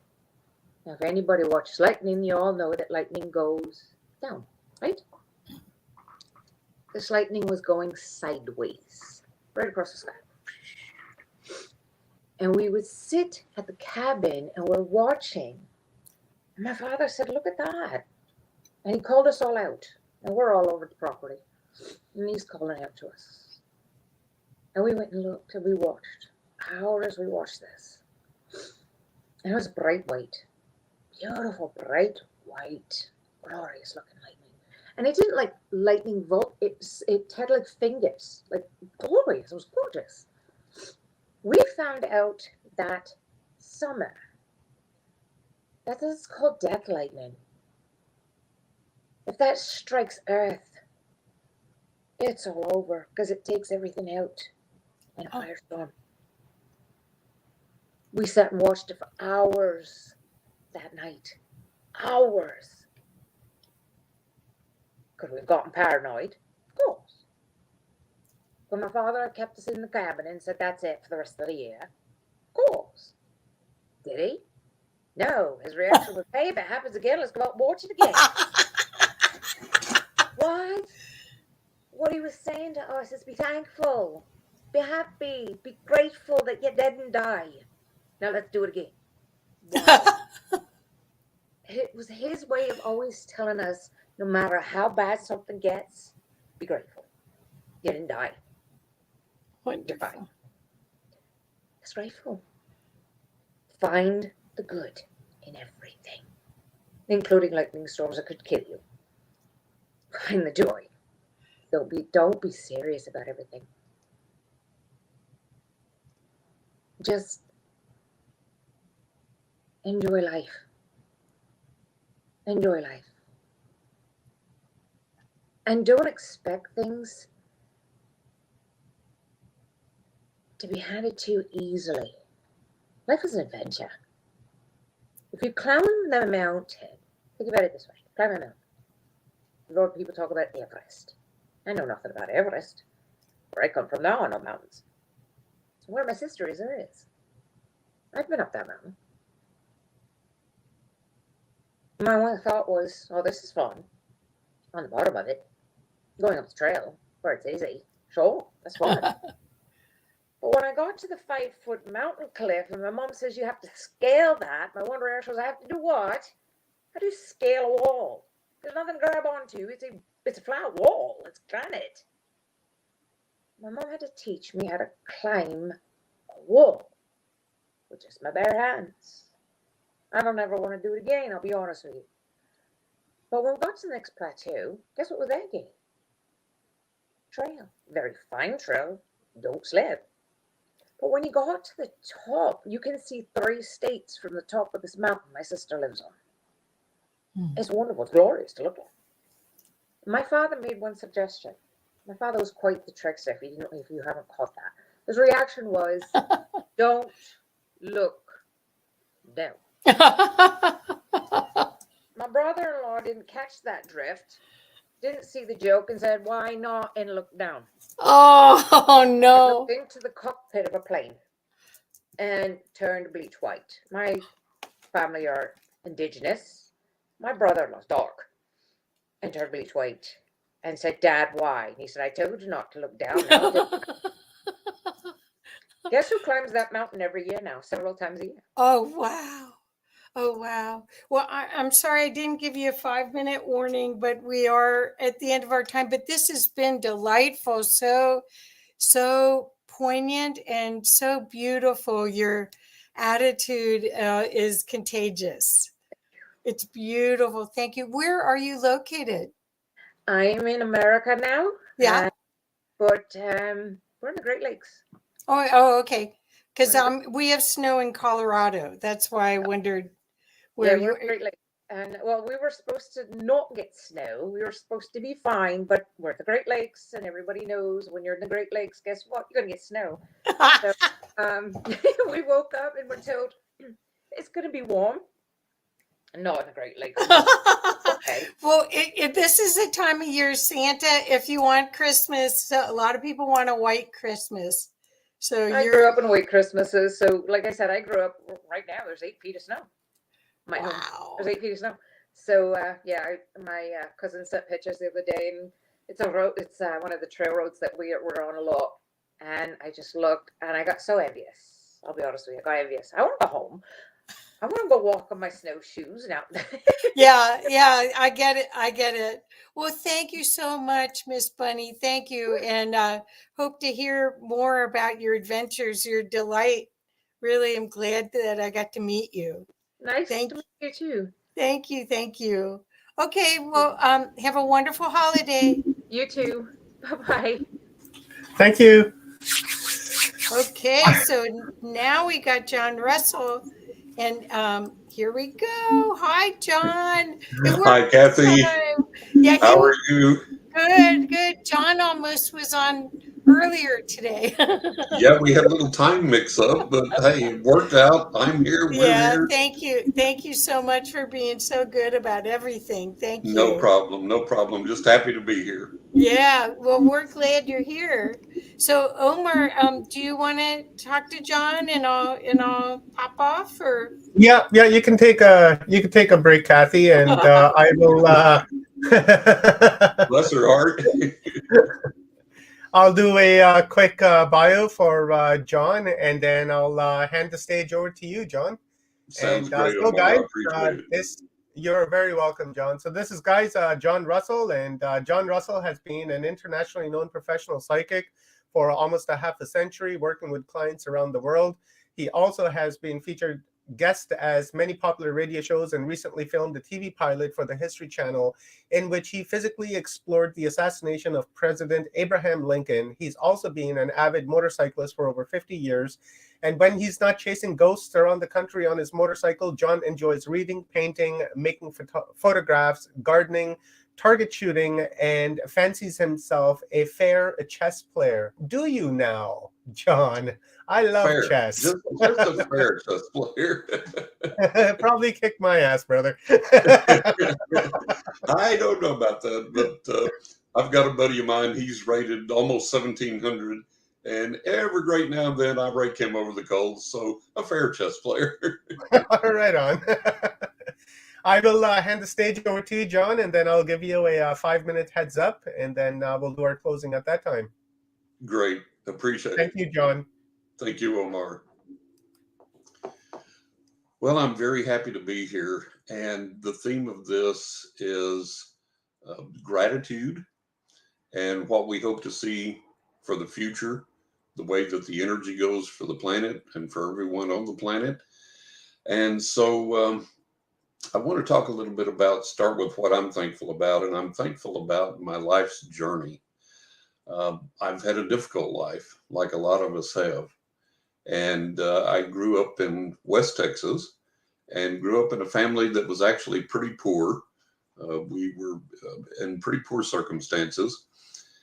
And long story short, over the years, I wound up to be an internationally known psychic. I've read for clients in over 40 countries, which is amazing to me, mind-blowing to me.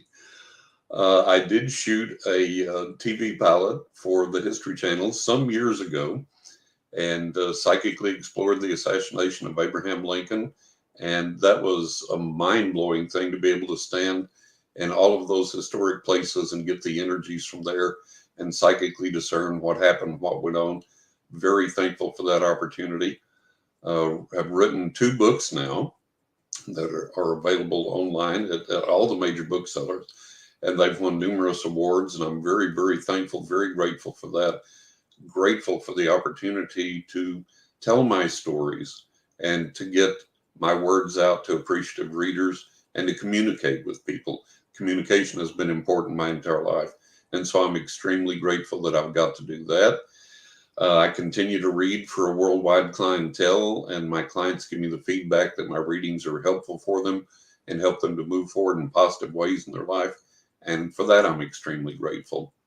So many, many things in my life. It's been a long journey, but it's been filled with a lot of blessings and a lot of things to be grateful and thankful for. And I still find that to this day.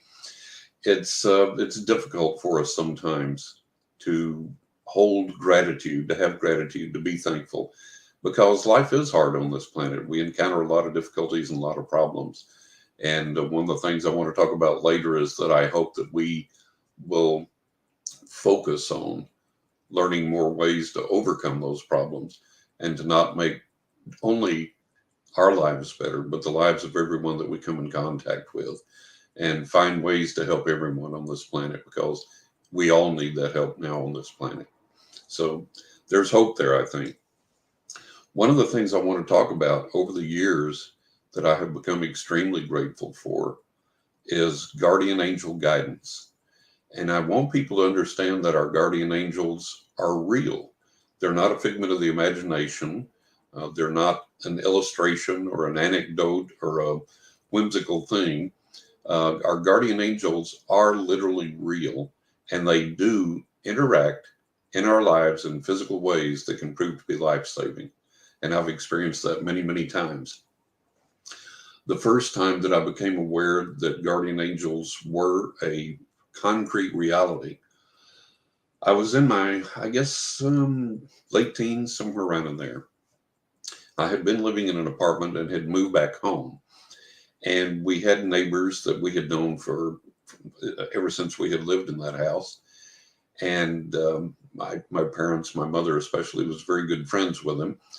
And as the man aged, he developed senility, I guess Alzheimer's. And he got to the point that he couldn't function.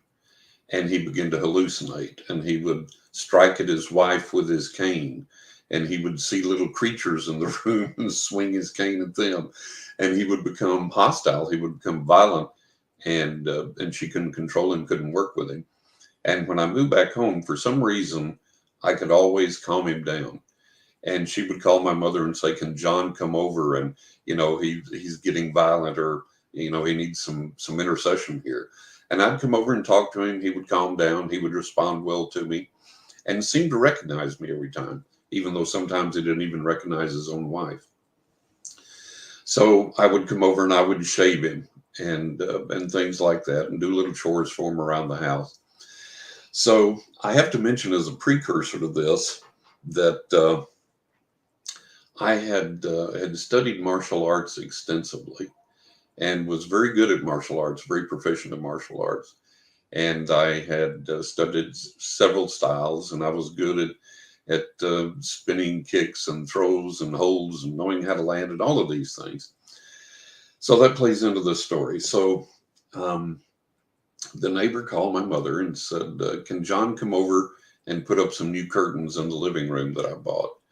And I said, "Sure, I'd be more than happy to do it." So I went over and she showed me where the new curtains were, and it had a little small step ladder that had 3 or 4 steps on it, and positioned everything. And I said, "Oh, no problem. I can handle this easily. No worries." And she said, "Okay, well, I'm going to go and keep an eye on my husband. He was in the den, the back part of the house."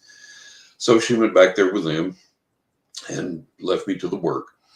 So I got up on the step ladder and began to work with the drapes, getting the old ones down, starting to put the new ones up. And extremely uncharacteristically for me, I lost my balance. And I began to fall off the step ladder backward and to my left. And all of this happened in a split second, and my thoughts happened in a split second. It's going to take much longer to tell you about it than the actual occurrence.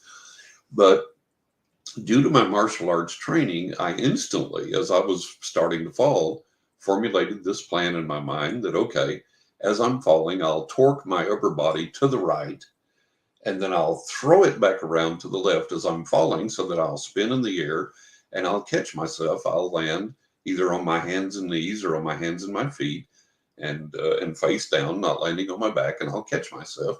And it was a perfectly workable plan. I knew that I could do it. So as I spun my upper torso to the right in preparation to spin back to the left as I was falling, this large hand placed itself on my lower hip and back on my left side and stopped my fall, and then forcefully pushed me back up onto the ladder until I was standing upright once again and had gained my balance. And I said, "Oh, thank you," and turned my head to look and see who it was, to finish saying thank you, and just stopped midair, because there was not a soul there in the flesh. And I was so astonished that I got down off the ladder and I raced through the house, even though it was a large living room, and there was no way that anybody could have put their hand on me, steadied me on the ladder. And then as I turned around to look, pull their hand away, and me not have seen them, they couldn't have gotten out of the room that fast, even if there was somebody there in the flesh. But nonetheless, I was so astonished at that I raced through the house quietly back to the den where they were at. And they were both in there. I think she was knitting or something, and he was watching TV. And I was like, wow. And of course, there was no one else in the house. And I was just gobsmacked. I went back into the living room. I kept looking around to see if whoever had saved me would reveal themselves to me, would show themselves to me. And they did not. But I climbed up on the ladder and I finished the work, hanging the new drapes for them, and said aloud quietly several times, "Thank you. Thank you for saving me, that I didn't have to go through some maneuver to save myself."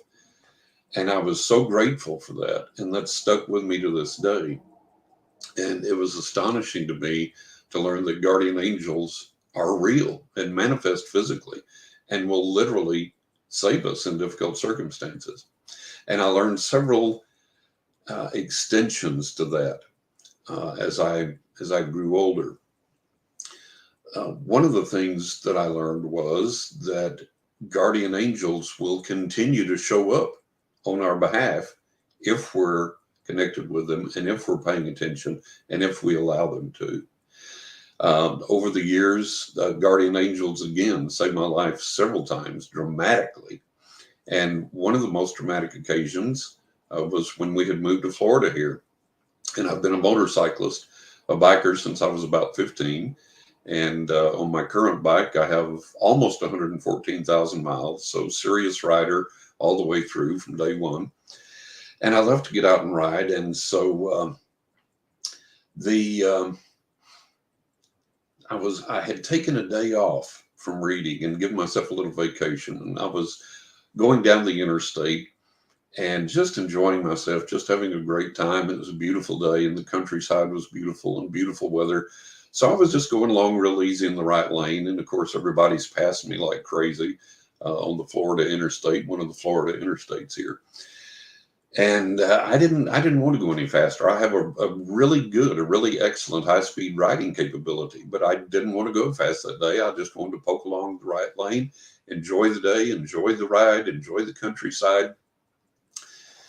And this audible voice in my head suddenly said, move into the far left lane. And for all of the years that I've interacted with the other side, I've had way over 1,000 physical paranormal manifestations occur on the physical realm. A lot of times witnessed by other people. We've captured it on audio, video, photographs. And in spite of all this interaction with the other side, since I was a young child, I wanted to argue with my guys, the forces on the other side. And I was like, again, this is a split second that all of this is happening and that I'm thinking this. And I said, guys, I don't want to move into the far left lane. I'm happy here. I just want to tool along and ride easy. And if I have to get into the far left lane, it's going to take a lot of maneuvering. And then I'm going to be over there riding at a speed I don't want to be riding at. And this time they said, John, move into the far left lane now. So it was a lot of lean and weave and brake on, brake off, throttle on, throttle off, upshift, downshift, weaving through the traffic to get through there and get into the far left lane. And so I'm over there and I'm like, okay, what was all this about? Why are you telling me to be over here? And as I said that, in the right lane, where I had been, this car, I don't know if someone hit this car or this car hit someone else or he had a blowout or just, I don't know what happened. But this car spun around in the right lane and ended up facing the wrong way on the interstate into oncoming traffic. And he had been hit, had hit somebody else, and there was detritus blowing across the road like shrapnel from an explosion. A hubcap came rolling, bits of bumper, bits and pieces of trim and chrome and this and the other. And I was weaving and dodging all of that. And I looked to see if I needed to stop to render assistance, and there were several other cars involved, and there were people already stopping, and I knew they would call for help. And again, all of this took place in a split second, just, way quicker than than it takes me to tell you. But the point is, if I hadn't heard my guardian angel's voice and listened to and obeyed my guardian angel's voice, I would have been right smack in the middle of that wreck. I would have run right into him, hit him, no telling how many cars would have hit me before they got stopped. And I wouldn't be here in the flesh today to tell you this story.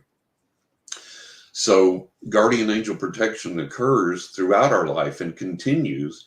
But the trick to that is we have to make time to meditate, to connect with the other side, to connect with our guardian angels. And then when we hear that voice, we have to obey it.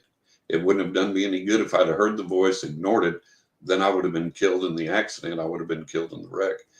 But because I finally did acquiesce to the voice after the second warning, I'm here today to tell you that story. And I'm so thankful that the guardian angels have saved my life and give me this information to share with you, that we can tune into these beings, that they are real, that they are there for us, and that they will guide us and protect us and help us if we listen, if we take the time to tune in. And we should be thankful that we have that ability and thankful for our intuition. so that if we get up in the morning and our intuition, we hear a voice, we have a feeling, a premonition says, don't drive to work on this certain route today, and we avoid that, maybe we avoid an accident that would have taken our lives. Or we wake up and our angels are telling us maybe, hey, you need to do this today, or go do this certain thing, or take this certain route, or do this certain thing. We can rest assured that they can see a lot further down the road than we can, and they have our best interest at heart, and they're guiding us either to protect us or to get us into motion, get us into gear to do some things that we need to do. So guardian angels are real. I'm thankful for that. And I want to convey that to you so that you can realize that you can contact your guardian angels, listen to them, make time to meditate, hear their voice, obey the promptings that come to you, whether it's intuition, whether it's a premonition, whether it's a dream, whether you hear actual voices like I have, however it comes, obey that information. Take that information and run with that. Gosh, gratitude. It would take way longer than the 30 minutes I'm allotted here to tell you all the things that I'm grateful for and that I appreciate from day to day. And one of the things that I want to talk about is part of my vision for the future and what I hope to see accomplished on this planet, because we have so much strife right now. And of course, we always have. If you read history, that's life on this planet. And it's always a battle of good versus evil and light versus dark. And right now, we need that light. We need to be that light. We need to find whatever way connects us successfully with the other side in such a way that we can reach out to others and help others, and that we can be a light in this world for healing, for peace, for understanding. One of the things that I want to see come about, when I was a young man, growing up in West Texas, back then, you didn't talk about the paranormal. You didn't talk about UFOs. You didn't talk about guardian angels and things, because if you did, people made fun of you. You were ridiculed. You could lose your job. And then through the years, through various TV programs and books and magazines and things that have come up, the paranormal became a little more fashionable, a little more acceptable to talk about and to discuss.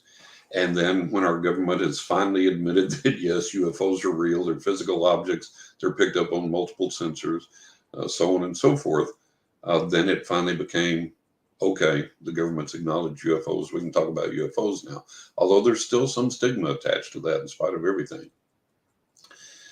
So over the years, I've seen things become a little more accepted. And then recently, and I've discussed this with several people that are in the field, that are in my field, and we've all come to the same consensus that all of a sudden here of late, that hostility and that skepticism toward spirituality, toward psychics, toward the paranormal, toward the possibility of UFOs and these things is kind of rearing its head again. Things kind of seem to be, the pendulum kind of seems to be swinging the other way once again. And we don't have that acceptance or that belief that was seeming to come about for a while.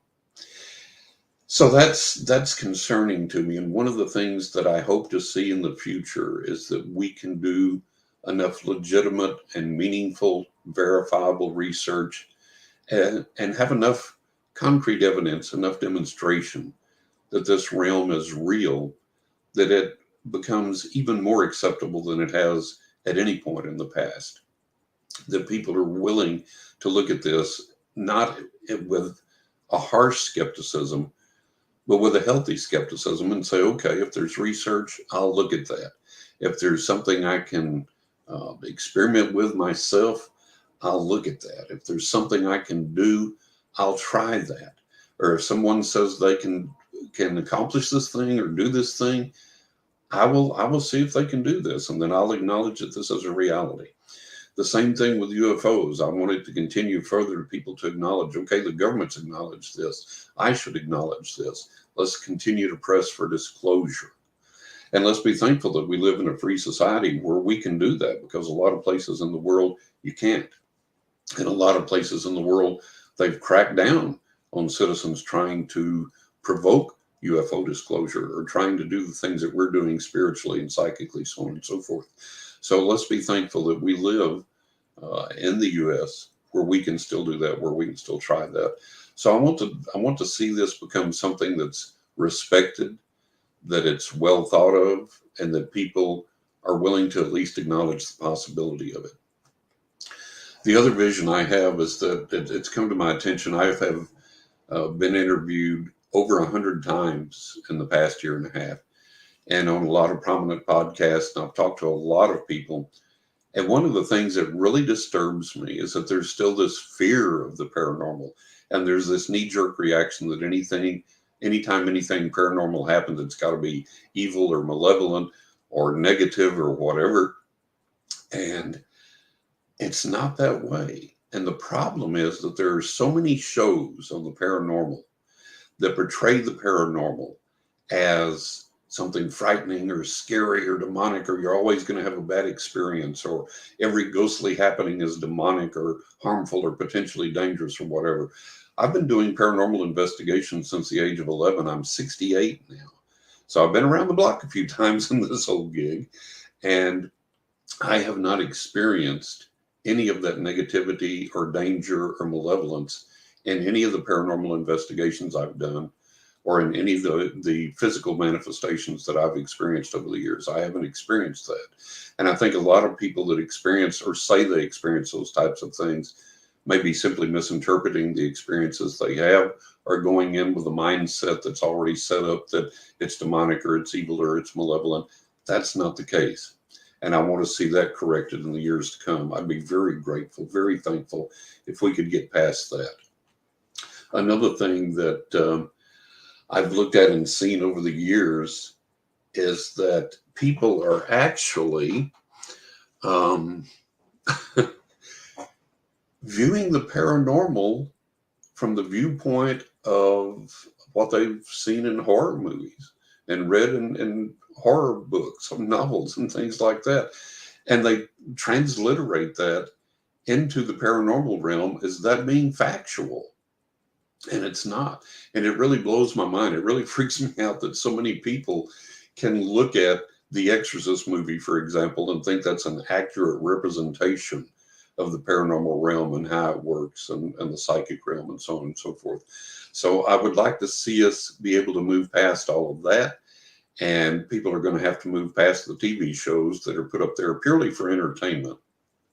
And I can say that with no doubt whatsoever, because I've talked to some of the on-air talent in these shows. I've talked to the producers and the behind-the-scenes people in these shows. And they have told me that a lot of these shows are staged or set up, or that they ask people to act certain ways when they encounter any paranormal phenomena or this and the other.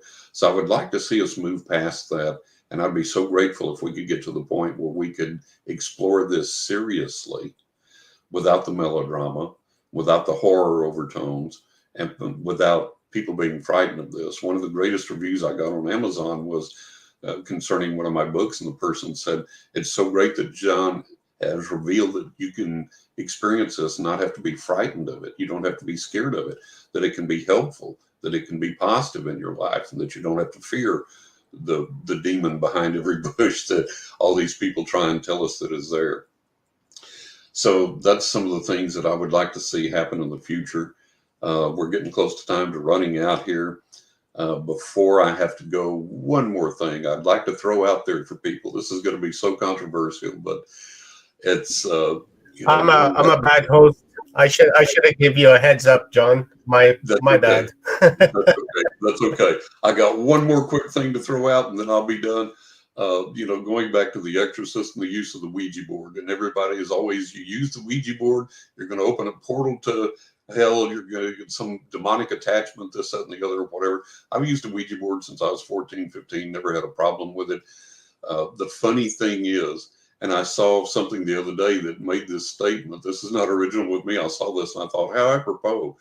They said, what's the difference between using a Ouija board and using a crystal ball, a tarot card deck, a pendulum, dowsing rods, or any of the other myriad things that we use to connect and contact with the other side? You're using and utilizing the same energy. you're not opening up any more dangerous thing by using a Ouija board than you are by using tarot cards or a crystal ball or a pendulum or anything else. So that's my hope for the future, is that we can move into a more serious and not melodramatic and not made for TV and not horror overtones of the paranormal, but the true paranormal, what it really is. And that's what I portrayed in both the books that I've written. And those books you can get at Amazon, Barnes Noble Books A Million. Writing with Ghost Angels and the Spirits of the Dead. You can go to my website. The links are there for them. In my latest book, A Knock in the Attic. I also have a third book coming out next year, which will be 20 ways to increase your psychic abilities. So that's going to be a lot of fun. So that's my time, and I really appreciate being here.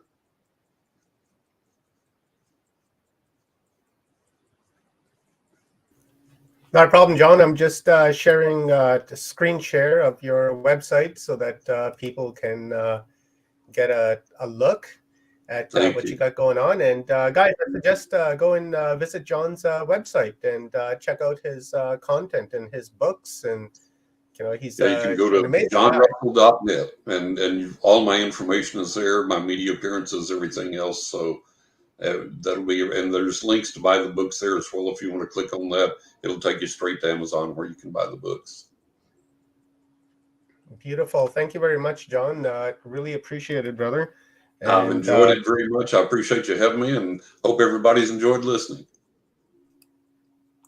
Indeed, we have. And people in the audience there just was putting comments up, and they're just like really resonating with what you have to say. And and I concur with you. The paranormal that we've got going on, it seems like there's two different paranormals that are happening. One is the Hollywood paranormal that everybody that we just covered, so everybody just believes that that's what it is.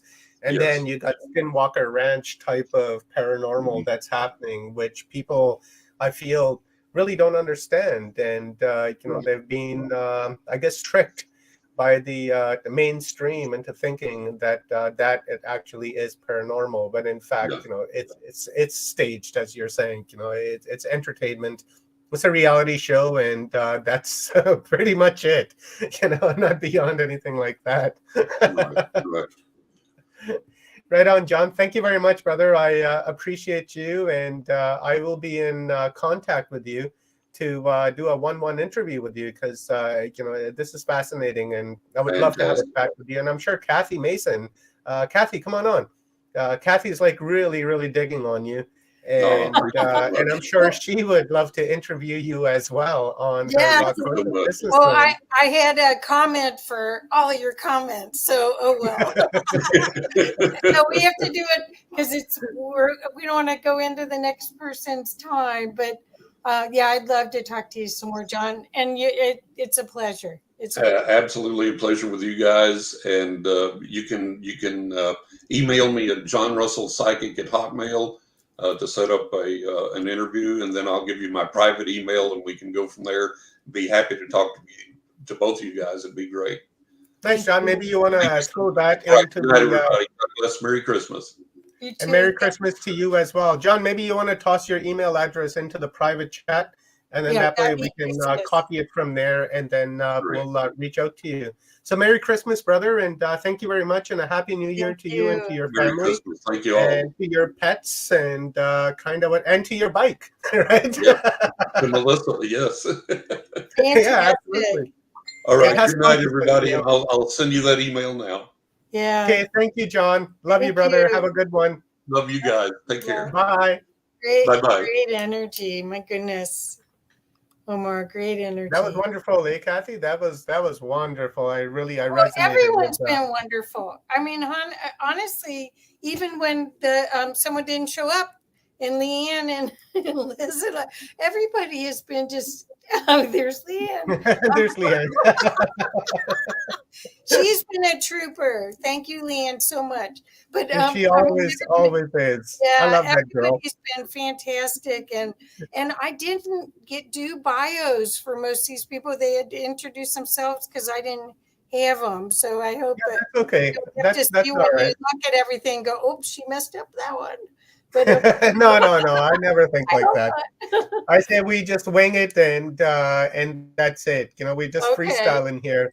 Okay. And it is what it is. Our audience understands what live streams are like.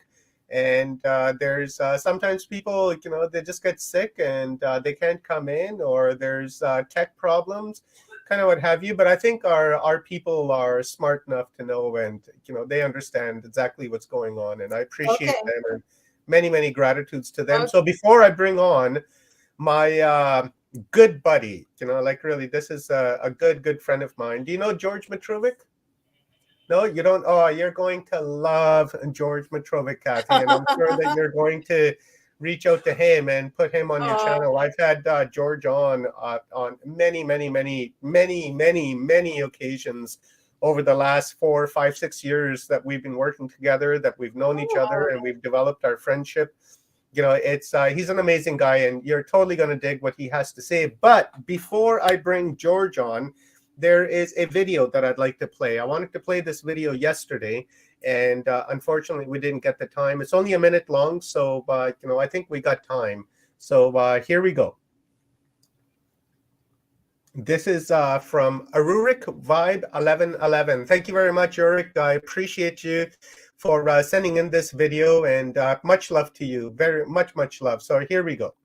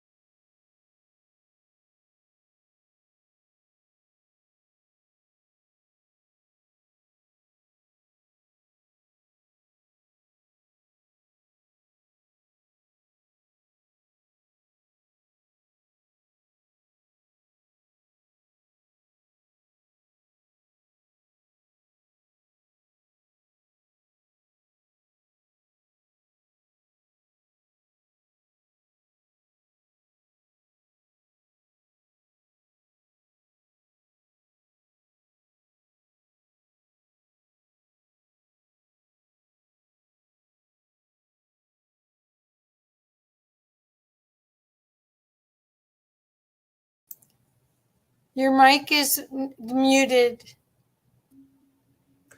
Right on. That was the video that was submitted to us by Auric Vibe 1111, and here, here they are. I don't know if it's a he or a she, but I really don't care. It's a fellow projection, and there they are. Right? Oh, okay. I It said appreciate. no time to add sound, maybe next time. Okay.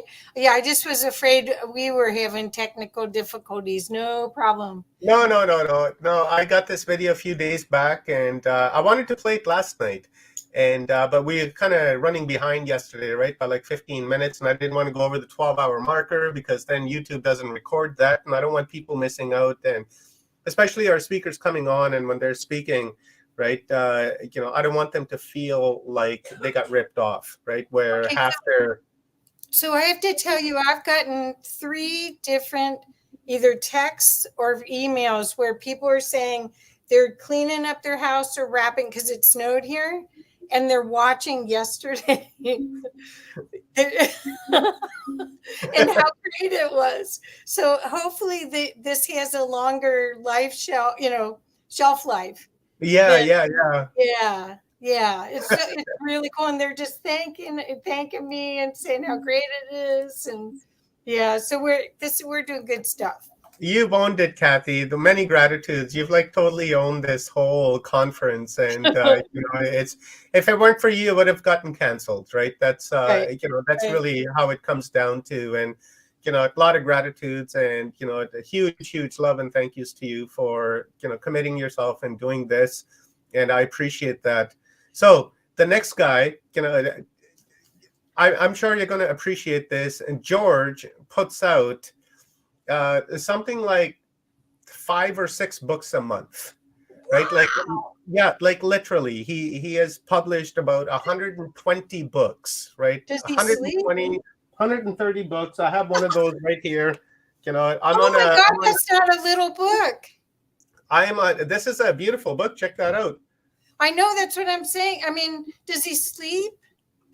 How does he do that? I don't think he sleeps. No, I don't think so either. Wow. Literally 120 books this man has published. He is epic. You know, that's why, you know, I just have like so much respect for him because of the fact that the wisdom and the knowledge and the dedication that he's had for decades now in putting out this material. And I'm so happy to hear that it's finally, you know, catching ground and people are beginning to see George and they're beginning to listen to him and going out and buying his books. And you know, it's you know, I'm very happy that that is happening for him. And then just you know, just very quickly before I bring George on, I'm I'm collecting books. I want that book. Well, you know, well, Christmas is coming. I think I should have a book like that. Santa. I think you do too. Yeah. You know, well, Augie's amazing. Oh, he truly is. This came in the mail today. And Augie sent it out to me a few days back, and I'm so happy that it came in before Christmas. So let's bring on George Mitrovic, guys. This guy really, you know, I just gave you an intro on him. Puts out 5 or 10 books a month. He's got like 120, 150 books. He's written something like 10 million words.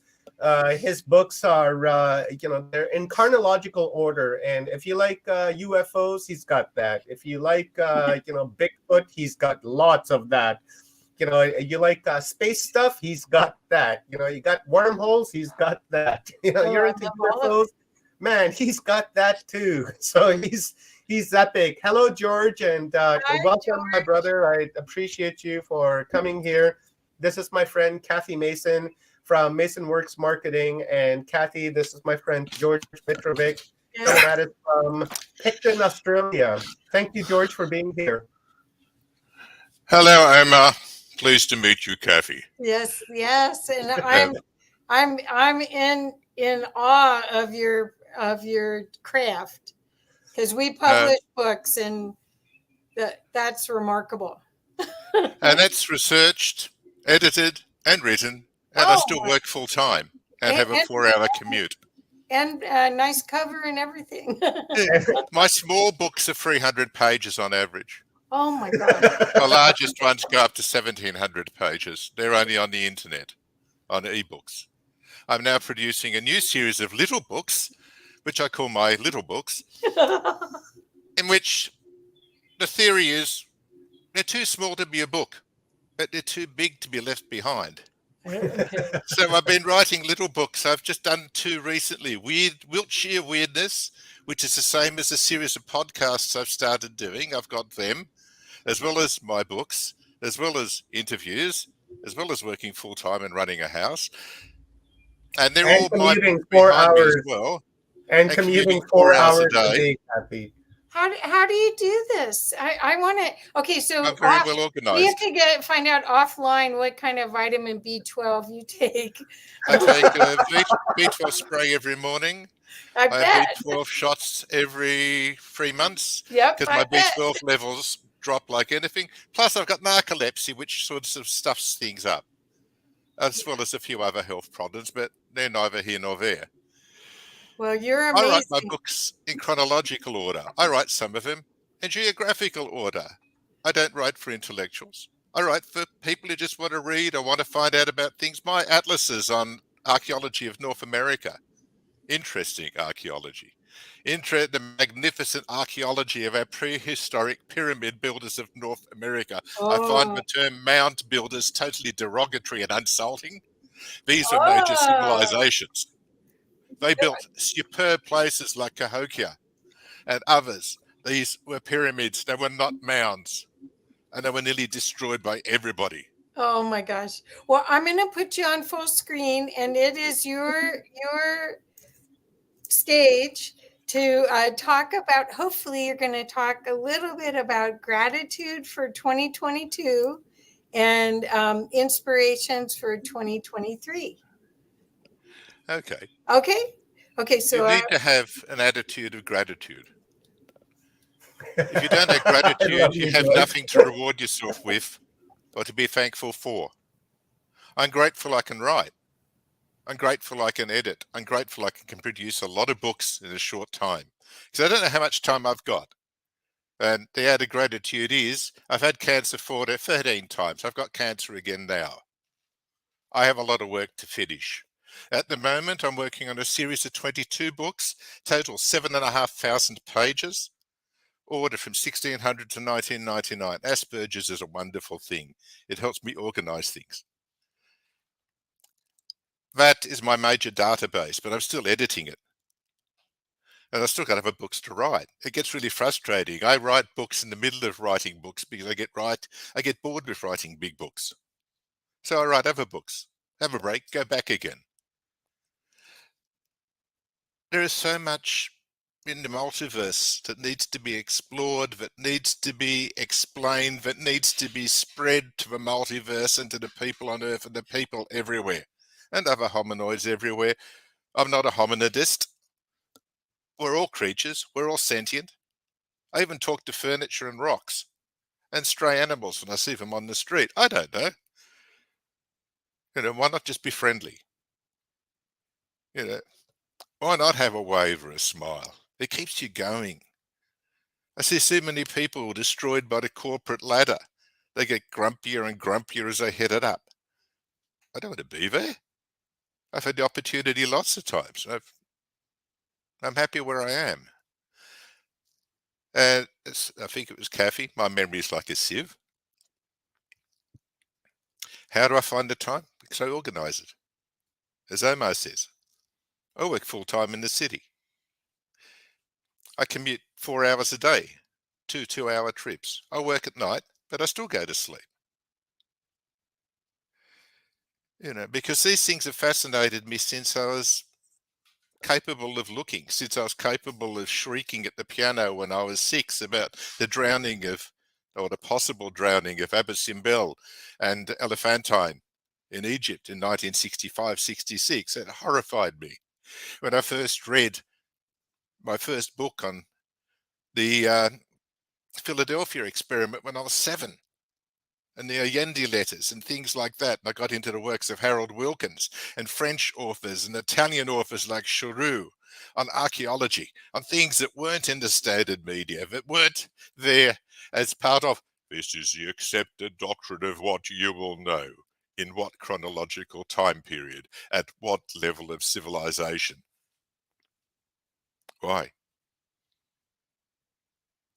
I can't just sit here and say, oh, okay, I believe all this was done in that time period at that time. And they were pretty primitive, so they might have had help from somewhere else. Humans are very capable creatures. We're amazingly capable creatures. I get into arguments with people. They go on to me about, hello, what about the Great Pyramid? And I say, what about it? There are 3 of them. They're built of stones 2.5 tons high, or 2.5 tons heavy. Not particularly big. The obelisks in Egypt are much bigger and they're transported further distances. Easy to stack. Herodotus tells us about them. But where's the mystery? The mystery is that they're actually built and economically viable in their time. That had to have a reason. And an economic system that supported it and did it. And yes, this does sound boring. But yet, if you go to Baalbek in Lebanon, who knows what built what? There's a stone in Baalbek that is 1,600 tons in weight. It's called the Hajar al-Hubla, the stone of the pregnant woman. Recently, 2 other stones bigger than it were found. They're buried in the ground. The Hajar al-Hubla isn't. And do you know where they were heading? There's a huge terraced temple in Baalbek, which was originally the temple of Heliopolis, which became the temple of Jupiter. Before that, it was the temple of Baal, or Baal, the sun god. It resembles, at its basis, a gigantic rectangular stone platform. And these stones were originally carved in this quarry, only a few hundred yards from the terrace, to go up 20 metres or 60 feet to be with other stones the same size. Then you can say, Holy Mother of God, how the hell did they do that? The jury's still out on it. There aren't even legends about the building of it, it's so old. These are the mysteries I like to get into. You know, it's hard to do a self-interview. I worry about boring everybody else and not boring others. At the moment, with my 22 books I'm writing, they're to try and explain this. Yes, it's a funny piece of paper with squiggles all over it. They're called sine waves. Simple, repetitive, mathematically reproducible geomagnetic waves. And that's the surface of the Earth from 1800 to 1977. And you say, what the hell is he talking about? I started looking at strange phenomena. Early 70s, 71, 72. Because I like strange phenomena. I don't like things with no explanation. I like to find explanations. Even if we had to alter our explanation shift to explain them. Sometimes normal science, physics, they don't work. Mathematics does, but the rest doesn't. I discovered odd things were happening. Yes, you say, well, okay, you're doing phenomenal research. Of course there are odd things happening. Why was it? You'd have point A, a nice little hill here. And the people on this side of it, they're seeing hairy hominoids wandering around, or Bigfoot, or Yetis, or Yowies, or whatever you want to call them. They're big, they're furry, they make noise, they run around, they stink in a lot of cases. And they're being seen here. And on the other side of the mountain, a little group of people are talking to Orthon from Venus. They're tall, blonde, blue-eyed, long blue slacks, long blue coat. Down, gone again. And in another spot, there's a lot of poltergeist activity going on. Very strange things. And I thought, okay, these things are happening, or they're written to be happening. They're documented to be happening. They're leaving evident traces. Footprints, burn marks, bite marks, you name it. They leave evidence. They are not just, oh, hi, I saw this thing down the street and it's big and tall and furry. It is more than that. Why were they occurring in the same area, but three totally different phenomena? And I looked into this and I started collecting data. Lots and lots and lots and lots and lots and lots until I had about 1,700 pages of it, reduced to small levels of data. And I thought, I want to map these. Is there a pattern? If it's got a pattern, if it's repetitive, it means it's not an illusion. It's not an imagination. It's not totally random or schizoid imaging. Something happened that left an imprint on its physical surroundings, but was not supposed to exist. A lot of my books are full of things that aren't supposed to exist. Bigfoot aren't supposed to exist. UFOs aren't supposed to exist. Spontaneous combustion, you name it. But they exist in time and space. So what was the constant? The time and the space. Not the sighting. Not the event. That's not a constant. The constant is the place and the time. These are latitudes along here. That is time. I started plotting them. And I produced sine waves. And these sine waves are repeatable. They're repeatable to the extent they were scientifically investigated in the early 1990s. We found something like that. A 530-year periodic curve. We then found another curve that tied in with the periodic or the periodicity of the planet Neptune and Uranus and Saturn. How can that be coincidence? Not when you've got 4 valid scientific equations validating places where phenomena occur. Not that phenomena occur constantly in one place. These things move. That's why they're sine waves. When they intersect, things happen.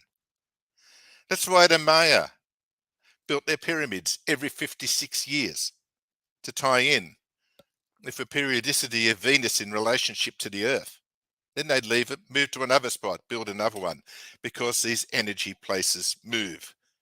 A lot of ancient cultures moved their temples, moved their places of worship, moved their places of healing, because they knew where these places were next to occur. So I've been trying to rebuild that. That's why I'm writing a 22-volume, 7,500-page database. And it's amazing seeing what happens in it and the repetitions.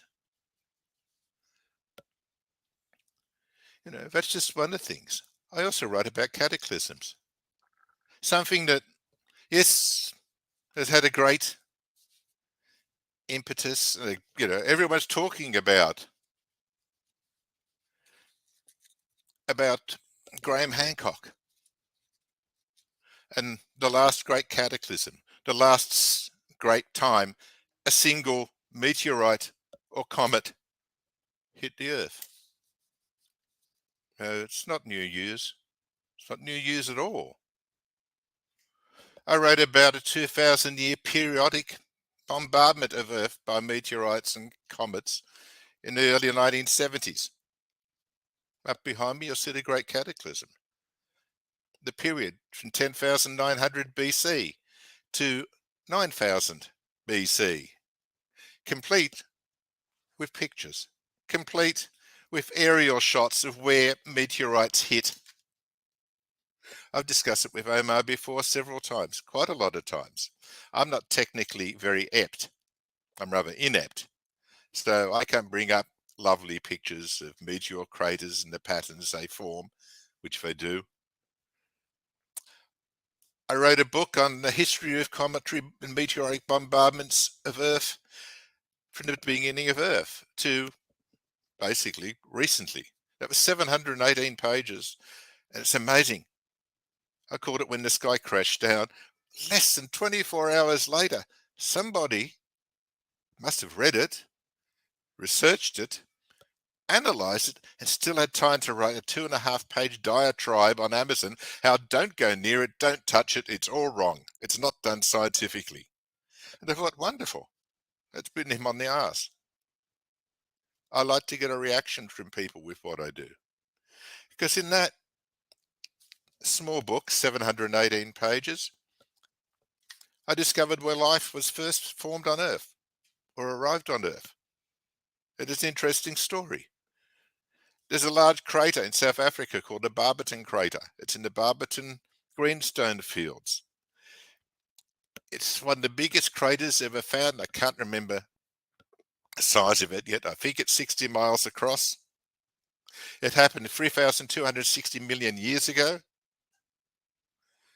And the interesting thing is I was looking for something to flesh out the item, the chapter I was writing on it.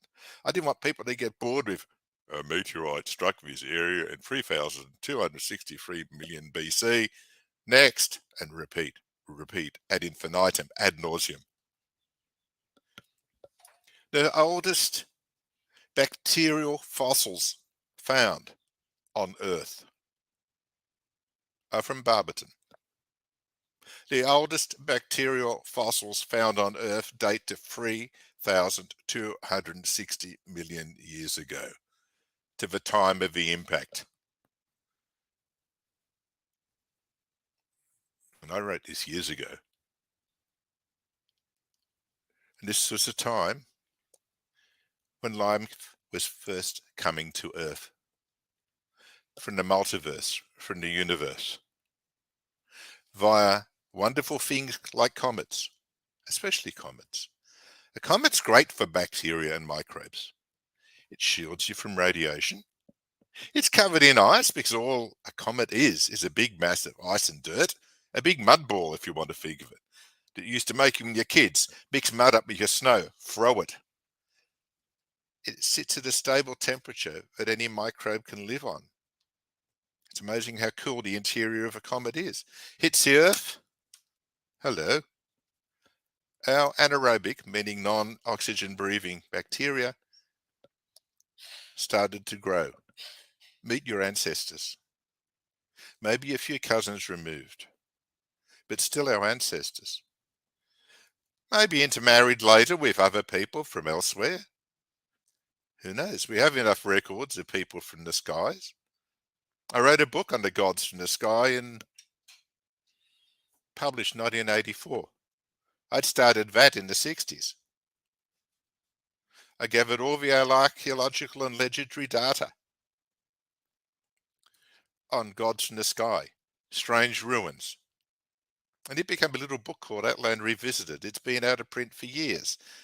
But the book that Omar showed, Strange Mythology, it's got all the legends in it.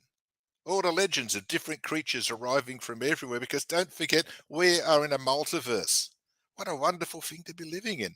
And Omar, remember to tell me when I'm about to be thrown off the set as well. I know I've got half an hour. You have 5 more minutes. Oh, this is going to be the shortest interview I've ever done in recorded history. Normally, Omar and I do 2.5 to 3 hours. Okay, well. But it's right. It's good for discipline. We have a lot to be grateful for. Yes, the earth can be hard, but that's where we develop strength to cope with it. I see a lot of people I love. I see a nature that is truly fascinating and wonderful all around me. I don't want to focus on the crappy, dirty, filthy side of it because it is only a distraction for my mind and my soul and my spirit. The real picture is magnificent. Next time, even you're just hugging a baby or another person or a tree or an animal or trying to feed something that needs feeding or comforting the ill or the old or the unsure, because that's our job, to live together, to comfort each other, to help each other, and help remove all the influences of the dark side. But the dark side that can really get stuffed up in here. That is our reason for being here. I just like writing lots of books in the meantime about different things, because there are so many different things. And I'll continue writing to the day I fall off the perch. Hopefully, not yet. I've got too many books to write. Lots more. I just wish I had 12 brains and 10 hands to write them.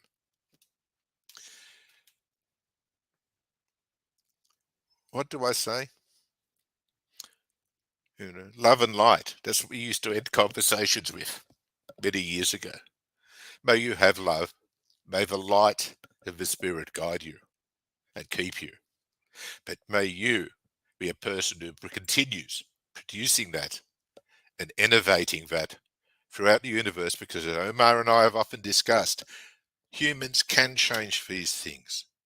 This is a time where humans have the power to start getting rid of a lot of the negative axis to produce that new world. We're living longer. Okay, a lot of you don't like Big Pharma. I'm not going to go into that. We normally live to 38 in the wild. I'm nearly 70. I'm enjoying being nearly 70 because everyone thought I was going to be off the perch years ago. I'm happy I can still see, I can still hear. I'm so healthy compared to a lot of people I know. A lot of people I don't know anymore.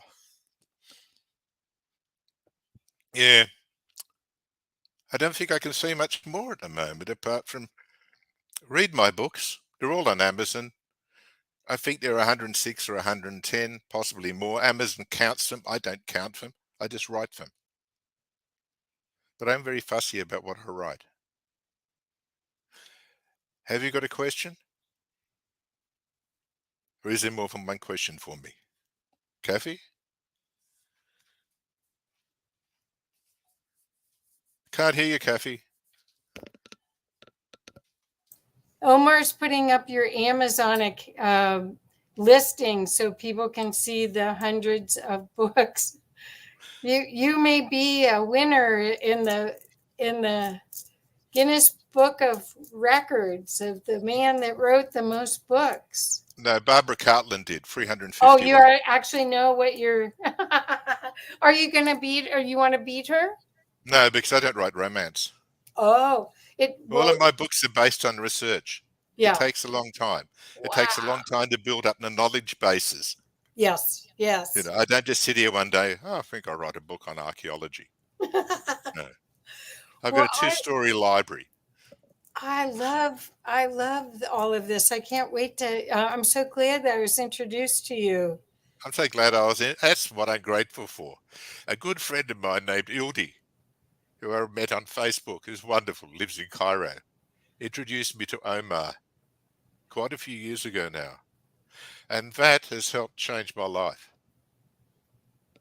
Before that, and Amazon, and I'll be forever grateful to Amazon, I'd only ever published one book and tried to write this magnus opus, The Gateways to the Gods. Since 2012, when I published my first book on Amazon, because I was capable of doing it and because they would let me, I've written those over 106 books, 110 books, whatever. Wow. You know, that, how could I not be grateful for that?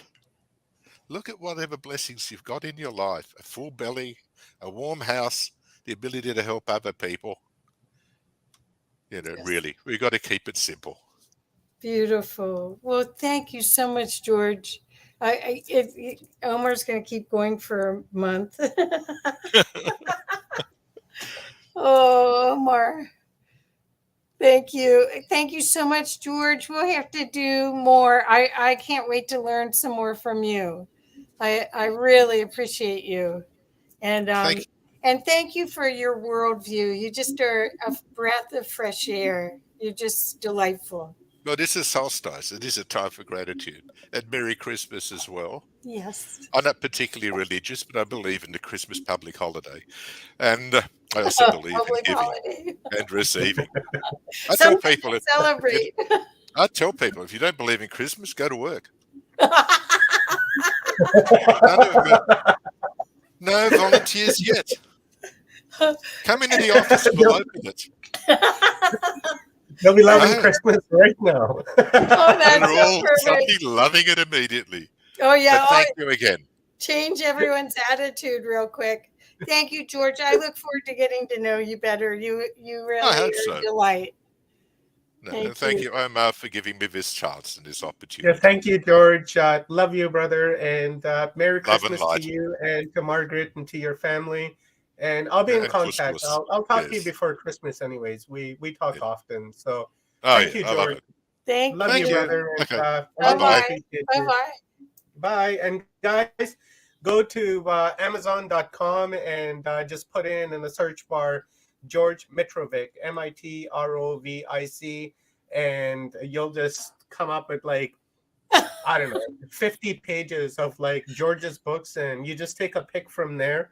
And I'm going to start actually collecting George's books here right away, because as you know, I'm on this book frenzy. And I'm gonna have George's library right behind me here pretty soon. Every time I talk to George, Kathy, you know, something comes up, he just reaches behind it, he grabs a book, brings it out, looks for a certain page. Well, the fact he can, I mean, what a brilliant mind. Well, I think you're going to really love our next speaker too. He's remarkable. He's a near-death experiencer. He's a past lawyer. He has 3 nonprofits. And I'm going to pull him in right now. And he sent me a new bio on my phone. So Nice. I'll leave you to that. I like Calvin. I believe we spoke at Humanity Unplugged. Oh, okay. So yeah, and then after that, I watched Calvin on your Conscious Business Zone on so many times. I love Calvin. He's just a brilliant mind. Hi, Calvin. Nice to see you, brother. Hey, how you Thank doing? for being So here. do Thank you you for want giving me us to your still time. read all of this? You said you want me to read the last. You gotta read it for other people who don't know me. I mean, who's watching this who doesn't know Okay. me? Well, okay. So Calvin Chin is an author and life after life expert. His first book, Overcoming the Fear of Death, which I have right over there, through each of the four main belief systems, is a non-religious approach to overcoming the fear of death. His second book, also over there, Marcus Aurelius Updated 21st Century Meditations on Living Life, is a collection of 67 essays ranging from emotions, life principles, meditation, and the spiritual. And his third book, which will be out in 2023, will describe in detail how his past life memories that reach back 6,000 years have resurfaced over the past 45 years and what they have taught him about himself and how our minds continue from lifetime to lifetime. Is that good? Yeah, that's good. That's good. Okay. That's So today we get to talk, and you can frame it in. You're such a your capacity to speak on so many subjects. You get to pick, but we had been asking for gratitude. Right. And also gratitude for 2022, right. And inspirations for 2023. Well, that's how I framed what I'm talking about today, which is a little unusual. So what else is new? Exactly. It's not the usual way that you and I are engaging in these interviews and so forth, but I have framed it that way, and I've timed it, and it should be under 30 minutes. We'll see, and then you can pick my brain and ask me about what I'm talking about. Okay. Well, I'm going to put you full screen now. So I don't want to take up any of your time. You guys, if you haven't checked out Calvin, I'll be putting some of his websites into the chat, and so that you can follow him. Again, he has 3 nonprofits. And he helps so many people with meditation and for people that have lost loved ones. So really remarkable work. Great. Thanks, Kathy. So as I was just saying, since today is about expressing our gratitude, I want to share with you some of my very personal aha experiences, they call them, don't they? They call epiphanies, these, when the light bulb goes off, when you're thinking about ideas and concepts.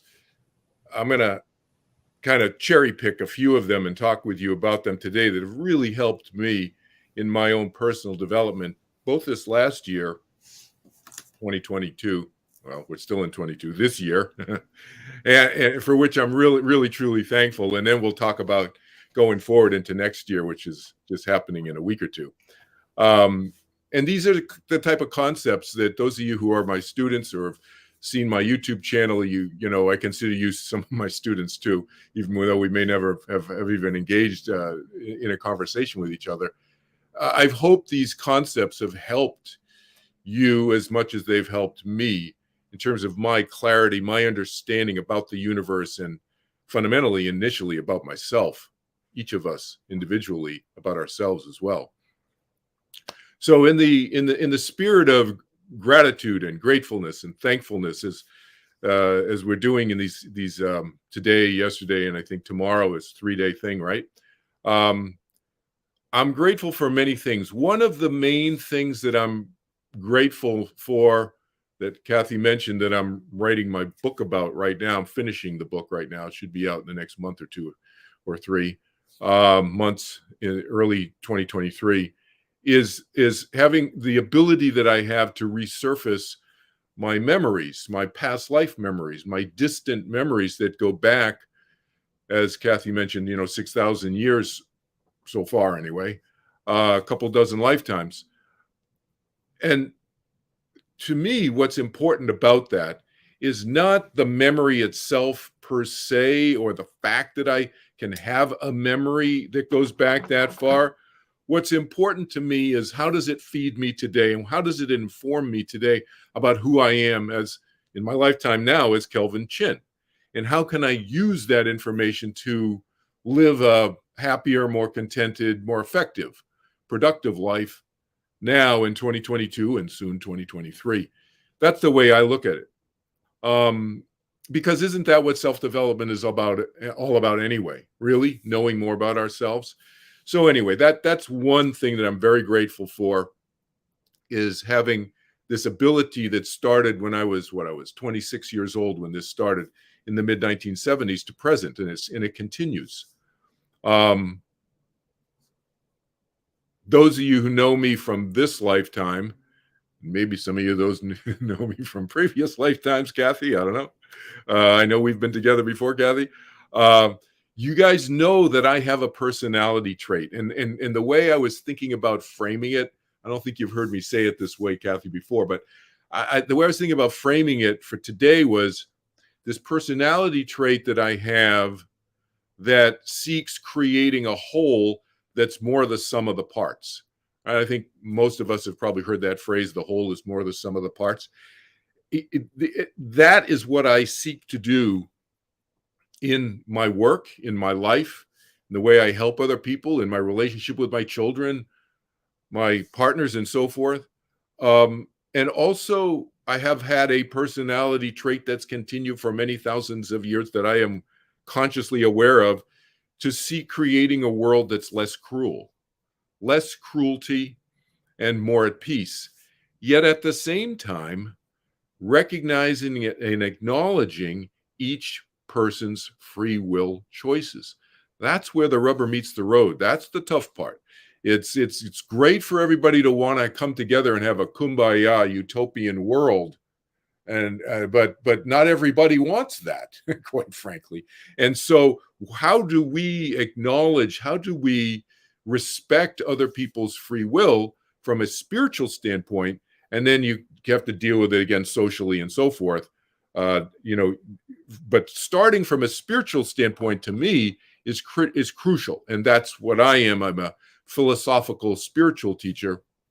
I am not a social scientist trying to restructure our criminal justice system. I leave that for the criminal justice experts, which is a very complicated system, right? That needs to be, I think most people agree, it needs to be, it needs to evolve. It needs to be further developed, to be less, to be more effective, quite frankly. But my focus is in our thinking. And it's one thing that I do with my students is can I help people to think more clearly? And one of the things that I was thinking about with respect to our talk today is that to do that, to recognize, to acknowledge people's free will choices, I think there's one fundamental thing that's really important, and that's, instead of embracing the old model of what we could call the good and bad, the good and evil model, and to get away from those kind of old constructs of choosing either self-destruction or destruction of the other, which is typically the way most people have been living their lives for millions of years on planet Earth. Maybe we can choose to explore new pathways that involve commonality wherever possible, but involve understanding always. So I am in mediation, I used to do mediation when I was in the legal profession. I did hundreds of mediations, conflict resolution, two parties in dispute. And we always used to say, and I used to train mediators, teach people how to mediate after I'd done hundreds of mediations myself as the mediator. I trained hundreds of mediators. And we always say, instead of trying to figure out how to cut up, how many pieces to cut the pie up into, or how many shapes and sizes to cut up each of those pieces, how about figuring out how to bake more pies? To me, that's a different approach. That's a different way of looking at life, a different way of looking at the universe. Instead of this, we call it in negotiation, is called zero-sum game. That's the good and the bad. That's the black and the white. That's the either right and the wrong. Instead, how can we look at where there's commonality and then improve our understanding about what people's motivations are and why they make choices in the way they make choices? And can we incent people? Can we incentivize people on planet Earth to move more in a socially productive way without stepping on their free will toes? Because if we incentivize them to move forward in a self-interested, productive way that also happens to be socially productive, we can all have, that meeting of the minds that we talk about in negotiations, that commonality, that meeting of the minds where everybody is gaining and nobody is losing. To me, that's the alternative to the good and the bad view of the universe. And so I think the key to actually helping make that a reality is understanding better what I call put this in quotes, what I'm calling the permanent principles that all pathways possess. What permanent principles can we talk about? And we're going to talk about several of those in a few minutes. Permanent principles that really underlie all the different choices and pathways that people could choose. Okay? That's where I try to focus my attention as opposed to deciding who's right and who's wrong. Another thing that I wanted to mention in this overview first, at the beginning of our talk together today, is that I'm also grateful for having been asked to organize a seminal event that happened in 2014, 30th November 2014. It was a sort of milestone, you could say, in the spiritual history of our planet. As I said, 8 years ago, we just passed the 8-year anniversary of that event that I helped organize. And in that talk was explained many inconsistencies that maybe some of you have observed in the 4 major spiritual traditions on planet Earth: the Judeo-Christian, Islamic, and Vedic traditions. And those of you may know that the Vedic tradition includes both Hinduism and Buddhism. But those 4 major traditions, they have a lot of inconsistencies in them. And then that 30th November talk which I'm not going to talk about today. I'm just going to, again, this is a giving thanks talk right now. You can check that out yourself if you want to. Those explanations that were given in that talk, you can go to 30thnovember.com. 30th November, you have to put the TH in there. 30thnovember.com. What's that? I want to make sure people know to do that. They want to. It's 3 hours long, but it'll blow your mind. Yeah. Thanks, Kathy. Thanks for that interjection. Yeah, it's really good stuff. It'll clarify a lot of things that, as I said, inconsistencies, stuff that in the Judeo-Christian, Islamic, Vedic, which includes Hinduism and Buddhism, traditions that may have not really made sense sometimes. And if you want to watch a preview of that talk, as Kathy said, it's a 3-hour long talk. You're going to probably want to watch it in 20 or 30-minute segments. But if you want to watch a preview of that, Kathy did an interview with me and several other people did a few weeks ago. And it's on my website, kelvinchin.org, kelvinchin.org. And you can find the preview interviews there if you just want to watch a short preview of what the talk is about. That's what I talk about, giving a preview. But again, I'm thankful for what? I'm thankful for my conversations with those spiritual leaders of those traditions that I've personally had over the last 8 years now, who are now all on the other side. So just to name some of the folks who are in this group who downloaded this talk, 30th November at 30thnovember.com. Jehovah, many people view Jehovah as Allah, Yahweh. Many Christians view Jehovah as God, capital G. Jehovah, Jesus, John the Baptist, who was also Maharishi Mahesh Yogi in a current lifetime. He was previously John the Baptist and the prophet Elijah from the Old Testament. Shankara, who was also Vyasa in a previous lifetime. If those of you who've studied any Vedic tradition, any Vedic scriptures, you know that Vyasa wrote the Mahabharata. And within the Mahabharata is the Bhagavad Gita. So most of us in the West, we've probably heard of the Bhagavad Gita. We may not have heard of the larger document, larger story, the Mahabharata that Vyasa wrote. So Vyasa, Shankara, same soul, different lifetimes. Also, Shankara was also Archytas, an ancient Greek philosopher from around 500 BC. So you see crossover between the Vedic and the Greek, we could call it the Western tradition, and the Eastern tradition in that one spiritual seer, that one spiritual leader. And there were several, and there were others. But as I said, I'm grateful for their help in continuing to clarify and expand on the ideas that were originally shared in that 30th November talk that Kathy mentioned. And so here's just a smattering, a few of the ideas. Ideas like overcoming the fear of death. So that's one of the names of my foundation. So it turns out that for some decades, I've been interested in trying to figure out how I could help people. I didn't know. People would ask me at legal conferences, Kelvin, instead of doing all this boring legal stuff, this is what the lawyers would tell me. We have to get a couple of drinks in them, you know. Instead of doing all this boring legal stuff, what would you really love to do instead? And I say, I don't know. I just love helping people with death and dying. And the lawyers would look at me cross-eyed, because they were cross-eyed to start with, because we were half drunk anyway.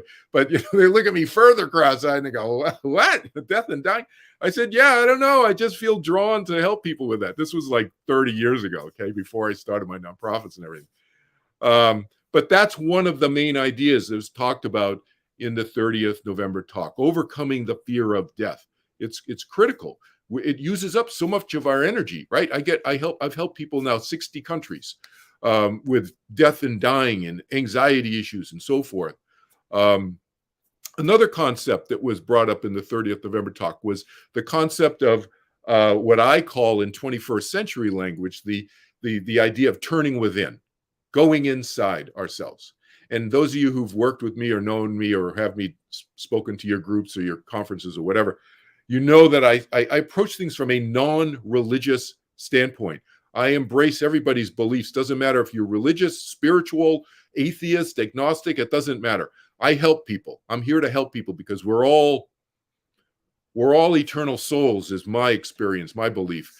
And I'm here to help everybody, all souls, for eternity, to help them move forward on their own individual pathway, which is different from person to person. But this concept of turning within, which was called, interestingly enough, seeking the kingdom of heaven within.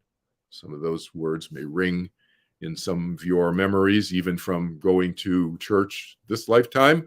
Which was a form of meditation 2,000 years ago that he taught us, Jesus. Seeking the kingdom of heaven within. That's what he meant. He wasn't talking about some external place. He was talking about going within and experiencing oneself in this different way. He didn't call it meditation. We called it prayer. We called it different things. But we're turning within. I call it turning within in 21st century language to secularize it, to make it non-religious.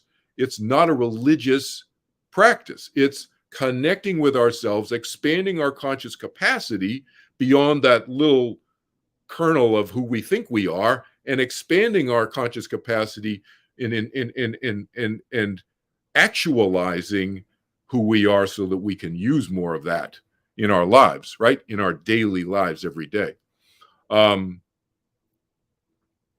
Also, they talked about some afterlife principles, and I get into this, I'm thankful for this, and I get into this more detail in my classes. Again, this is not a class in that respect, but people can feel free to and access my classes through my websites.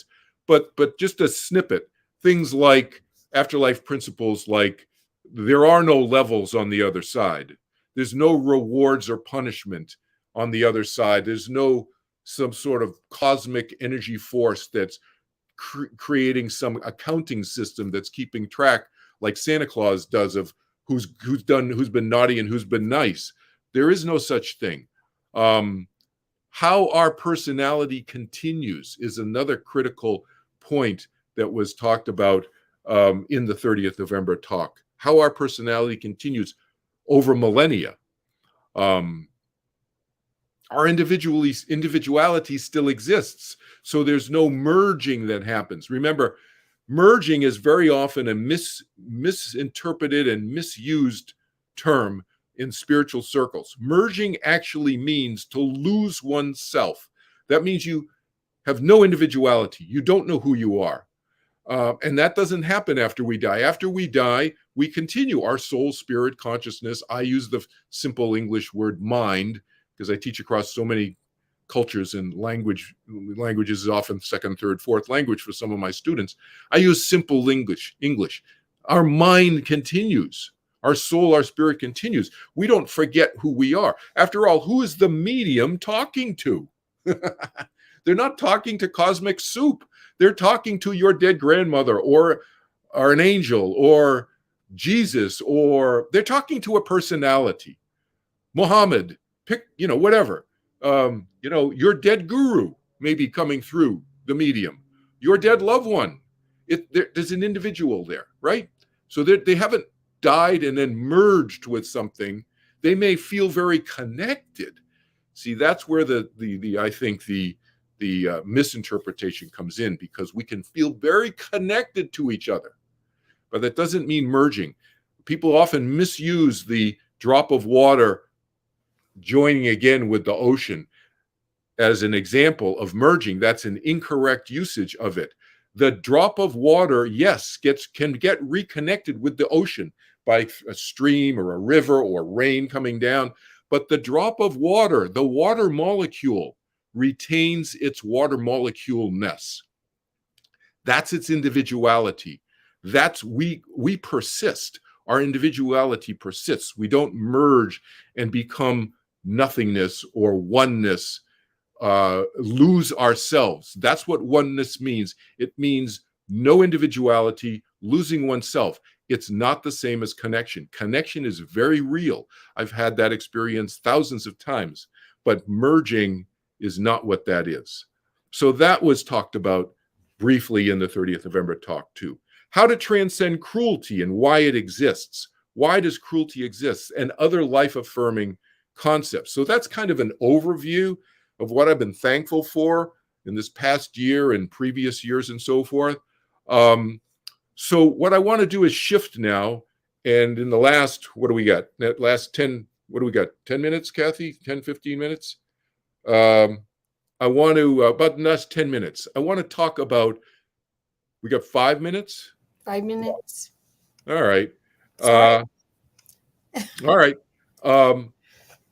I saw we started at 6. Kathy, we're running 5 minutes behind as well. So, I'm thinking about 10 minutes because Calvin's been going for he can have 10. I'm sorry. I was being we started at 6:10. I took up some time after and showing the video and stuff, so we cut in. So okay, about 10, sorry. 12 minutes because we're cutting into. That's Calvin's okay. All right. I'm out of order. Sorry. All right. All right. But I'll wrap in time. But here's the thing. I want to talk about some of those permanent principles that I referenced. Okay. Just a smattering. And we're not going to get into them in great detail, but I want to give people an overview. Okay. And if people want to get into these in more detail, they can contact me. You can look at my classes and my website, the YouTube channel, and so forth. But the first one is free will. And I referenced that earlier. Free will means personal choice and exists for all minds in the universe. The idea that no one, and no thing or no energy force can control any individual mind from making its own choices. That individual mind, each individual soul, whether it's on this side or the other side, right? And I think most people would agree that we can each make our own choices, but do we realize that other people are making choices too that influence us? Again, I'm just going to leave you with that thought. That's the part that people often leave out. Oh yeah, I could make choices, but you got trillions of other minds on planet Earth alone, never mind on the other side, who are making choices. Say 8 billion people, and then I don't know how many animals, so I'm making up a number. I don't know what it is, but trillions of minds. I mean, your cat and your dog are minds. Maybe people don't believe it. I think everybody in this group will believe that. There's all kinds of animals making choices. Now, they maybe have very, very, very indirect indirect effects on us. Okay, I get that. But those effects are real. And so they affect our choices and they affect our outcomes. So that's why nothing can actually be predetermined. Absolutely. Sure, we can predetermine, we can have premonitions, but things can go awry sometimes. And that's the reason why, is because it's not just our choices. It's the billions and trillions of other minds who are also making choices, etc. as well. What about the concept of desires? Desires, freely choosing one's own desires is essential to experiencing what I call high quality happiness. Not just okay happiness, but really high quality happiness. I mean that seriously, because, you know, there's gradations of happiness. High quality happiness, freely choosing. What do I mean by that? Those are the key words. What do I mean by that? I'm pointing out that obedience to another person's desires obstructs that process. That's a mouthful. That's a mindful right there, right? Okay, that's a 2-hour talk right there, okay? Obedience to another person's desires obstructs the process of freely choosing and therefore dampens the quality of one's happiness. You know, no matter how much we may think we may know what's good for others to think and do, we need to restrain ourselves from pushing obedience to our desires on others. Again, another point, love. What is love? Highly misunderstood concept. Spoken about all the time, especially in spiritual circles and religious circles, the idea of love. Somewhat understood, I think only partially understood. To me, love is accepting the other person, including ourselves, for who they are, not who we wish they were. Accepting them for who they are, not who we wish they were. Love is not the same as an intense degree of liking somebody. Liking is conditional. Love is not conditional. There's no such thing. Oh, well, you could say unconditional love. To me, it's redundant. It's like saying love, because love is unconditional. To say I love you unconditionally implies that you might love them not unconditionally. To me, that's not love. That's liking. I think it's an important distinction to make, right? And the other key point here, again, I'm just hitting bullet points here. Acceptance does not mean agreement. Acceptance does not mean agreement, nor does acceptance disallow saying goodbye to somebody. So we may love someone and accept who they are as a person without violating their free will by trying to make them into something they don't want to be. That's loving them. How if we try to change them into something else, then they don't want to they don't want to be. That's non-acceptance of who they are and not loving them, right? And to be clear, acceptance of that person does not mean acceptance of their behavior. So if they have bad behavior, we can still accept who they are and walk away from them. That's what I mean by saying goodbye. All right? I have essays and talks on that. You can find those on YouTube and so forth. Forgiveness, the idea of forgiveness, and this idea of love. Discernment and discrimination, another concept that I want to just hit on very quickly in these last few minutes. The word discrimination has taken on negative meaning since the 1960s, and I get it. I understand. I've been personally, you can kind of see Kelvin Chin. If you can see Kelvin Chin, I am an Asian in an Asian body this lifetime. I have been in many other bodies. I have memories of being every other ethnicity on planet Earth, and I've lived on almost every continent on planet Earth in other lifetimes. I know from this lifetime as Kelvin Chin what racial, ethnic discrimination is like. But that word discrimination really, before the 1960s, just meant discernment. So discrimination and discernment are really important principles, especially for spiritual people who are empathic, who want love and more acceptance of people in the loving way that I defined love in the world. We need to discern who is who in the world. Otherwise, we open ourselves up to getting abused. So if there's one thing I teach in my classes that I love it when I hear one of my students demonstrate that they've been thinking more clearly, more and discerning more clearly. Another bullet point: we're eternal, without beginning and without end. I believe I've mentioned this. Our souls are eternal. If creation is eternal, then there is no beginning and no end. I know it's a particularly difficult concept to get around this next one, which is there's no one way to do things. There are many, many ways. Not all of them are healthful and healthy. And we want the healthy ones, the ones who are more the ways that are more socially responsible. But there are many, many ways, and we need to be tolerant, and we need to be acceptant of the fact that there are many ways. Pursuit of happiness, of course, a fundamental principle. I don't think that one needs any introduction or explanation. And cruelty is the last one I want to just briefly talk about before we wrap here, Kathy, is why are people cruel? People are cruel. First of all, what's cruelty? Cruelty is when somebody enjoys making somebody hurt. They enjoy causing pain and suffering on other people. That's a cruel person, okay? Why are people cruel? People are cruel because they are insecure inside, essentially. If you distill it down to the nut, they are insecure inside. And because they're insecure, the best way for them to pursue their happiness, again, short-sighted, but it works for them, is to depress other people around them, to bully people around them. That makes other people go, oh, and it makes that bully who's insecure feel stronger.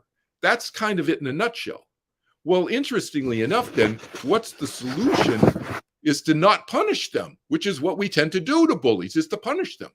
Now, I'm not saying you wrap around your arms around somebody who's carrying a knife. You got to be smart about these things. And I'm not saying that prisons and jails are not socially important for certain people.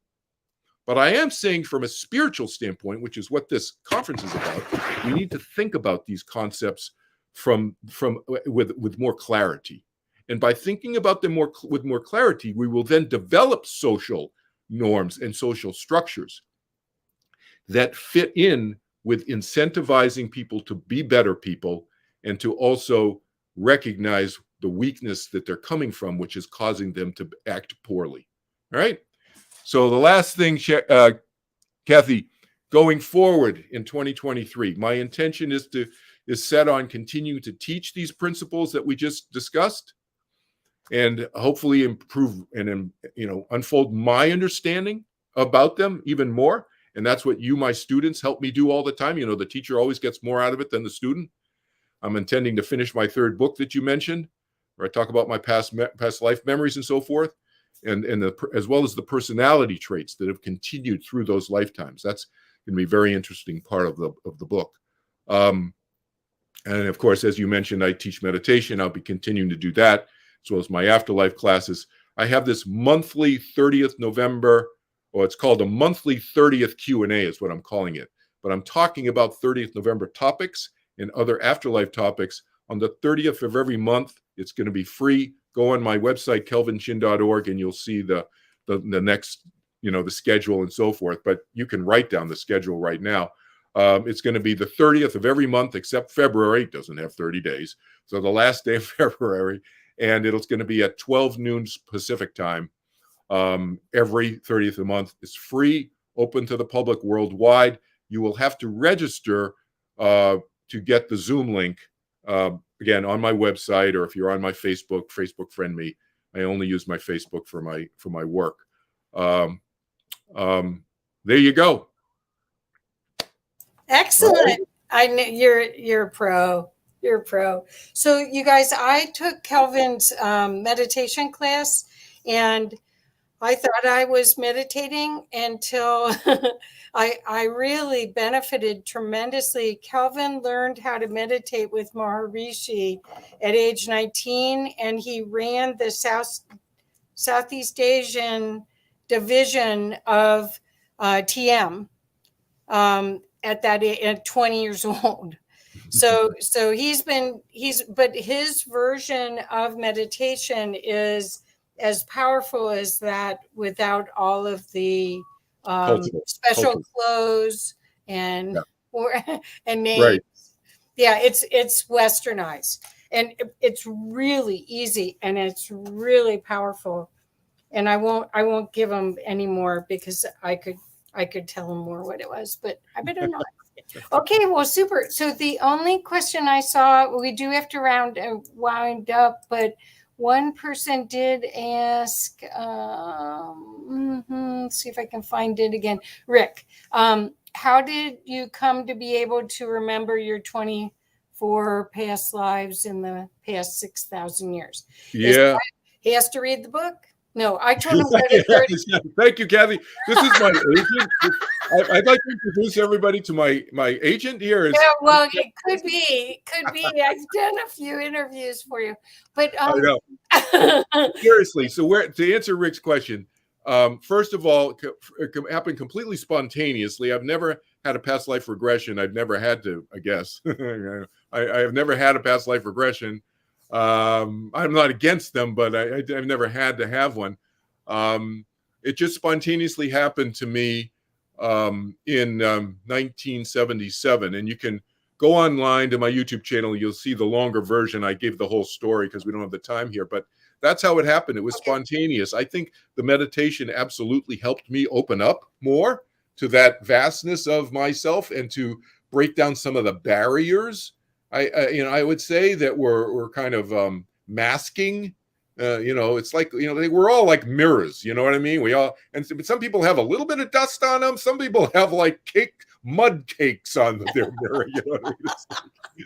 Can we get some dynamite in here? No, it's like some people have, just layers and layers of dust. And so I think I was lucky this lifetime anyway, compared to previous lifetimes, to have done, Windex, somebody said, yeah, to have worked on my dust. My dynamiting occurred many thousands of years ago, and then I had dust this time. So to Rick, your answer is just spontaneously. It just happened to me. Yeah. No, that's great. That's great. Okay. Well, I do want to encourage people to go and check out Calvin's website. It's calvinchin.org. And then also look at his YouTubes. He's very generous with teaching the meditation and with helping people from his nonprofit. Let me say one thing, Kathy, on those lines. Free phone session with me worldwide. It's part of my nonprofit, about anything that I teach. You go on my website, go on the contact page and make an appointment. Yeah, that's great. Yeah, because I think the fear of death is one of the first things that we need to clear, because then you're so much more empowered while you're doing stuff here. So, yeah. So thank you. You're welcome. Thanks for having me. Yeah. Great to be here with everybody, and good luck to everybody else. And has spoken, has not spoken yet, and will be speaking or whatever. Yeah. Wonderful. Thank you, Cal. Thank you, Calvin. You're welcome. Omar, good to see you. Take care. Good seeing you again, brother. Thank you very much, and Merry Christmas to you, and a Happy New Year. And we'll speak to you soon. Happy holidays to everybody. Yeah, great. Thank you. All right. Thank you, Calvin. And guys, go and check out Calvin's website, as Kathy just said, calvinchin.org. And as well, you can find Calvin on YouTube under the same name. Just put in Calvin Chin in the search bar, and his YouTube channel will pop up. Maybe our mods can grab Calvin's YouTube channel and toss it into the comments. That would be fantastic. So our next guest, and let me do a fast bio, and then we will bring Dr. Hine on. So Dr. Simon Hine received his master's degree in sociology from the University of Arizona, and later went on to earn a doctorate from Washington State University. His dissertation focused on the role of technology in social and economic change, specifically how technology can destroy information and interfere with natural evolutionary process. After working as an assistant professor of statistics, Dr. Hine now runs the Institute for Resonance, where he provides training in remote viewing, or what he calls resonant sensing, and other subtle energy skills. He is the CEO of Mount Baldy Press, a niche publishing company focusing on science and development of planetary intelligence. welcome Dr. Hine. Let's get Dr. Hine on the Oh, hey. screen. Hello, Dr. Hine. Welcome. Thank you Hi, very guys. much How for are you being tonight? here. Hi. Doing a wonderful. Kathy's been holding down the fort while I was out playing with drywall all day, and it's a lot of I can gratitude to see Kathy, that. and a lot of gratitude to you, Dr. Hine, for sharing your time and coming on just before the holidays to share your message with us. Yes, thanks very much. I do need to leave exactly at the top of the hour because I teach a class in about 10 minutes. So I'm going to make it very condensed. So you're going to get back on schedule from my talk here. But thanks for having me here. Thank you. And sorry we went over. Sorry No, it happened. We can expand another time. Can I share my screen at all with you, or? Yeah, absolutely. Go ahead, sir. I wanted to show you my. Let's see. Will you be able to see my PowerPoint? As soon as it pops up, I'll put it on screen. Can you see that now? I cannot, not yet. How about now? Nothing yet. Okay, maybe it's not going to work through Firefox. Okay. No, usually Chrome is the best one to use for StreamYard. Yes. Okay, so I'll just hold it up from my iPad. This is the backup system. So, I'll tell you what I have a lot of gratitude for, and I'm really feeling a sense of deep appreciation for our entire universe and our multiverse that we live in, is how closely connected all these phenomena are that many of us are interested in that we call paranormal. Because back when I was studying, I studied fractal geometry in graduate school. And as many of you know, fractal geometry is the study of naturally shaped objects that have more detail as you look at them more closely, like things we see in nature, right? And trees and mountain ranges and clouds. Joni Mitchell was onto something with her song about clouds, both sides now. This is really the key to everything. And I've been, since I started studying these in my graduate days, it turns out that fractal geometry is what nature designed us to look like. Bronchial system, cardiovascular system, all of this has branching structures because it allows objects to maximize their surface area in a given space, which would be very helpful if you're exchanging energy and oxygen and things like that in a real world environment. So nature uses these fractals because it's self-similar. And we have these patterns in time too, with different time scales look like the same waveform, whether it's 1 second or 1 year. Now, this is very different from what many of us learned in school, which is that you can resolve reality to lines and mechanistic linear equations. Fractal geometry says you can't do that because these objects don't resolve to anything. Natural objects that have a fractal shape have a dimension, and they're between dimensions.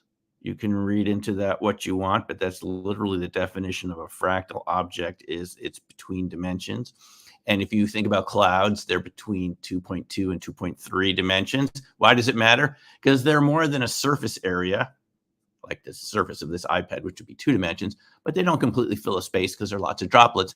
And the closer you look at the cloud, the more droplets you see, which means it doesn't completely fill the space. So it's between dimensions. Well, this turns out to be the key to many paranormal phenomena, which is that they're between dimensions.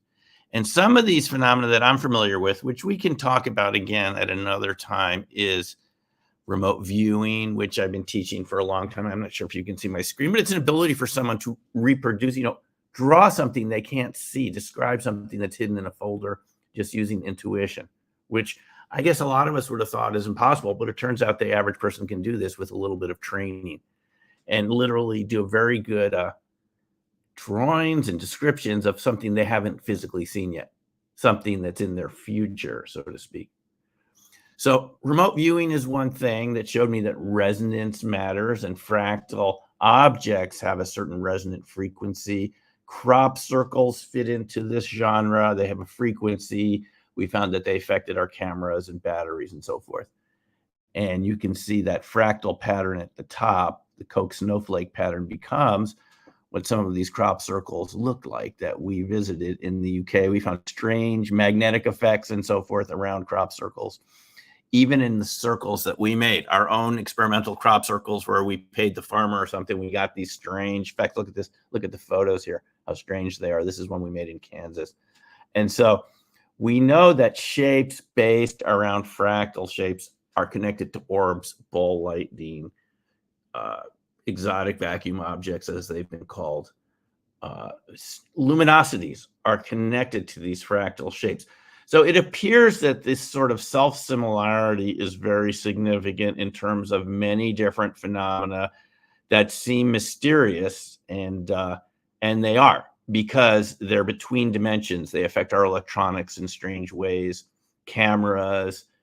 Many natural animals and living things have fractal sort of patterns built into their bodies, which create metamaterials, which change wavelengths and frequencies and so forth. Like the Morphos butterfly, which looks blue, but there's no blue dye in its wings. It's purely refraction of light through this very self-similar metamaterial-based pattern. Crystals, too. And this relates to phenomena that we see around flying saucers, UFOs, which have been connected to crop circles, for example, in Australia in the 1960s. And I wrote about this in one of my books, Black Swan Ghosts, about all these patterns. Magnetic changes around crop circles, the orbs that people have seen around them, and so forth. Some of them seem to be quite mysterious in their origin, almost like they're created by a plasma or vortex of energy coming down from the atmosphere. And then that gets into the whole issue of dark matter, cosmological energies that come in from the cosmos. From the background radiation, the Big Bang, the particles from the Big Bang or right after are still coming to us all the time. Millions per second are reaching our body, what we call dark energy.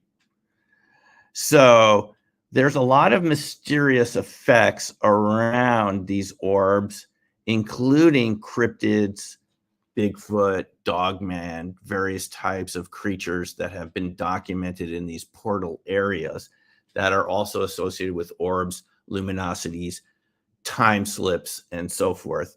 And this was written about recently in that book, Skinwalkers at the Pentagon. Strange effects around UFOs have also been documented around orbs, luminosities, time slips, strange effects on people's cars, batteries, and so forth. This does seem to be connected to, again, dark energy, relic neutrinos from the cosmic background radiation. And this is coming from the work of Dr. Alexander Parkhomov, formerly in the Soviet Union, now Russia. So dark matter does seem to have some influence and effect on us, even to the point of what we call PK, psychokinesis, which seems to be like a type of energy emission that has the same frequency as relic neutrinos from the cosmos, except it's emitted by the human body and biological systems. Ability to literally affect something at a distance with your intention, bend spoons, as we know about, but things like I've seen levitation of light objects, melting of bottles in someone's hands, and so forth. And people like Boyd Bushman from Lockheed Martin talked about this in terms of these neutrino universe, a sort of dark matter universe, that there's sort of a fractal nature to the whole thing. So for me, the biggest surprise of all this is that something that looked like just a mathematically interesting way to look at information, fractal geometry, seems to be the basis of a lot of paranormal phenomena.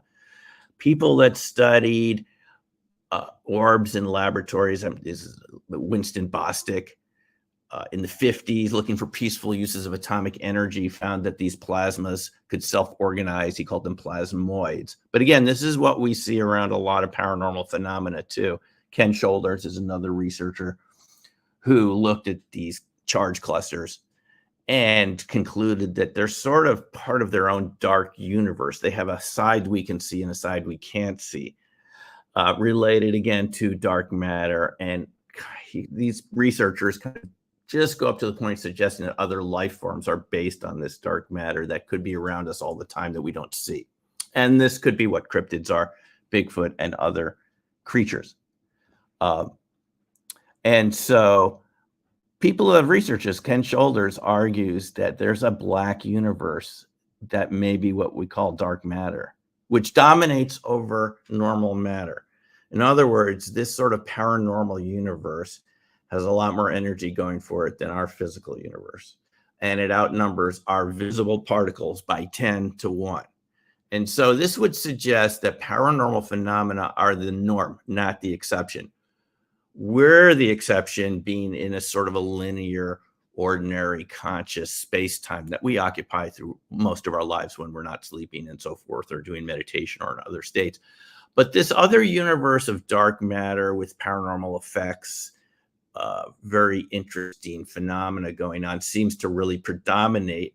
And this is what these researchers in what we call cold fusion, low energy nuclear reaction have been telling us for a long time. Of course, they didn't want to appear weird, so they didn't say too much about it. But if you look at their writings, they talk about these antigravitic effects, time slips, and all these other phenomena that we associate with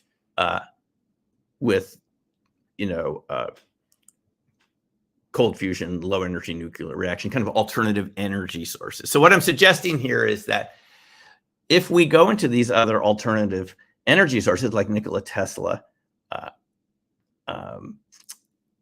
talked about, it doesn't just, it's not just a linear continuation of our reality with free energy now.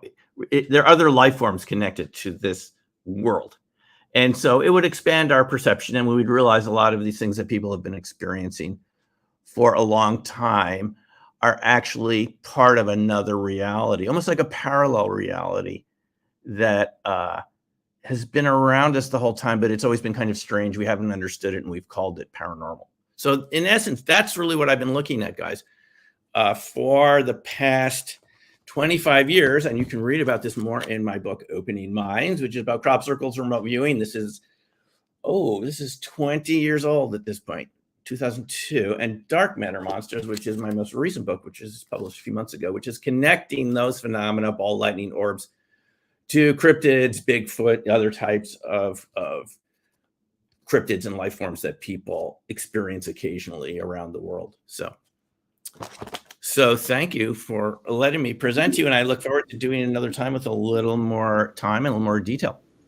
Wow, Dr. Hine, that book that you just showed, the first one, I think I've read that one. Oh, thank you. Well, I appreciate it. Yeah, I think I read that book a long time ago. This one right here, Opening Minds. I think like 18, 19 years ago, I read that book. The long time ago. Well, thank you. This one came out. And people can still you can get it on my site, Amazon. You can go to mountbaldy.com as you're putting up, and you're welcome to contact me. I have a YouTube channel, Twitter, and there's a lot more to talk about here, but this is the gist of my research. And this is really what is amazing to me, is these fractals from way back in graduate school in the early 90s have so much connected to what we call paranormal phenomena. And I think, we're going to see a lot more developments around this. It's absolutely fascinating. Absolutely fascinating. And thank you for letting me present. Thank you very much.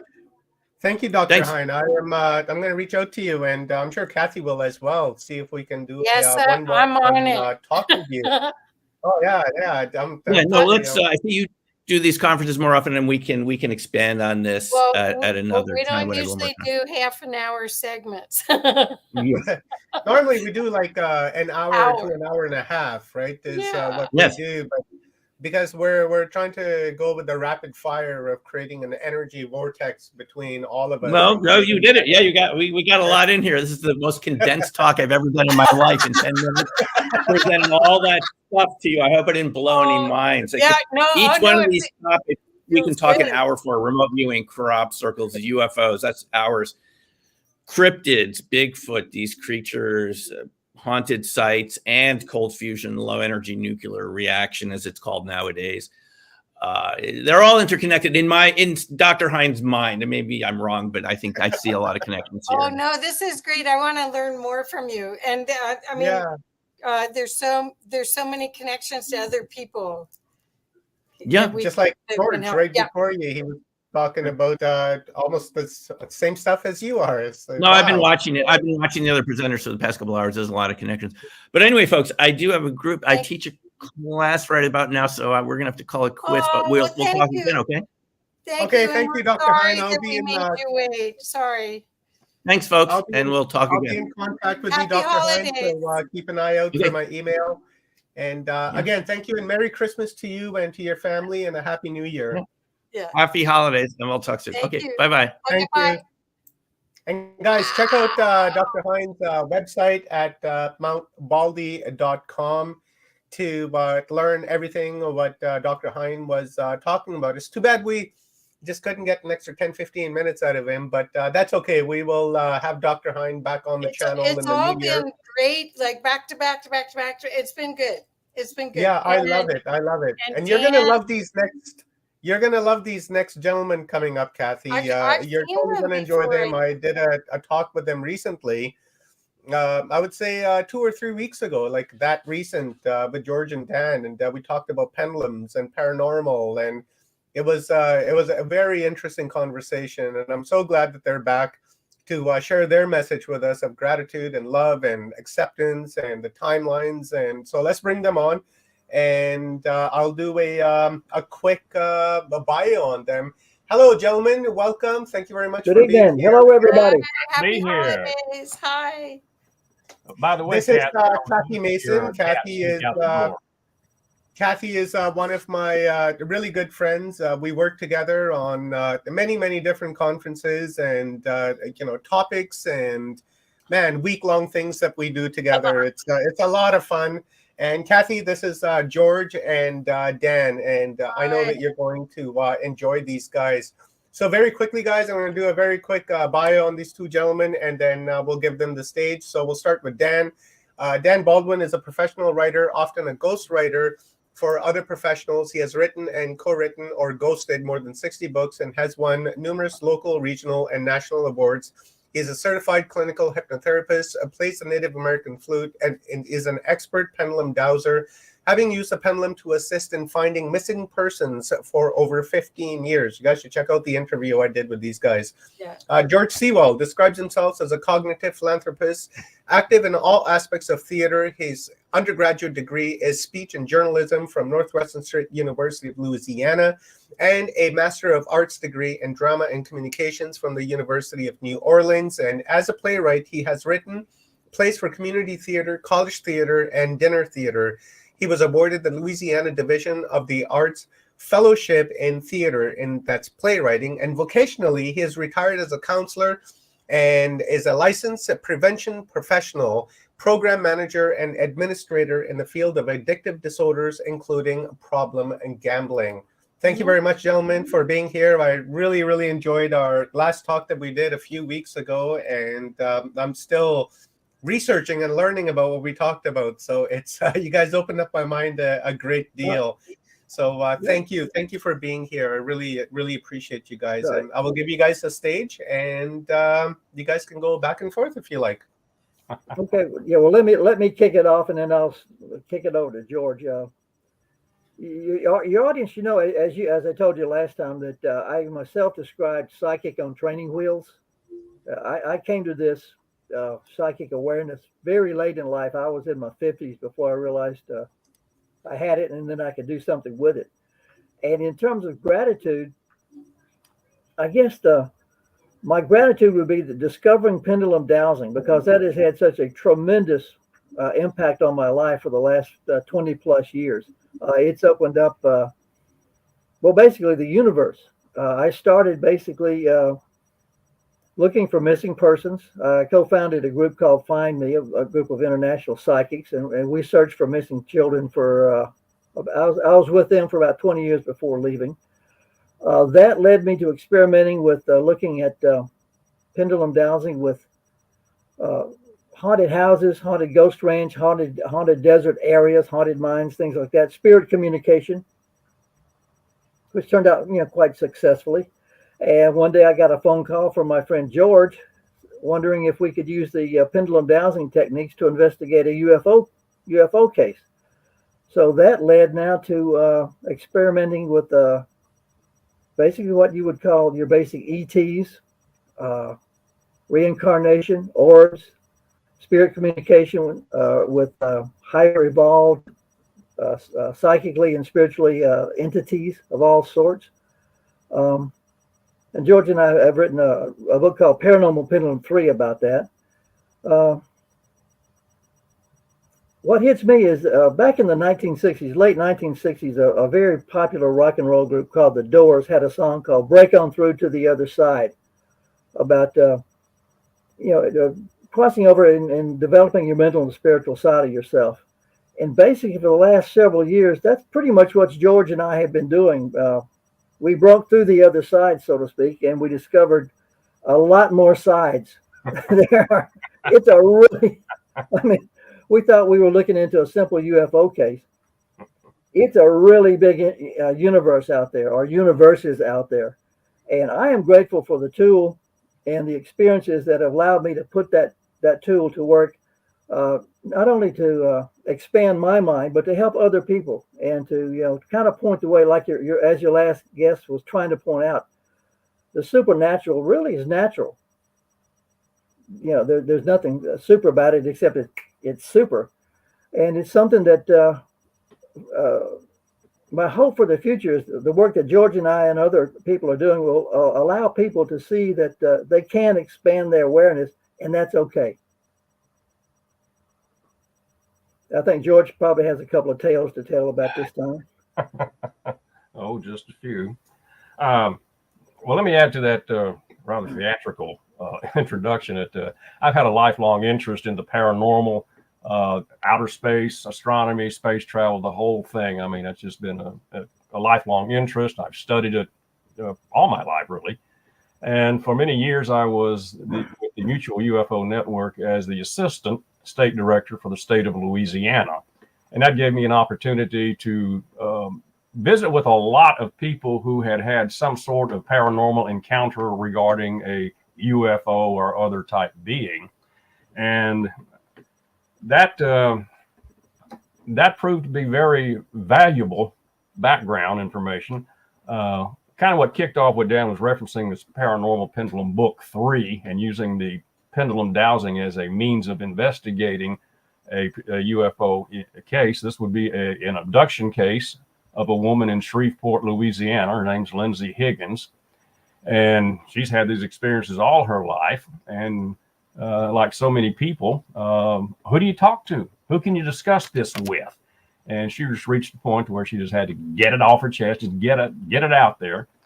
And the way she did that was, to summarize real quick, Netflix got a hold of her story and turned it into an episode in their first season of Haunted.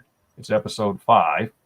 And that, backing up from that, she was mentioning to a friend that she needs to come out with this. And her friend said, well, you need to talk to George. I know that he's got a background. He knows some stuff about it. So I got a out of the blue phone call from Lindsay one night a couple of years ago. And using my confidential counselor ears, I got to hear 2 hours of the story of Lindsay. And that's when I thought, Dan, this would be a good time to use the pendulum as an investigative tool, because I'm not aware of any researchers into abductions or any UFO type experiences using a pendulum as a tool. And so that's kind of what got this going, and turned out it was a very effective manner of investigation. Now, what I'm particularly grateful for over the course of our 2 years investigating and time since the book was published is that it brought together so many intellectual concepts that I knew to be true, such as spirits, the afterlife, extraterrestrials, if you want to use that word, and other means of life expressions, and the reincarnation, and all these things. During the course of this book, I gained a visceral knowing of these things as opposed to an intellectual awareness. And that's a big difference, going from the intellect to the visceral. So I'm very grateful for that, because in the course of using the pendulum to speak with an extraterrestrial, many spirits, the dearly departed, as Dan called him in one of his earlier pendulum books, it's a very active universe. It's a very alive universe. And once you have this expanded awareness, particularly on a visceral level, it sure makes life a lot more fun. Yeah, one of the benefits that that I learned and that George and I shared together is the fact that using the dowsing technique the way we use it, you can have extended conversations with spirits on the other side. You know, you're not like in some of the TV shows. You know, you spend half an hour and you hear a rapping on the wall, and you know that's your communication. Or if you're lucky, you get an EVP that goes hello, and you know that's the substance of the program, the substance of your research. Using the pendulum dowsing technique, you can have extended conversations. George and I have had conversations with spirits 10, 15, 20 minutes long. And by that, I mean legitimate conversations back and forth. We'll ask questions, we'll get answers. Let me pass along a little humorous story about how that sometimes works. The spirits are, as the phrase goes, the spirits are willing, and they like to talk if you approach them properly. I mean, you know, if you approach, if you go into a haunted house, you're going into somebody's house. You need to approach it in that manner with respect and courtesy. A friend of mine was having dreams about his grandfather. This is back down south in Arkansas, and it was enough to disturb him. So he asked me to come in and use the pendulum to find out was there anything really going on with Granddad. So we went out to the old family cemetery. It started in the 1830s. Back in the piney woods, there was a dirt gravel road leading out to it. The nearest house was half a mile away, so there was no interference with radios or TVs or cars or whatever. And we sat down, and whenever I do a session, or when George and I do a session, we always record it. And sometimes we get an EVP, sometimes not, but it's primarily so we'll have an accurate record of what was said and what was done. In this situation, I sat down, turned on my recorder, got my pendulum ready to go, and I called my friend over, and I had given him a pendulum earlier that day and shown him how to use it. He walks up and says, "I lost my pendulum." I go, "What?" "I can't find my pendulum." I go, "Okay, well, let's go look for it." Turned off the recorder. We got it, went around, looked for his pendulum, couldn't find it, came back, did the session. It turned out that the reason that Granddad was visiting was because he was the spirit was concerned that the county was going to claim eminent domain and take over the cemetery. My friend's a big landowner back there, so he could help out with that. But the interesting thing is, when I got back, I was transcribing the recording, and I got something like this. My friend walks up and he says, "I lost my pendulum." And clear as a bell, you hear a male voice. "It's by the truck." That's the voice of a person who was there but not there physically. And then I go, "You lost your pendulum?" He goes, "Yeah, I lost my pendulum." "It's by the truck." So we never found the pendulum, but that's an example of communications where the spirits are willing to talk. And in this case, they were willing to help out with albeit a minor problem. They were willing to help out with a problem. As I said, they want to talk. The problem is with us not listening and not hearing. George, I bet you have a tale to tell. Yeah, where to start? One thing that was really impressive and for which I'm very appreciative about was during the investigation process for the book Paranormal Pendulum 3 is an amazing team of investigators just came together. I mean, it was just a natural flow of individuals that we knew, spirits with which we were not previously acquainted, that we were introduced to, who were very involved in this particular project, as well as the participation of the extraterrestrial, who was more or less the administrator or supervisor, if you will, of a long-term project that Lindsay Higgins was involved in. So it was quite the experience, just having this much energy physically and spiritually put into a focused investigation to bring together all of these components into one story. And that's the most intriguing thing about Lindsay's story, is it's full of reincarnation. Then Lindsay's experiences with the extraterrestrials, I would rather not use that phrase, but that's how we identify it, as something that's been going on for thousands of years. And one of the reasons that there's this interest in Lindsay's case is that being a human being, she can reincarnate, and that physical cycling is something apparently that is very important in the long-term process.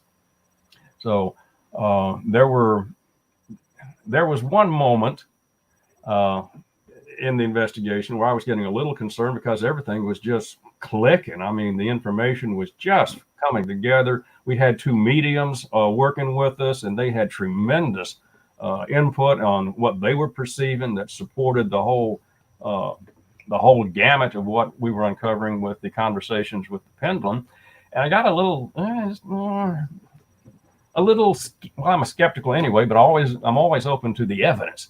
And I was wondering if maybe somehow Dan and I were projecting our desires into the investigation, and maybe that might be coloring it and why it's going along so well. And I got a very clear message. Well, got up early one morning, late December 2020, just before dawn, go open up the living room window, and hovering above my neighbor's house across the street was about a 20-foot diameter orange sphere, just there. It wasn't moving. It wasn't going to go away. It was for me to observe, and I observed the hell out of it. First thing I noticed is in the distance, I can see the beginning sunlight of the rising sun. Below the sphere is a street light that's got a light pollution bulb in it, so it's casting an orange yellowish light similar in color to the sphere. The circumference of the sphere is not rigid or firm. It's kind of like a painter might feather a painting. You know, it had some motion to it, and it was just incredible. And I could study it as long as I wanted. And finally, okay, I'm ready to do something. So I went out back porch and fed the cats. I didn't step outside to look at it. Didn't take out my camera to take a photograph of it. That thought never entered my mind, because I was also being given a taste of how the communication works between these higher beings, if you will, and the way that we can perceive it.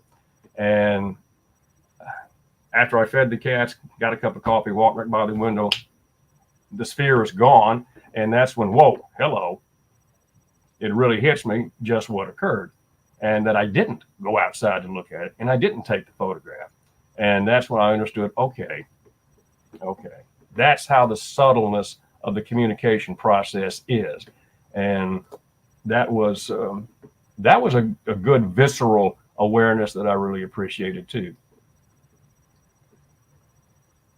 Back to you, Dan, for excitement. Oh, okay.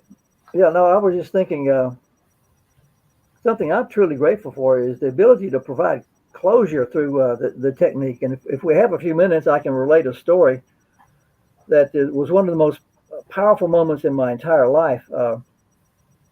I was doing some psychic research with some friends of mine down in Tombstone, Arizona, and it was part of a 3-day festival, and there were probably 25 or 35 people involved in this. And the last event was an evening event in a building in the old Chinatown, the hop town of Tombstone. The building was relatively new, but it was on the site of an old, they say general store. It's probably a bordello and probably an opium den back in the 1880s. And, you know, pretty much everybody was just practicing everything. There's a lot of amateurs, and they were practicing everything they had learned over the weekend. And at one point, our guest speaker of the evening was Brian Keno, a delightful young man. And Brian said, well, this woman over here, I think she's getting something. and it was a woman who had taken my pendulum class earlier today. It was our first day with the pendulum. And so they called me over, and they called two friends of mine who were medium. They came over, and sure enough, yeah, there was definitely somebody there. And again, with the pendulum dowsing, it's a series of yes or no questions, basically process of elimination. But through a lot of questioning, we discovered that the young man had been murdered in that building in the 1880s. He'd been killed there, murdered, and had crossed over. And he had seen a bunch of psychics and psychic people interested in the psychic abilities in that location. So he came back over because he knew the man who had killed him there, the murderer, was trapped at that location.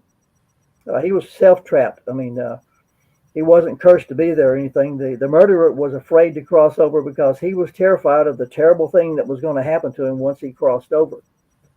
And basically the murder victim had come back to say, "Hey, I'll tell this friend here, tell him that all is forgiven. It's okay. He can come on across. There's nothing to worry about."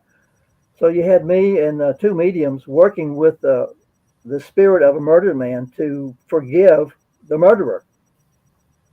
And this was, in fact, there was a production company out of New York that was in Tombstone at that time, and they recorded the whole thing, so it's on digital.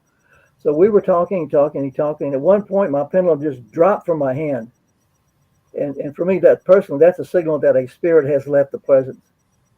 And at that moment, I mean, like that, a wave of emotion swept through me, swept through my fellow mediums. You could see it wave through the audience.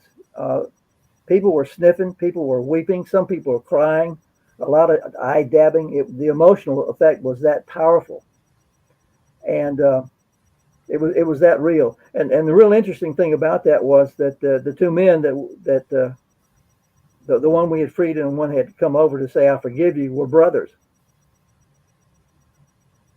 And that is the power of psychic ability, and in my case, pendulum dowsing, and in an ability to bring closure and to bring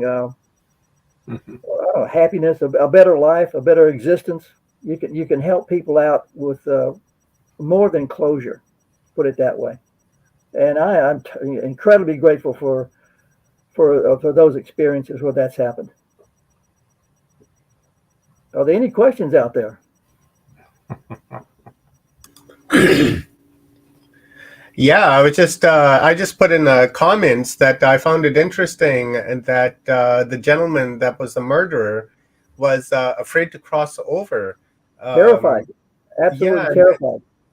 That kind of, it reminds me of like the prime reality and copy of the prime reality, as to, fear exists in this density.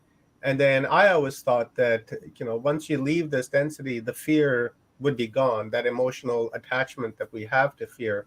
But I found it rather interesting when you mentioned that he was afraid to cross over, because that shows me that fear can go beyond this density, right, into the fourth and the fifth, and it depends on what you do with that fear, right? Well, as you said, that's the power. The spirit doesn't have to, isn't forced to enter into the light, so to speak. This spirit was literally terrified to cross over. That's the power of a belief system carried way too far. What were you going to say, George? I didn't mean to interrupt. Just that. That's the belief overpowered any movement. Yeah. The guy, the murderer, wasn't. Again, I want to point this out. He wasn't cursed or damned to be at that spot. He was there because he chose to be there. He was just afraid to leave. Mm-hmm. Which would be I have a unique request coming in from one of our viewers and one of our presenters as well, Rick Keefe. He asks, could Dan try a quick session of dowsing, asking if any spirits are around him now, and then question them? Is that possible? No, I don't do that. I will demonstrate it for you. Okay. But I can guarantee I can answer the question already. Yeah, you have spirits around you. Oh yeah. You're loaded with this stuff. But I heard the dowsing technique No, Sorry, Dan, it's a weight on a string. A right swing is a yes, a left swing is a no, a back and forth swing is either you need to rephrase the question or I'm not going to tell you. Basically, what it does is your conscious mind sees this thing and follows that. It's kind of like the old hypnotism thing, watch the watch, watch the watch. While your conscious mind is loaded with this thing, your subconscious mind is freed up, and your subconscious mind is an interface with the universe. Whatever you want to know is knowable, and the subconscious allows you to get that information. It's then downloaded into your subconscious, and your subconscious manipulates your finger muscles to move it. There's no magic in this whatsoever. The quote magic is the answer you get from your subconscious and from the universe. Mm-hmm. That's super But cool. yeah, you've got spirits out there. There are spirits here. They're everywhere. I did an interview with a gentleman. I think it was like right after you guys, a few weeks ago, and while we were talking, I had mentioned something to him that it seems that any time or at any point in life that I found myself in trouble, where I can see trouble coming, and that I've always been helped, right? There was a way around it, and there was, there's just a higher power, it seems like, that helps me to avoid these, these things. And, and this gentleman had mentioned his name, said, his name is Stanley, and that he's my spirit guide and has been with me right from the get-go ever since I came here, and has been, guiding me through this human experience. And so I wonder if I did the dowsing myself, if I would be able to contact and speak with him. I don't see why not. I mean, the technique is amazingly easy to pick up. The trick is doing it right, which is keeping your mind clear so you don't force the answer. Mm-hmm. Yeah. Kind of like a Ouija board, right? Yeah, George has turned into a pretty good dowser in a short amount of time. What were you about to say, George? I was going to point out the session you and I had with Lindsay when you were using the pendulum, so she could converse with the spirit of her previous incarnation. Oh, wow, really?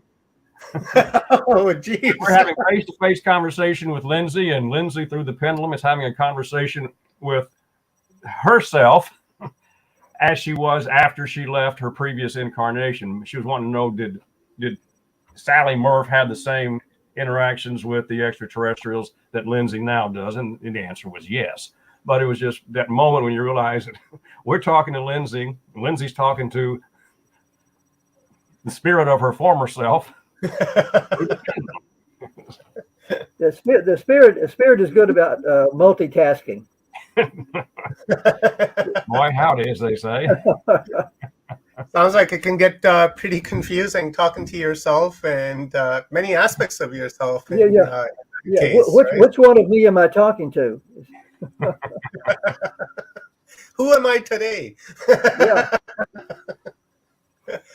Well, thank you very much, gentlemen. I appreciate you guys, and a lot of gratitude towards you guys for everything that you do, especially in solving murder mysteries. Right, as you guys know, we spoke about that last time. That I'm quite fascinated by that kind of stuff. That's the conscious aspect of it, to try to understand why people do the things that they do. And then, like Calvin was saying earlier on, is that why are we so mean? Why are we so brutal to one another? And that's one of the aspects that I'm very interested in, and your guys' work kind of just like really falls into line with that. And ever since we've done our interview, I've been thinking about that, and kind of just really sitting and waiting. I guess I'm not quite sure what I'm waiting for, but I'm just kind of just sitting and waiting for the right moment to come along, and to see if I can connect with this Stanley fella, and see what kind of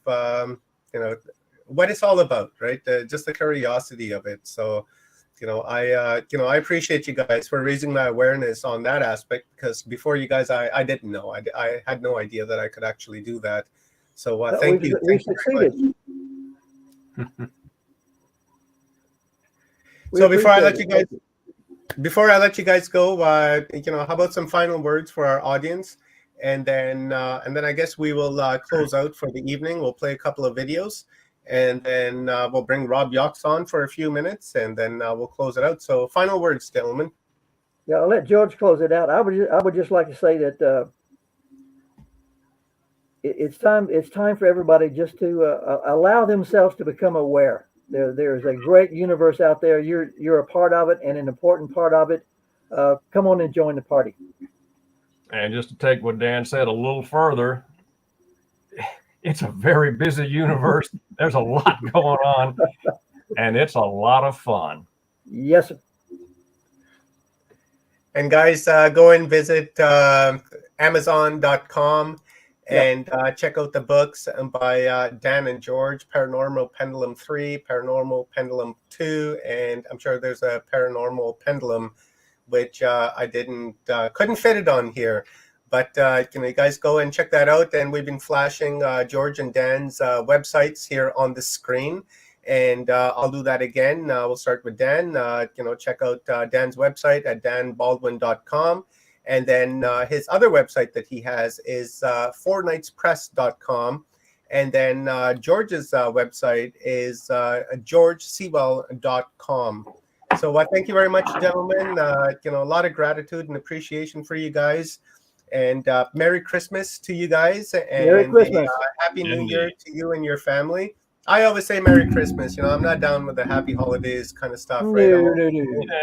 I'm old school, I'm conservative, right? So I just go with the old Merry Christmas. That's what I grew up with, and I think I'm just going to stick to that. So thank you, gentlemen. Thank you very much. Thank you. Appreciate it. And I'm looking forward to our next conversation, hopefully in the new year, so I can pick your guys' brains even more. Working on it for you. Absolutely. Right on, brother. Thank you very much, guys. We'll bring Kathy Mason on now. And guys, have yourselves a happy night, and be safe and be well, and enjoy the Christmas season. Oh, look at that, right? She's just... You're muted, Kathy. Thank you, guys. You've been fantastic. Thank you. I love this stuff. We appreciate it.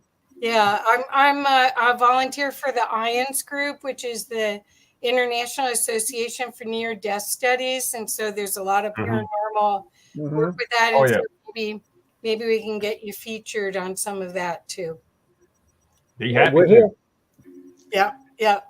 It's fantastic. Kathy, I'll send you Dan and George's email address so you can reach out to them and do what you do. Yeah, absolutely.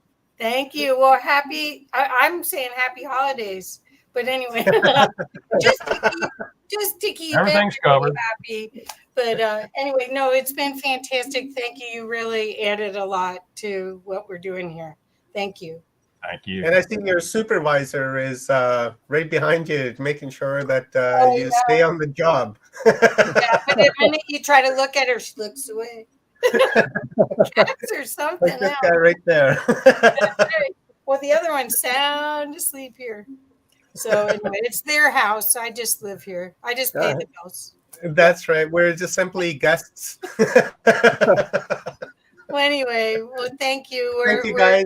Appreciate you, Dan, George. And guys, don't forget to visit Dan and George's websites, and also check out their books. Here, I'll flash that here one more time, and check them out. I know I'm going to be ordering these, and Kathy knows I'm going to be ordering these because I'm on a book buying frenzy at the moment, because I just have this funny feeling that they're going to try to pull the global warming with trees and books and papers and saying everything's going to be ebooks. So, my goal is to buy as many books as I possibly can, read them, study myself. If you come to my house, we could load you up. Right on. Because when David Maria came to visit, he told me I was a book hoarder. You can't have too many books.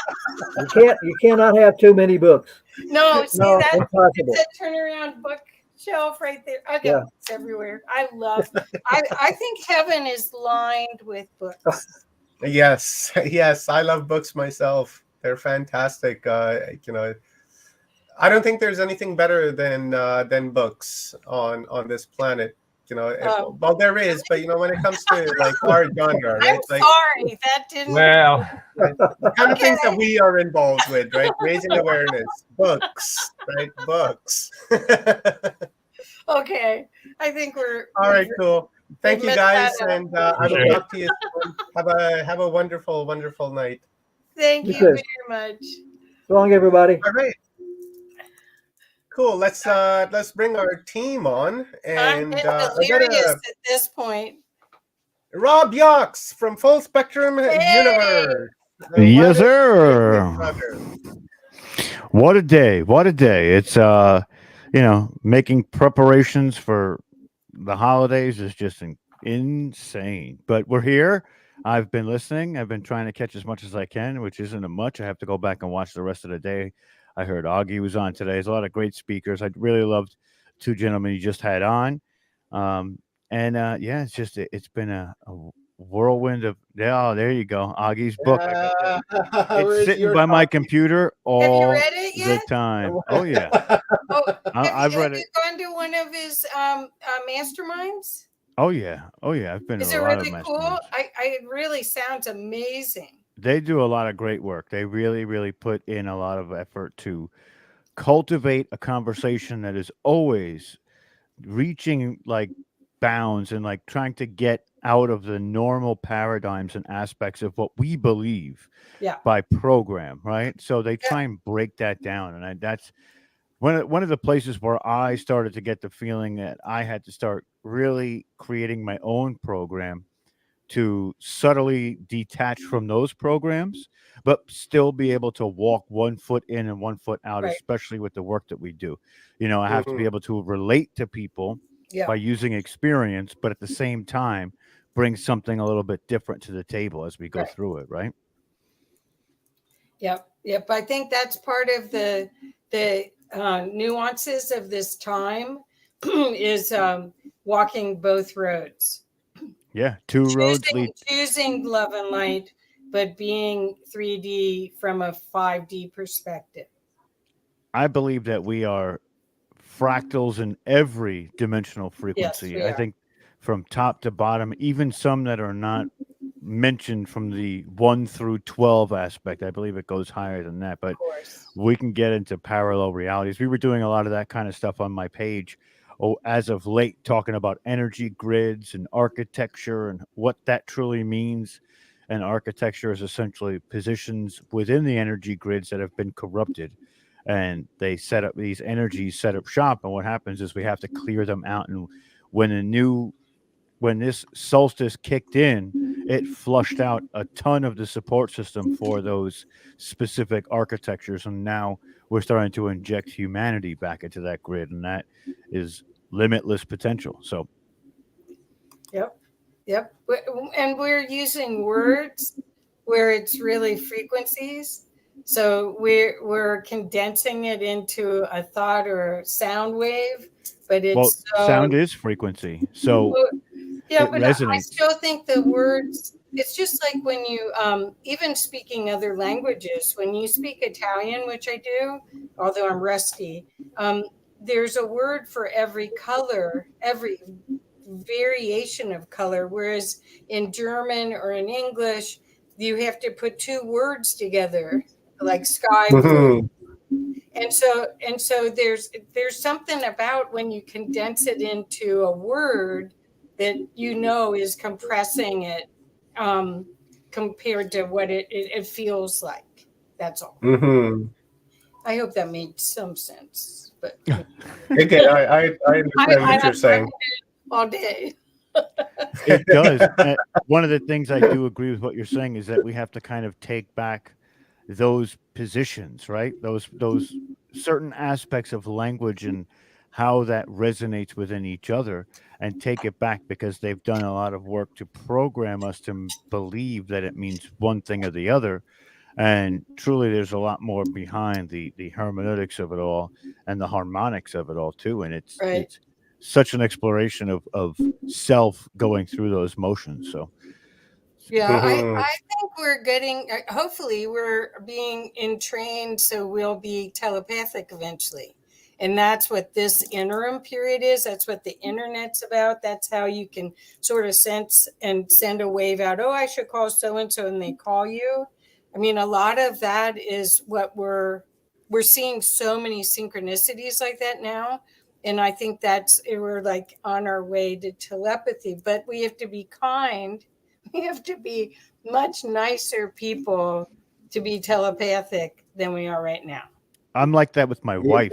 I literally pull the words and phrases out of her head when we're sitting there. And she's like, I literally was just thinking that.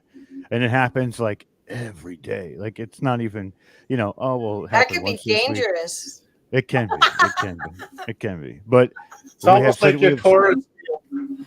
It's almost like your Taurus field and your wife's Taurus field has come joined into one, and then now you have that one big Taurus field. That's You're because like, what, we've been 6'4", right? So your span Yes. is like 6'4". Your wife is like what, 5'6"?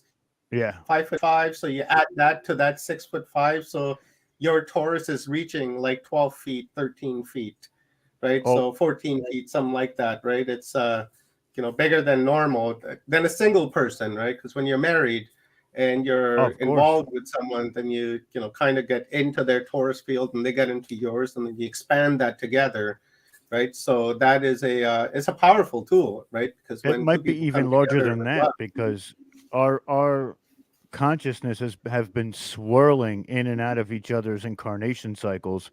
Well, pretty much around each other's incarnation cycles for millennia, and we know that. Sounds like Hancock. Yeah, it's crazy. Crazy. Hancock. Remember that movie, Yeah. Hancock? Yep. That's what it reminded me of when you were saying that.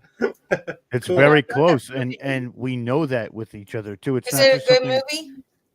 Oh, it's a Oh, fun excellent movie. Yeah, excellent movie. Did a Okay. good job. Good job. That was one of the funniest parts in the movie when Will Smith was trying to say good job and just couldn't say Well, good job. He's I'm like, learning. I've been taking notes this past 2 days, and I've got a full page front and back of notes of You could write a little book off those notes. phrases and stuff that people said. Brilliant. Brilliant. you've been a trooper. A lot of Oh my gratitudes God, again. Kathy, Thank you. for And sure. guys, let's see some love for Kathy in the comments. She just Go to my like I said YouTube before. channel and subscribe, please. Yes, yes. That would Go to her be channel and- fantastic. I want to be a big Yes. channel like these guys when I grow up. that guy up there. No, I'm just a traveler. No. It was a So fluke. guys, It was a we fluke. let's bring on Stone Hobbit. Let's bring on Yeah. Leanne Curtis. There was a couple of videos I wanted to play, but I kind of changed my mind on that. I'd like to play these videos tomorrow. Okay. It's a video from Uluru and another video from one of our viewers, and we played that one video today. So I'd like to play that video tomorrow, and then play our Uluru video tomorrow as we're closing out, because I think that would be suitable for what we are doing. We have Uluru right there looking at it, Uluru. So tomorrow I think would be the more appropriate time for us to play that video. What's Kathy's channel? I'll go and subscribe now. Rick, I can't thank believe you're already not subscribed. Okay. Just put in Kathy Mason Conscious Business Zone. No, I think it's one of the under mods Mason Works. I'll go get it. It's Mason Works. I just Let's hit grab it. one of the, I got it right here. Hold on. There we go. Right I there. just spam the channels. There's Kathy's channel, guys. Thank you. It is Mason Works Marketing. Don't forget to hit that bell. And in Kathy every has a lot chat. of great content. So many great speakers on there. It's almost envious. Amazing. I watch Kathy. When I'm not working, 9 o'clock in the morning, she goes live. That is Pacific Standard Time, 12 o'clock p.m. Eastern Standard Time, and 10 o'clock Mountain Time. And she always has excellent guest speakers. A lot of the speakers we featured here on Watchers Talk, thanks to Kathy, and back in Humanity Unplugged as well. Kathy contributed with like 50 speakers.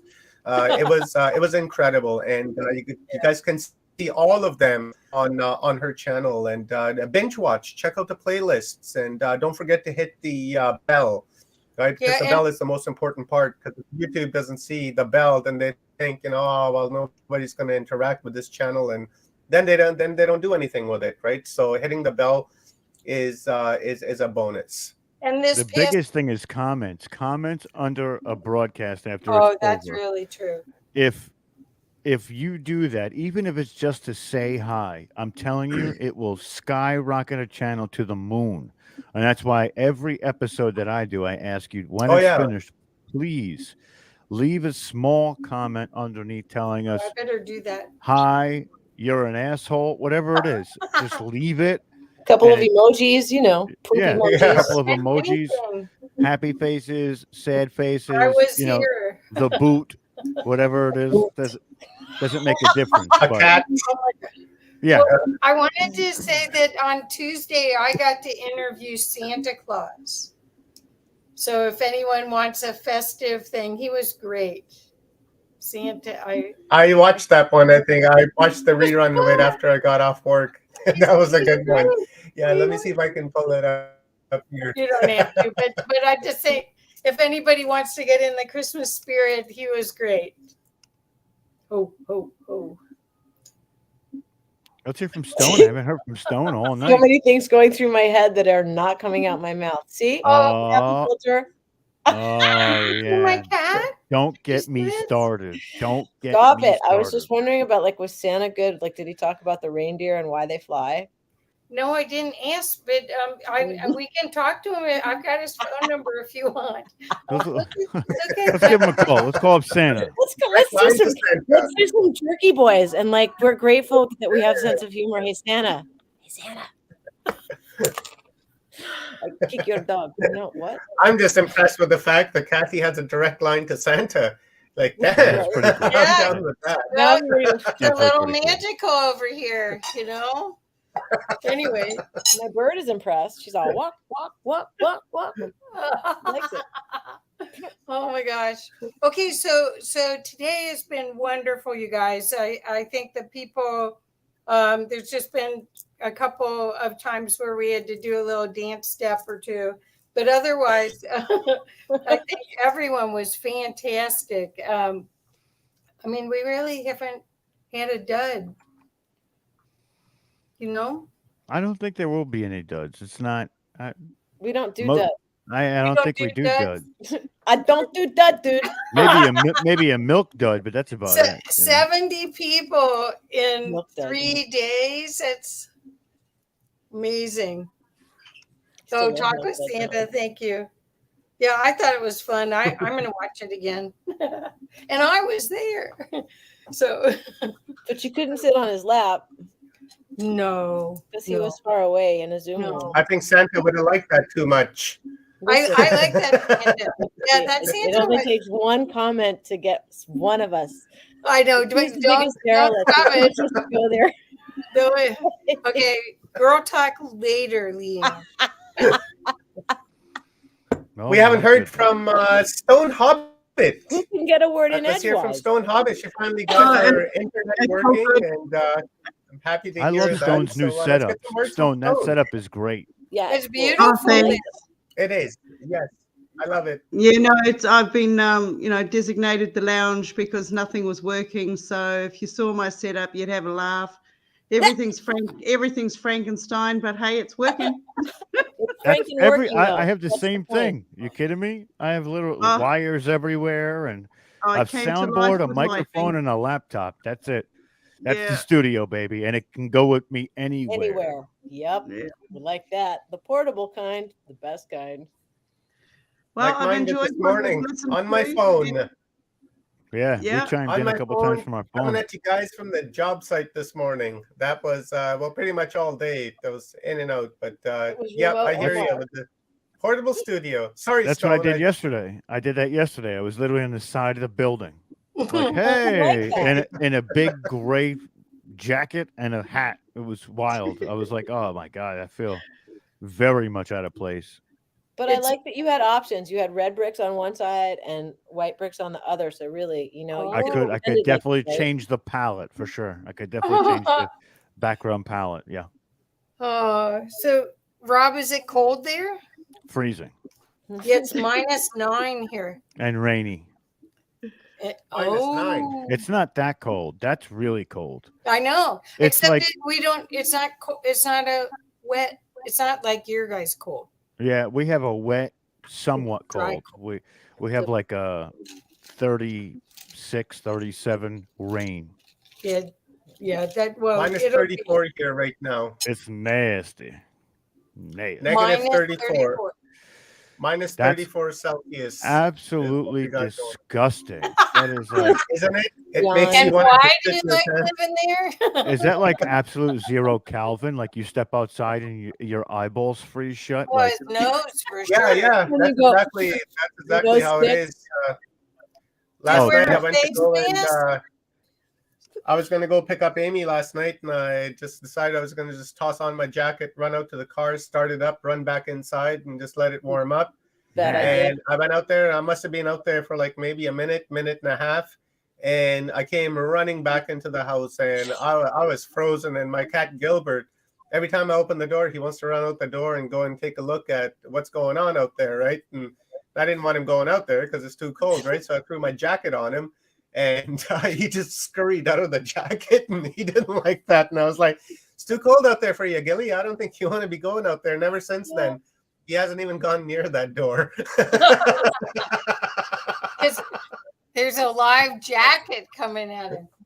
Oh, hi, Kitty. Stone Hobbit, let's hear from you, sister. We haven't heard anything from you in days, so I'd love to hear a download from you. Give us a download, sister. I'm going to put you on Oh, first. dude.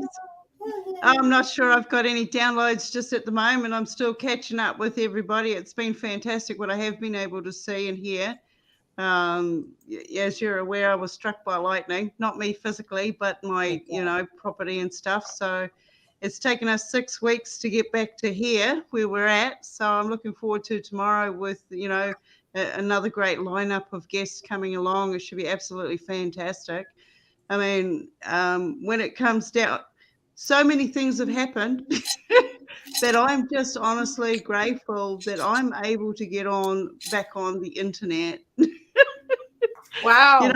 It's at the same time, it's also, we've stepped back into our self-discipline. We've stepped back into going back into making probiotics and doing our gardening and running around the yard with the animals and stuff, and getting back into the water and, doing the things we were doing beforehand. So it's just like we have to fry everything to reset yourself to come back and, be thankful for what you do have, because everything can be switched off tomorrow and you've got nothing. Somebody you love can be gone tomorrow. So don't wait a whole year to tell them you love them. It's like, you tell them now, you tell them today. And so what if you don't get a response? Even if you can't, well, you can think it. You can share it. You can you can up your own frequencies by doing something nice for somebody else, or even just saying it to yourself and giving yourself that little bit of thank you and appreciation for getting here. Absolutely. Because that's what it's about. At the end of the time, you are your own judge. You have a good life, and if you didn't, why not? There's so many adventures for us to learn, and it's absolutely fantastic. So, I'll keep it short today, but I'm looking forward to another fantastic roll-up tomorrow. So, yeah, bring it. Bring it. Stone said, And "Ring guys, check out Stone Hobbit's website. I'm going to post it into the comments right now. And check her website out. She's got amazing stuff on there. A lot of stuff with orbs. I know you guys are digging on orbs. You guys love the orbs. And Stone's got the orbs. I tell you, her mate, her mate comes to her. She's her friendly. That's what it is.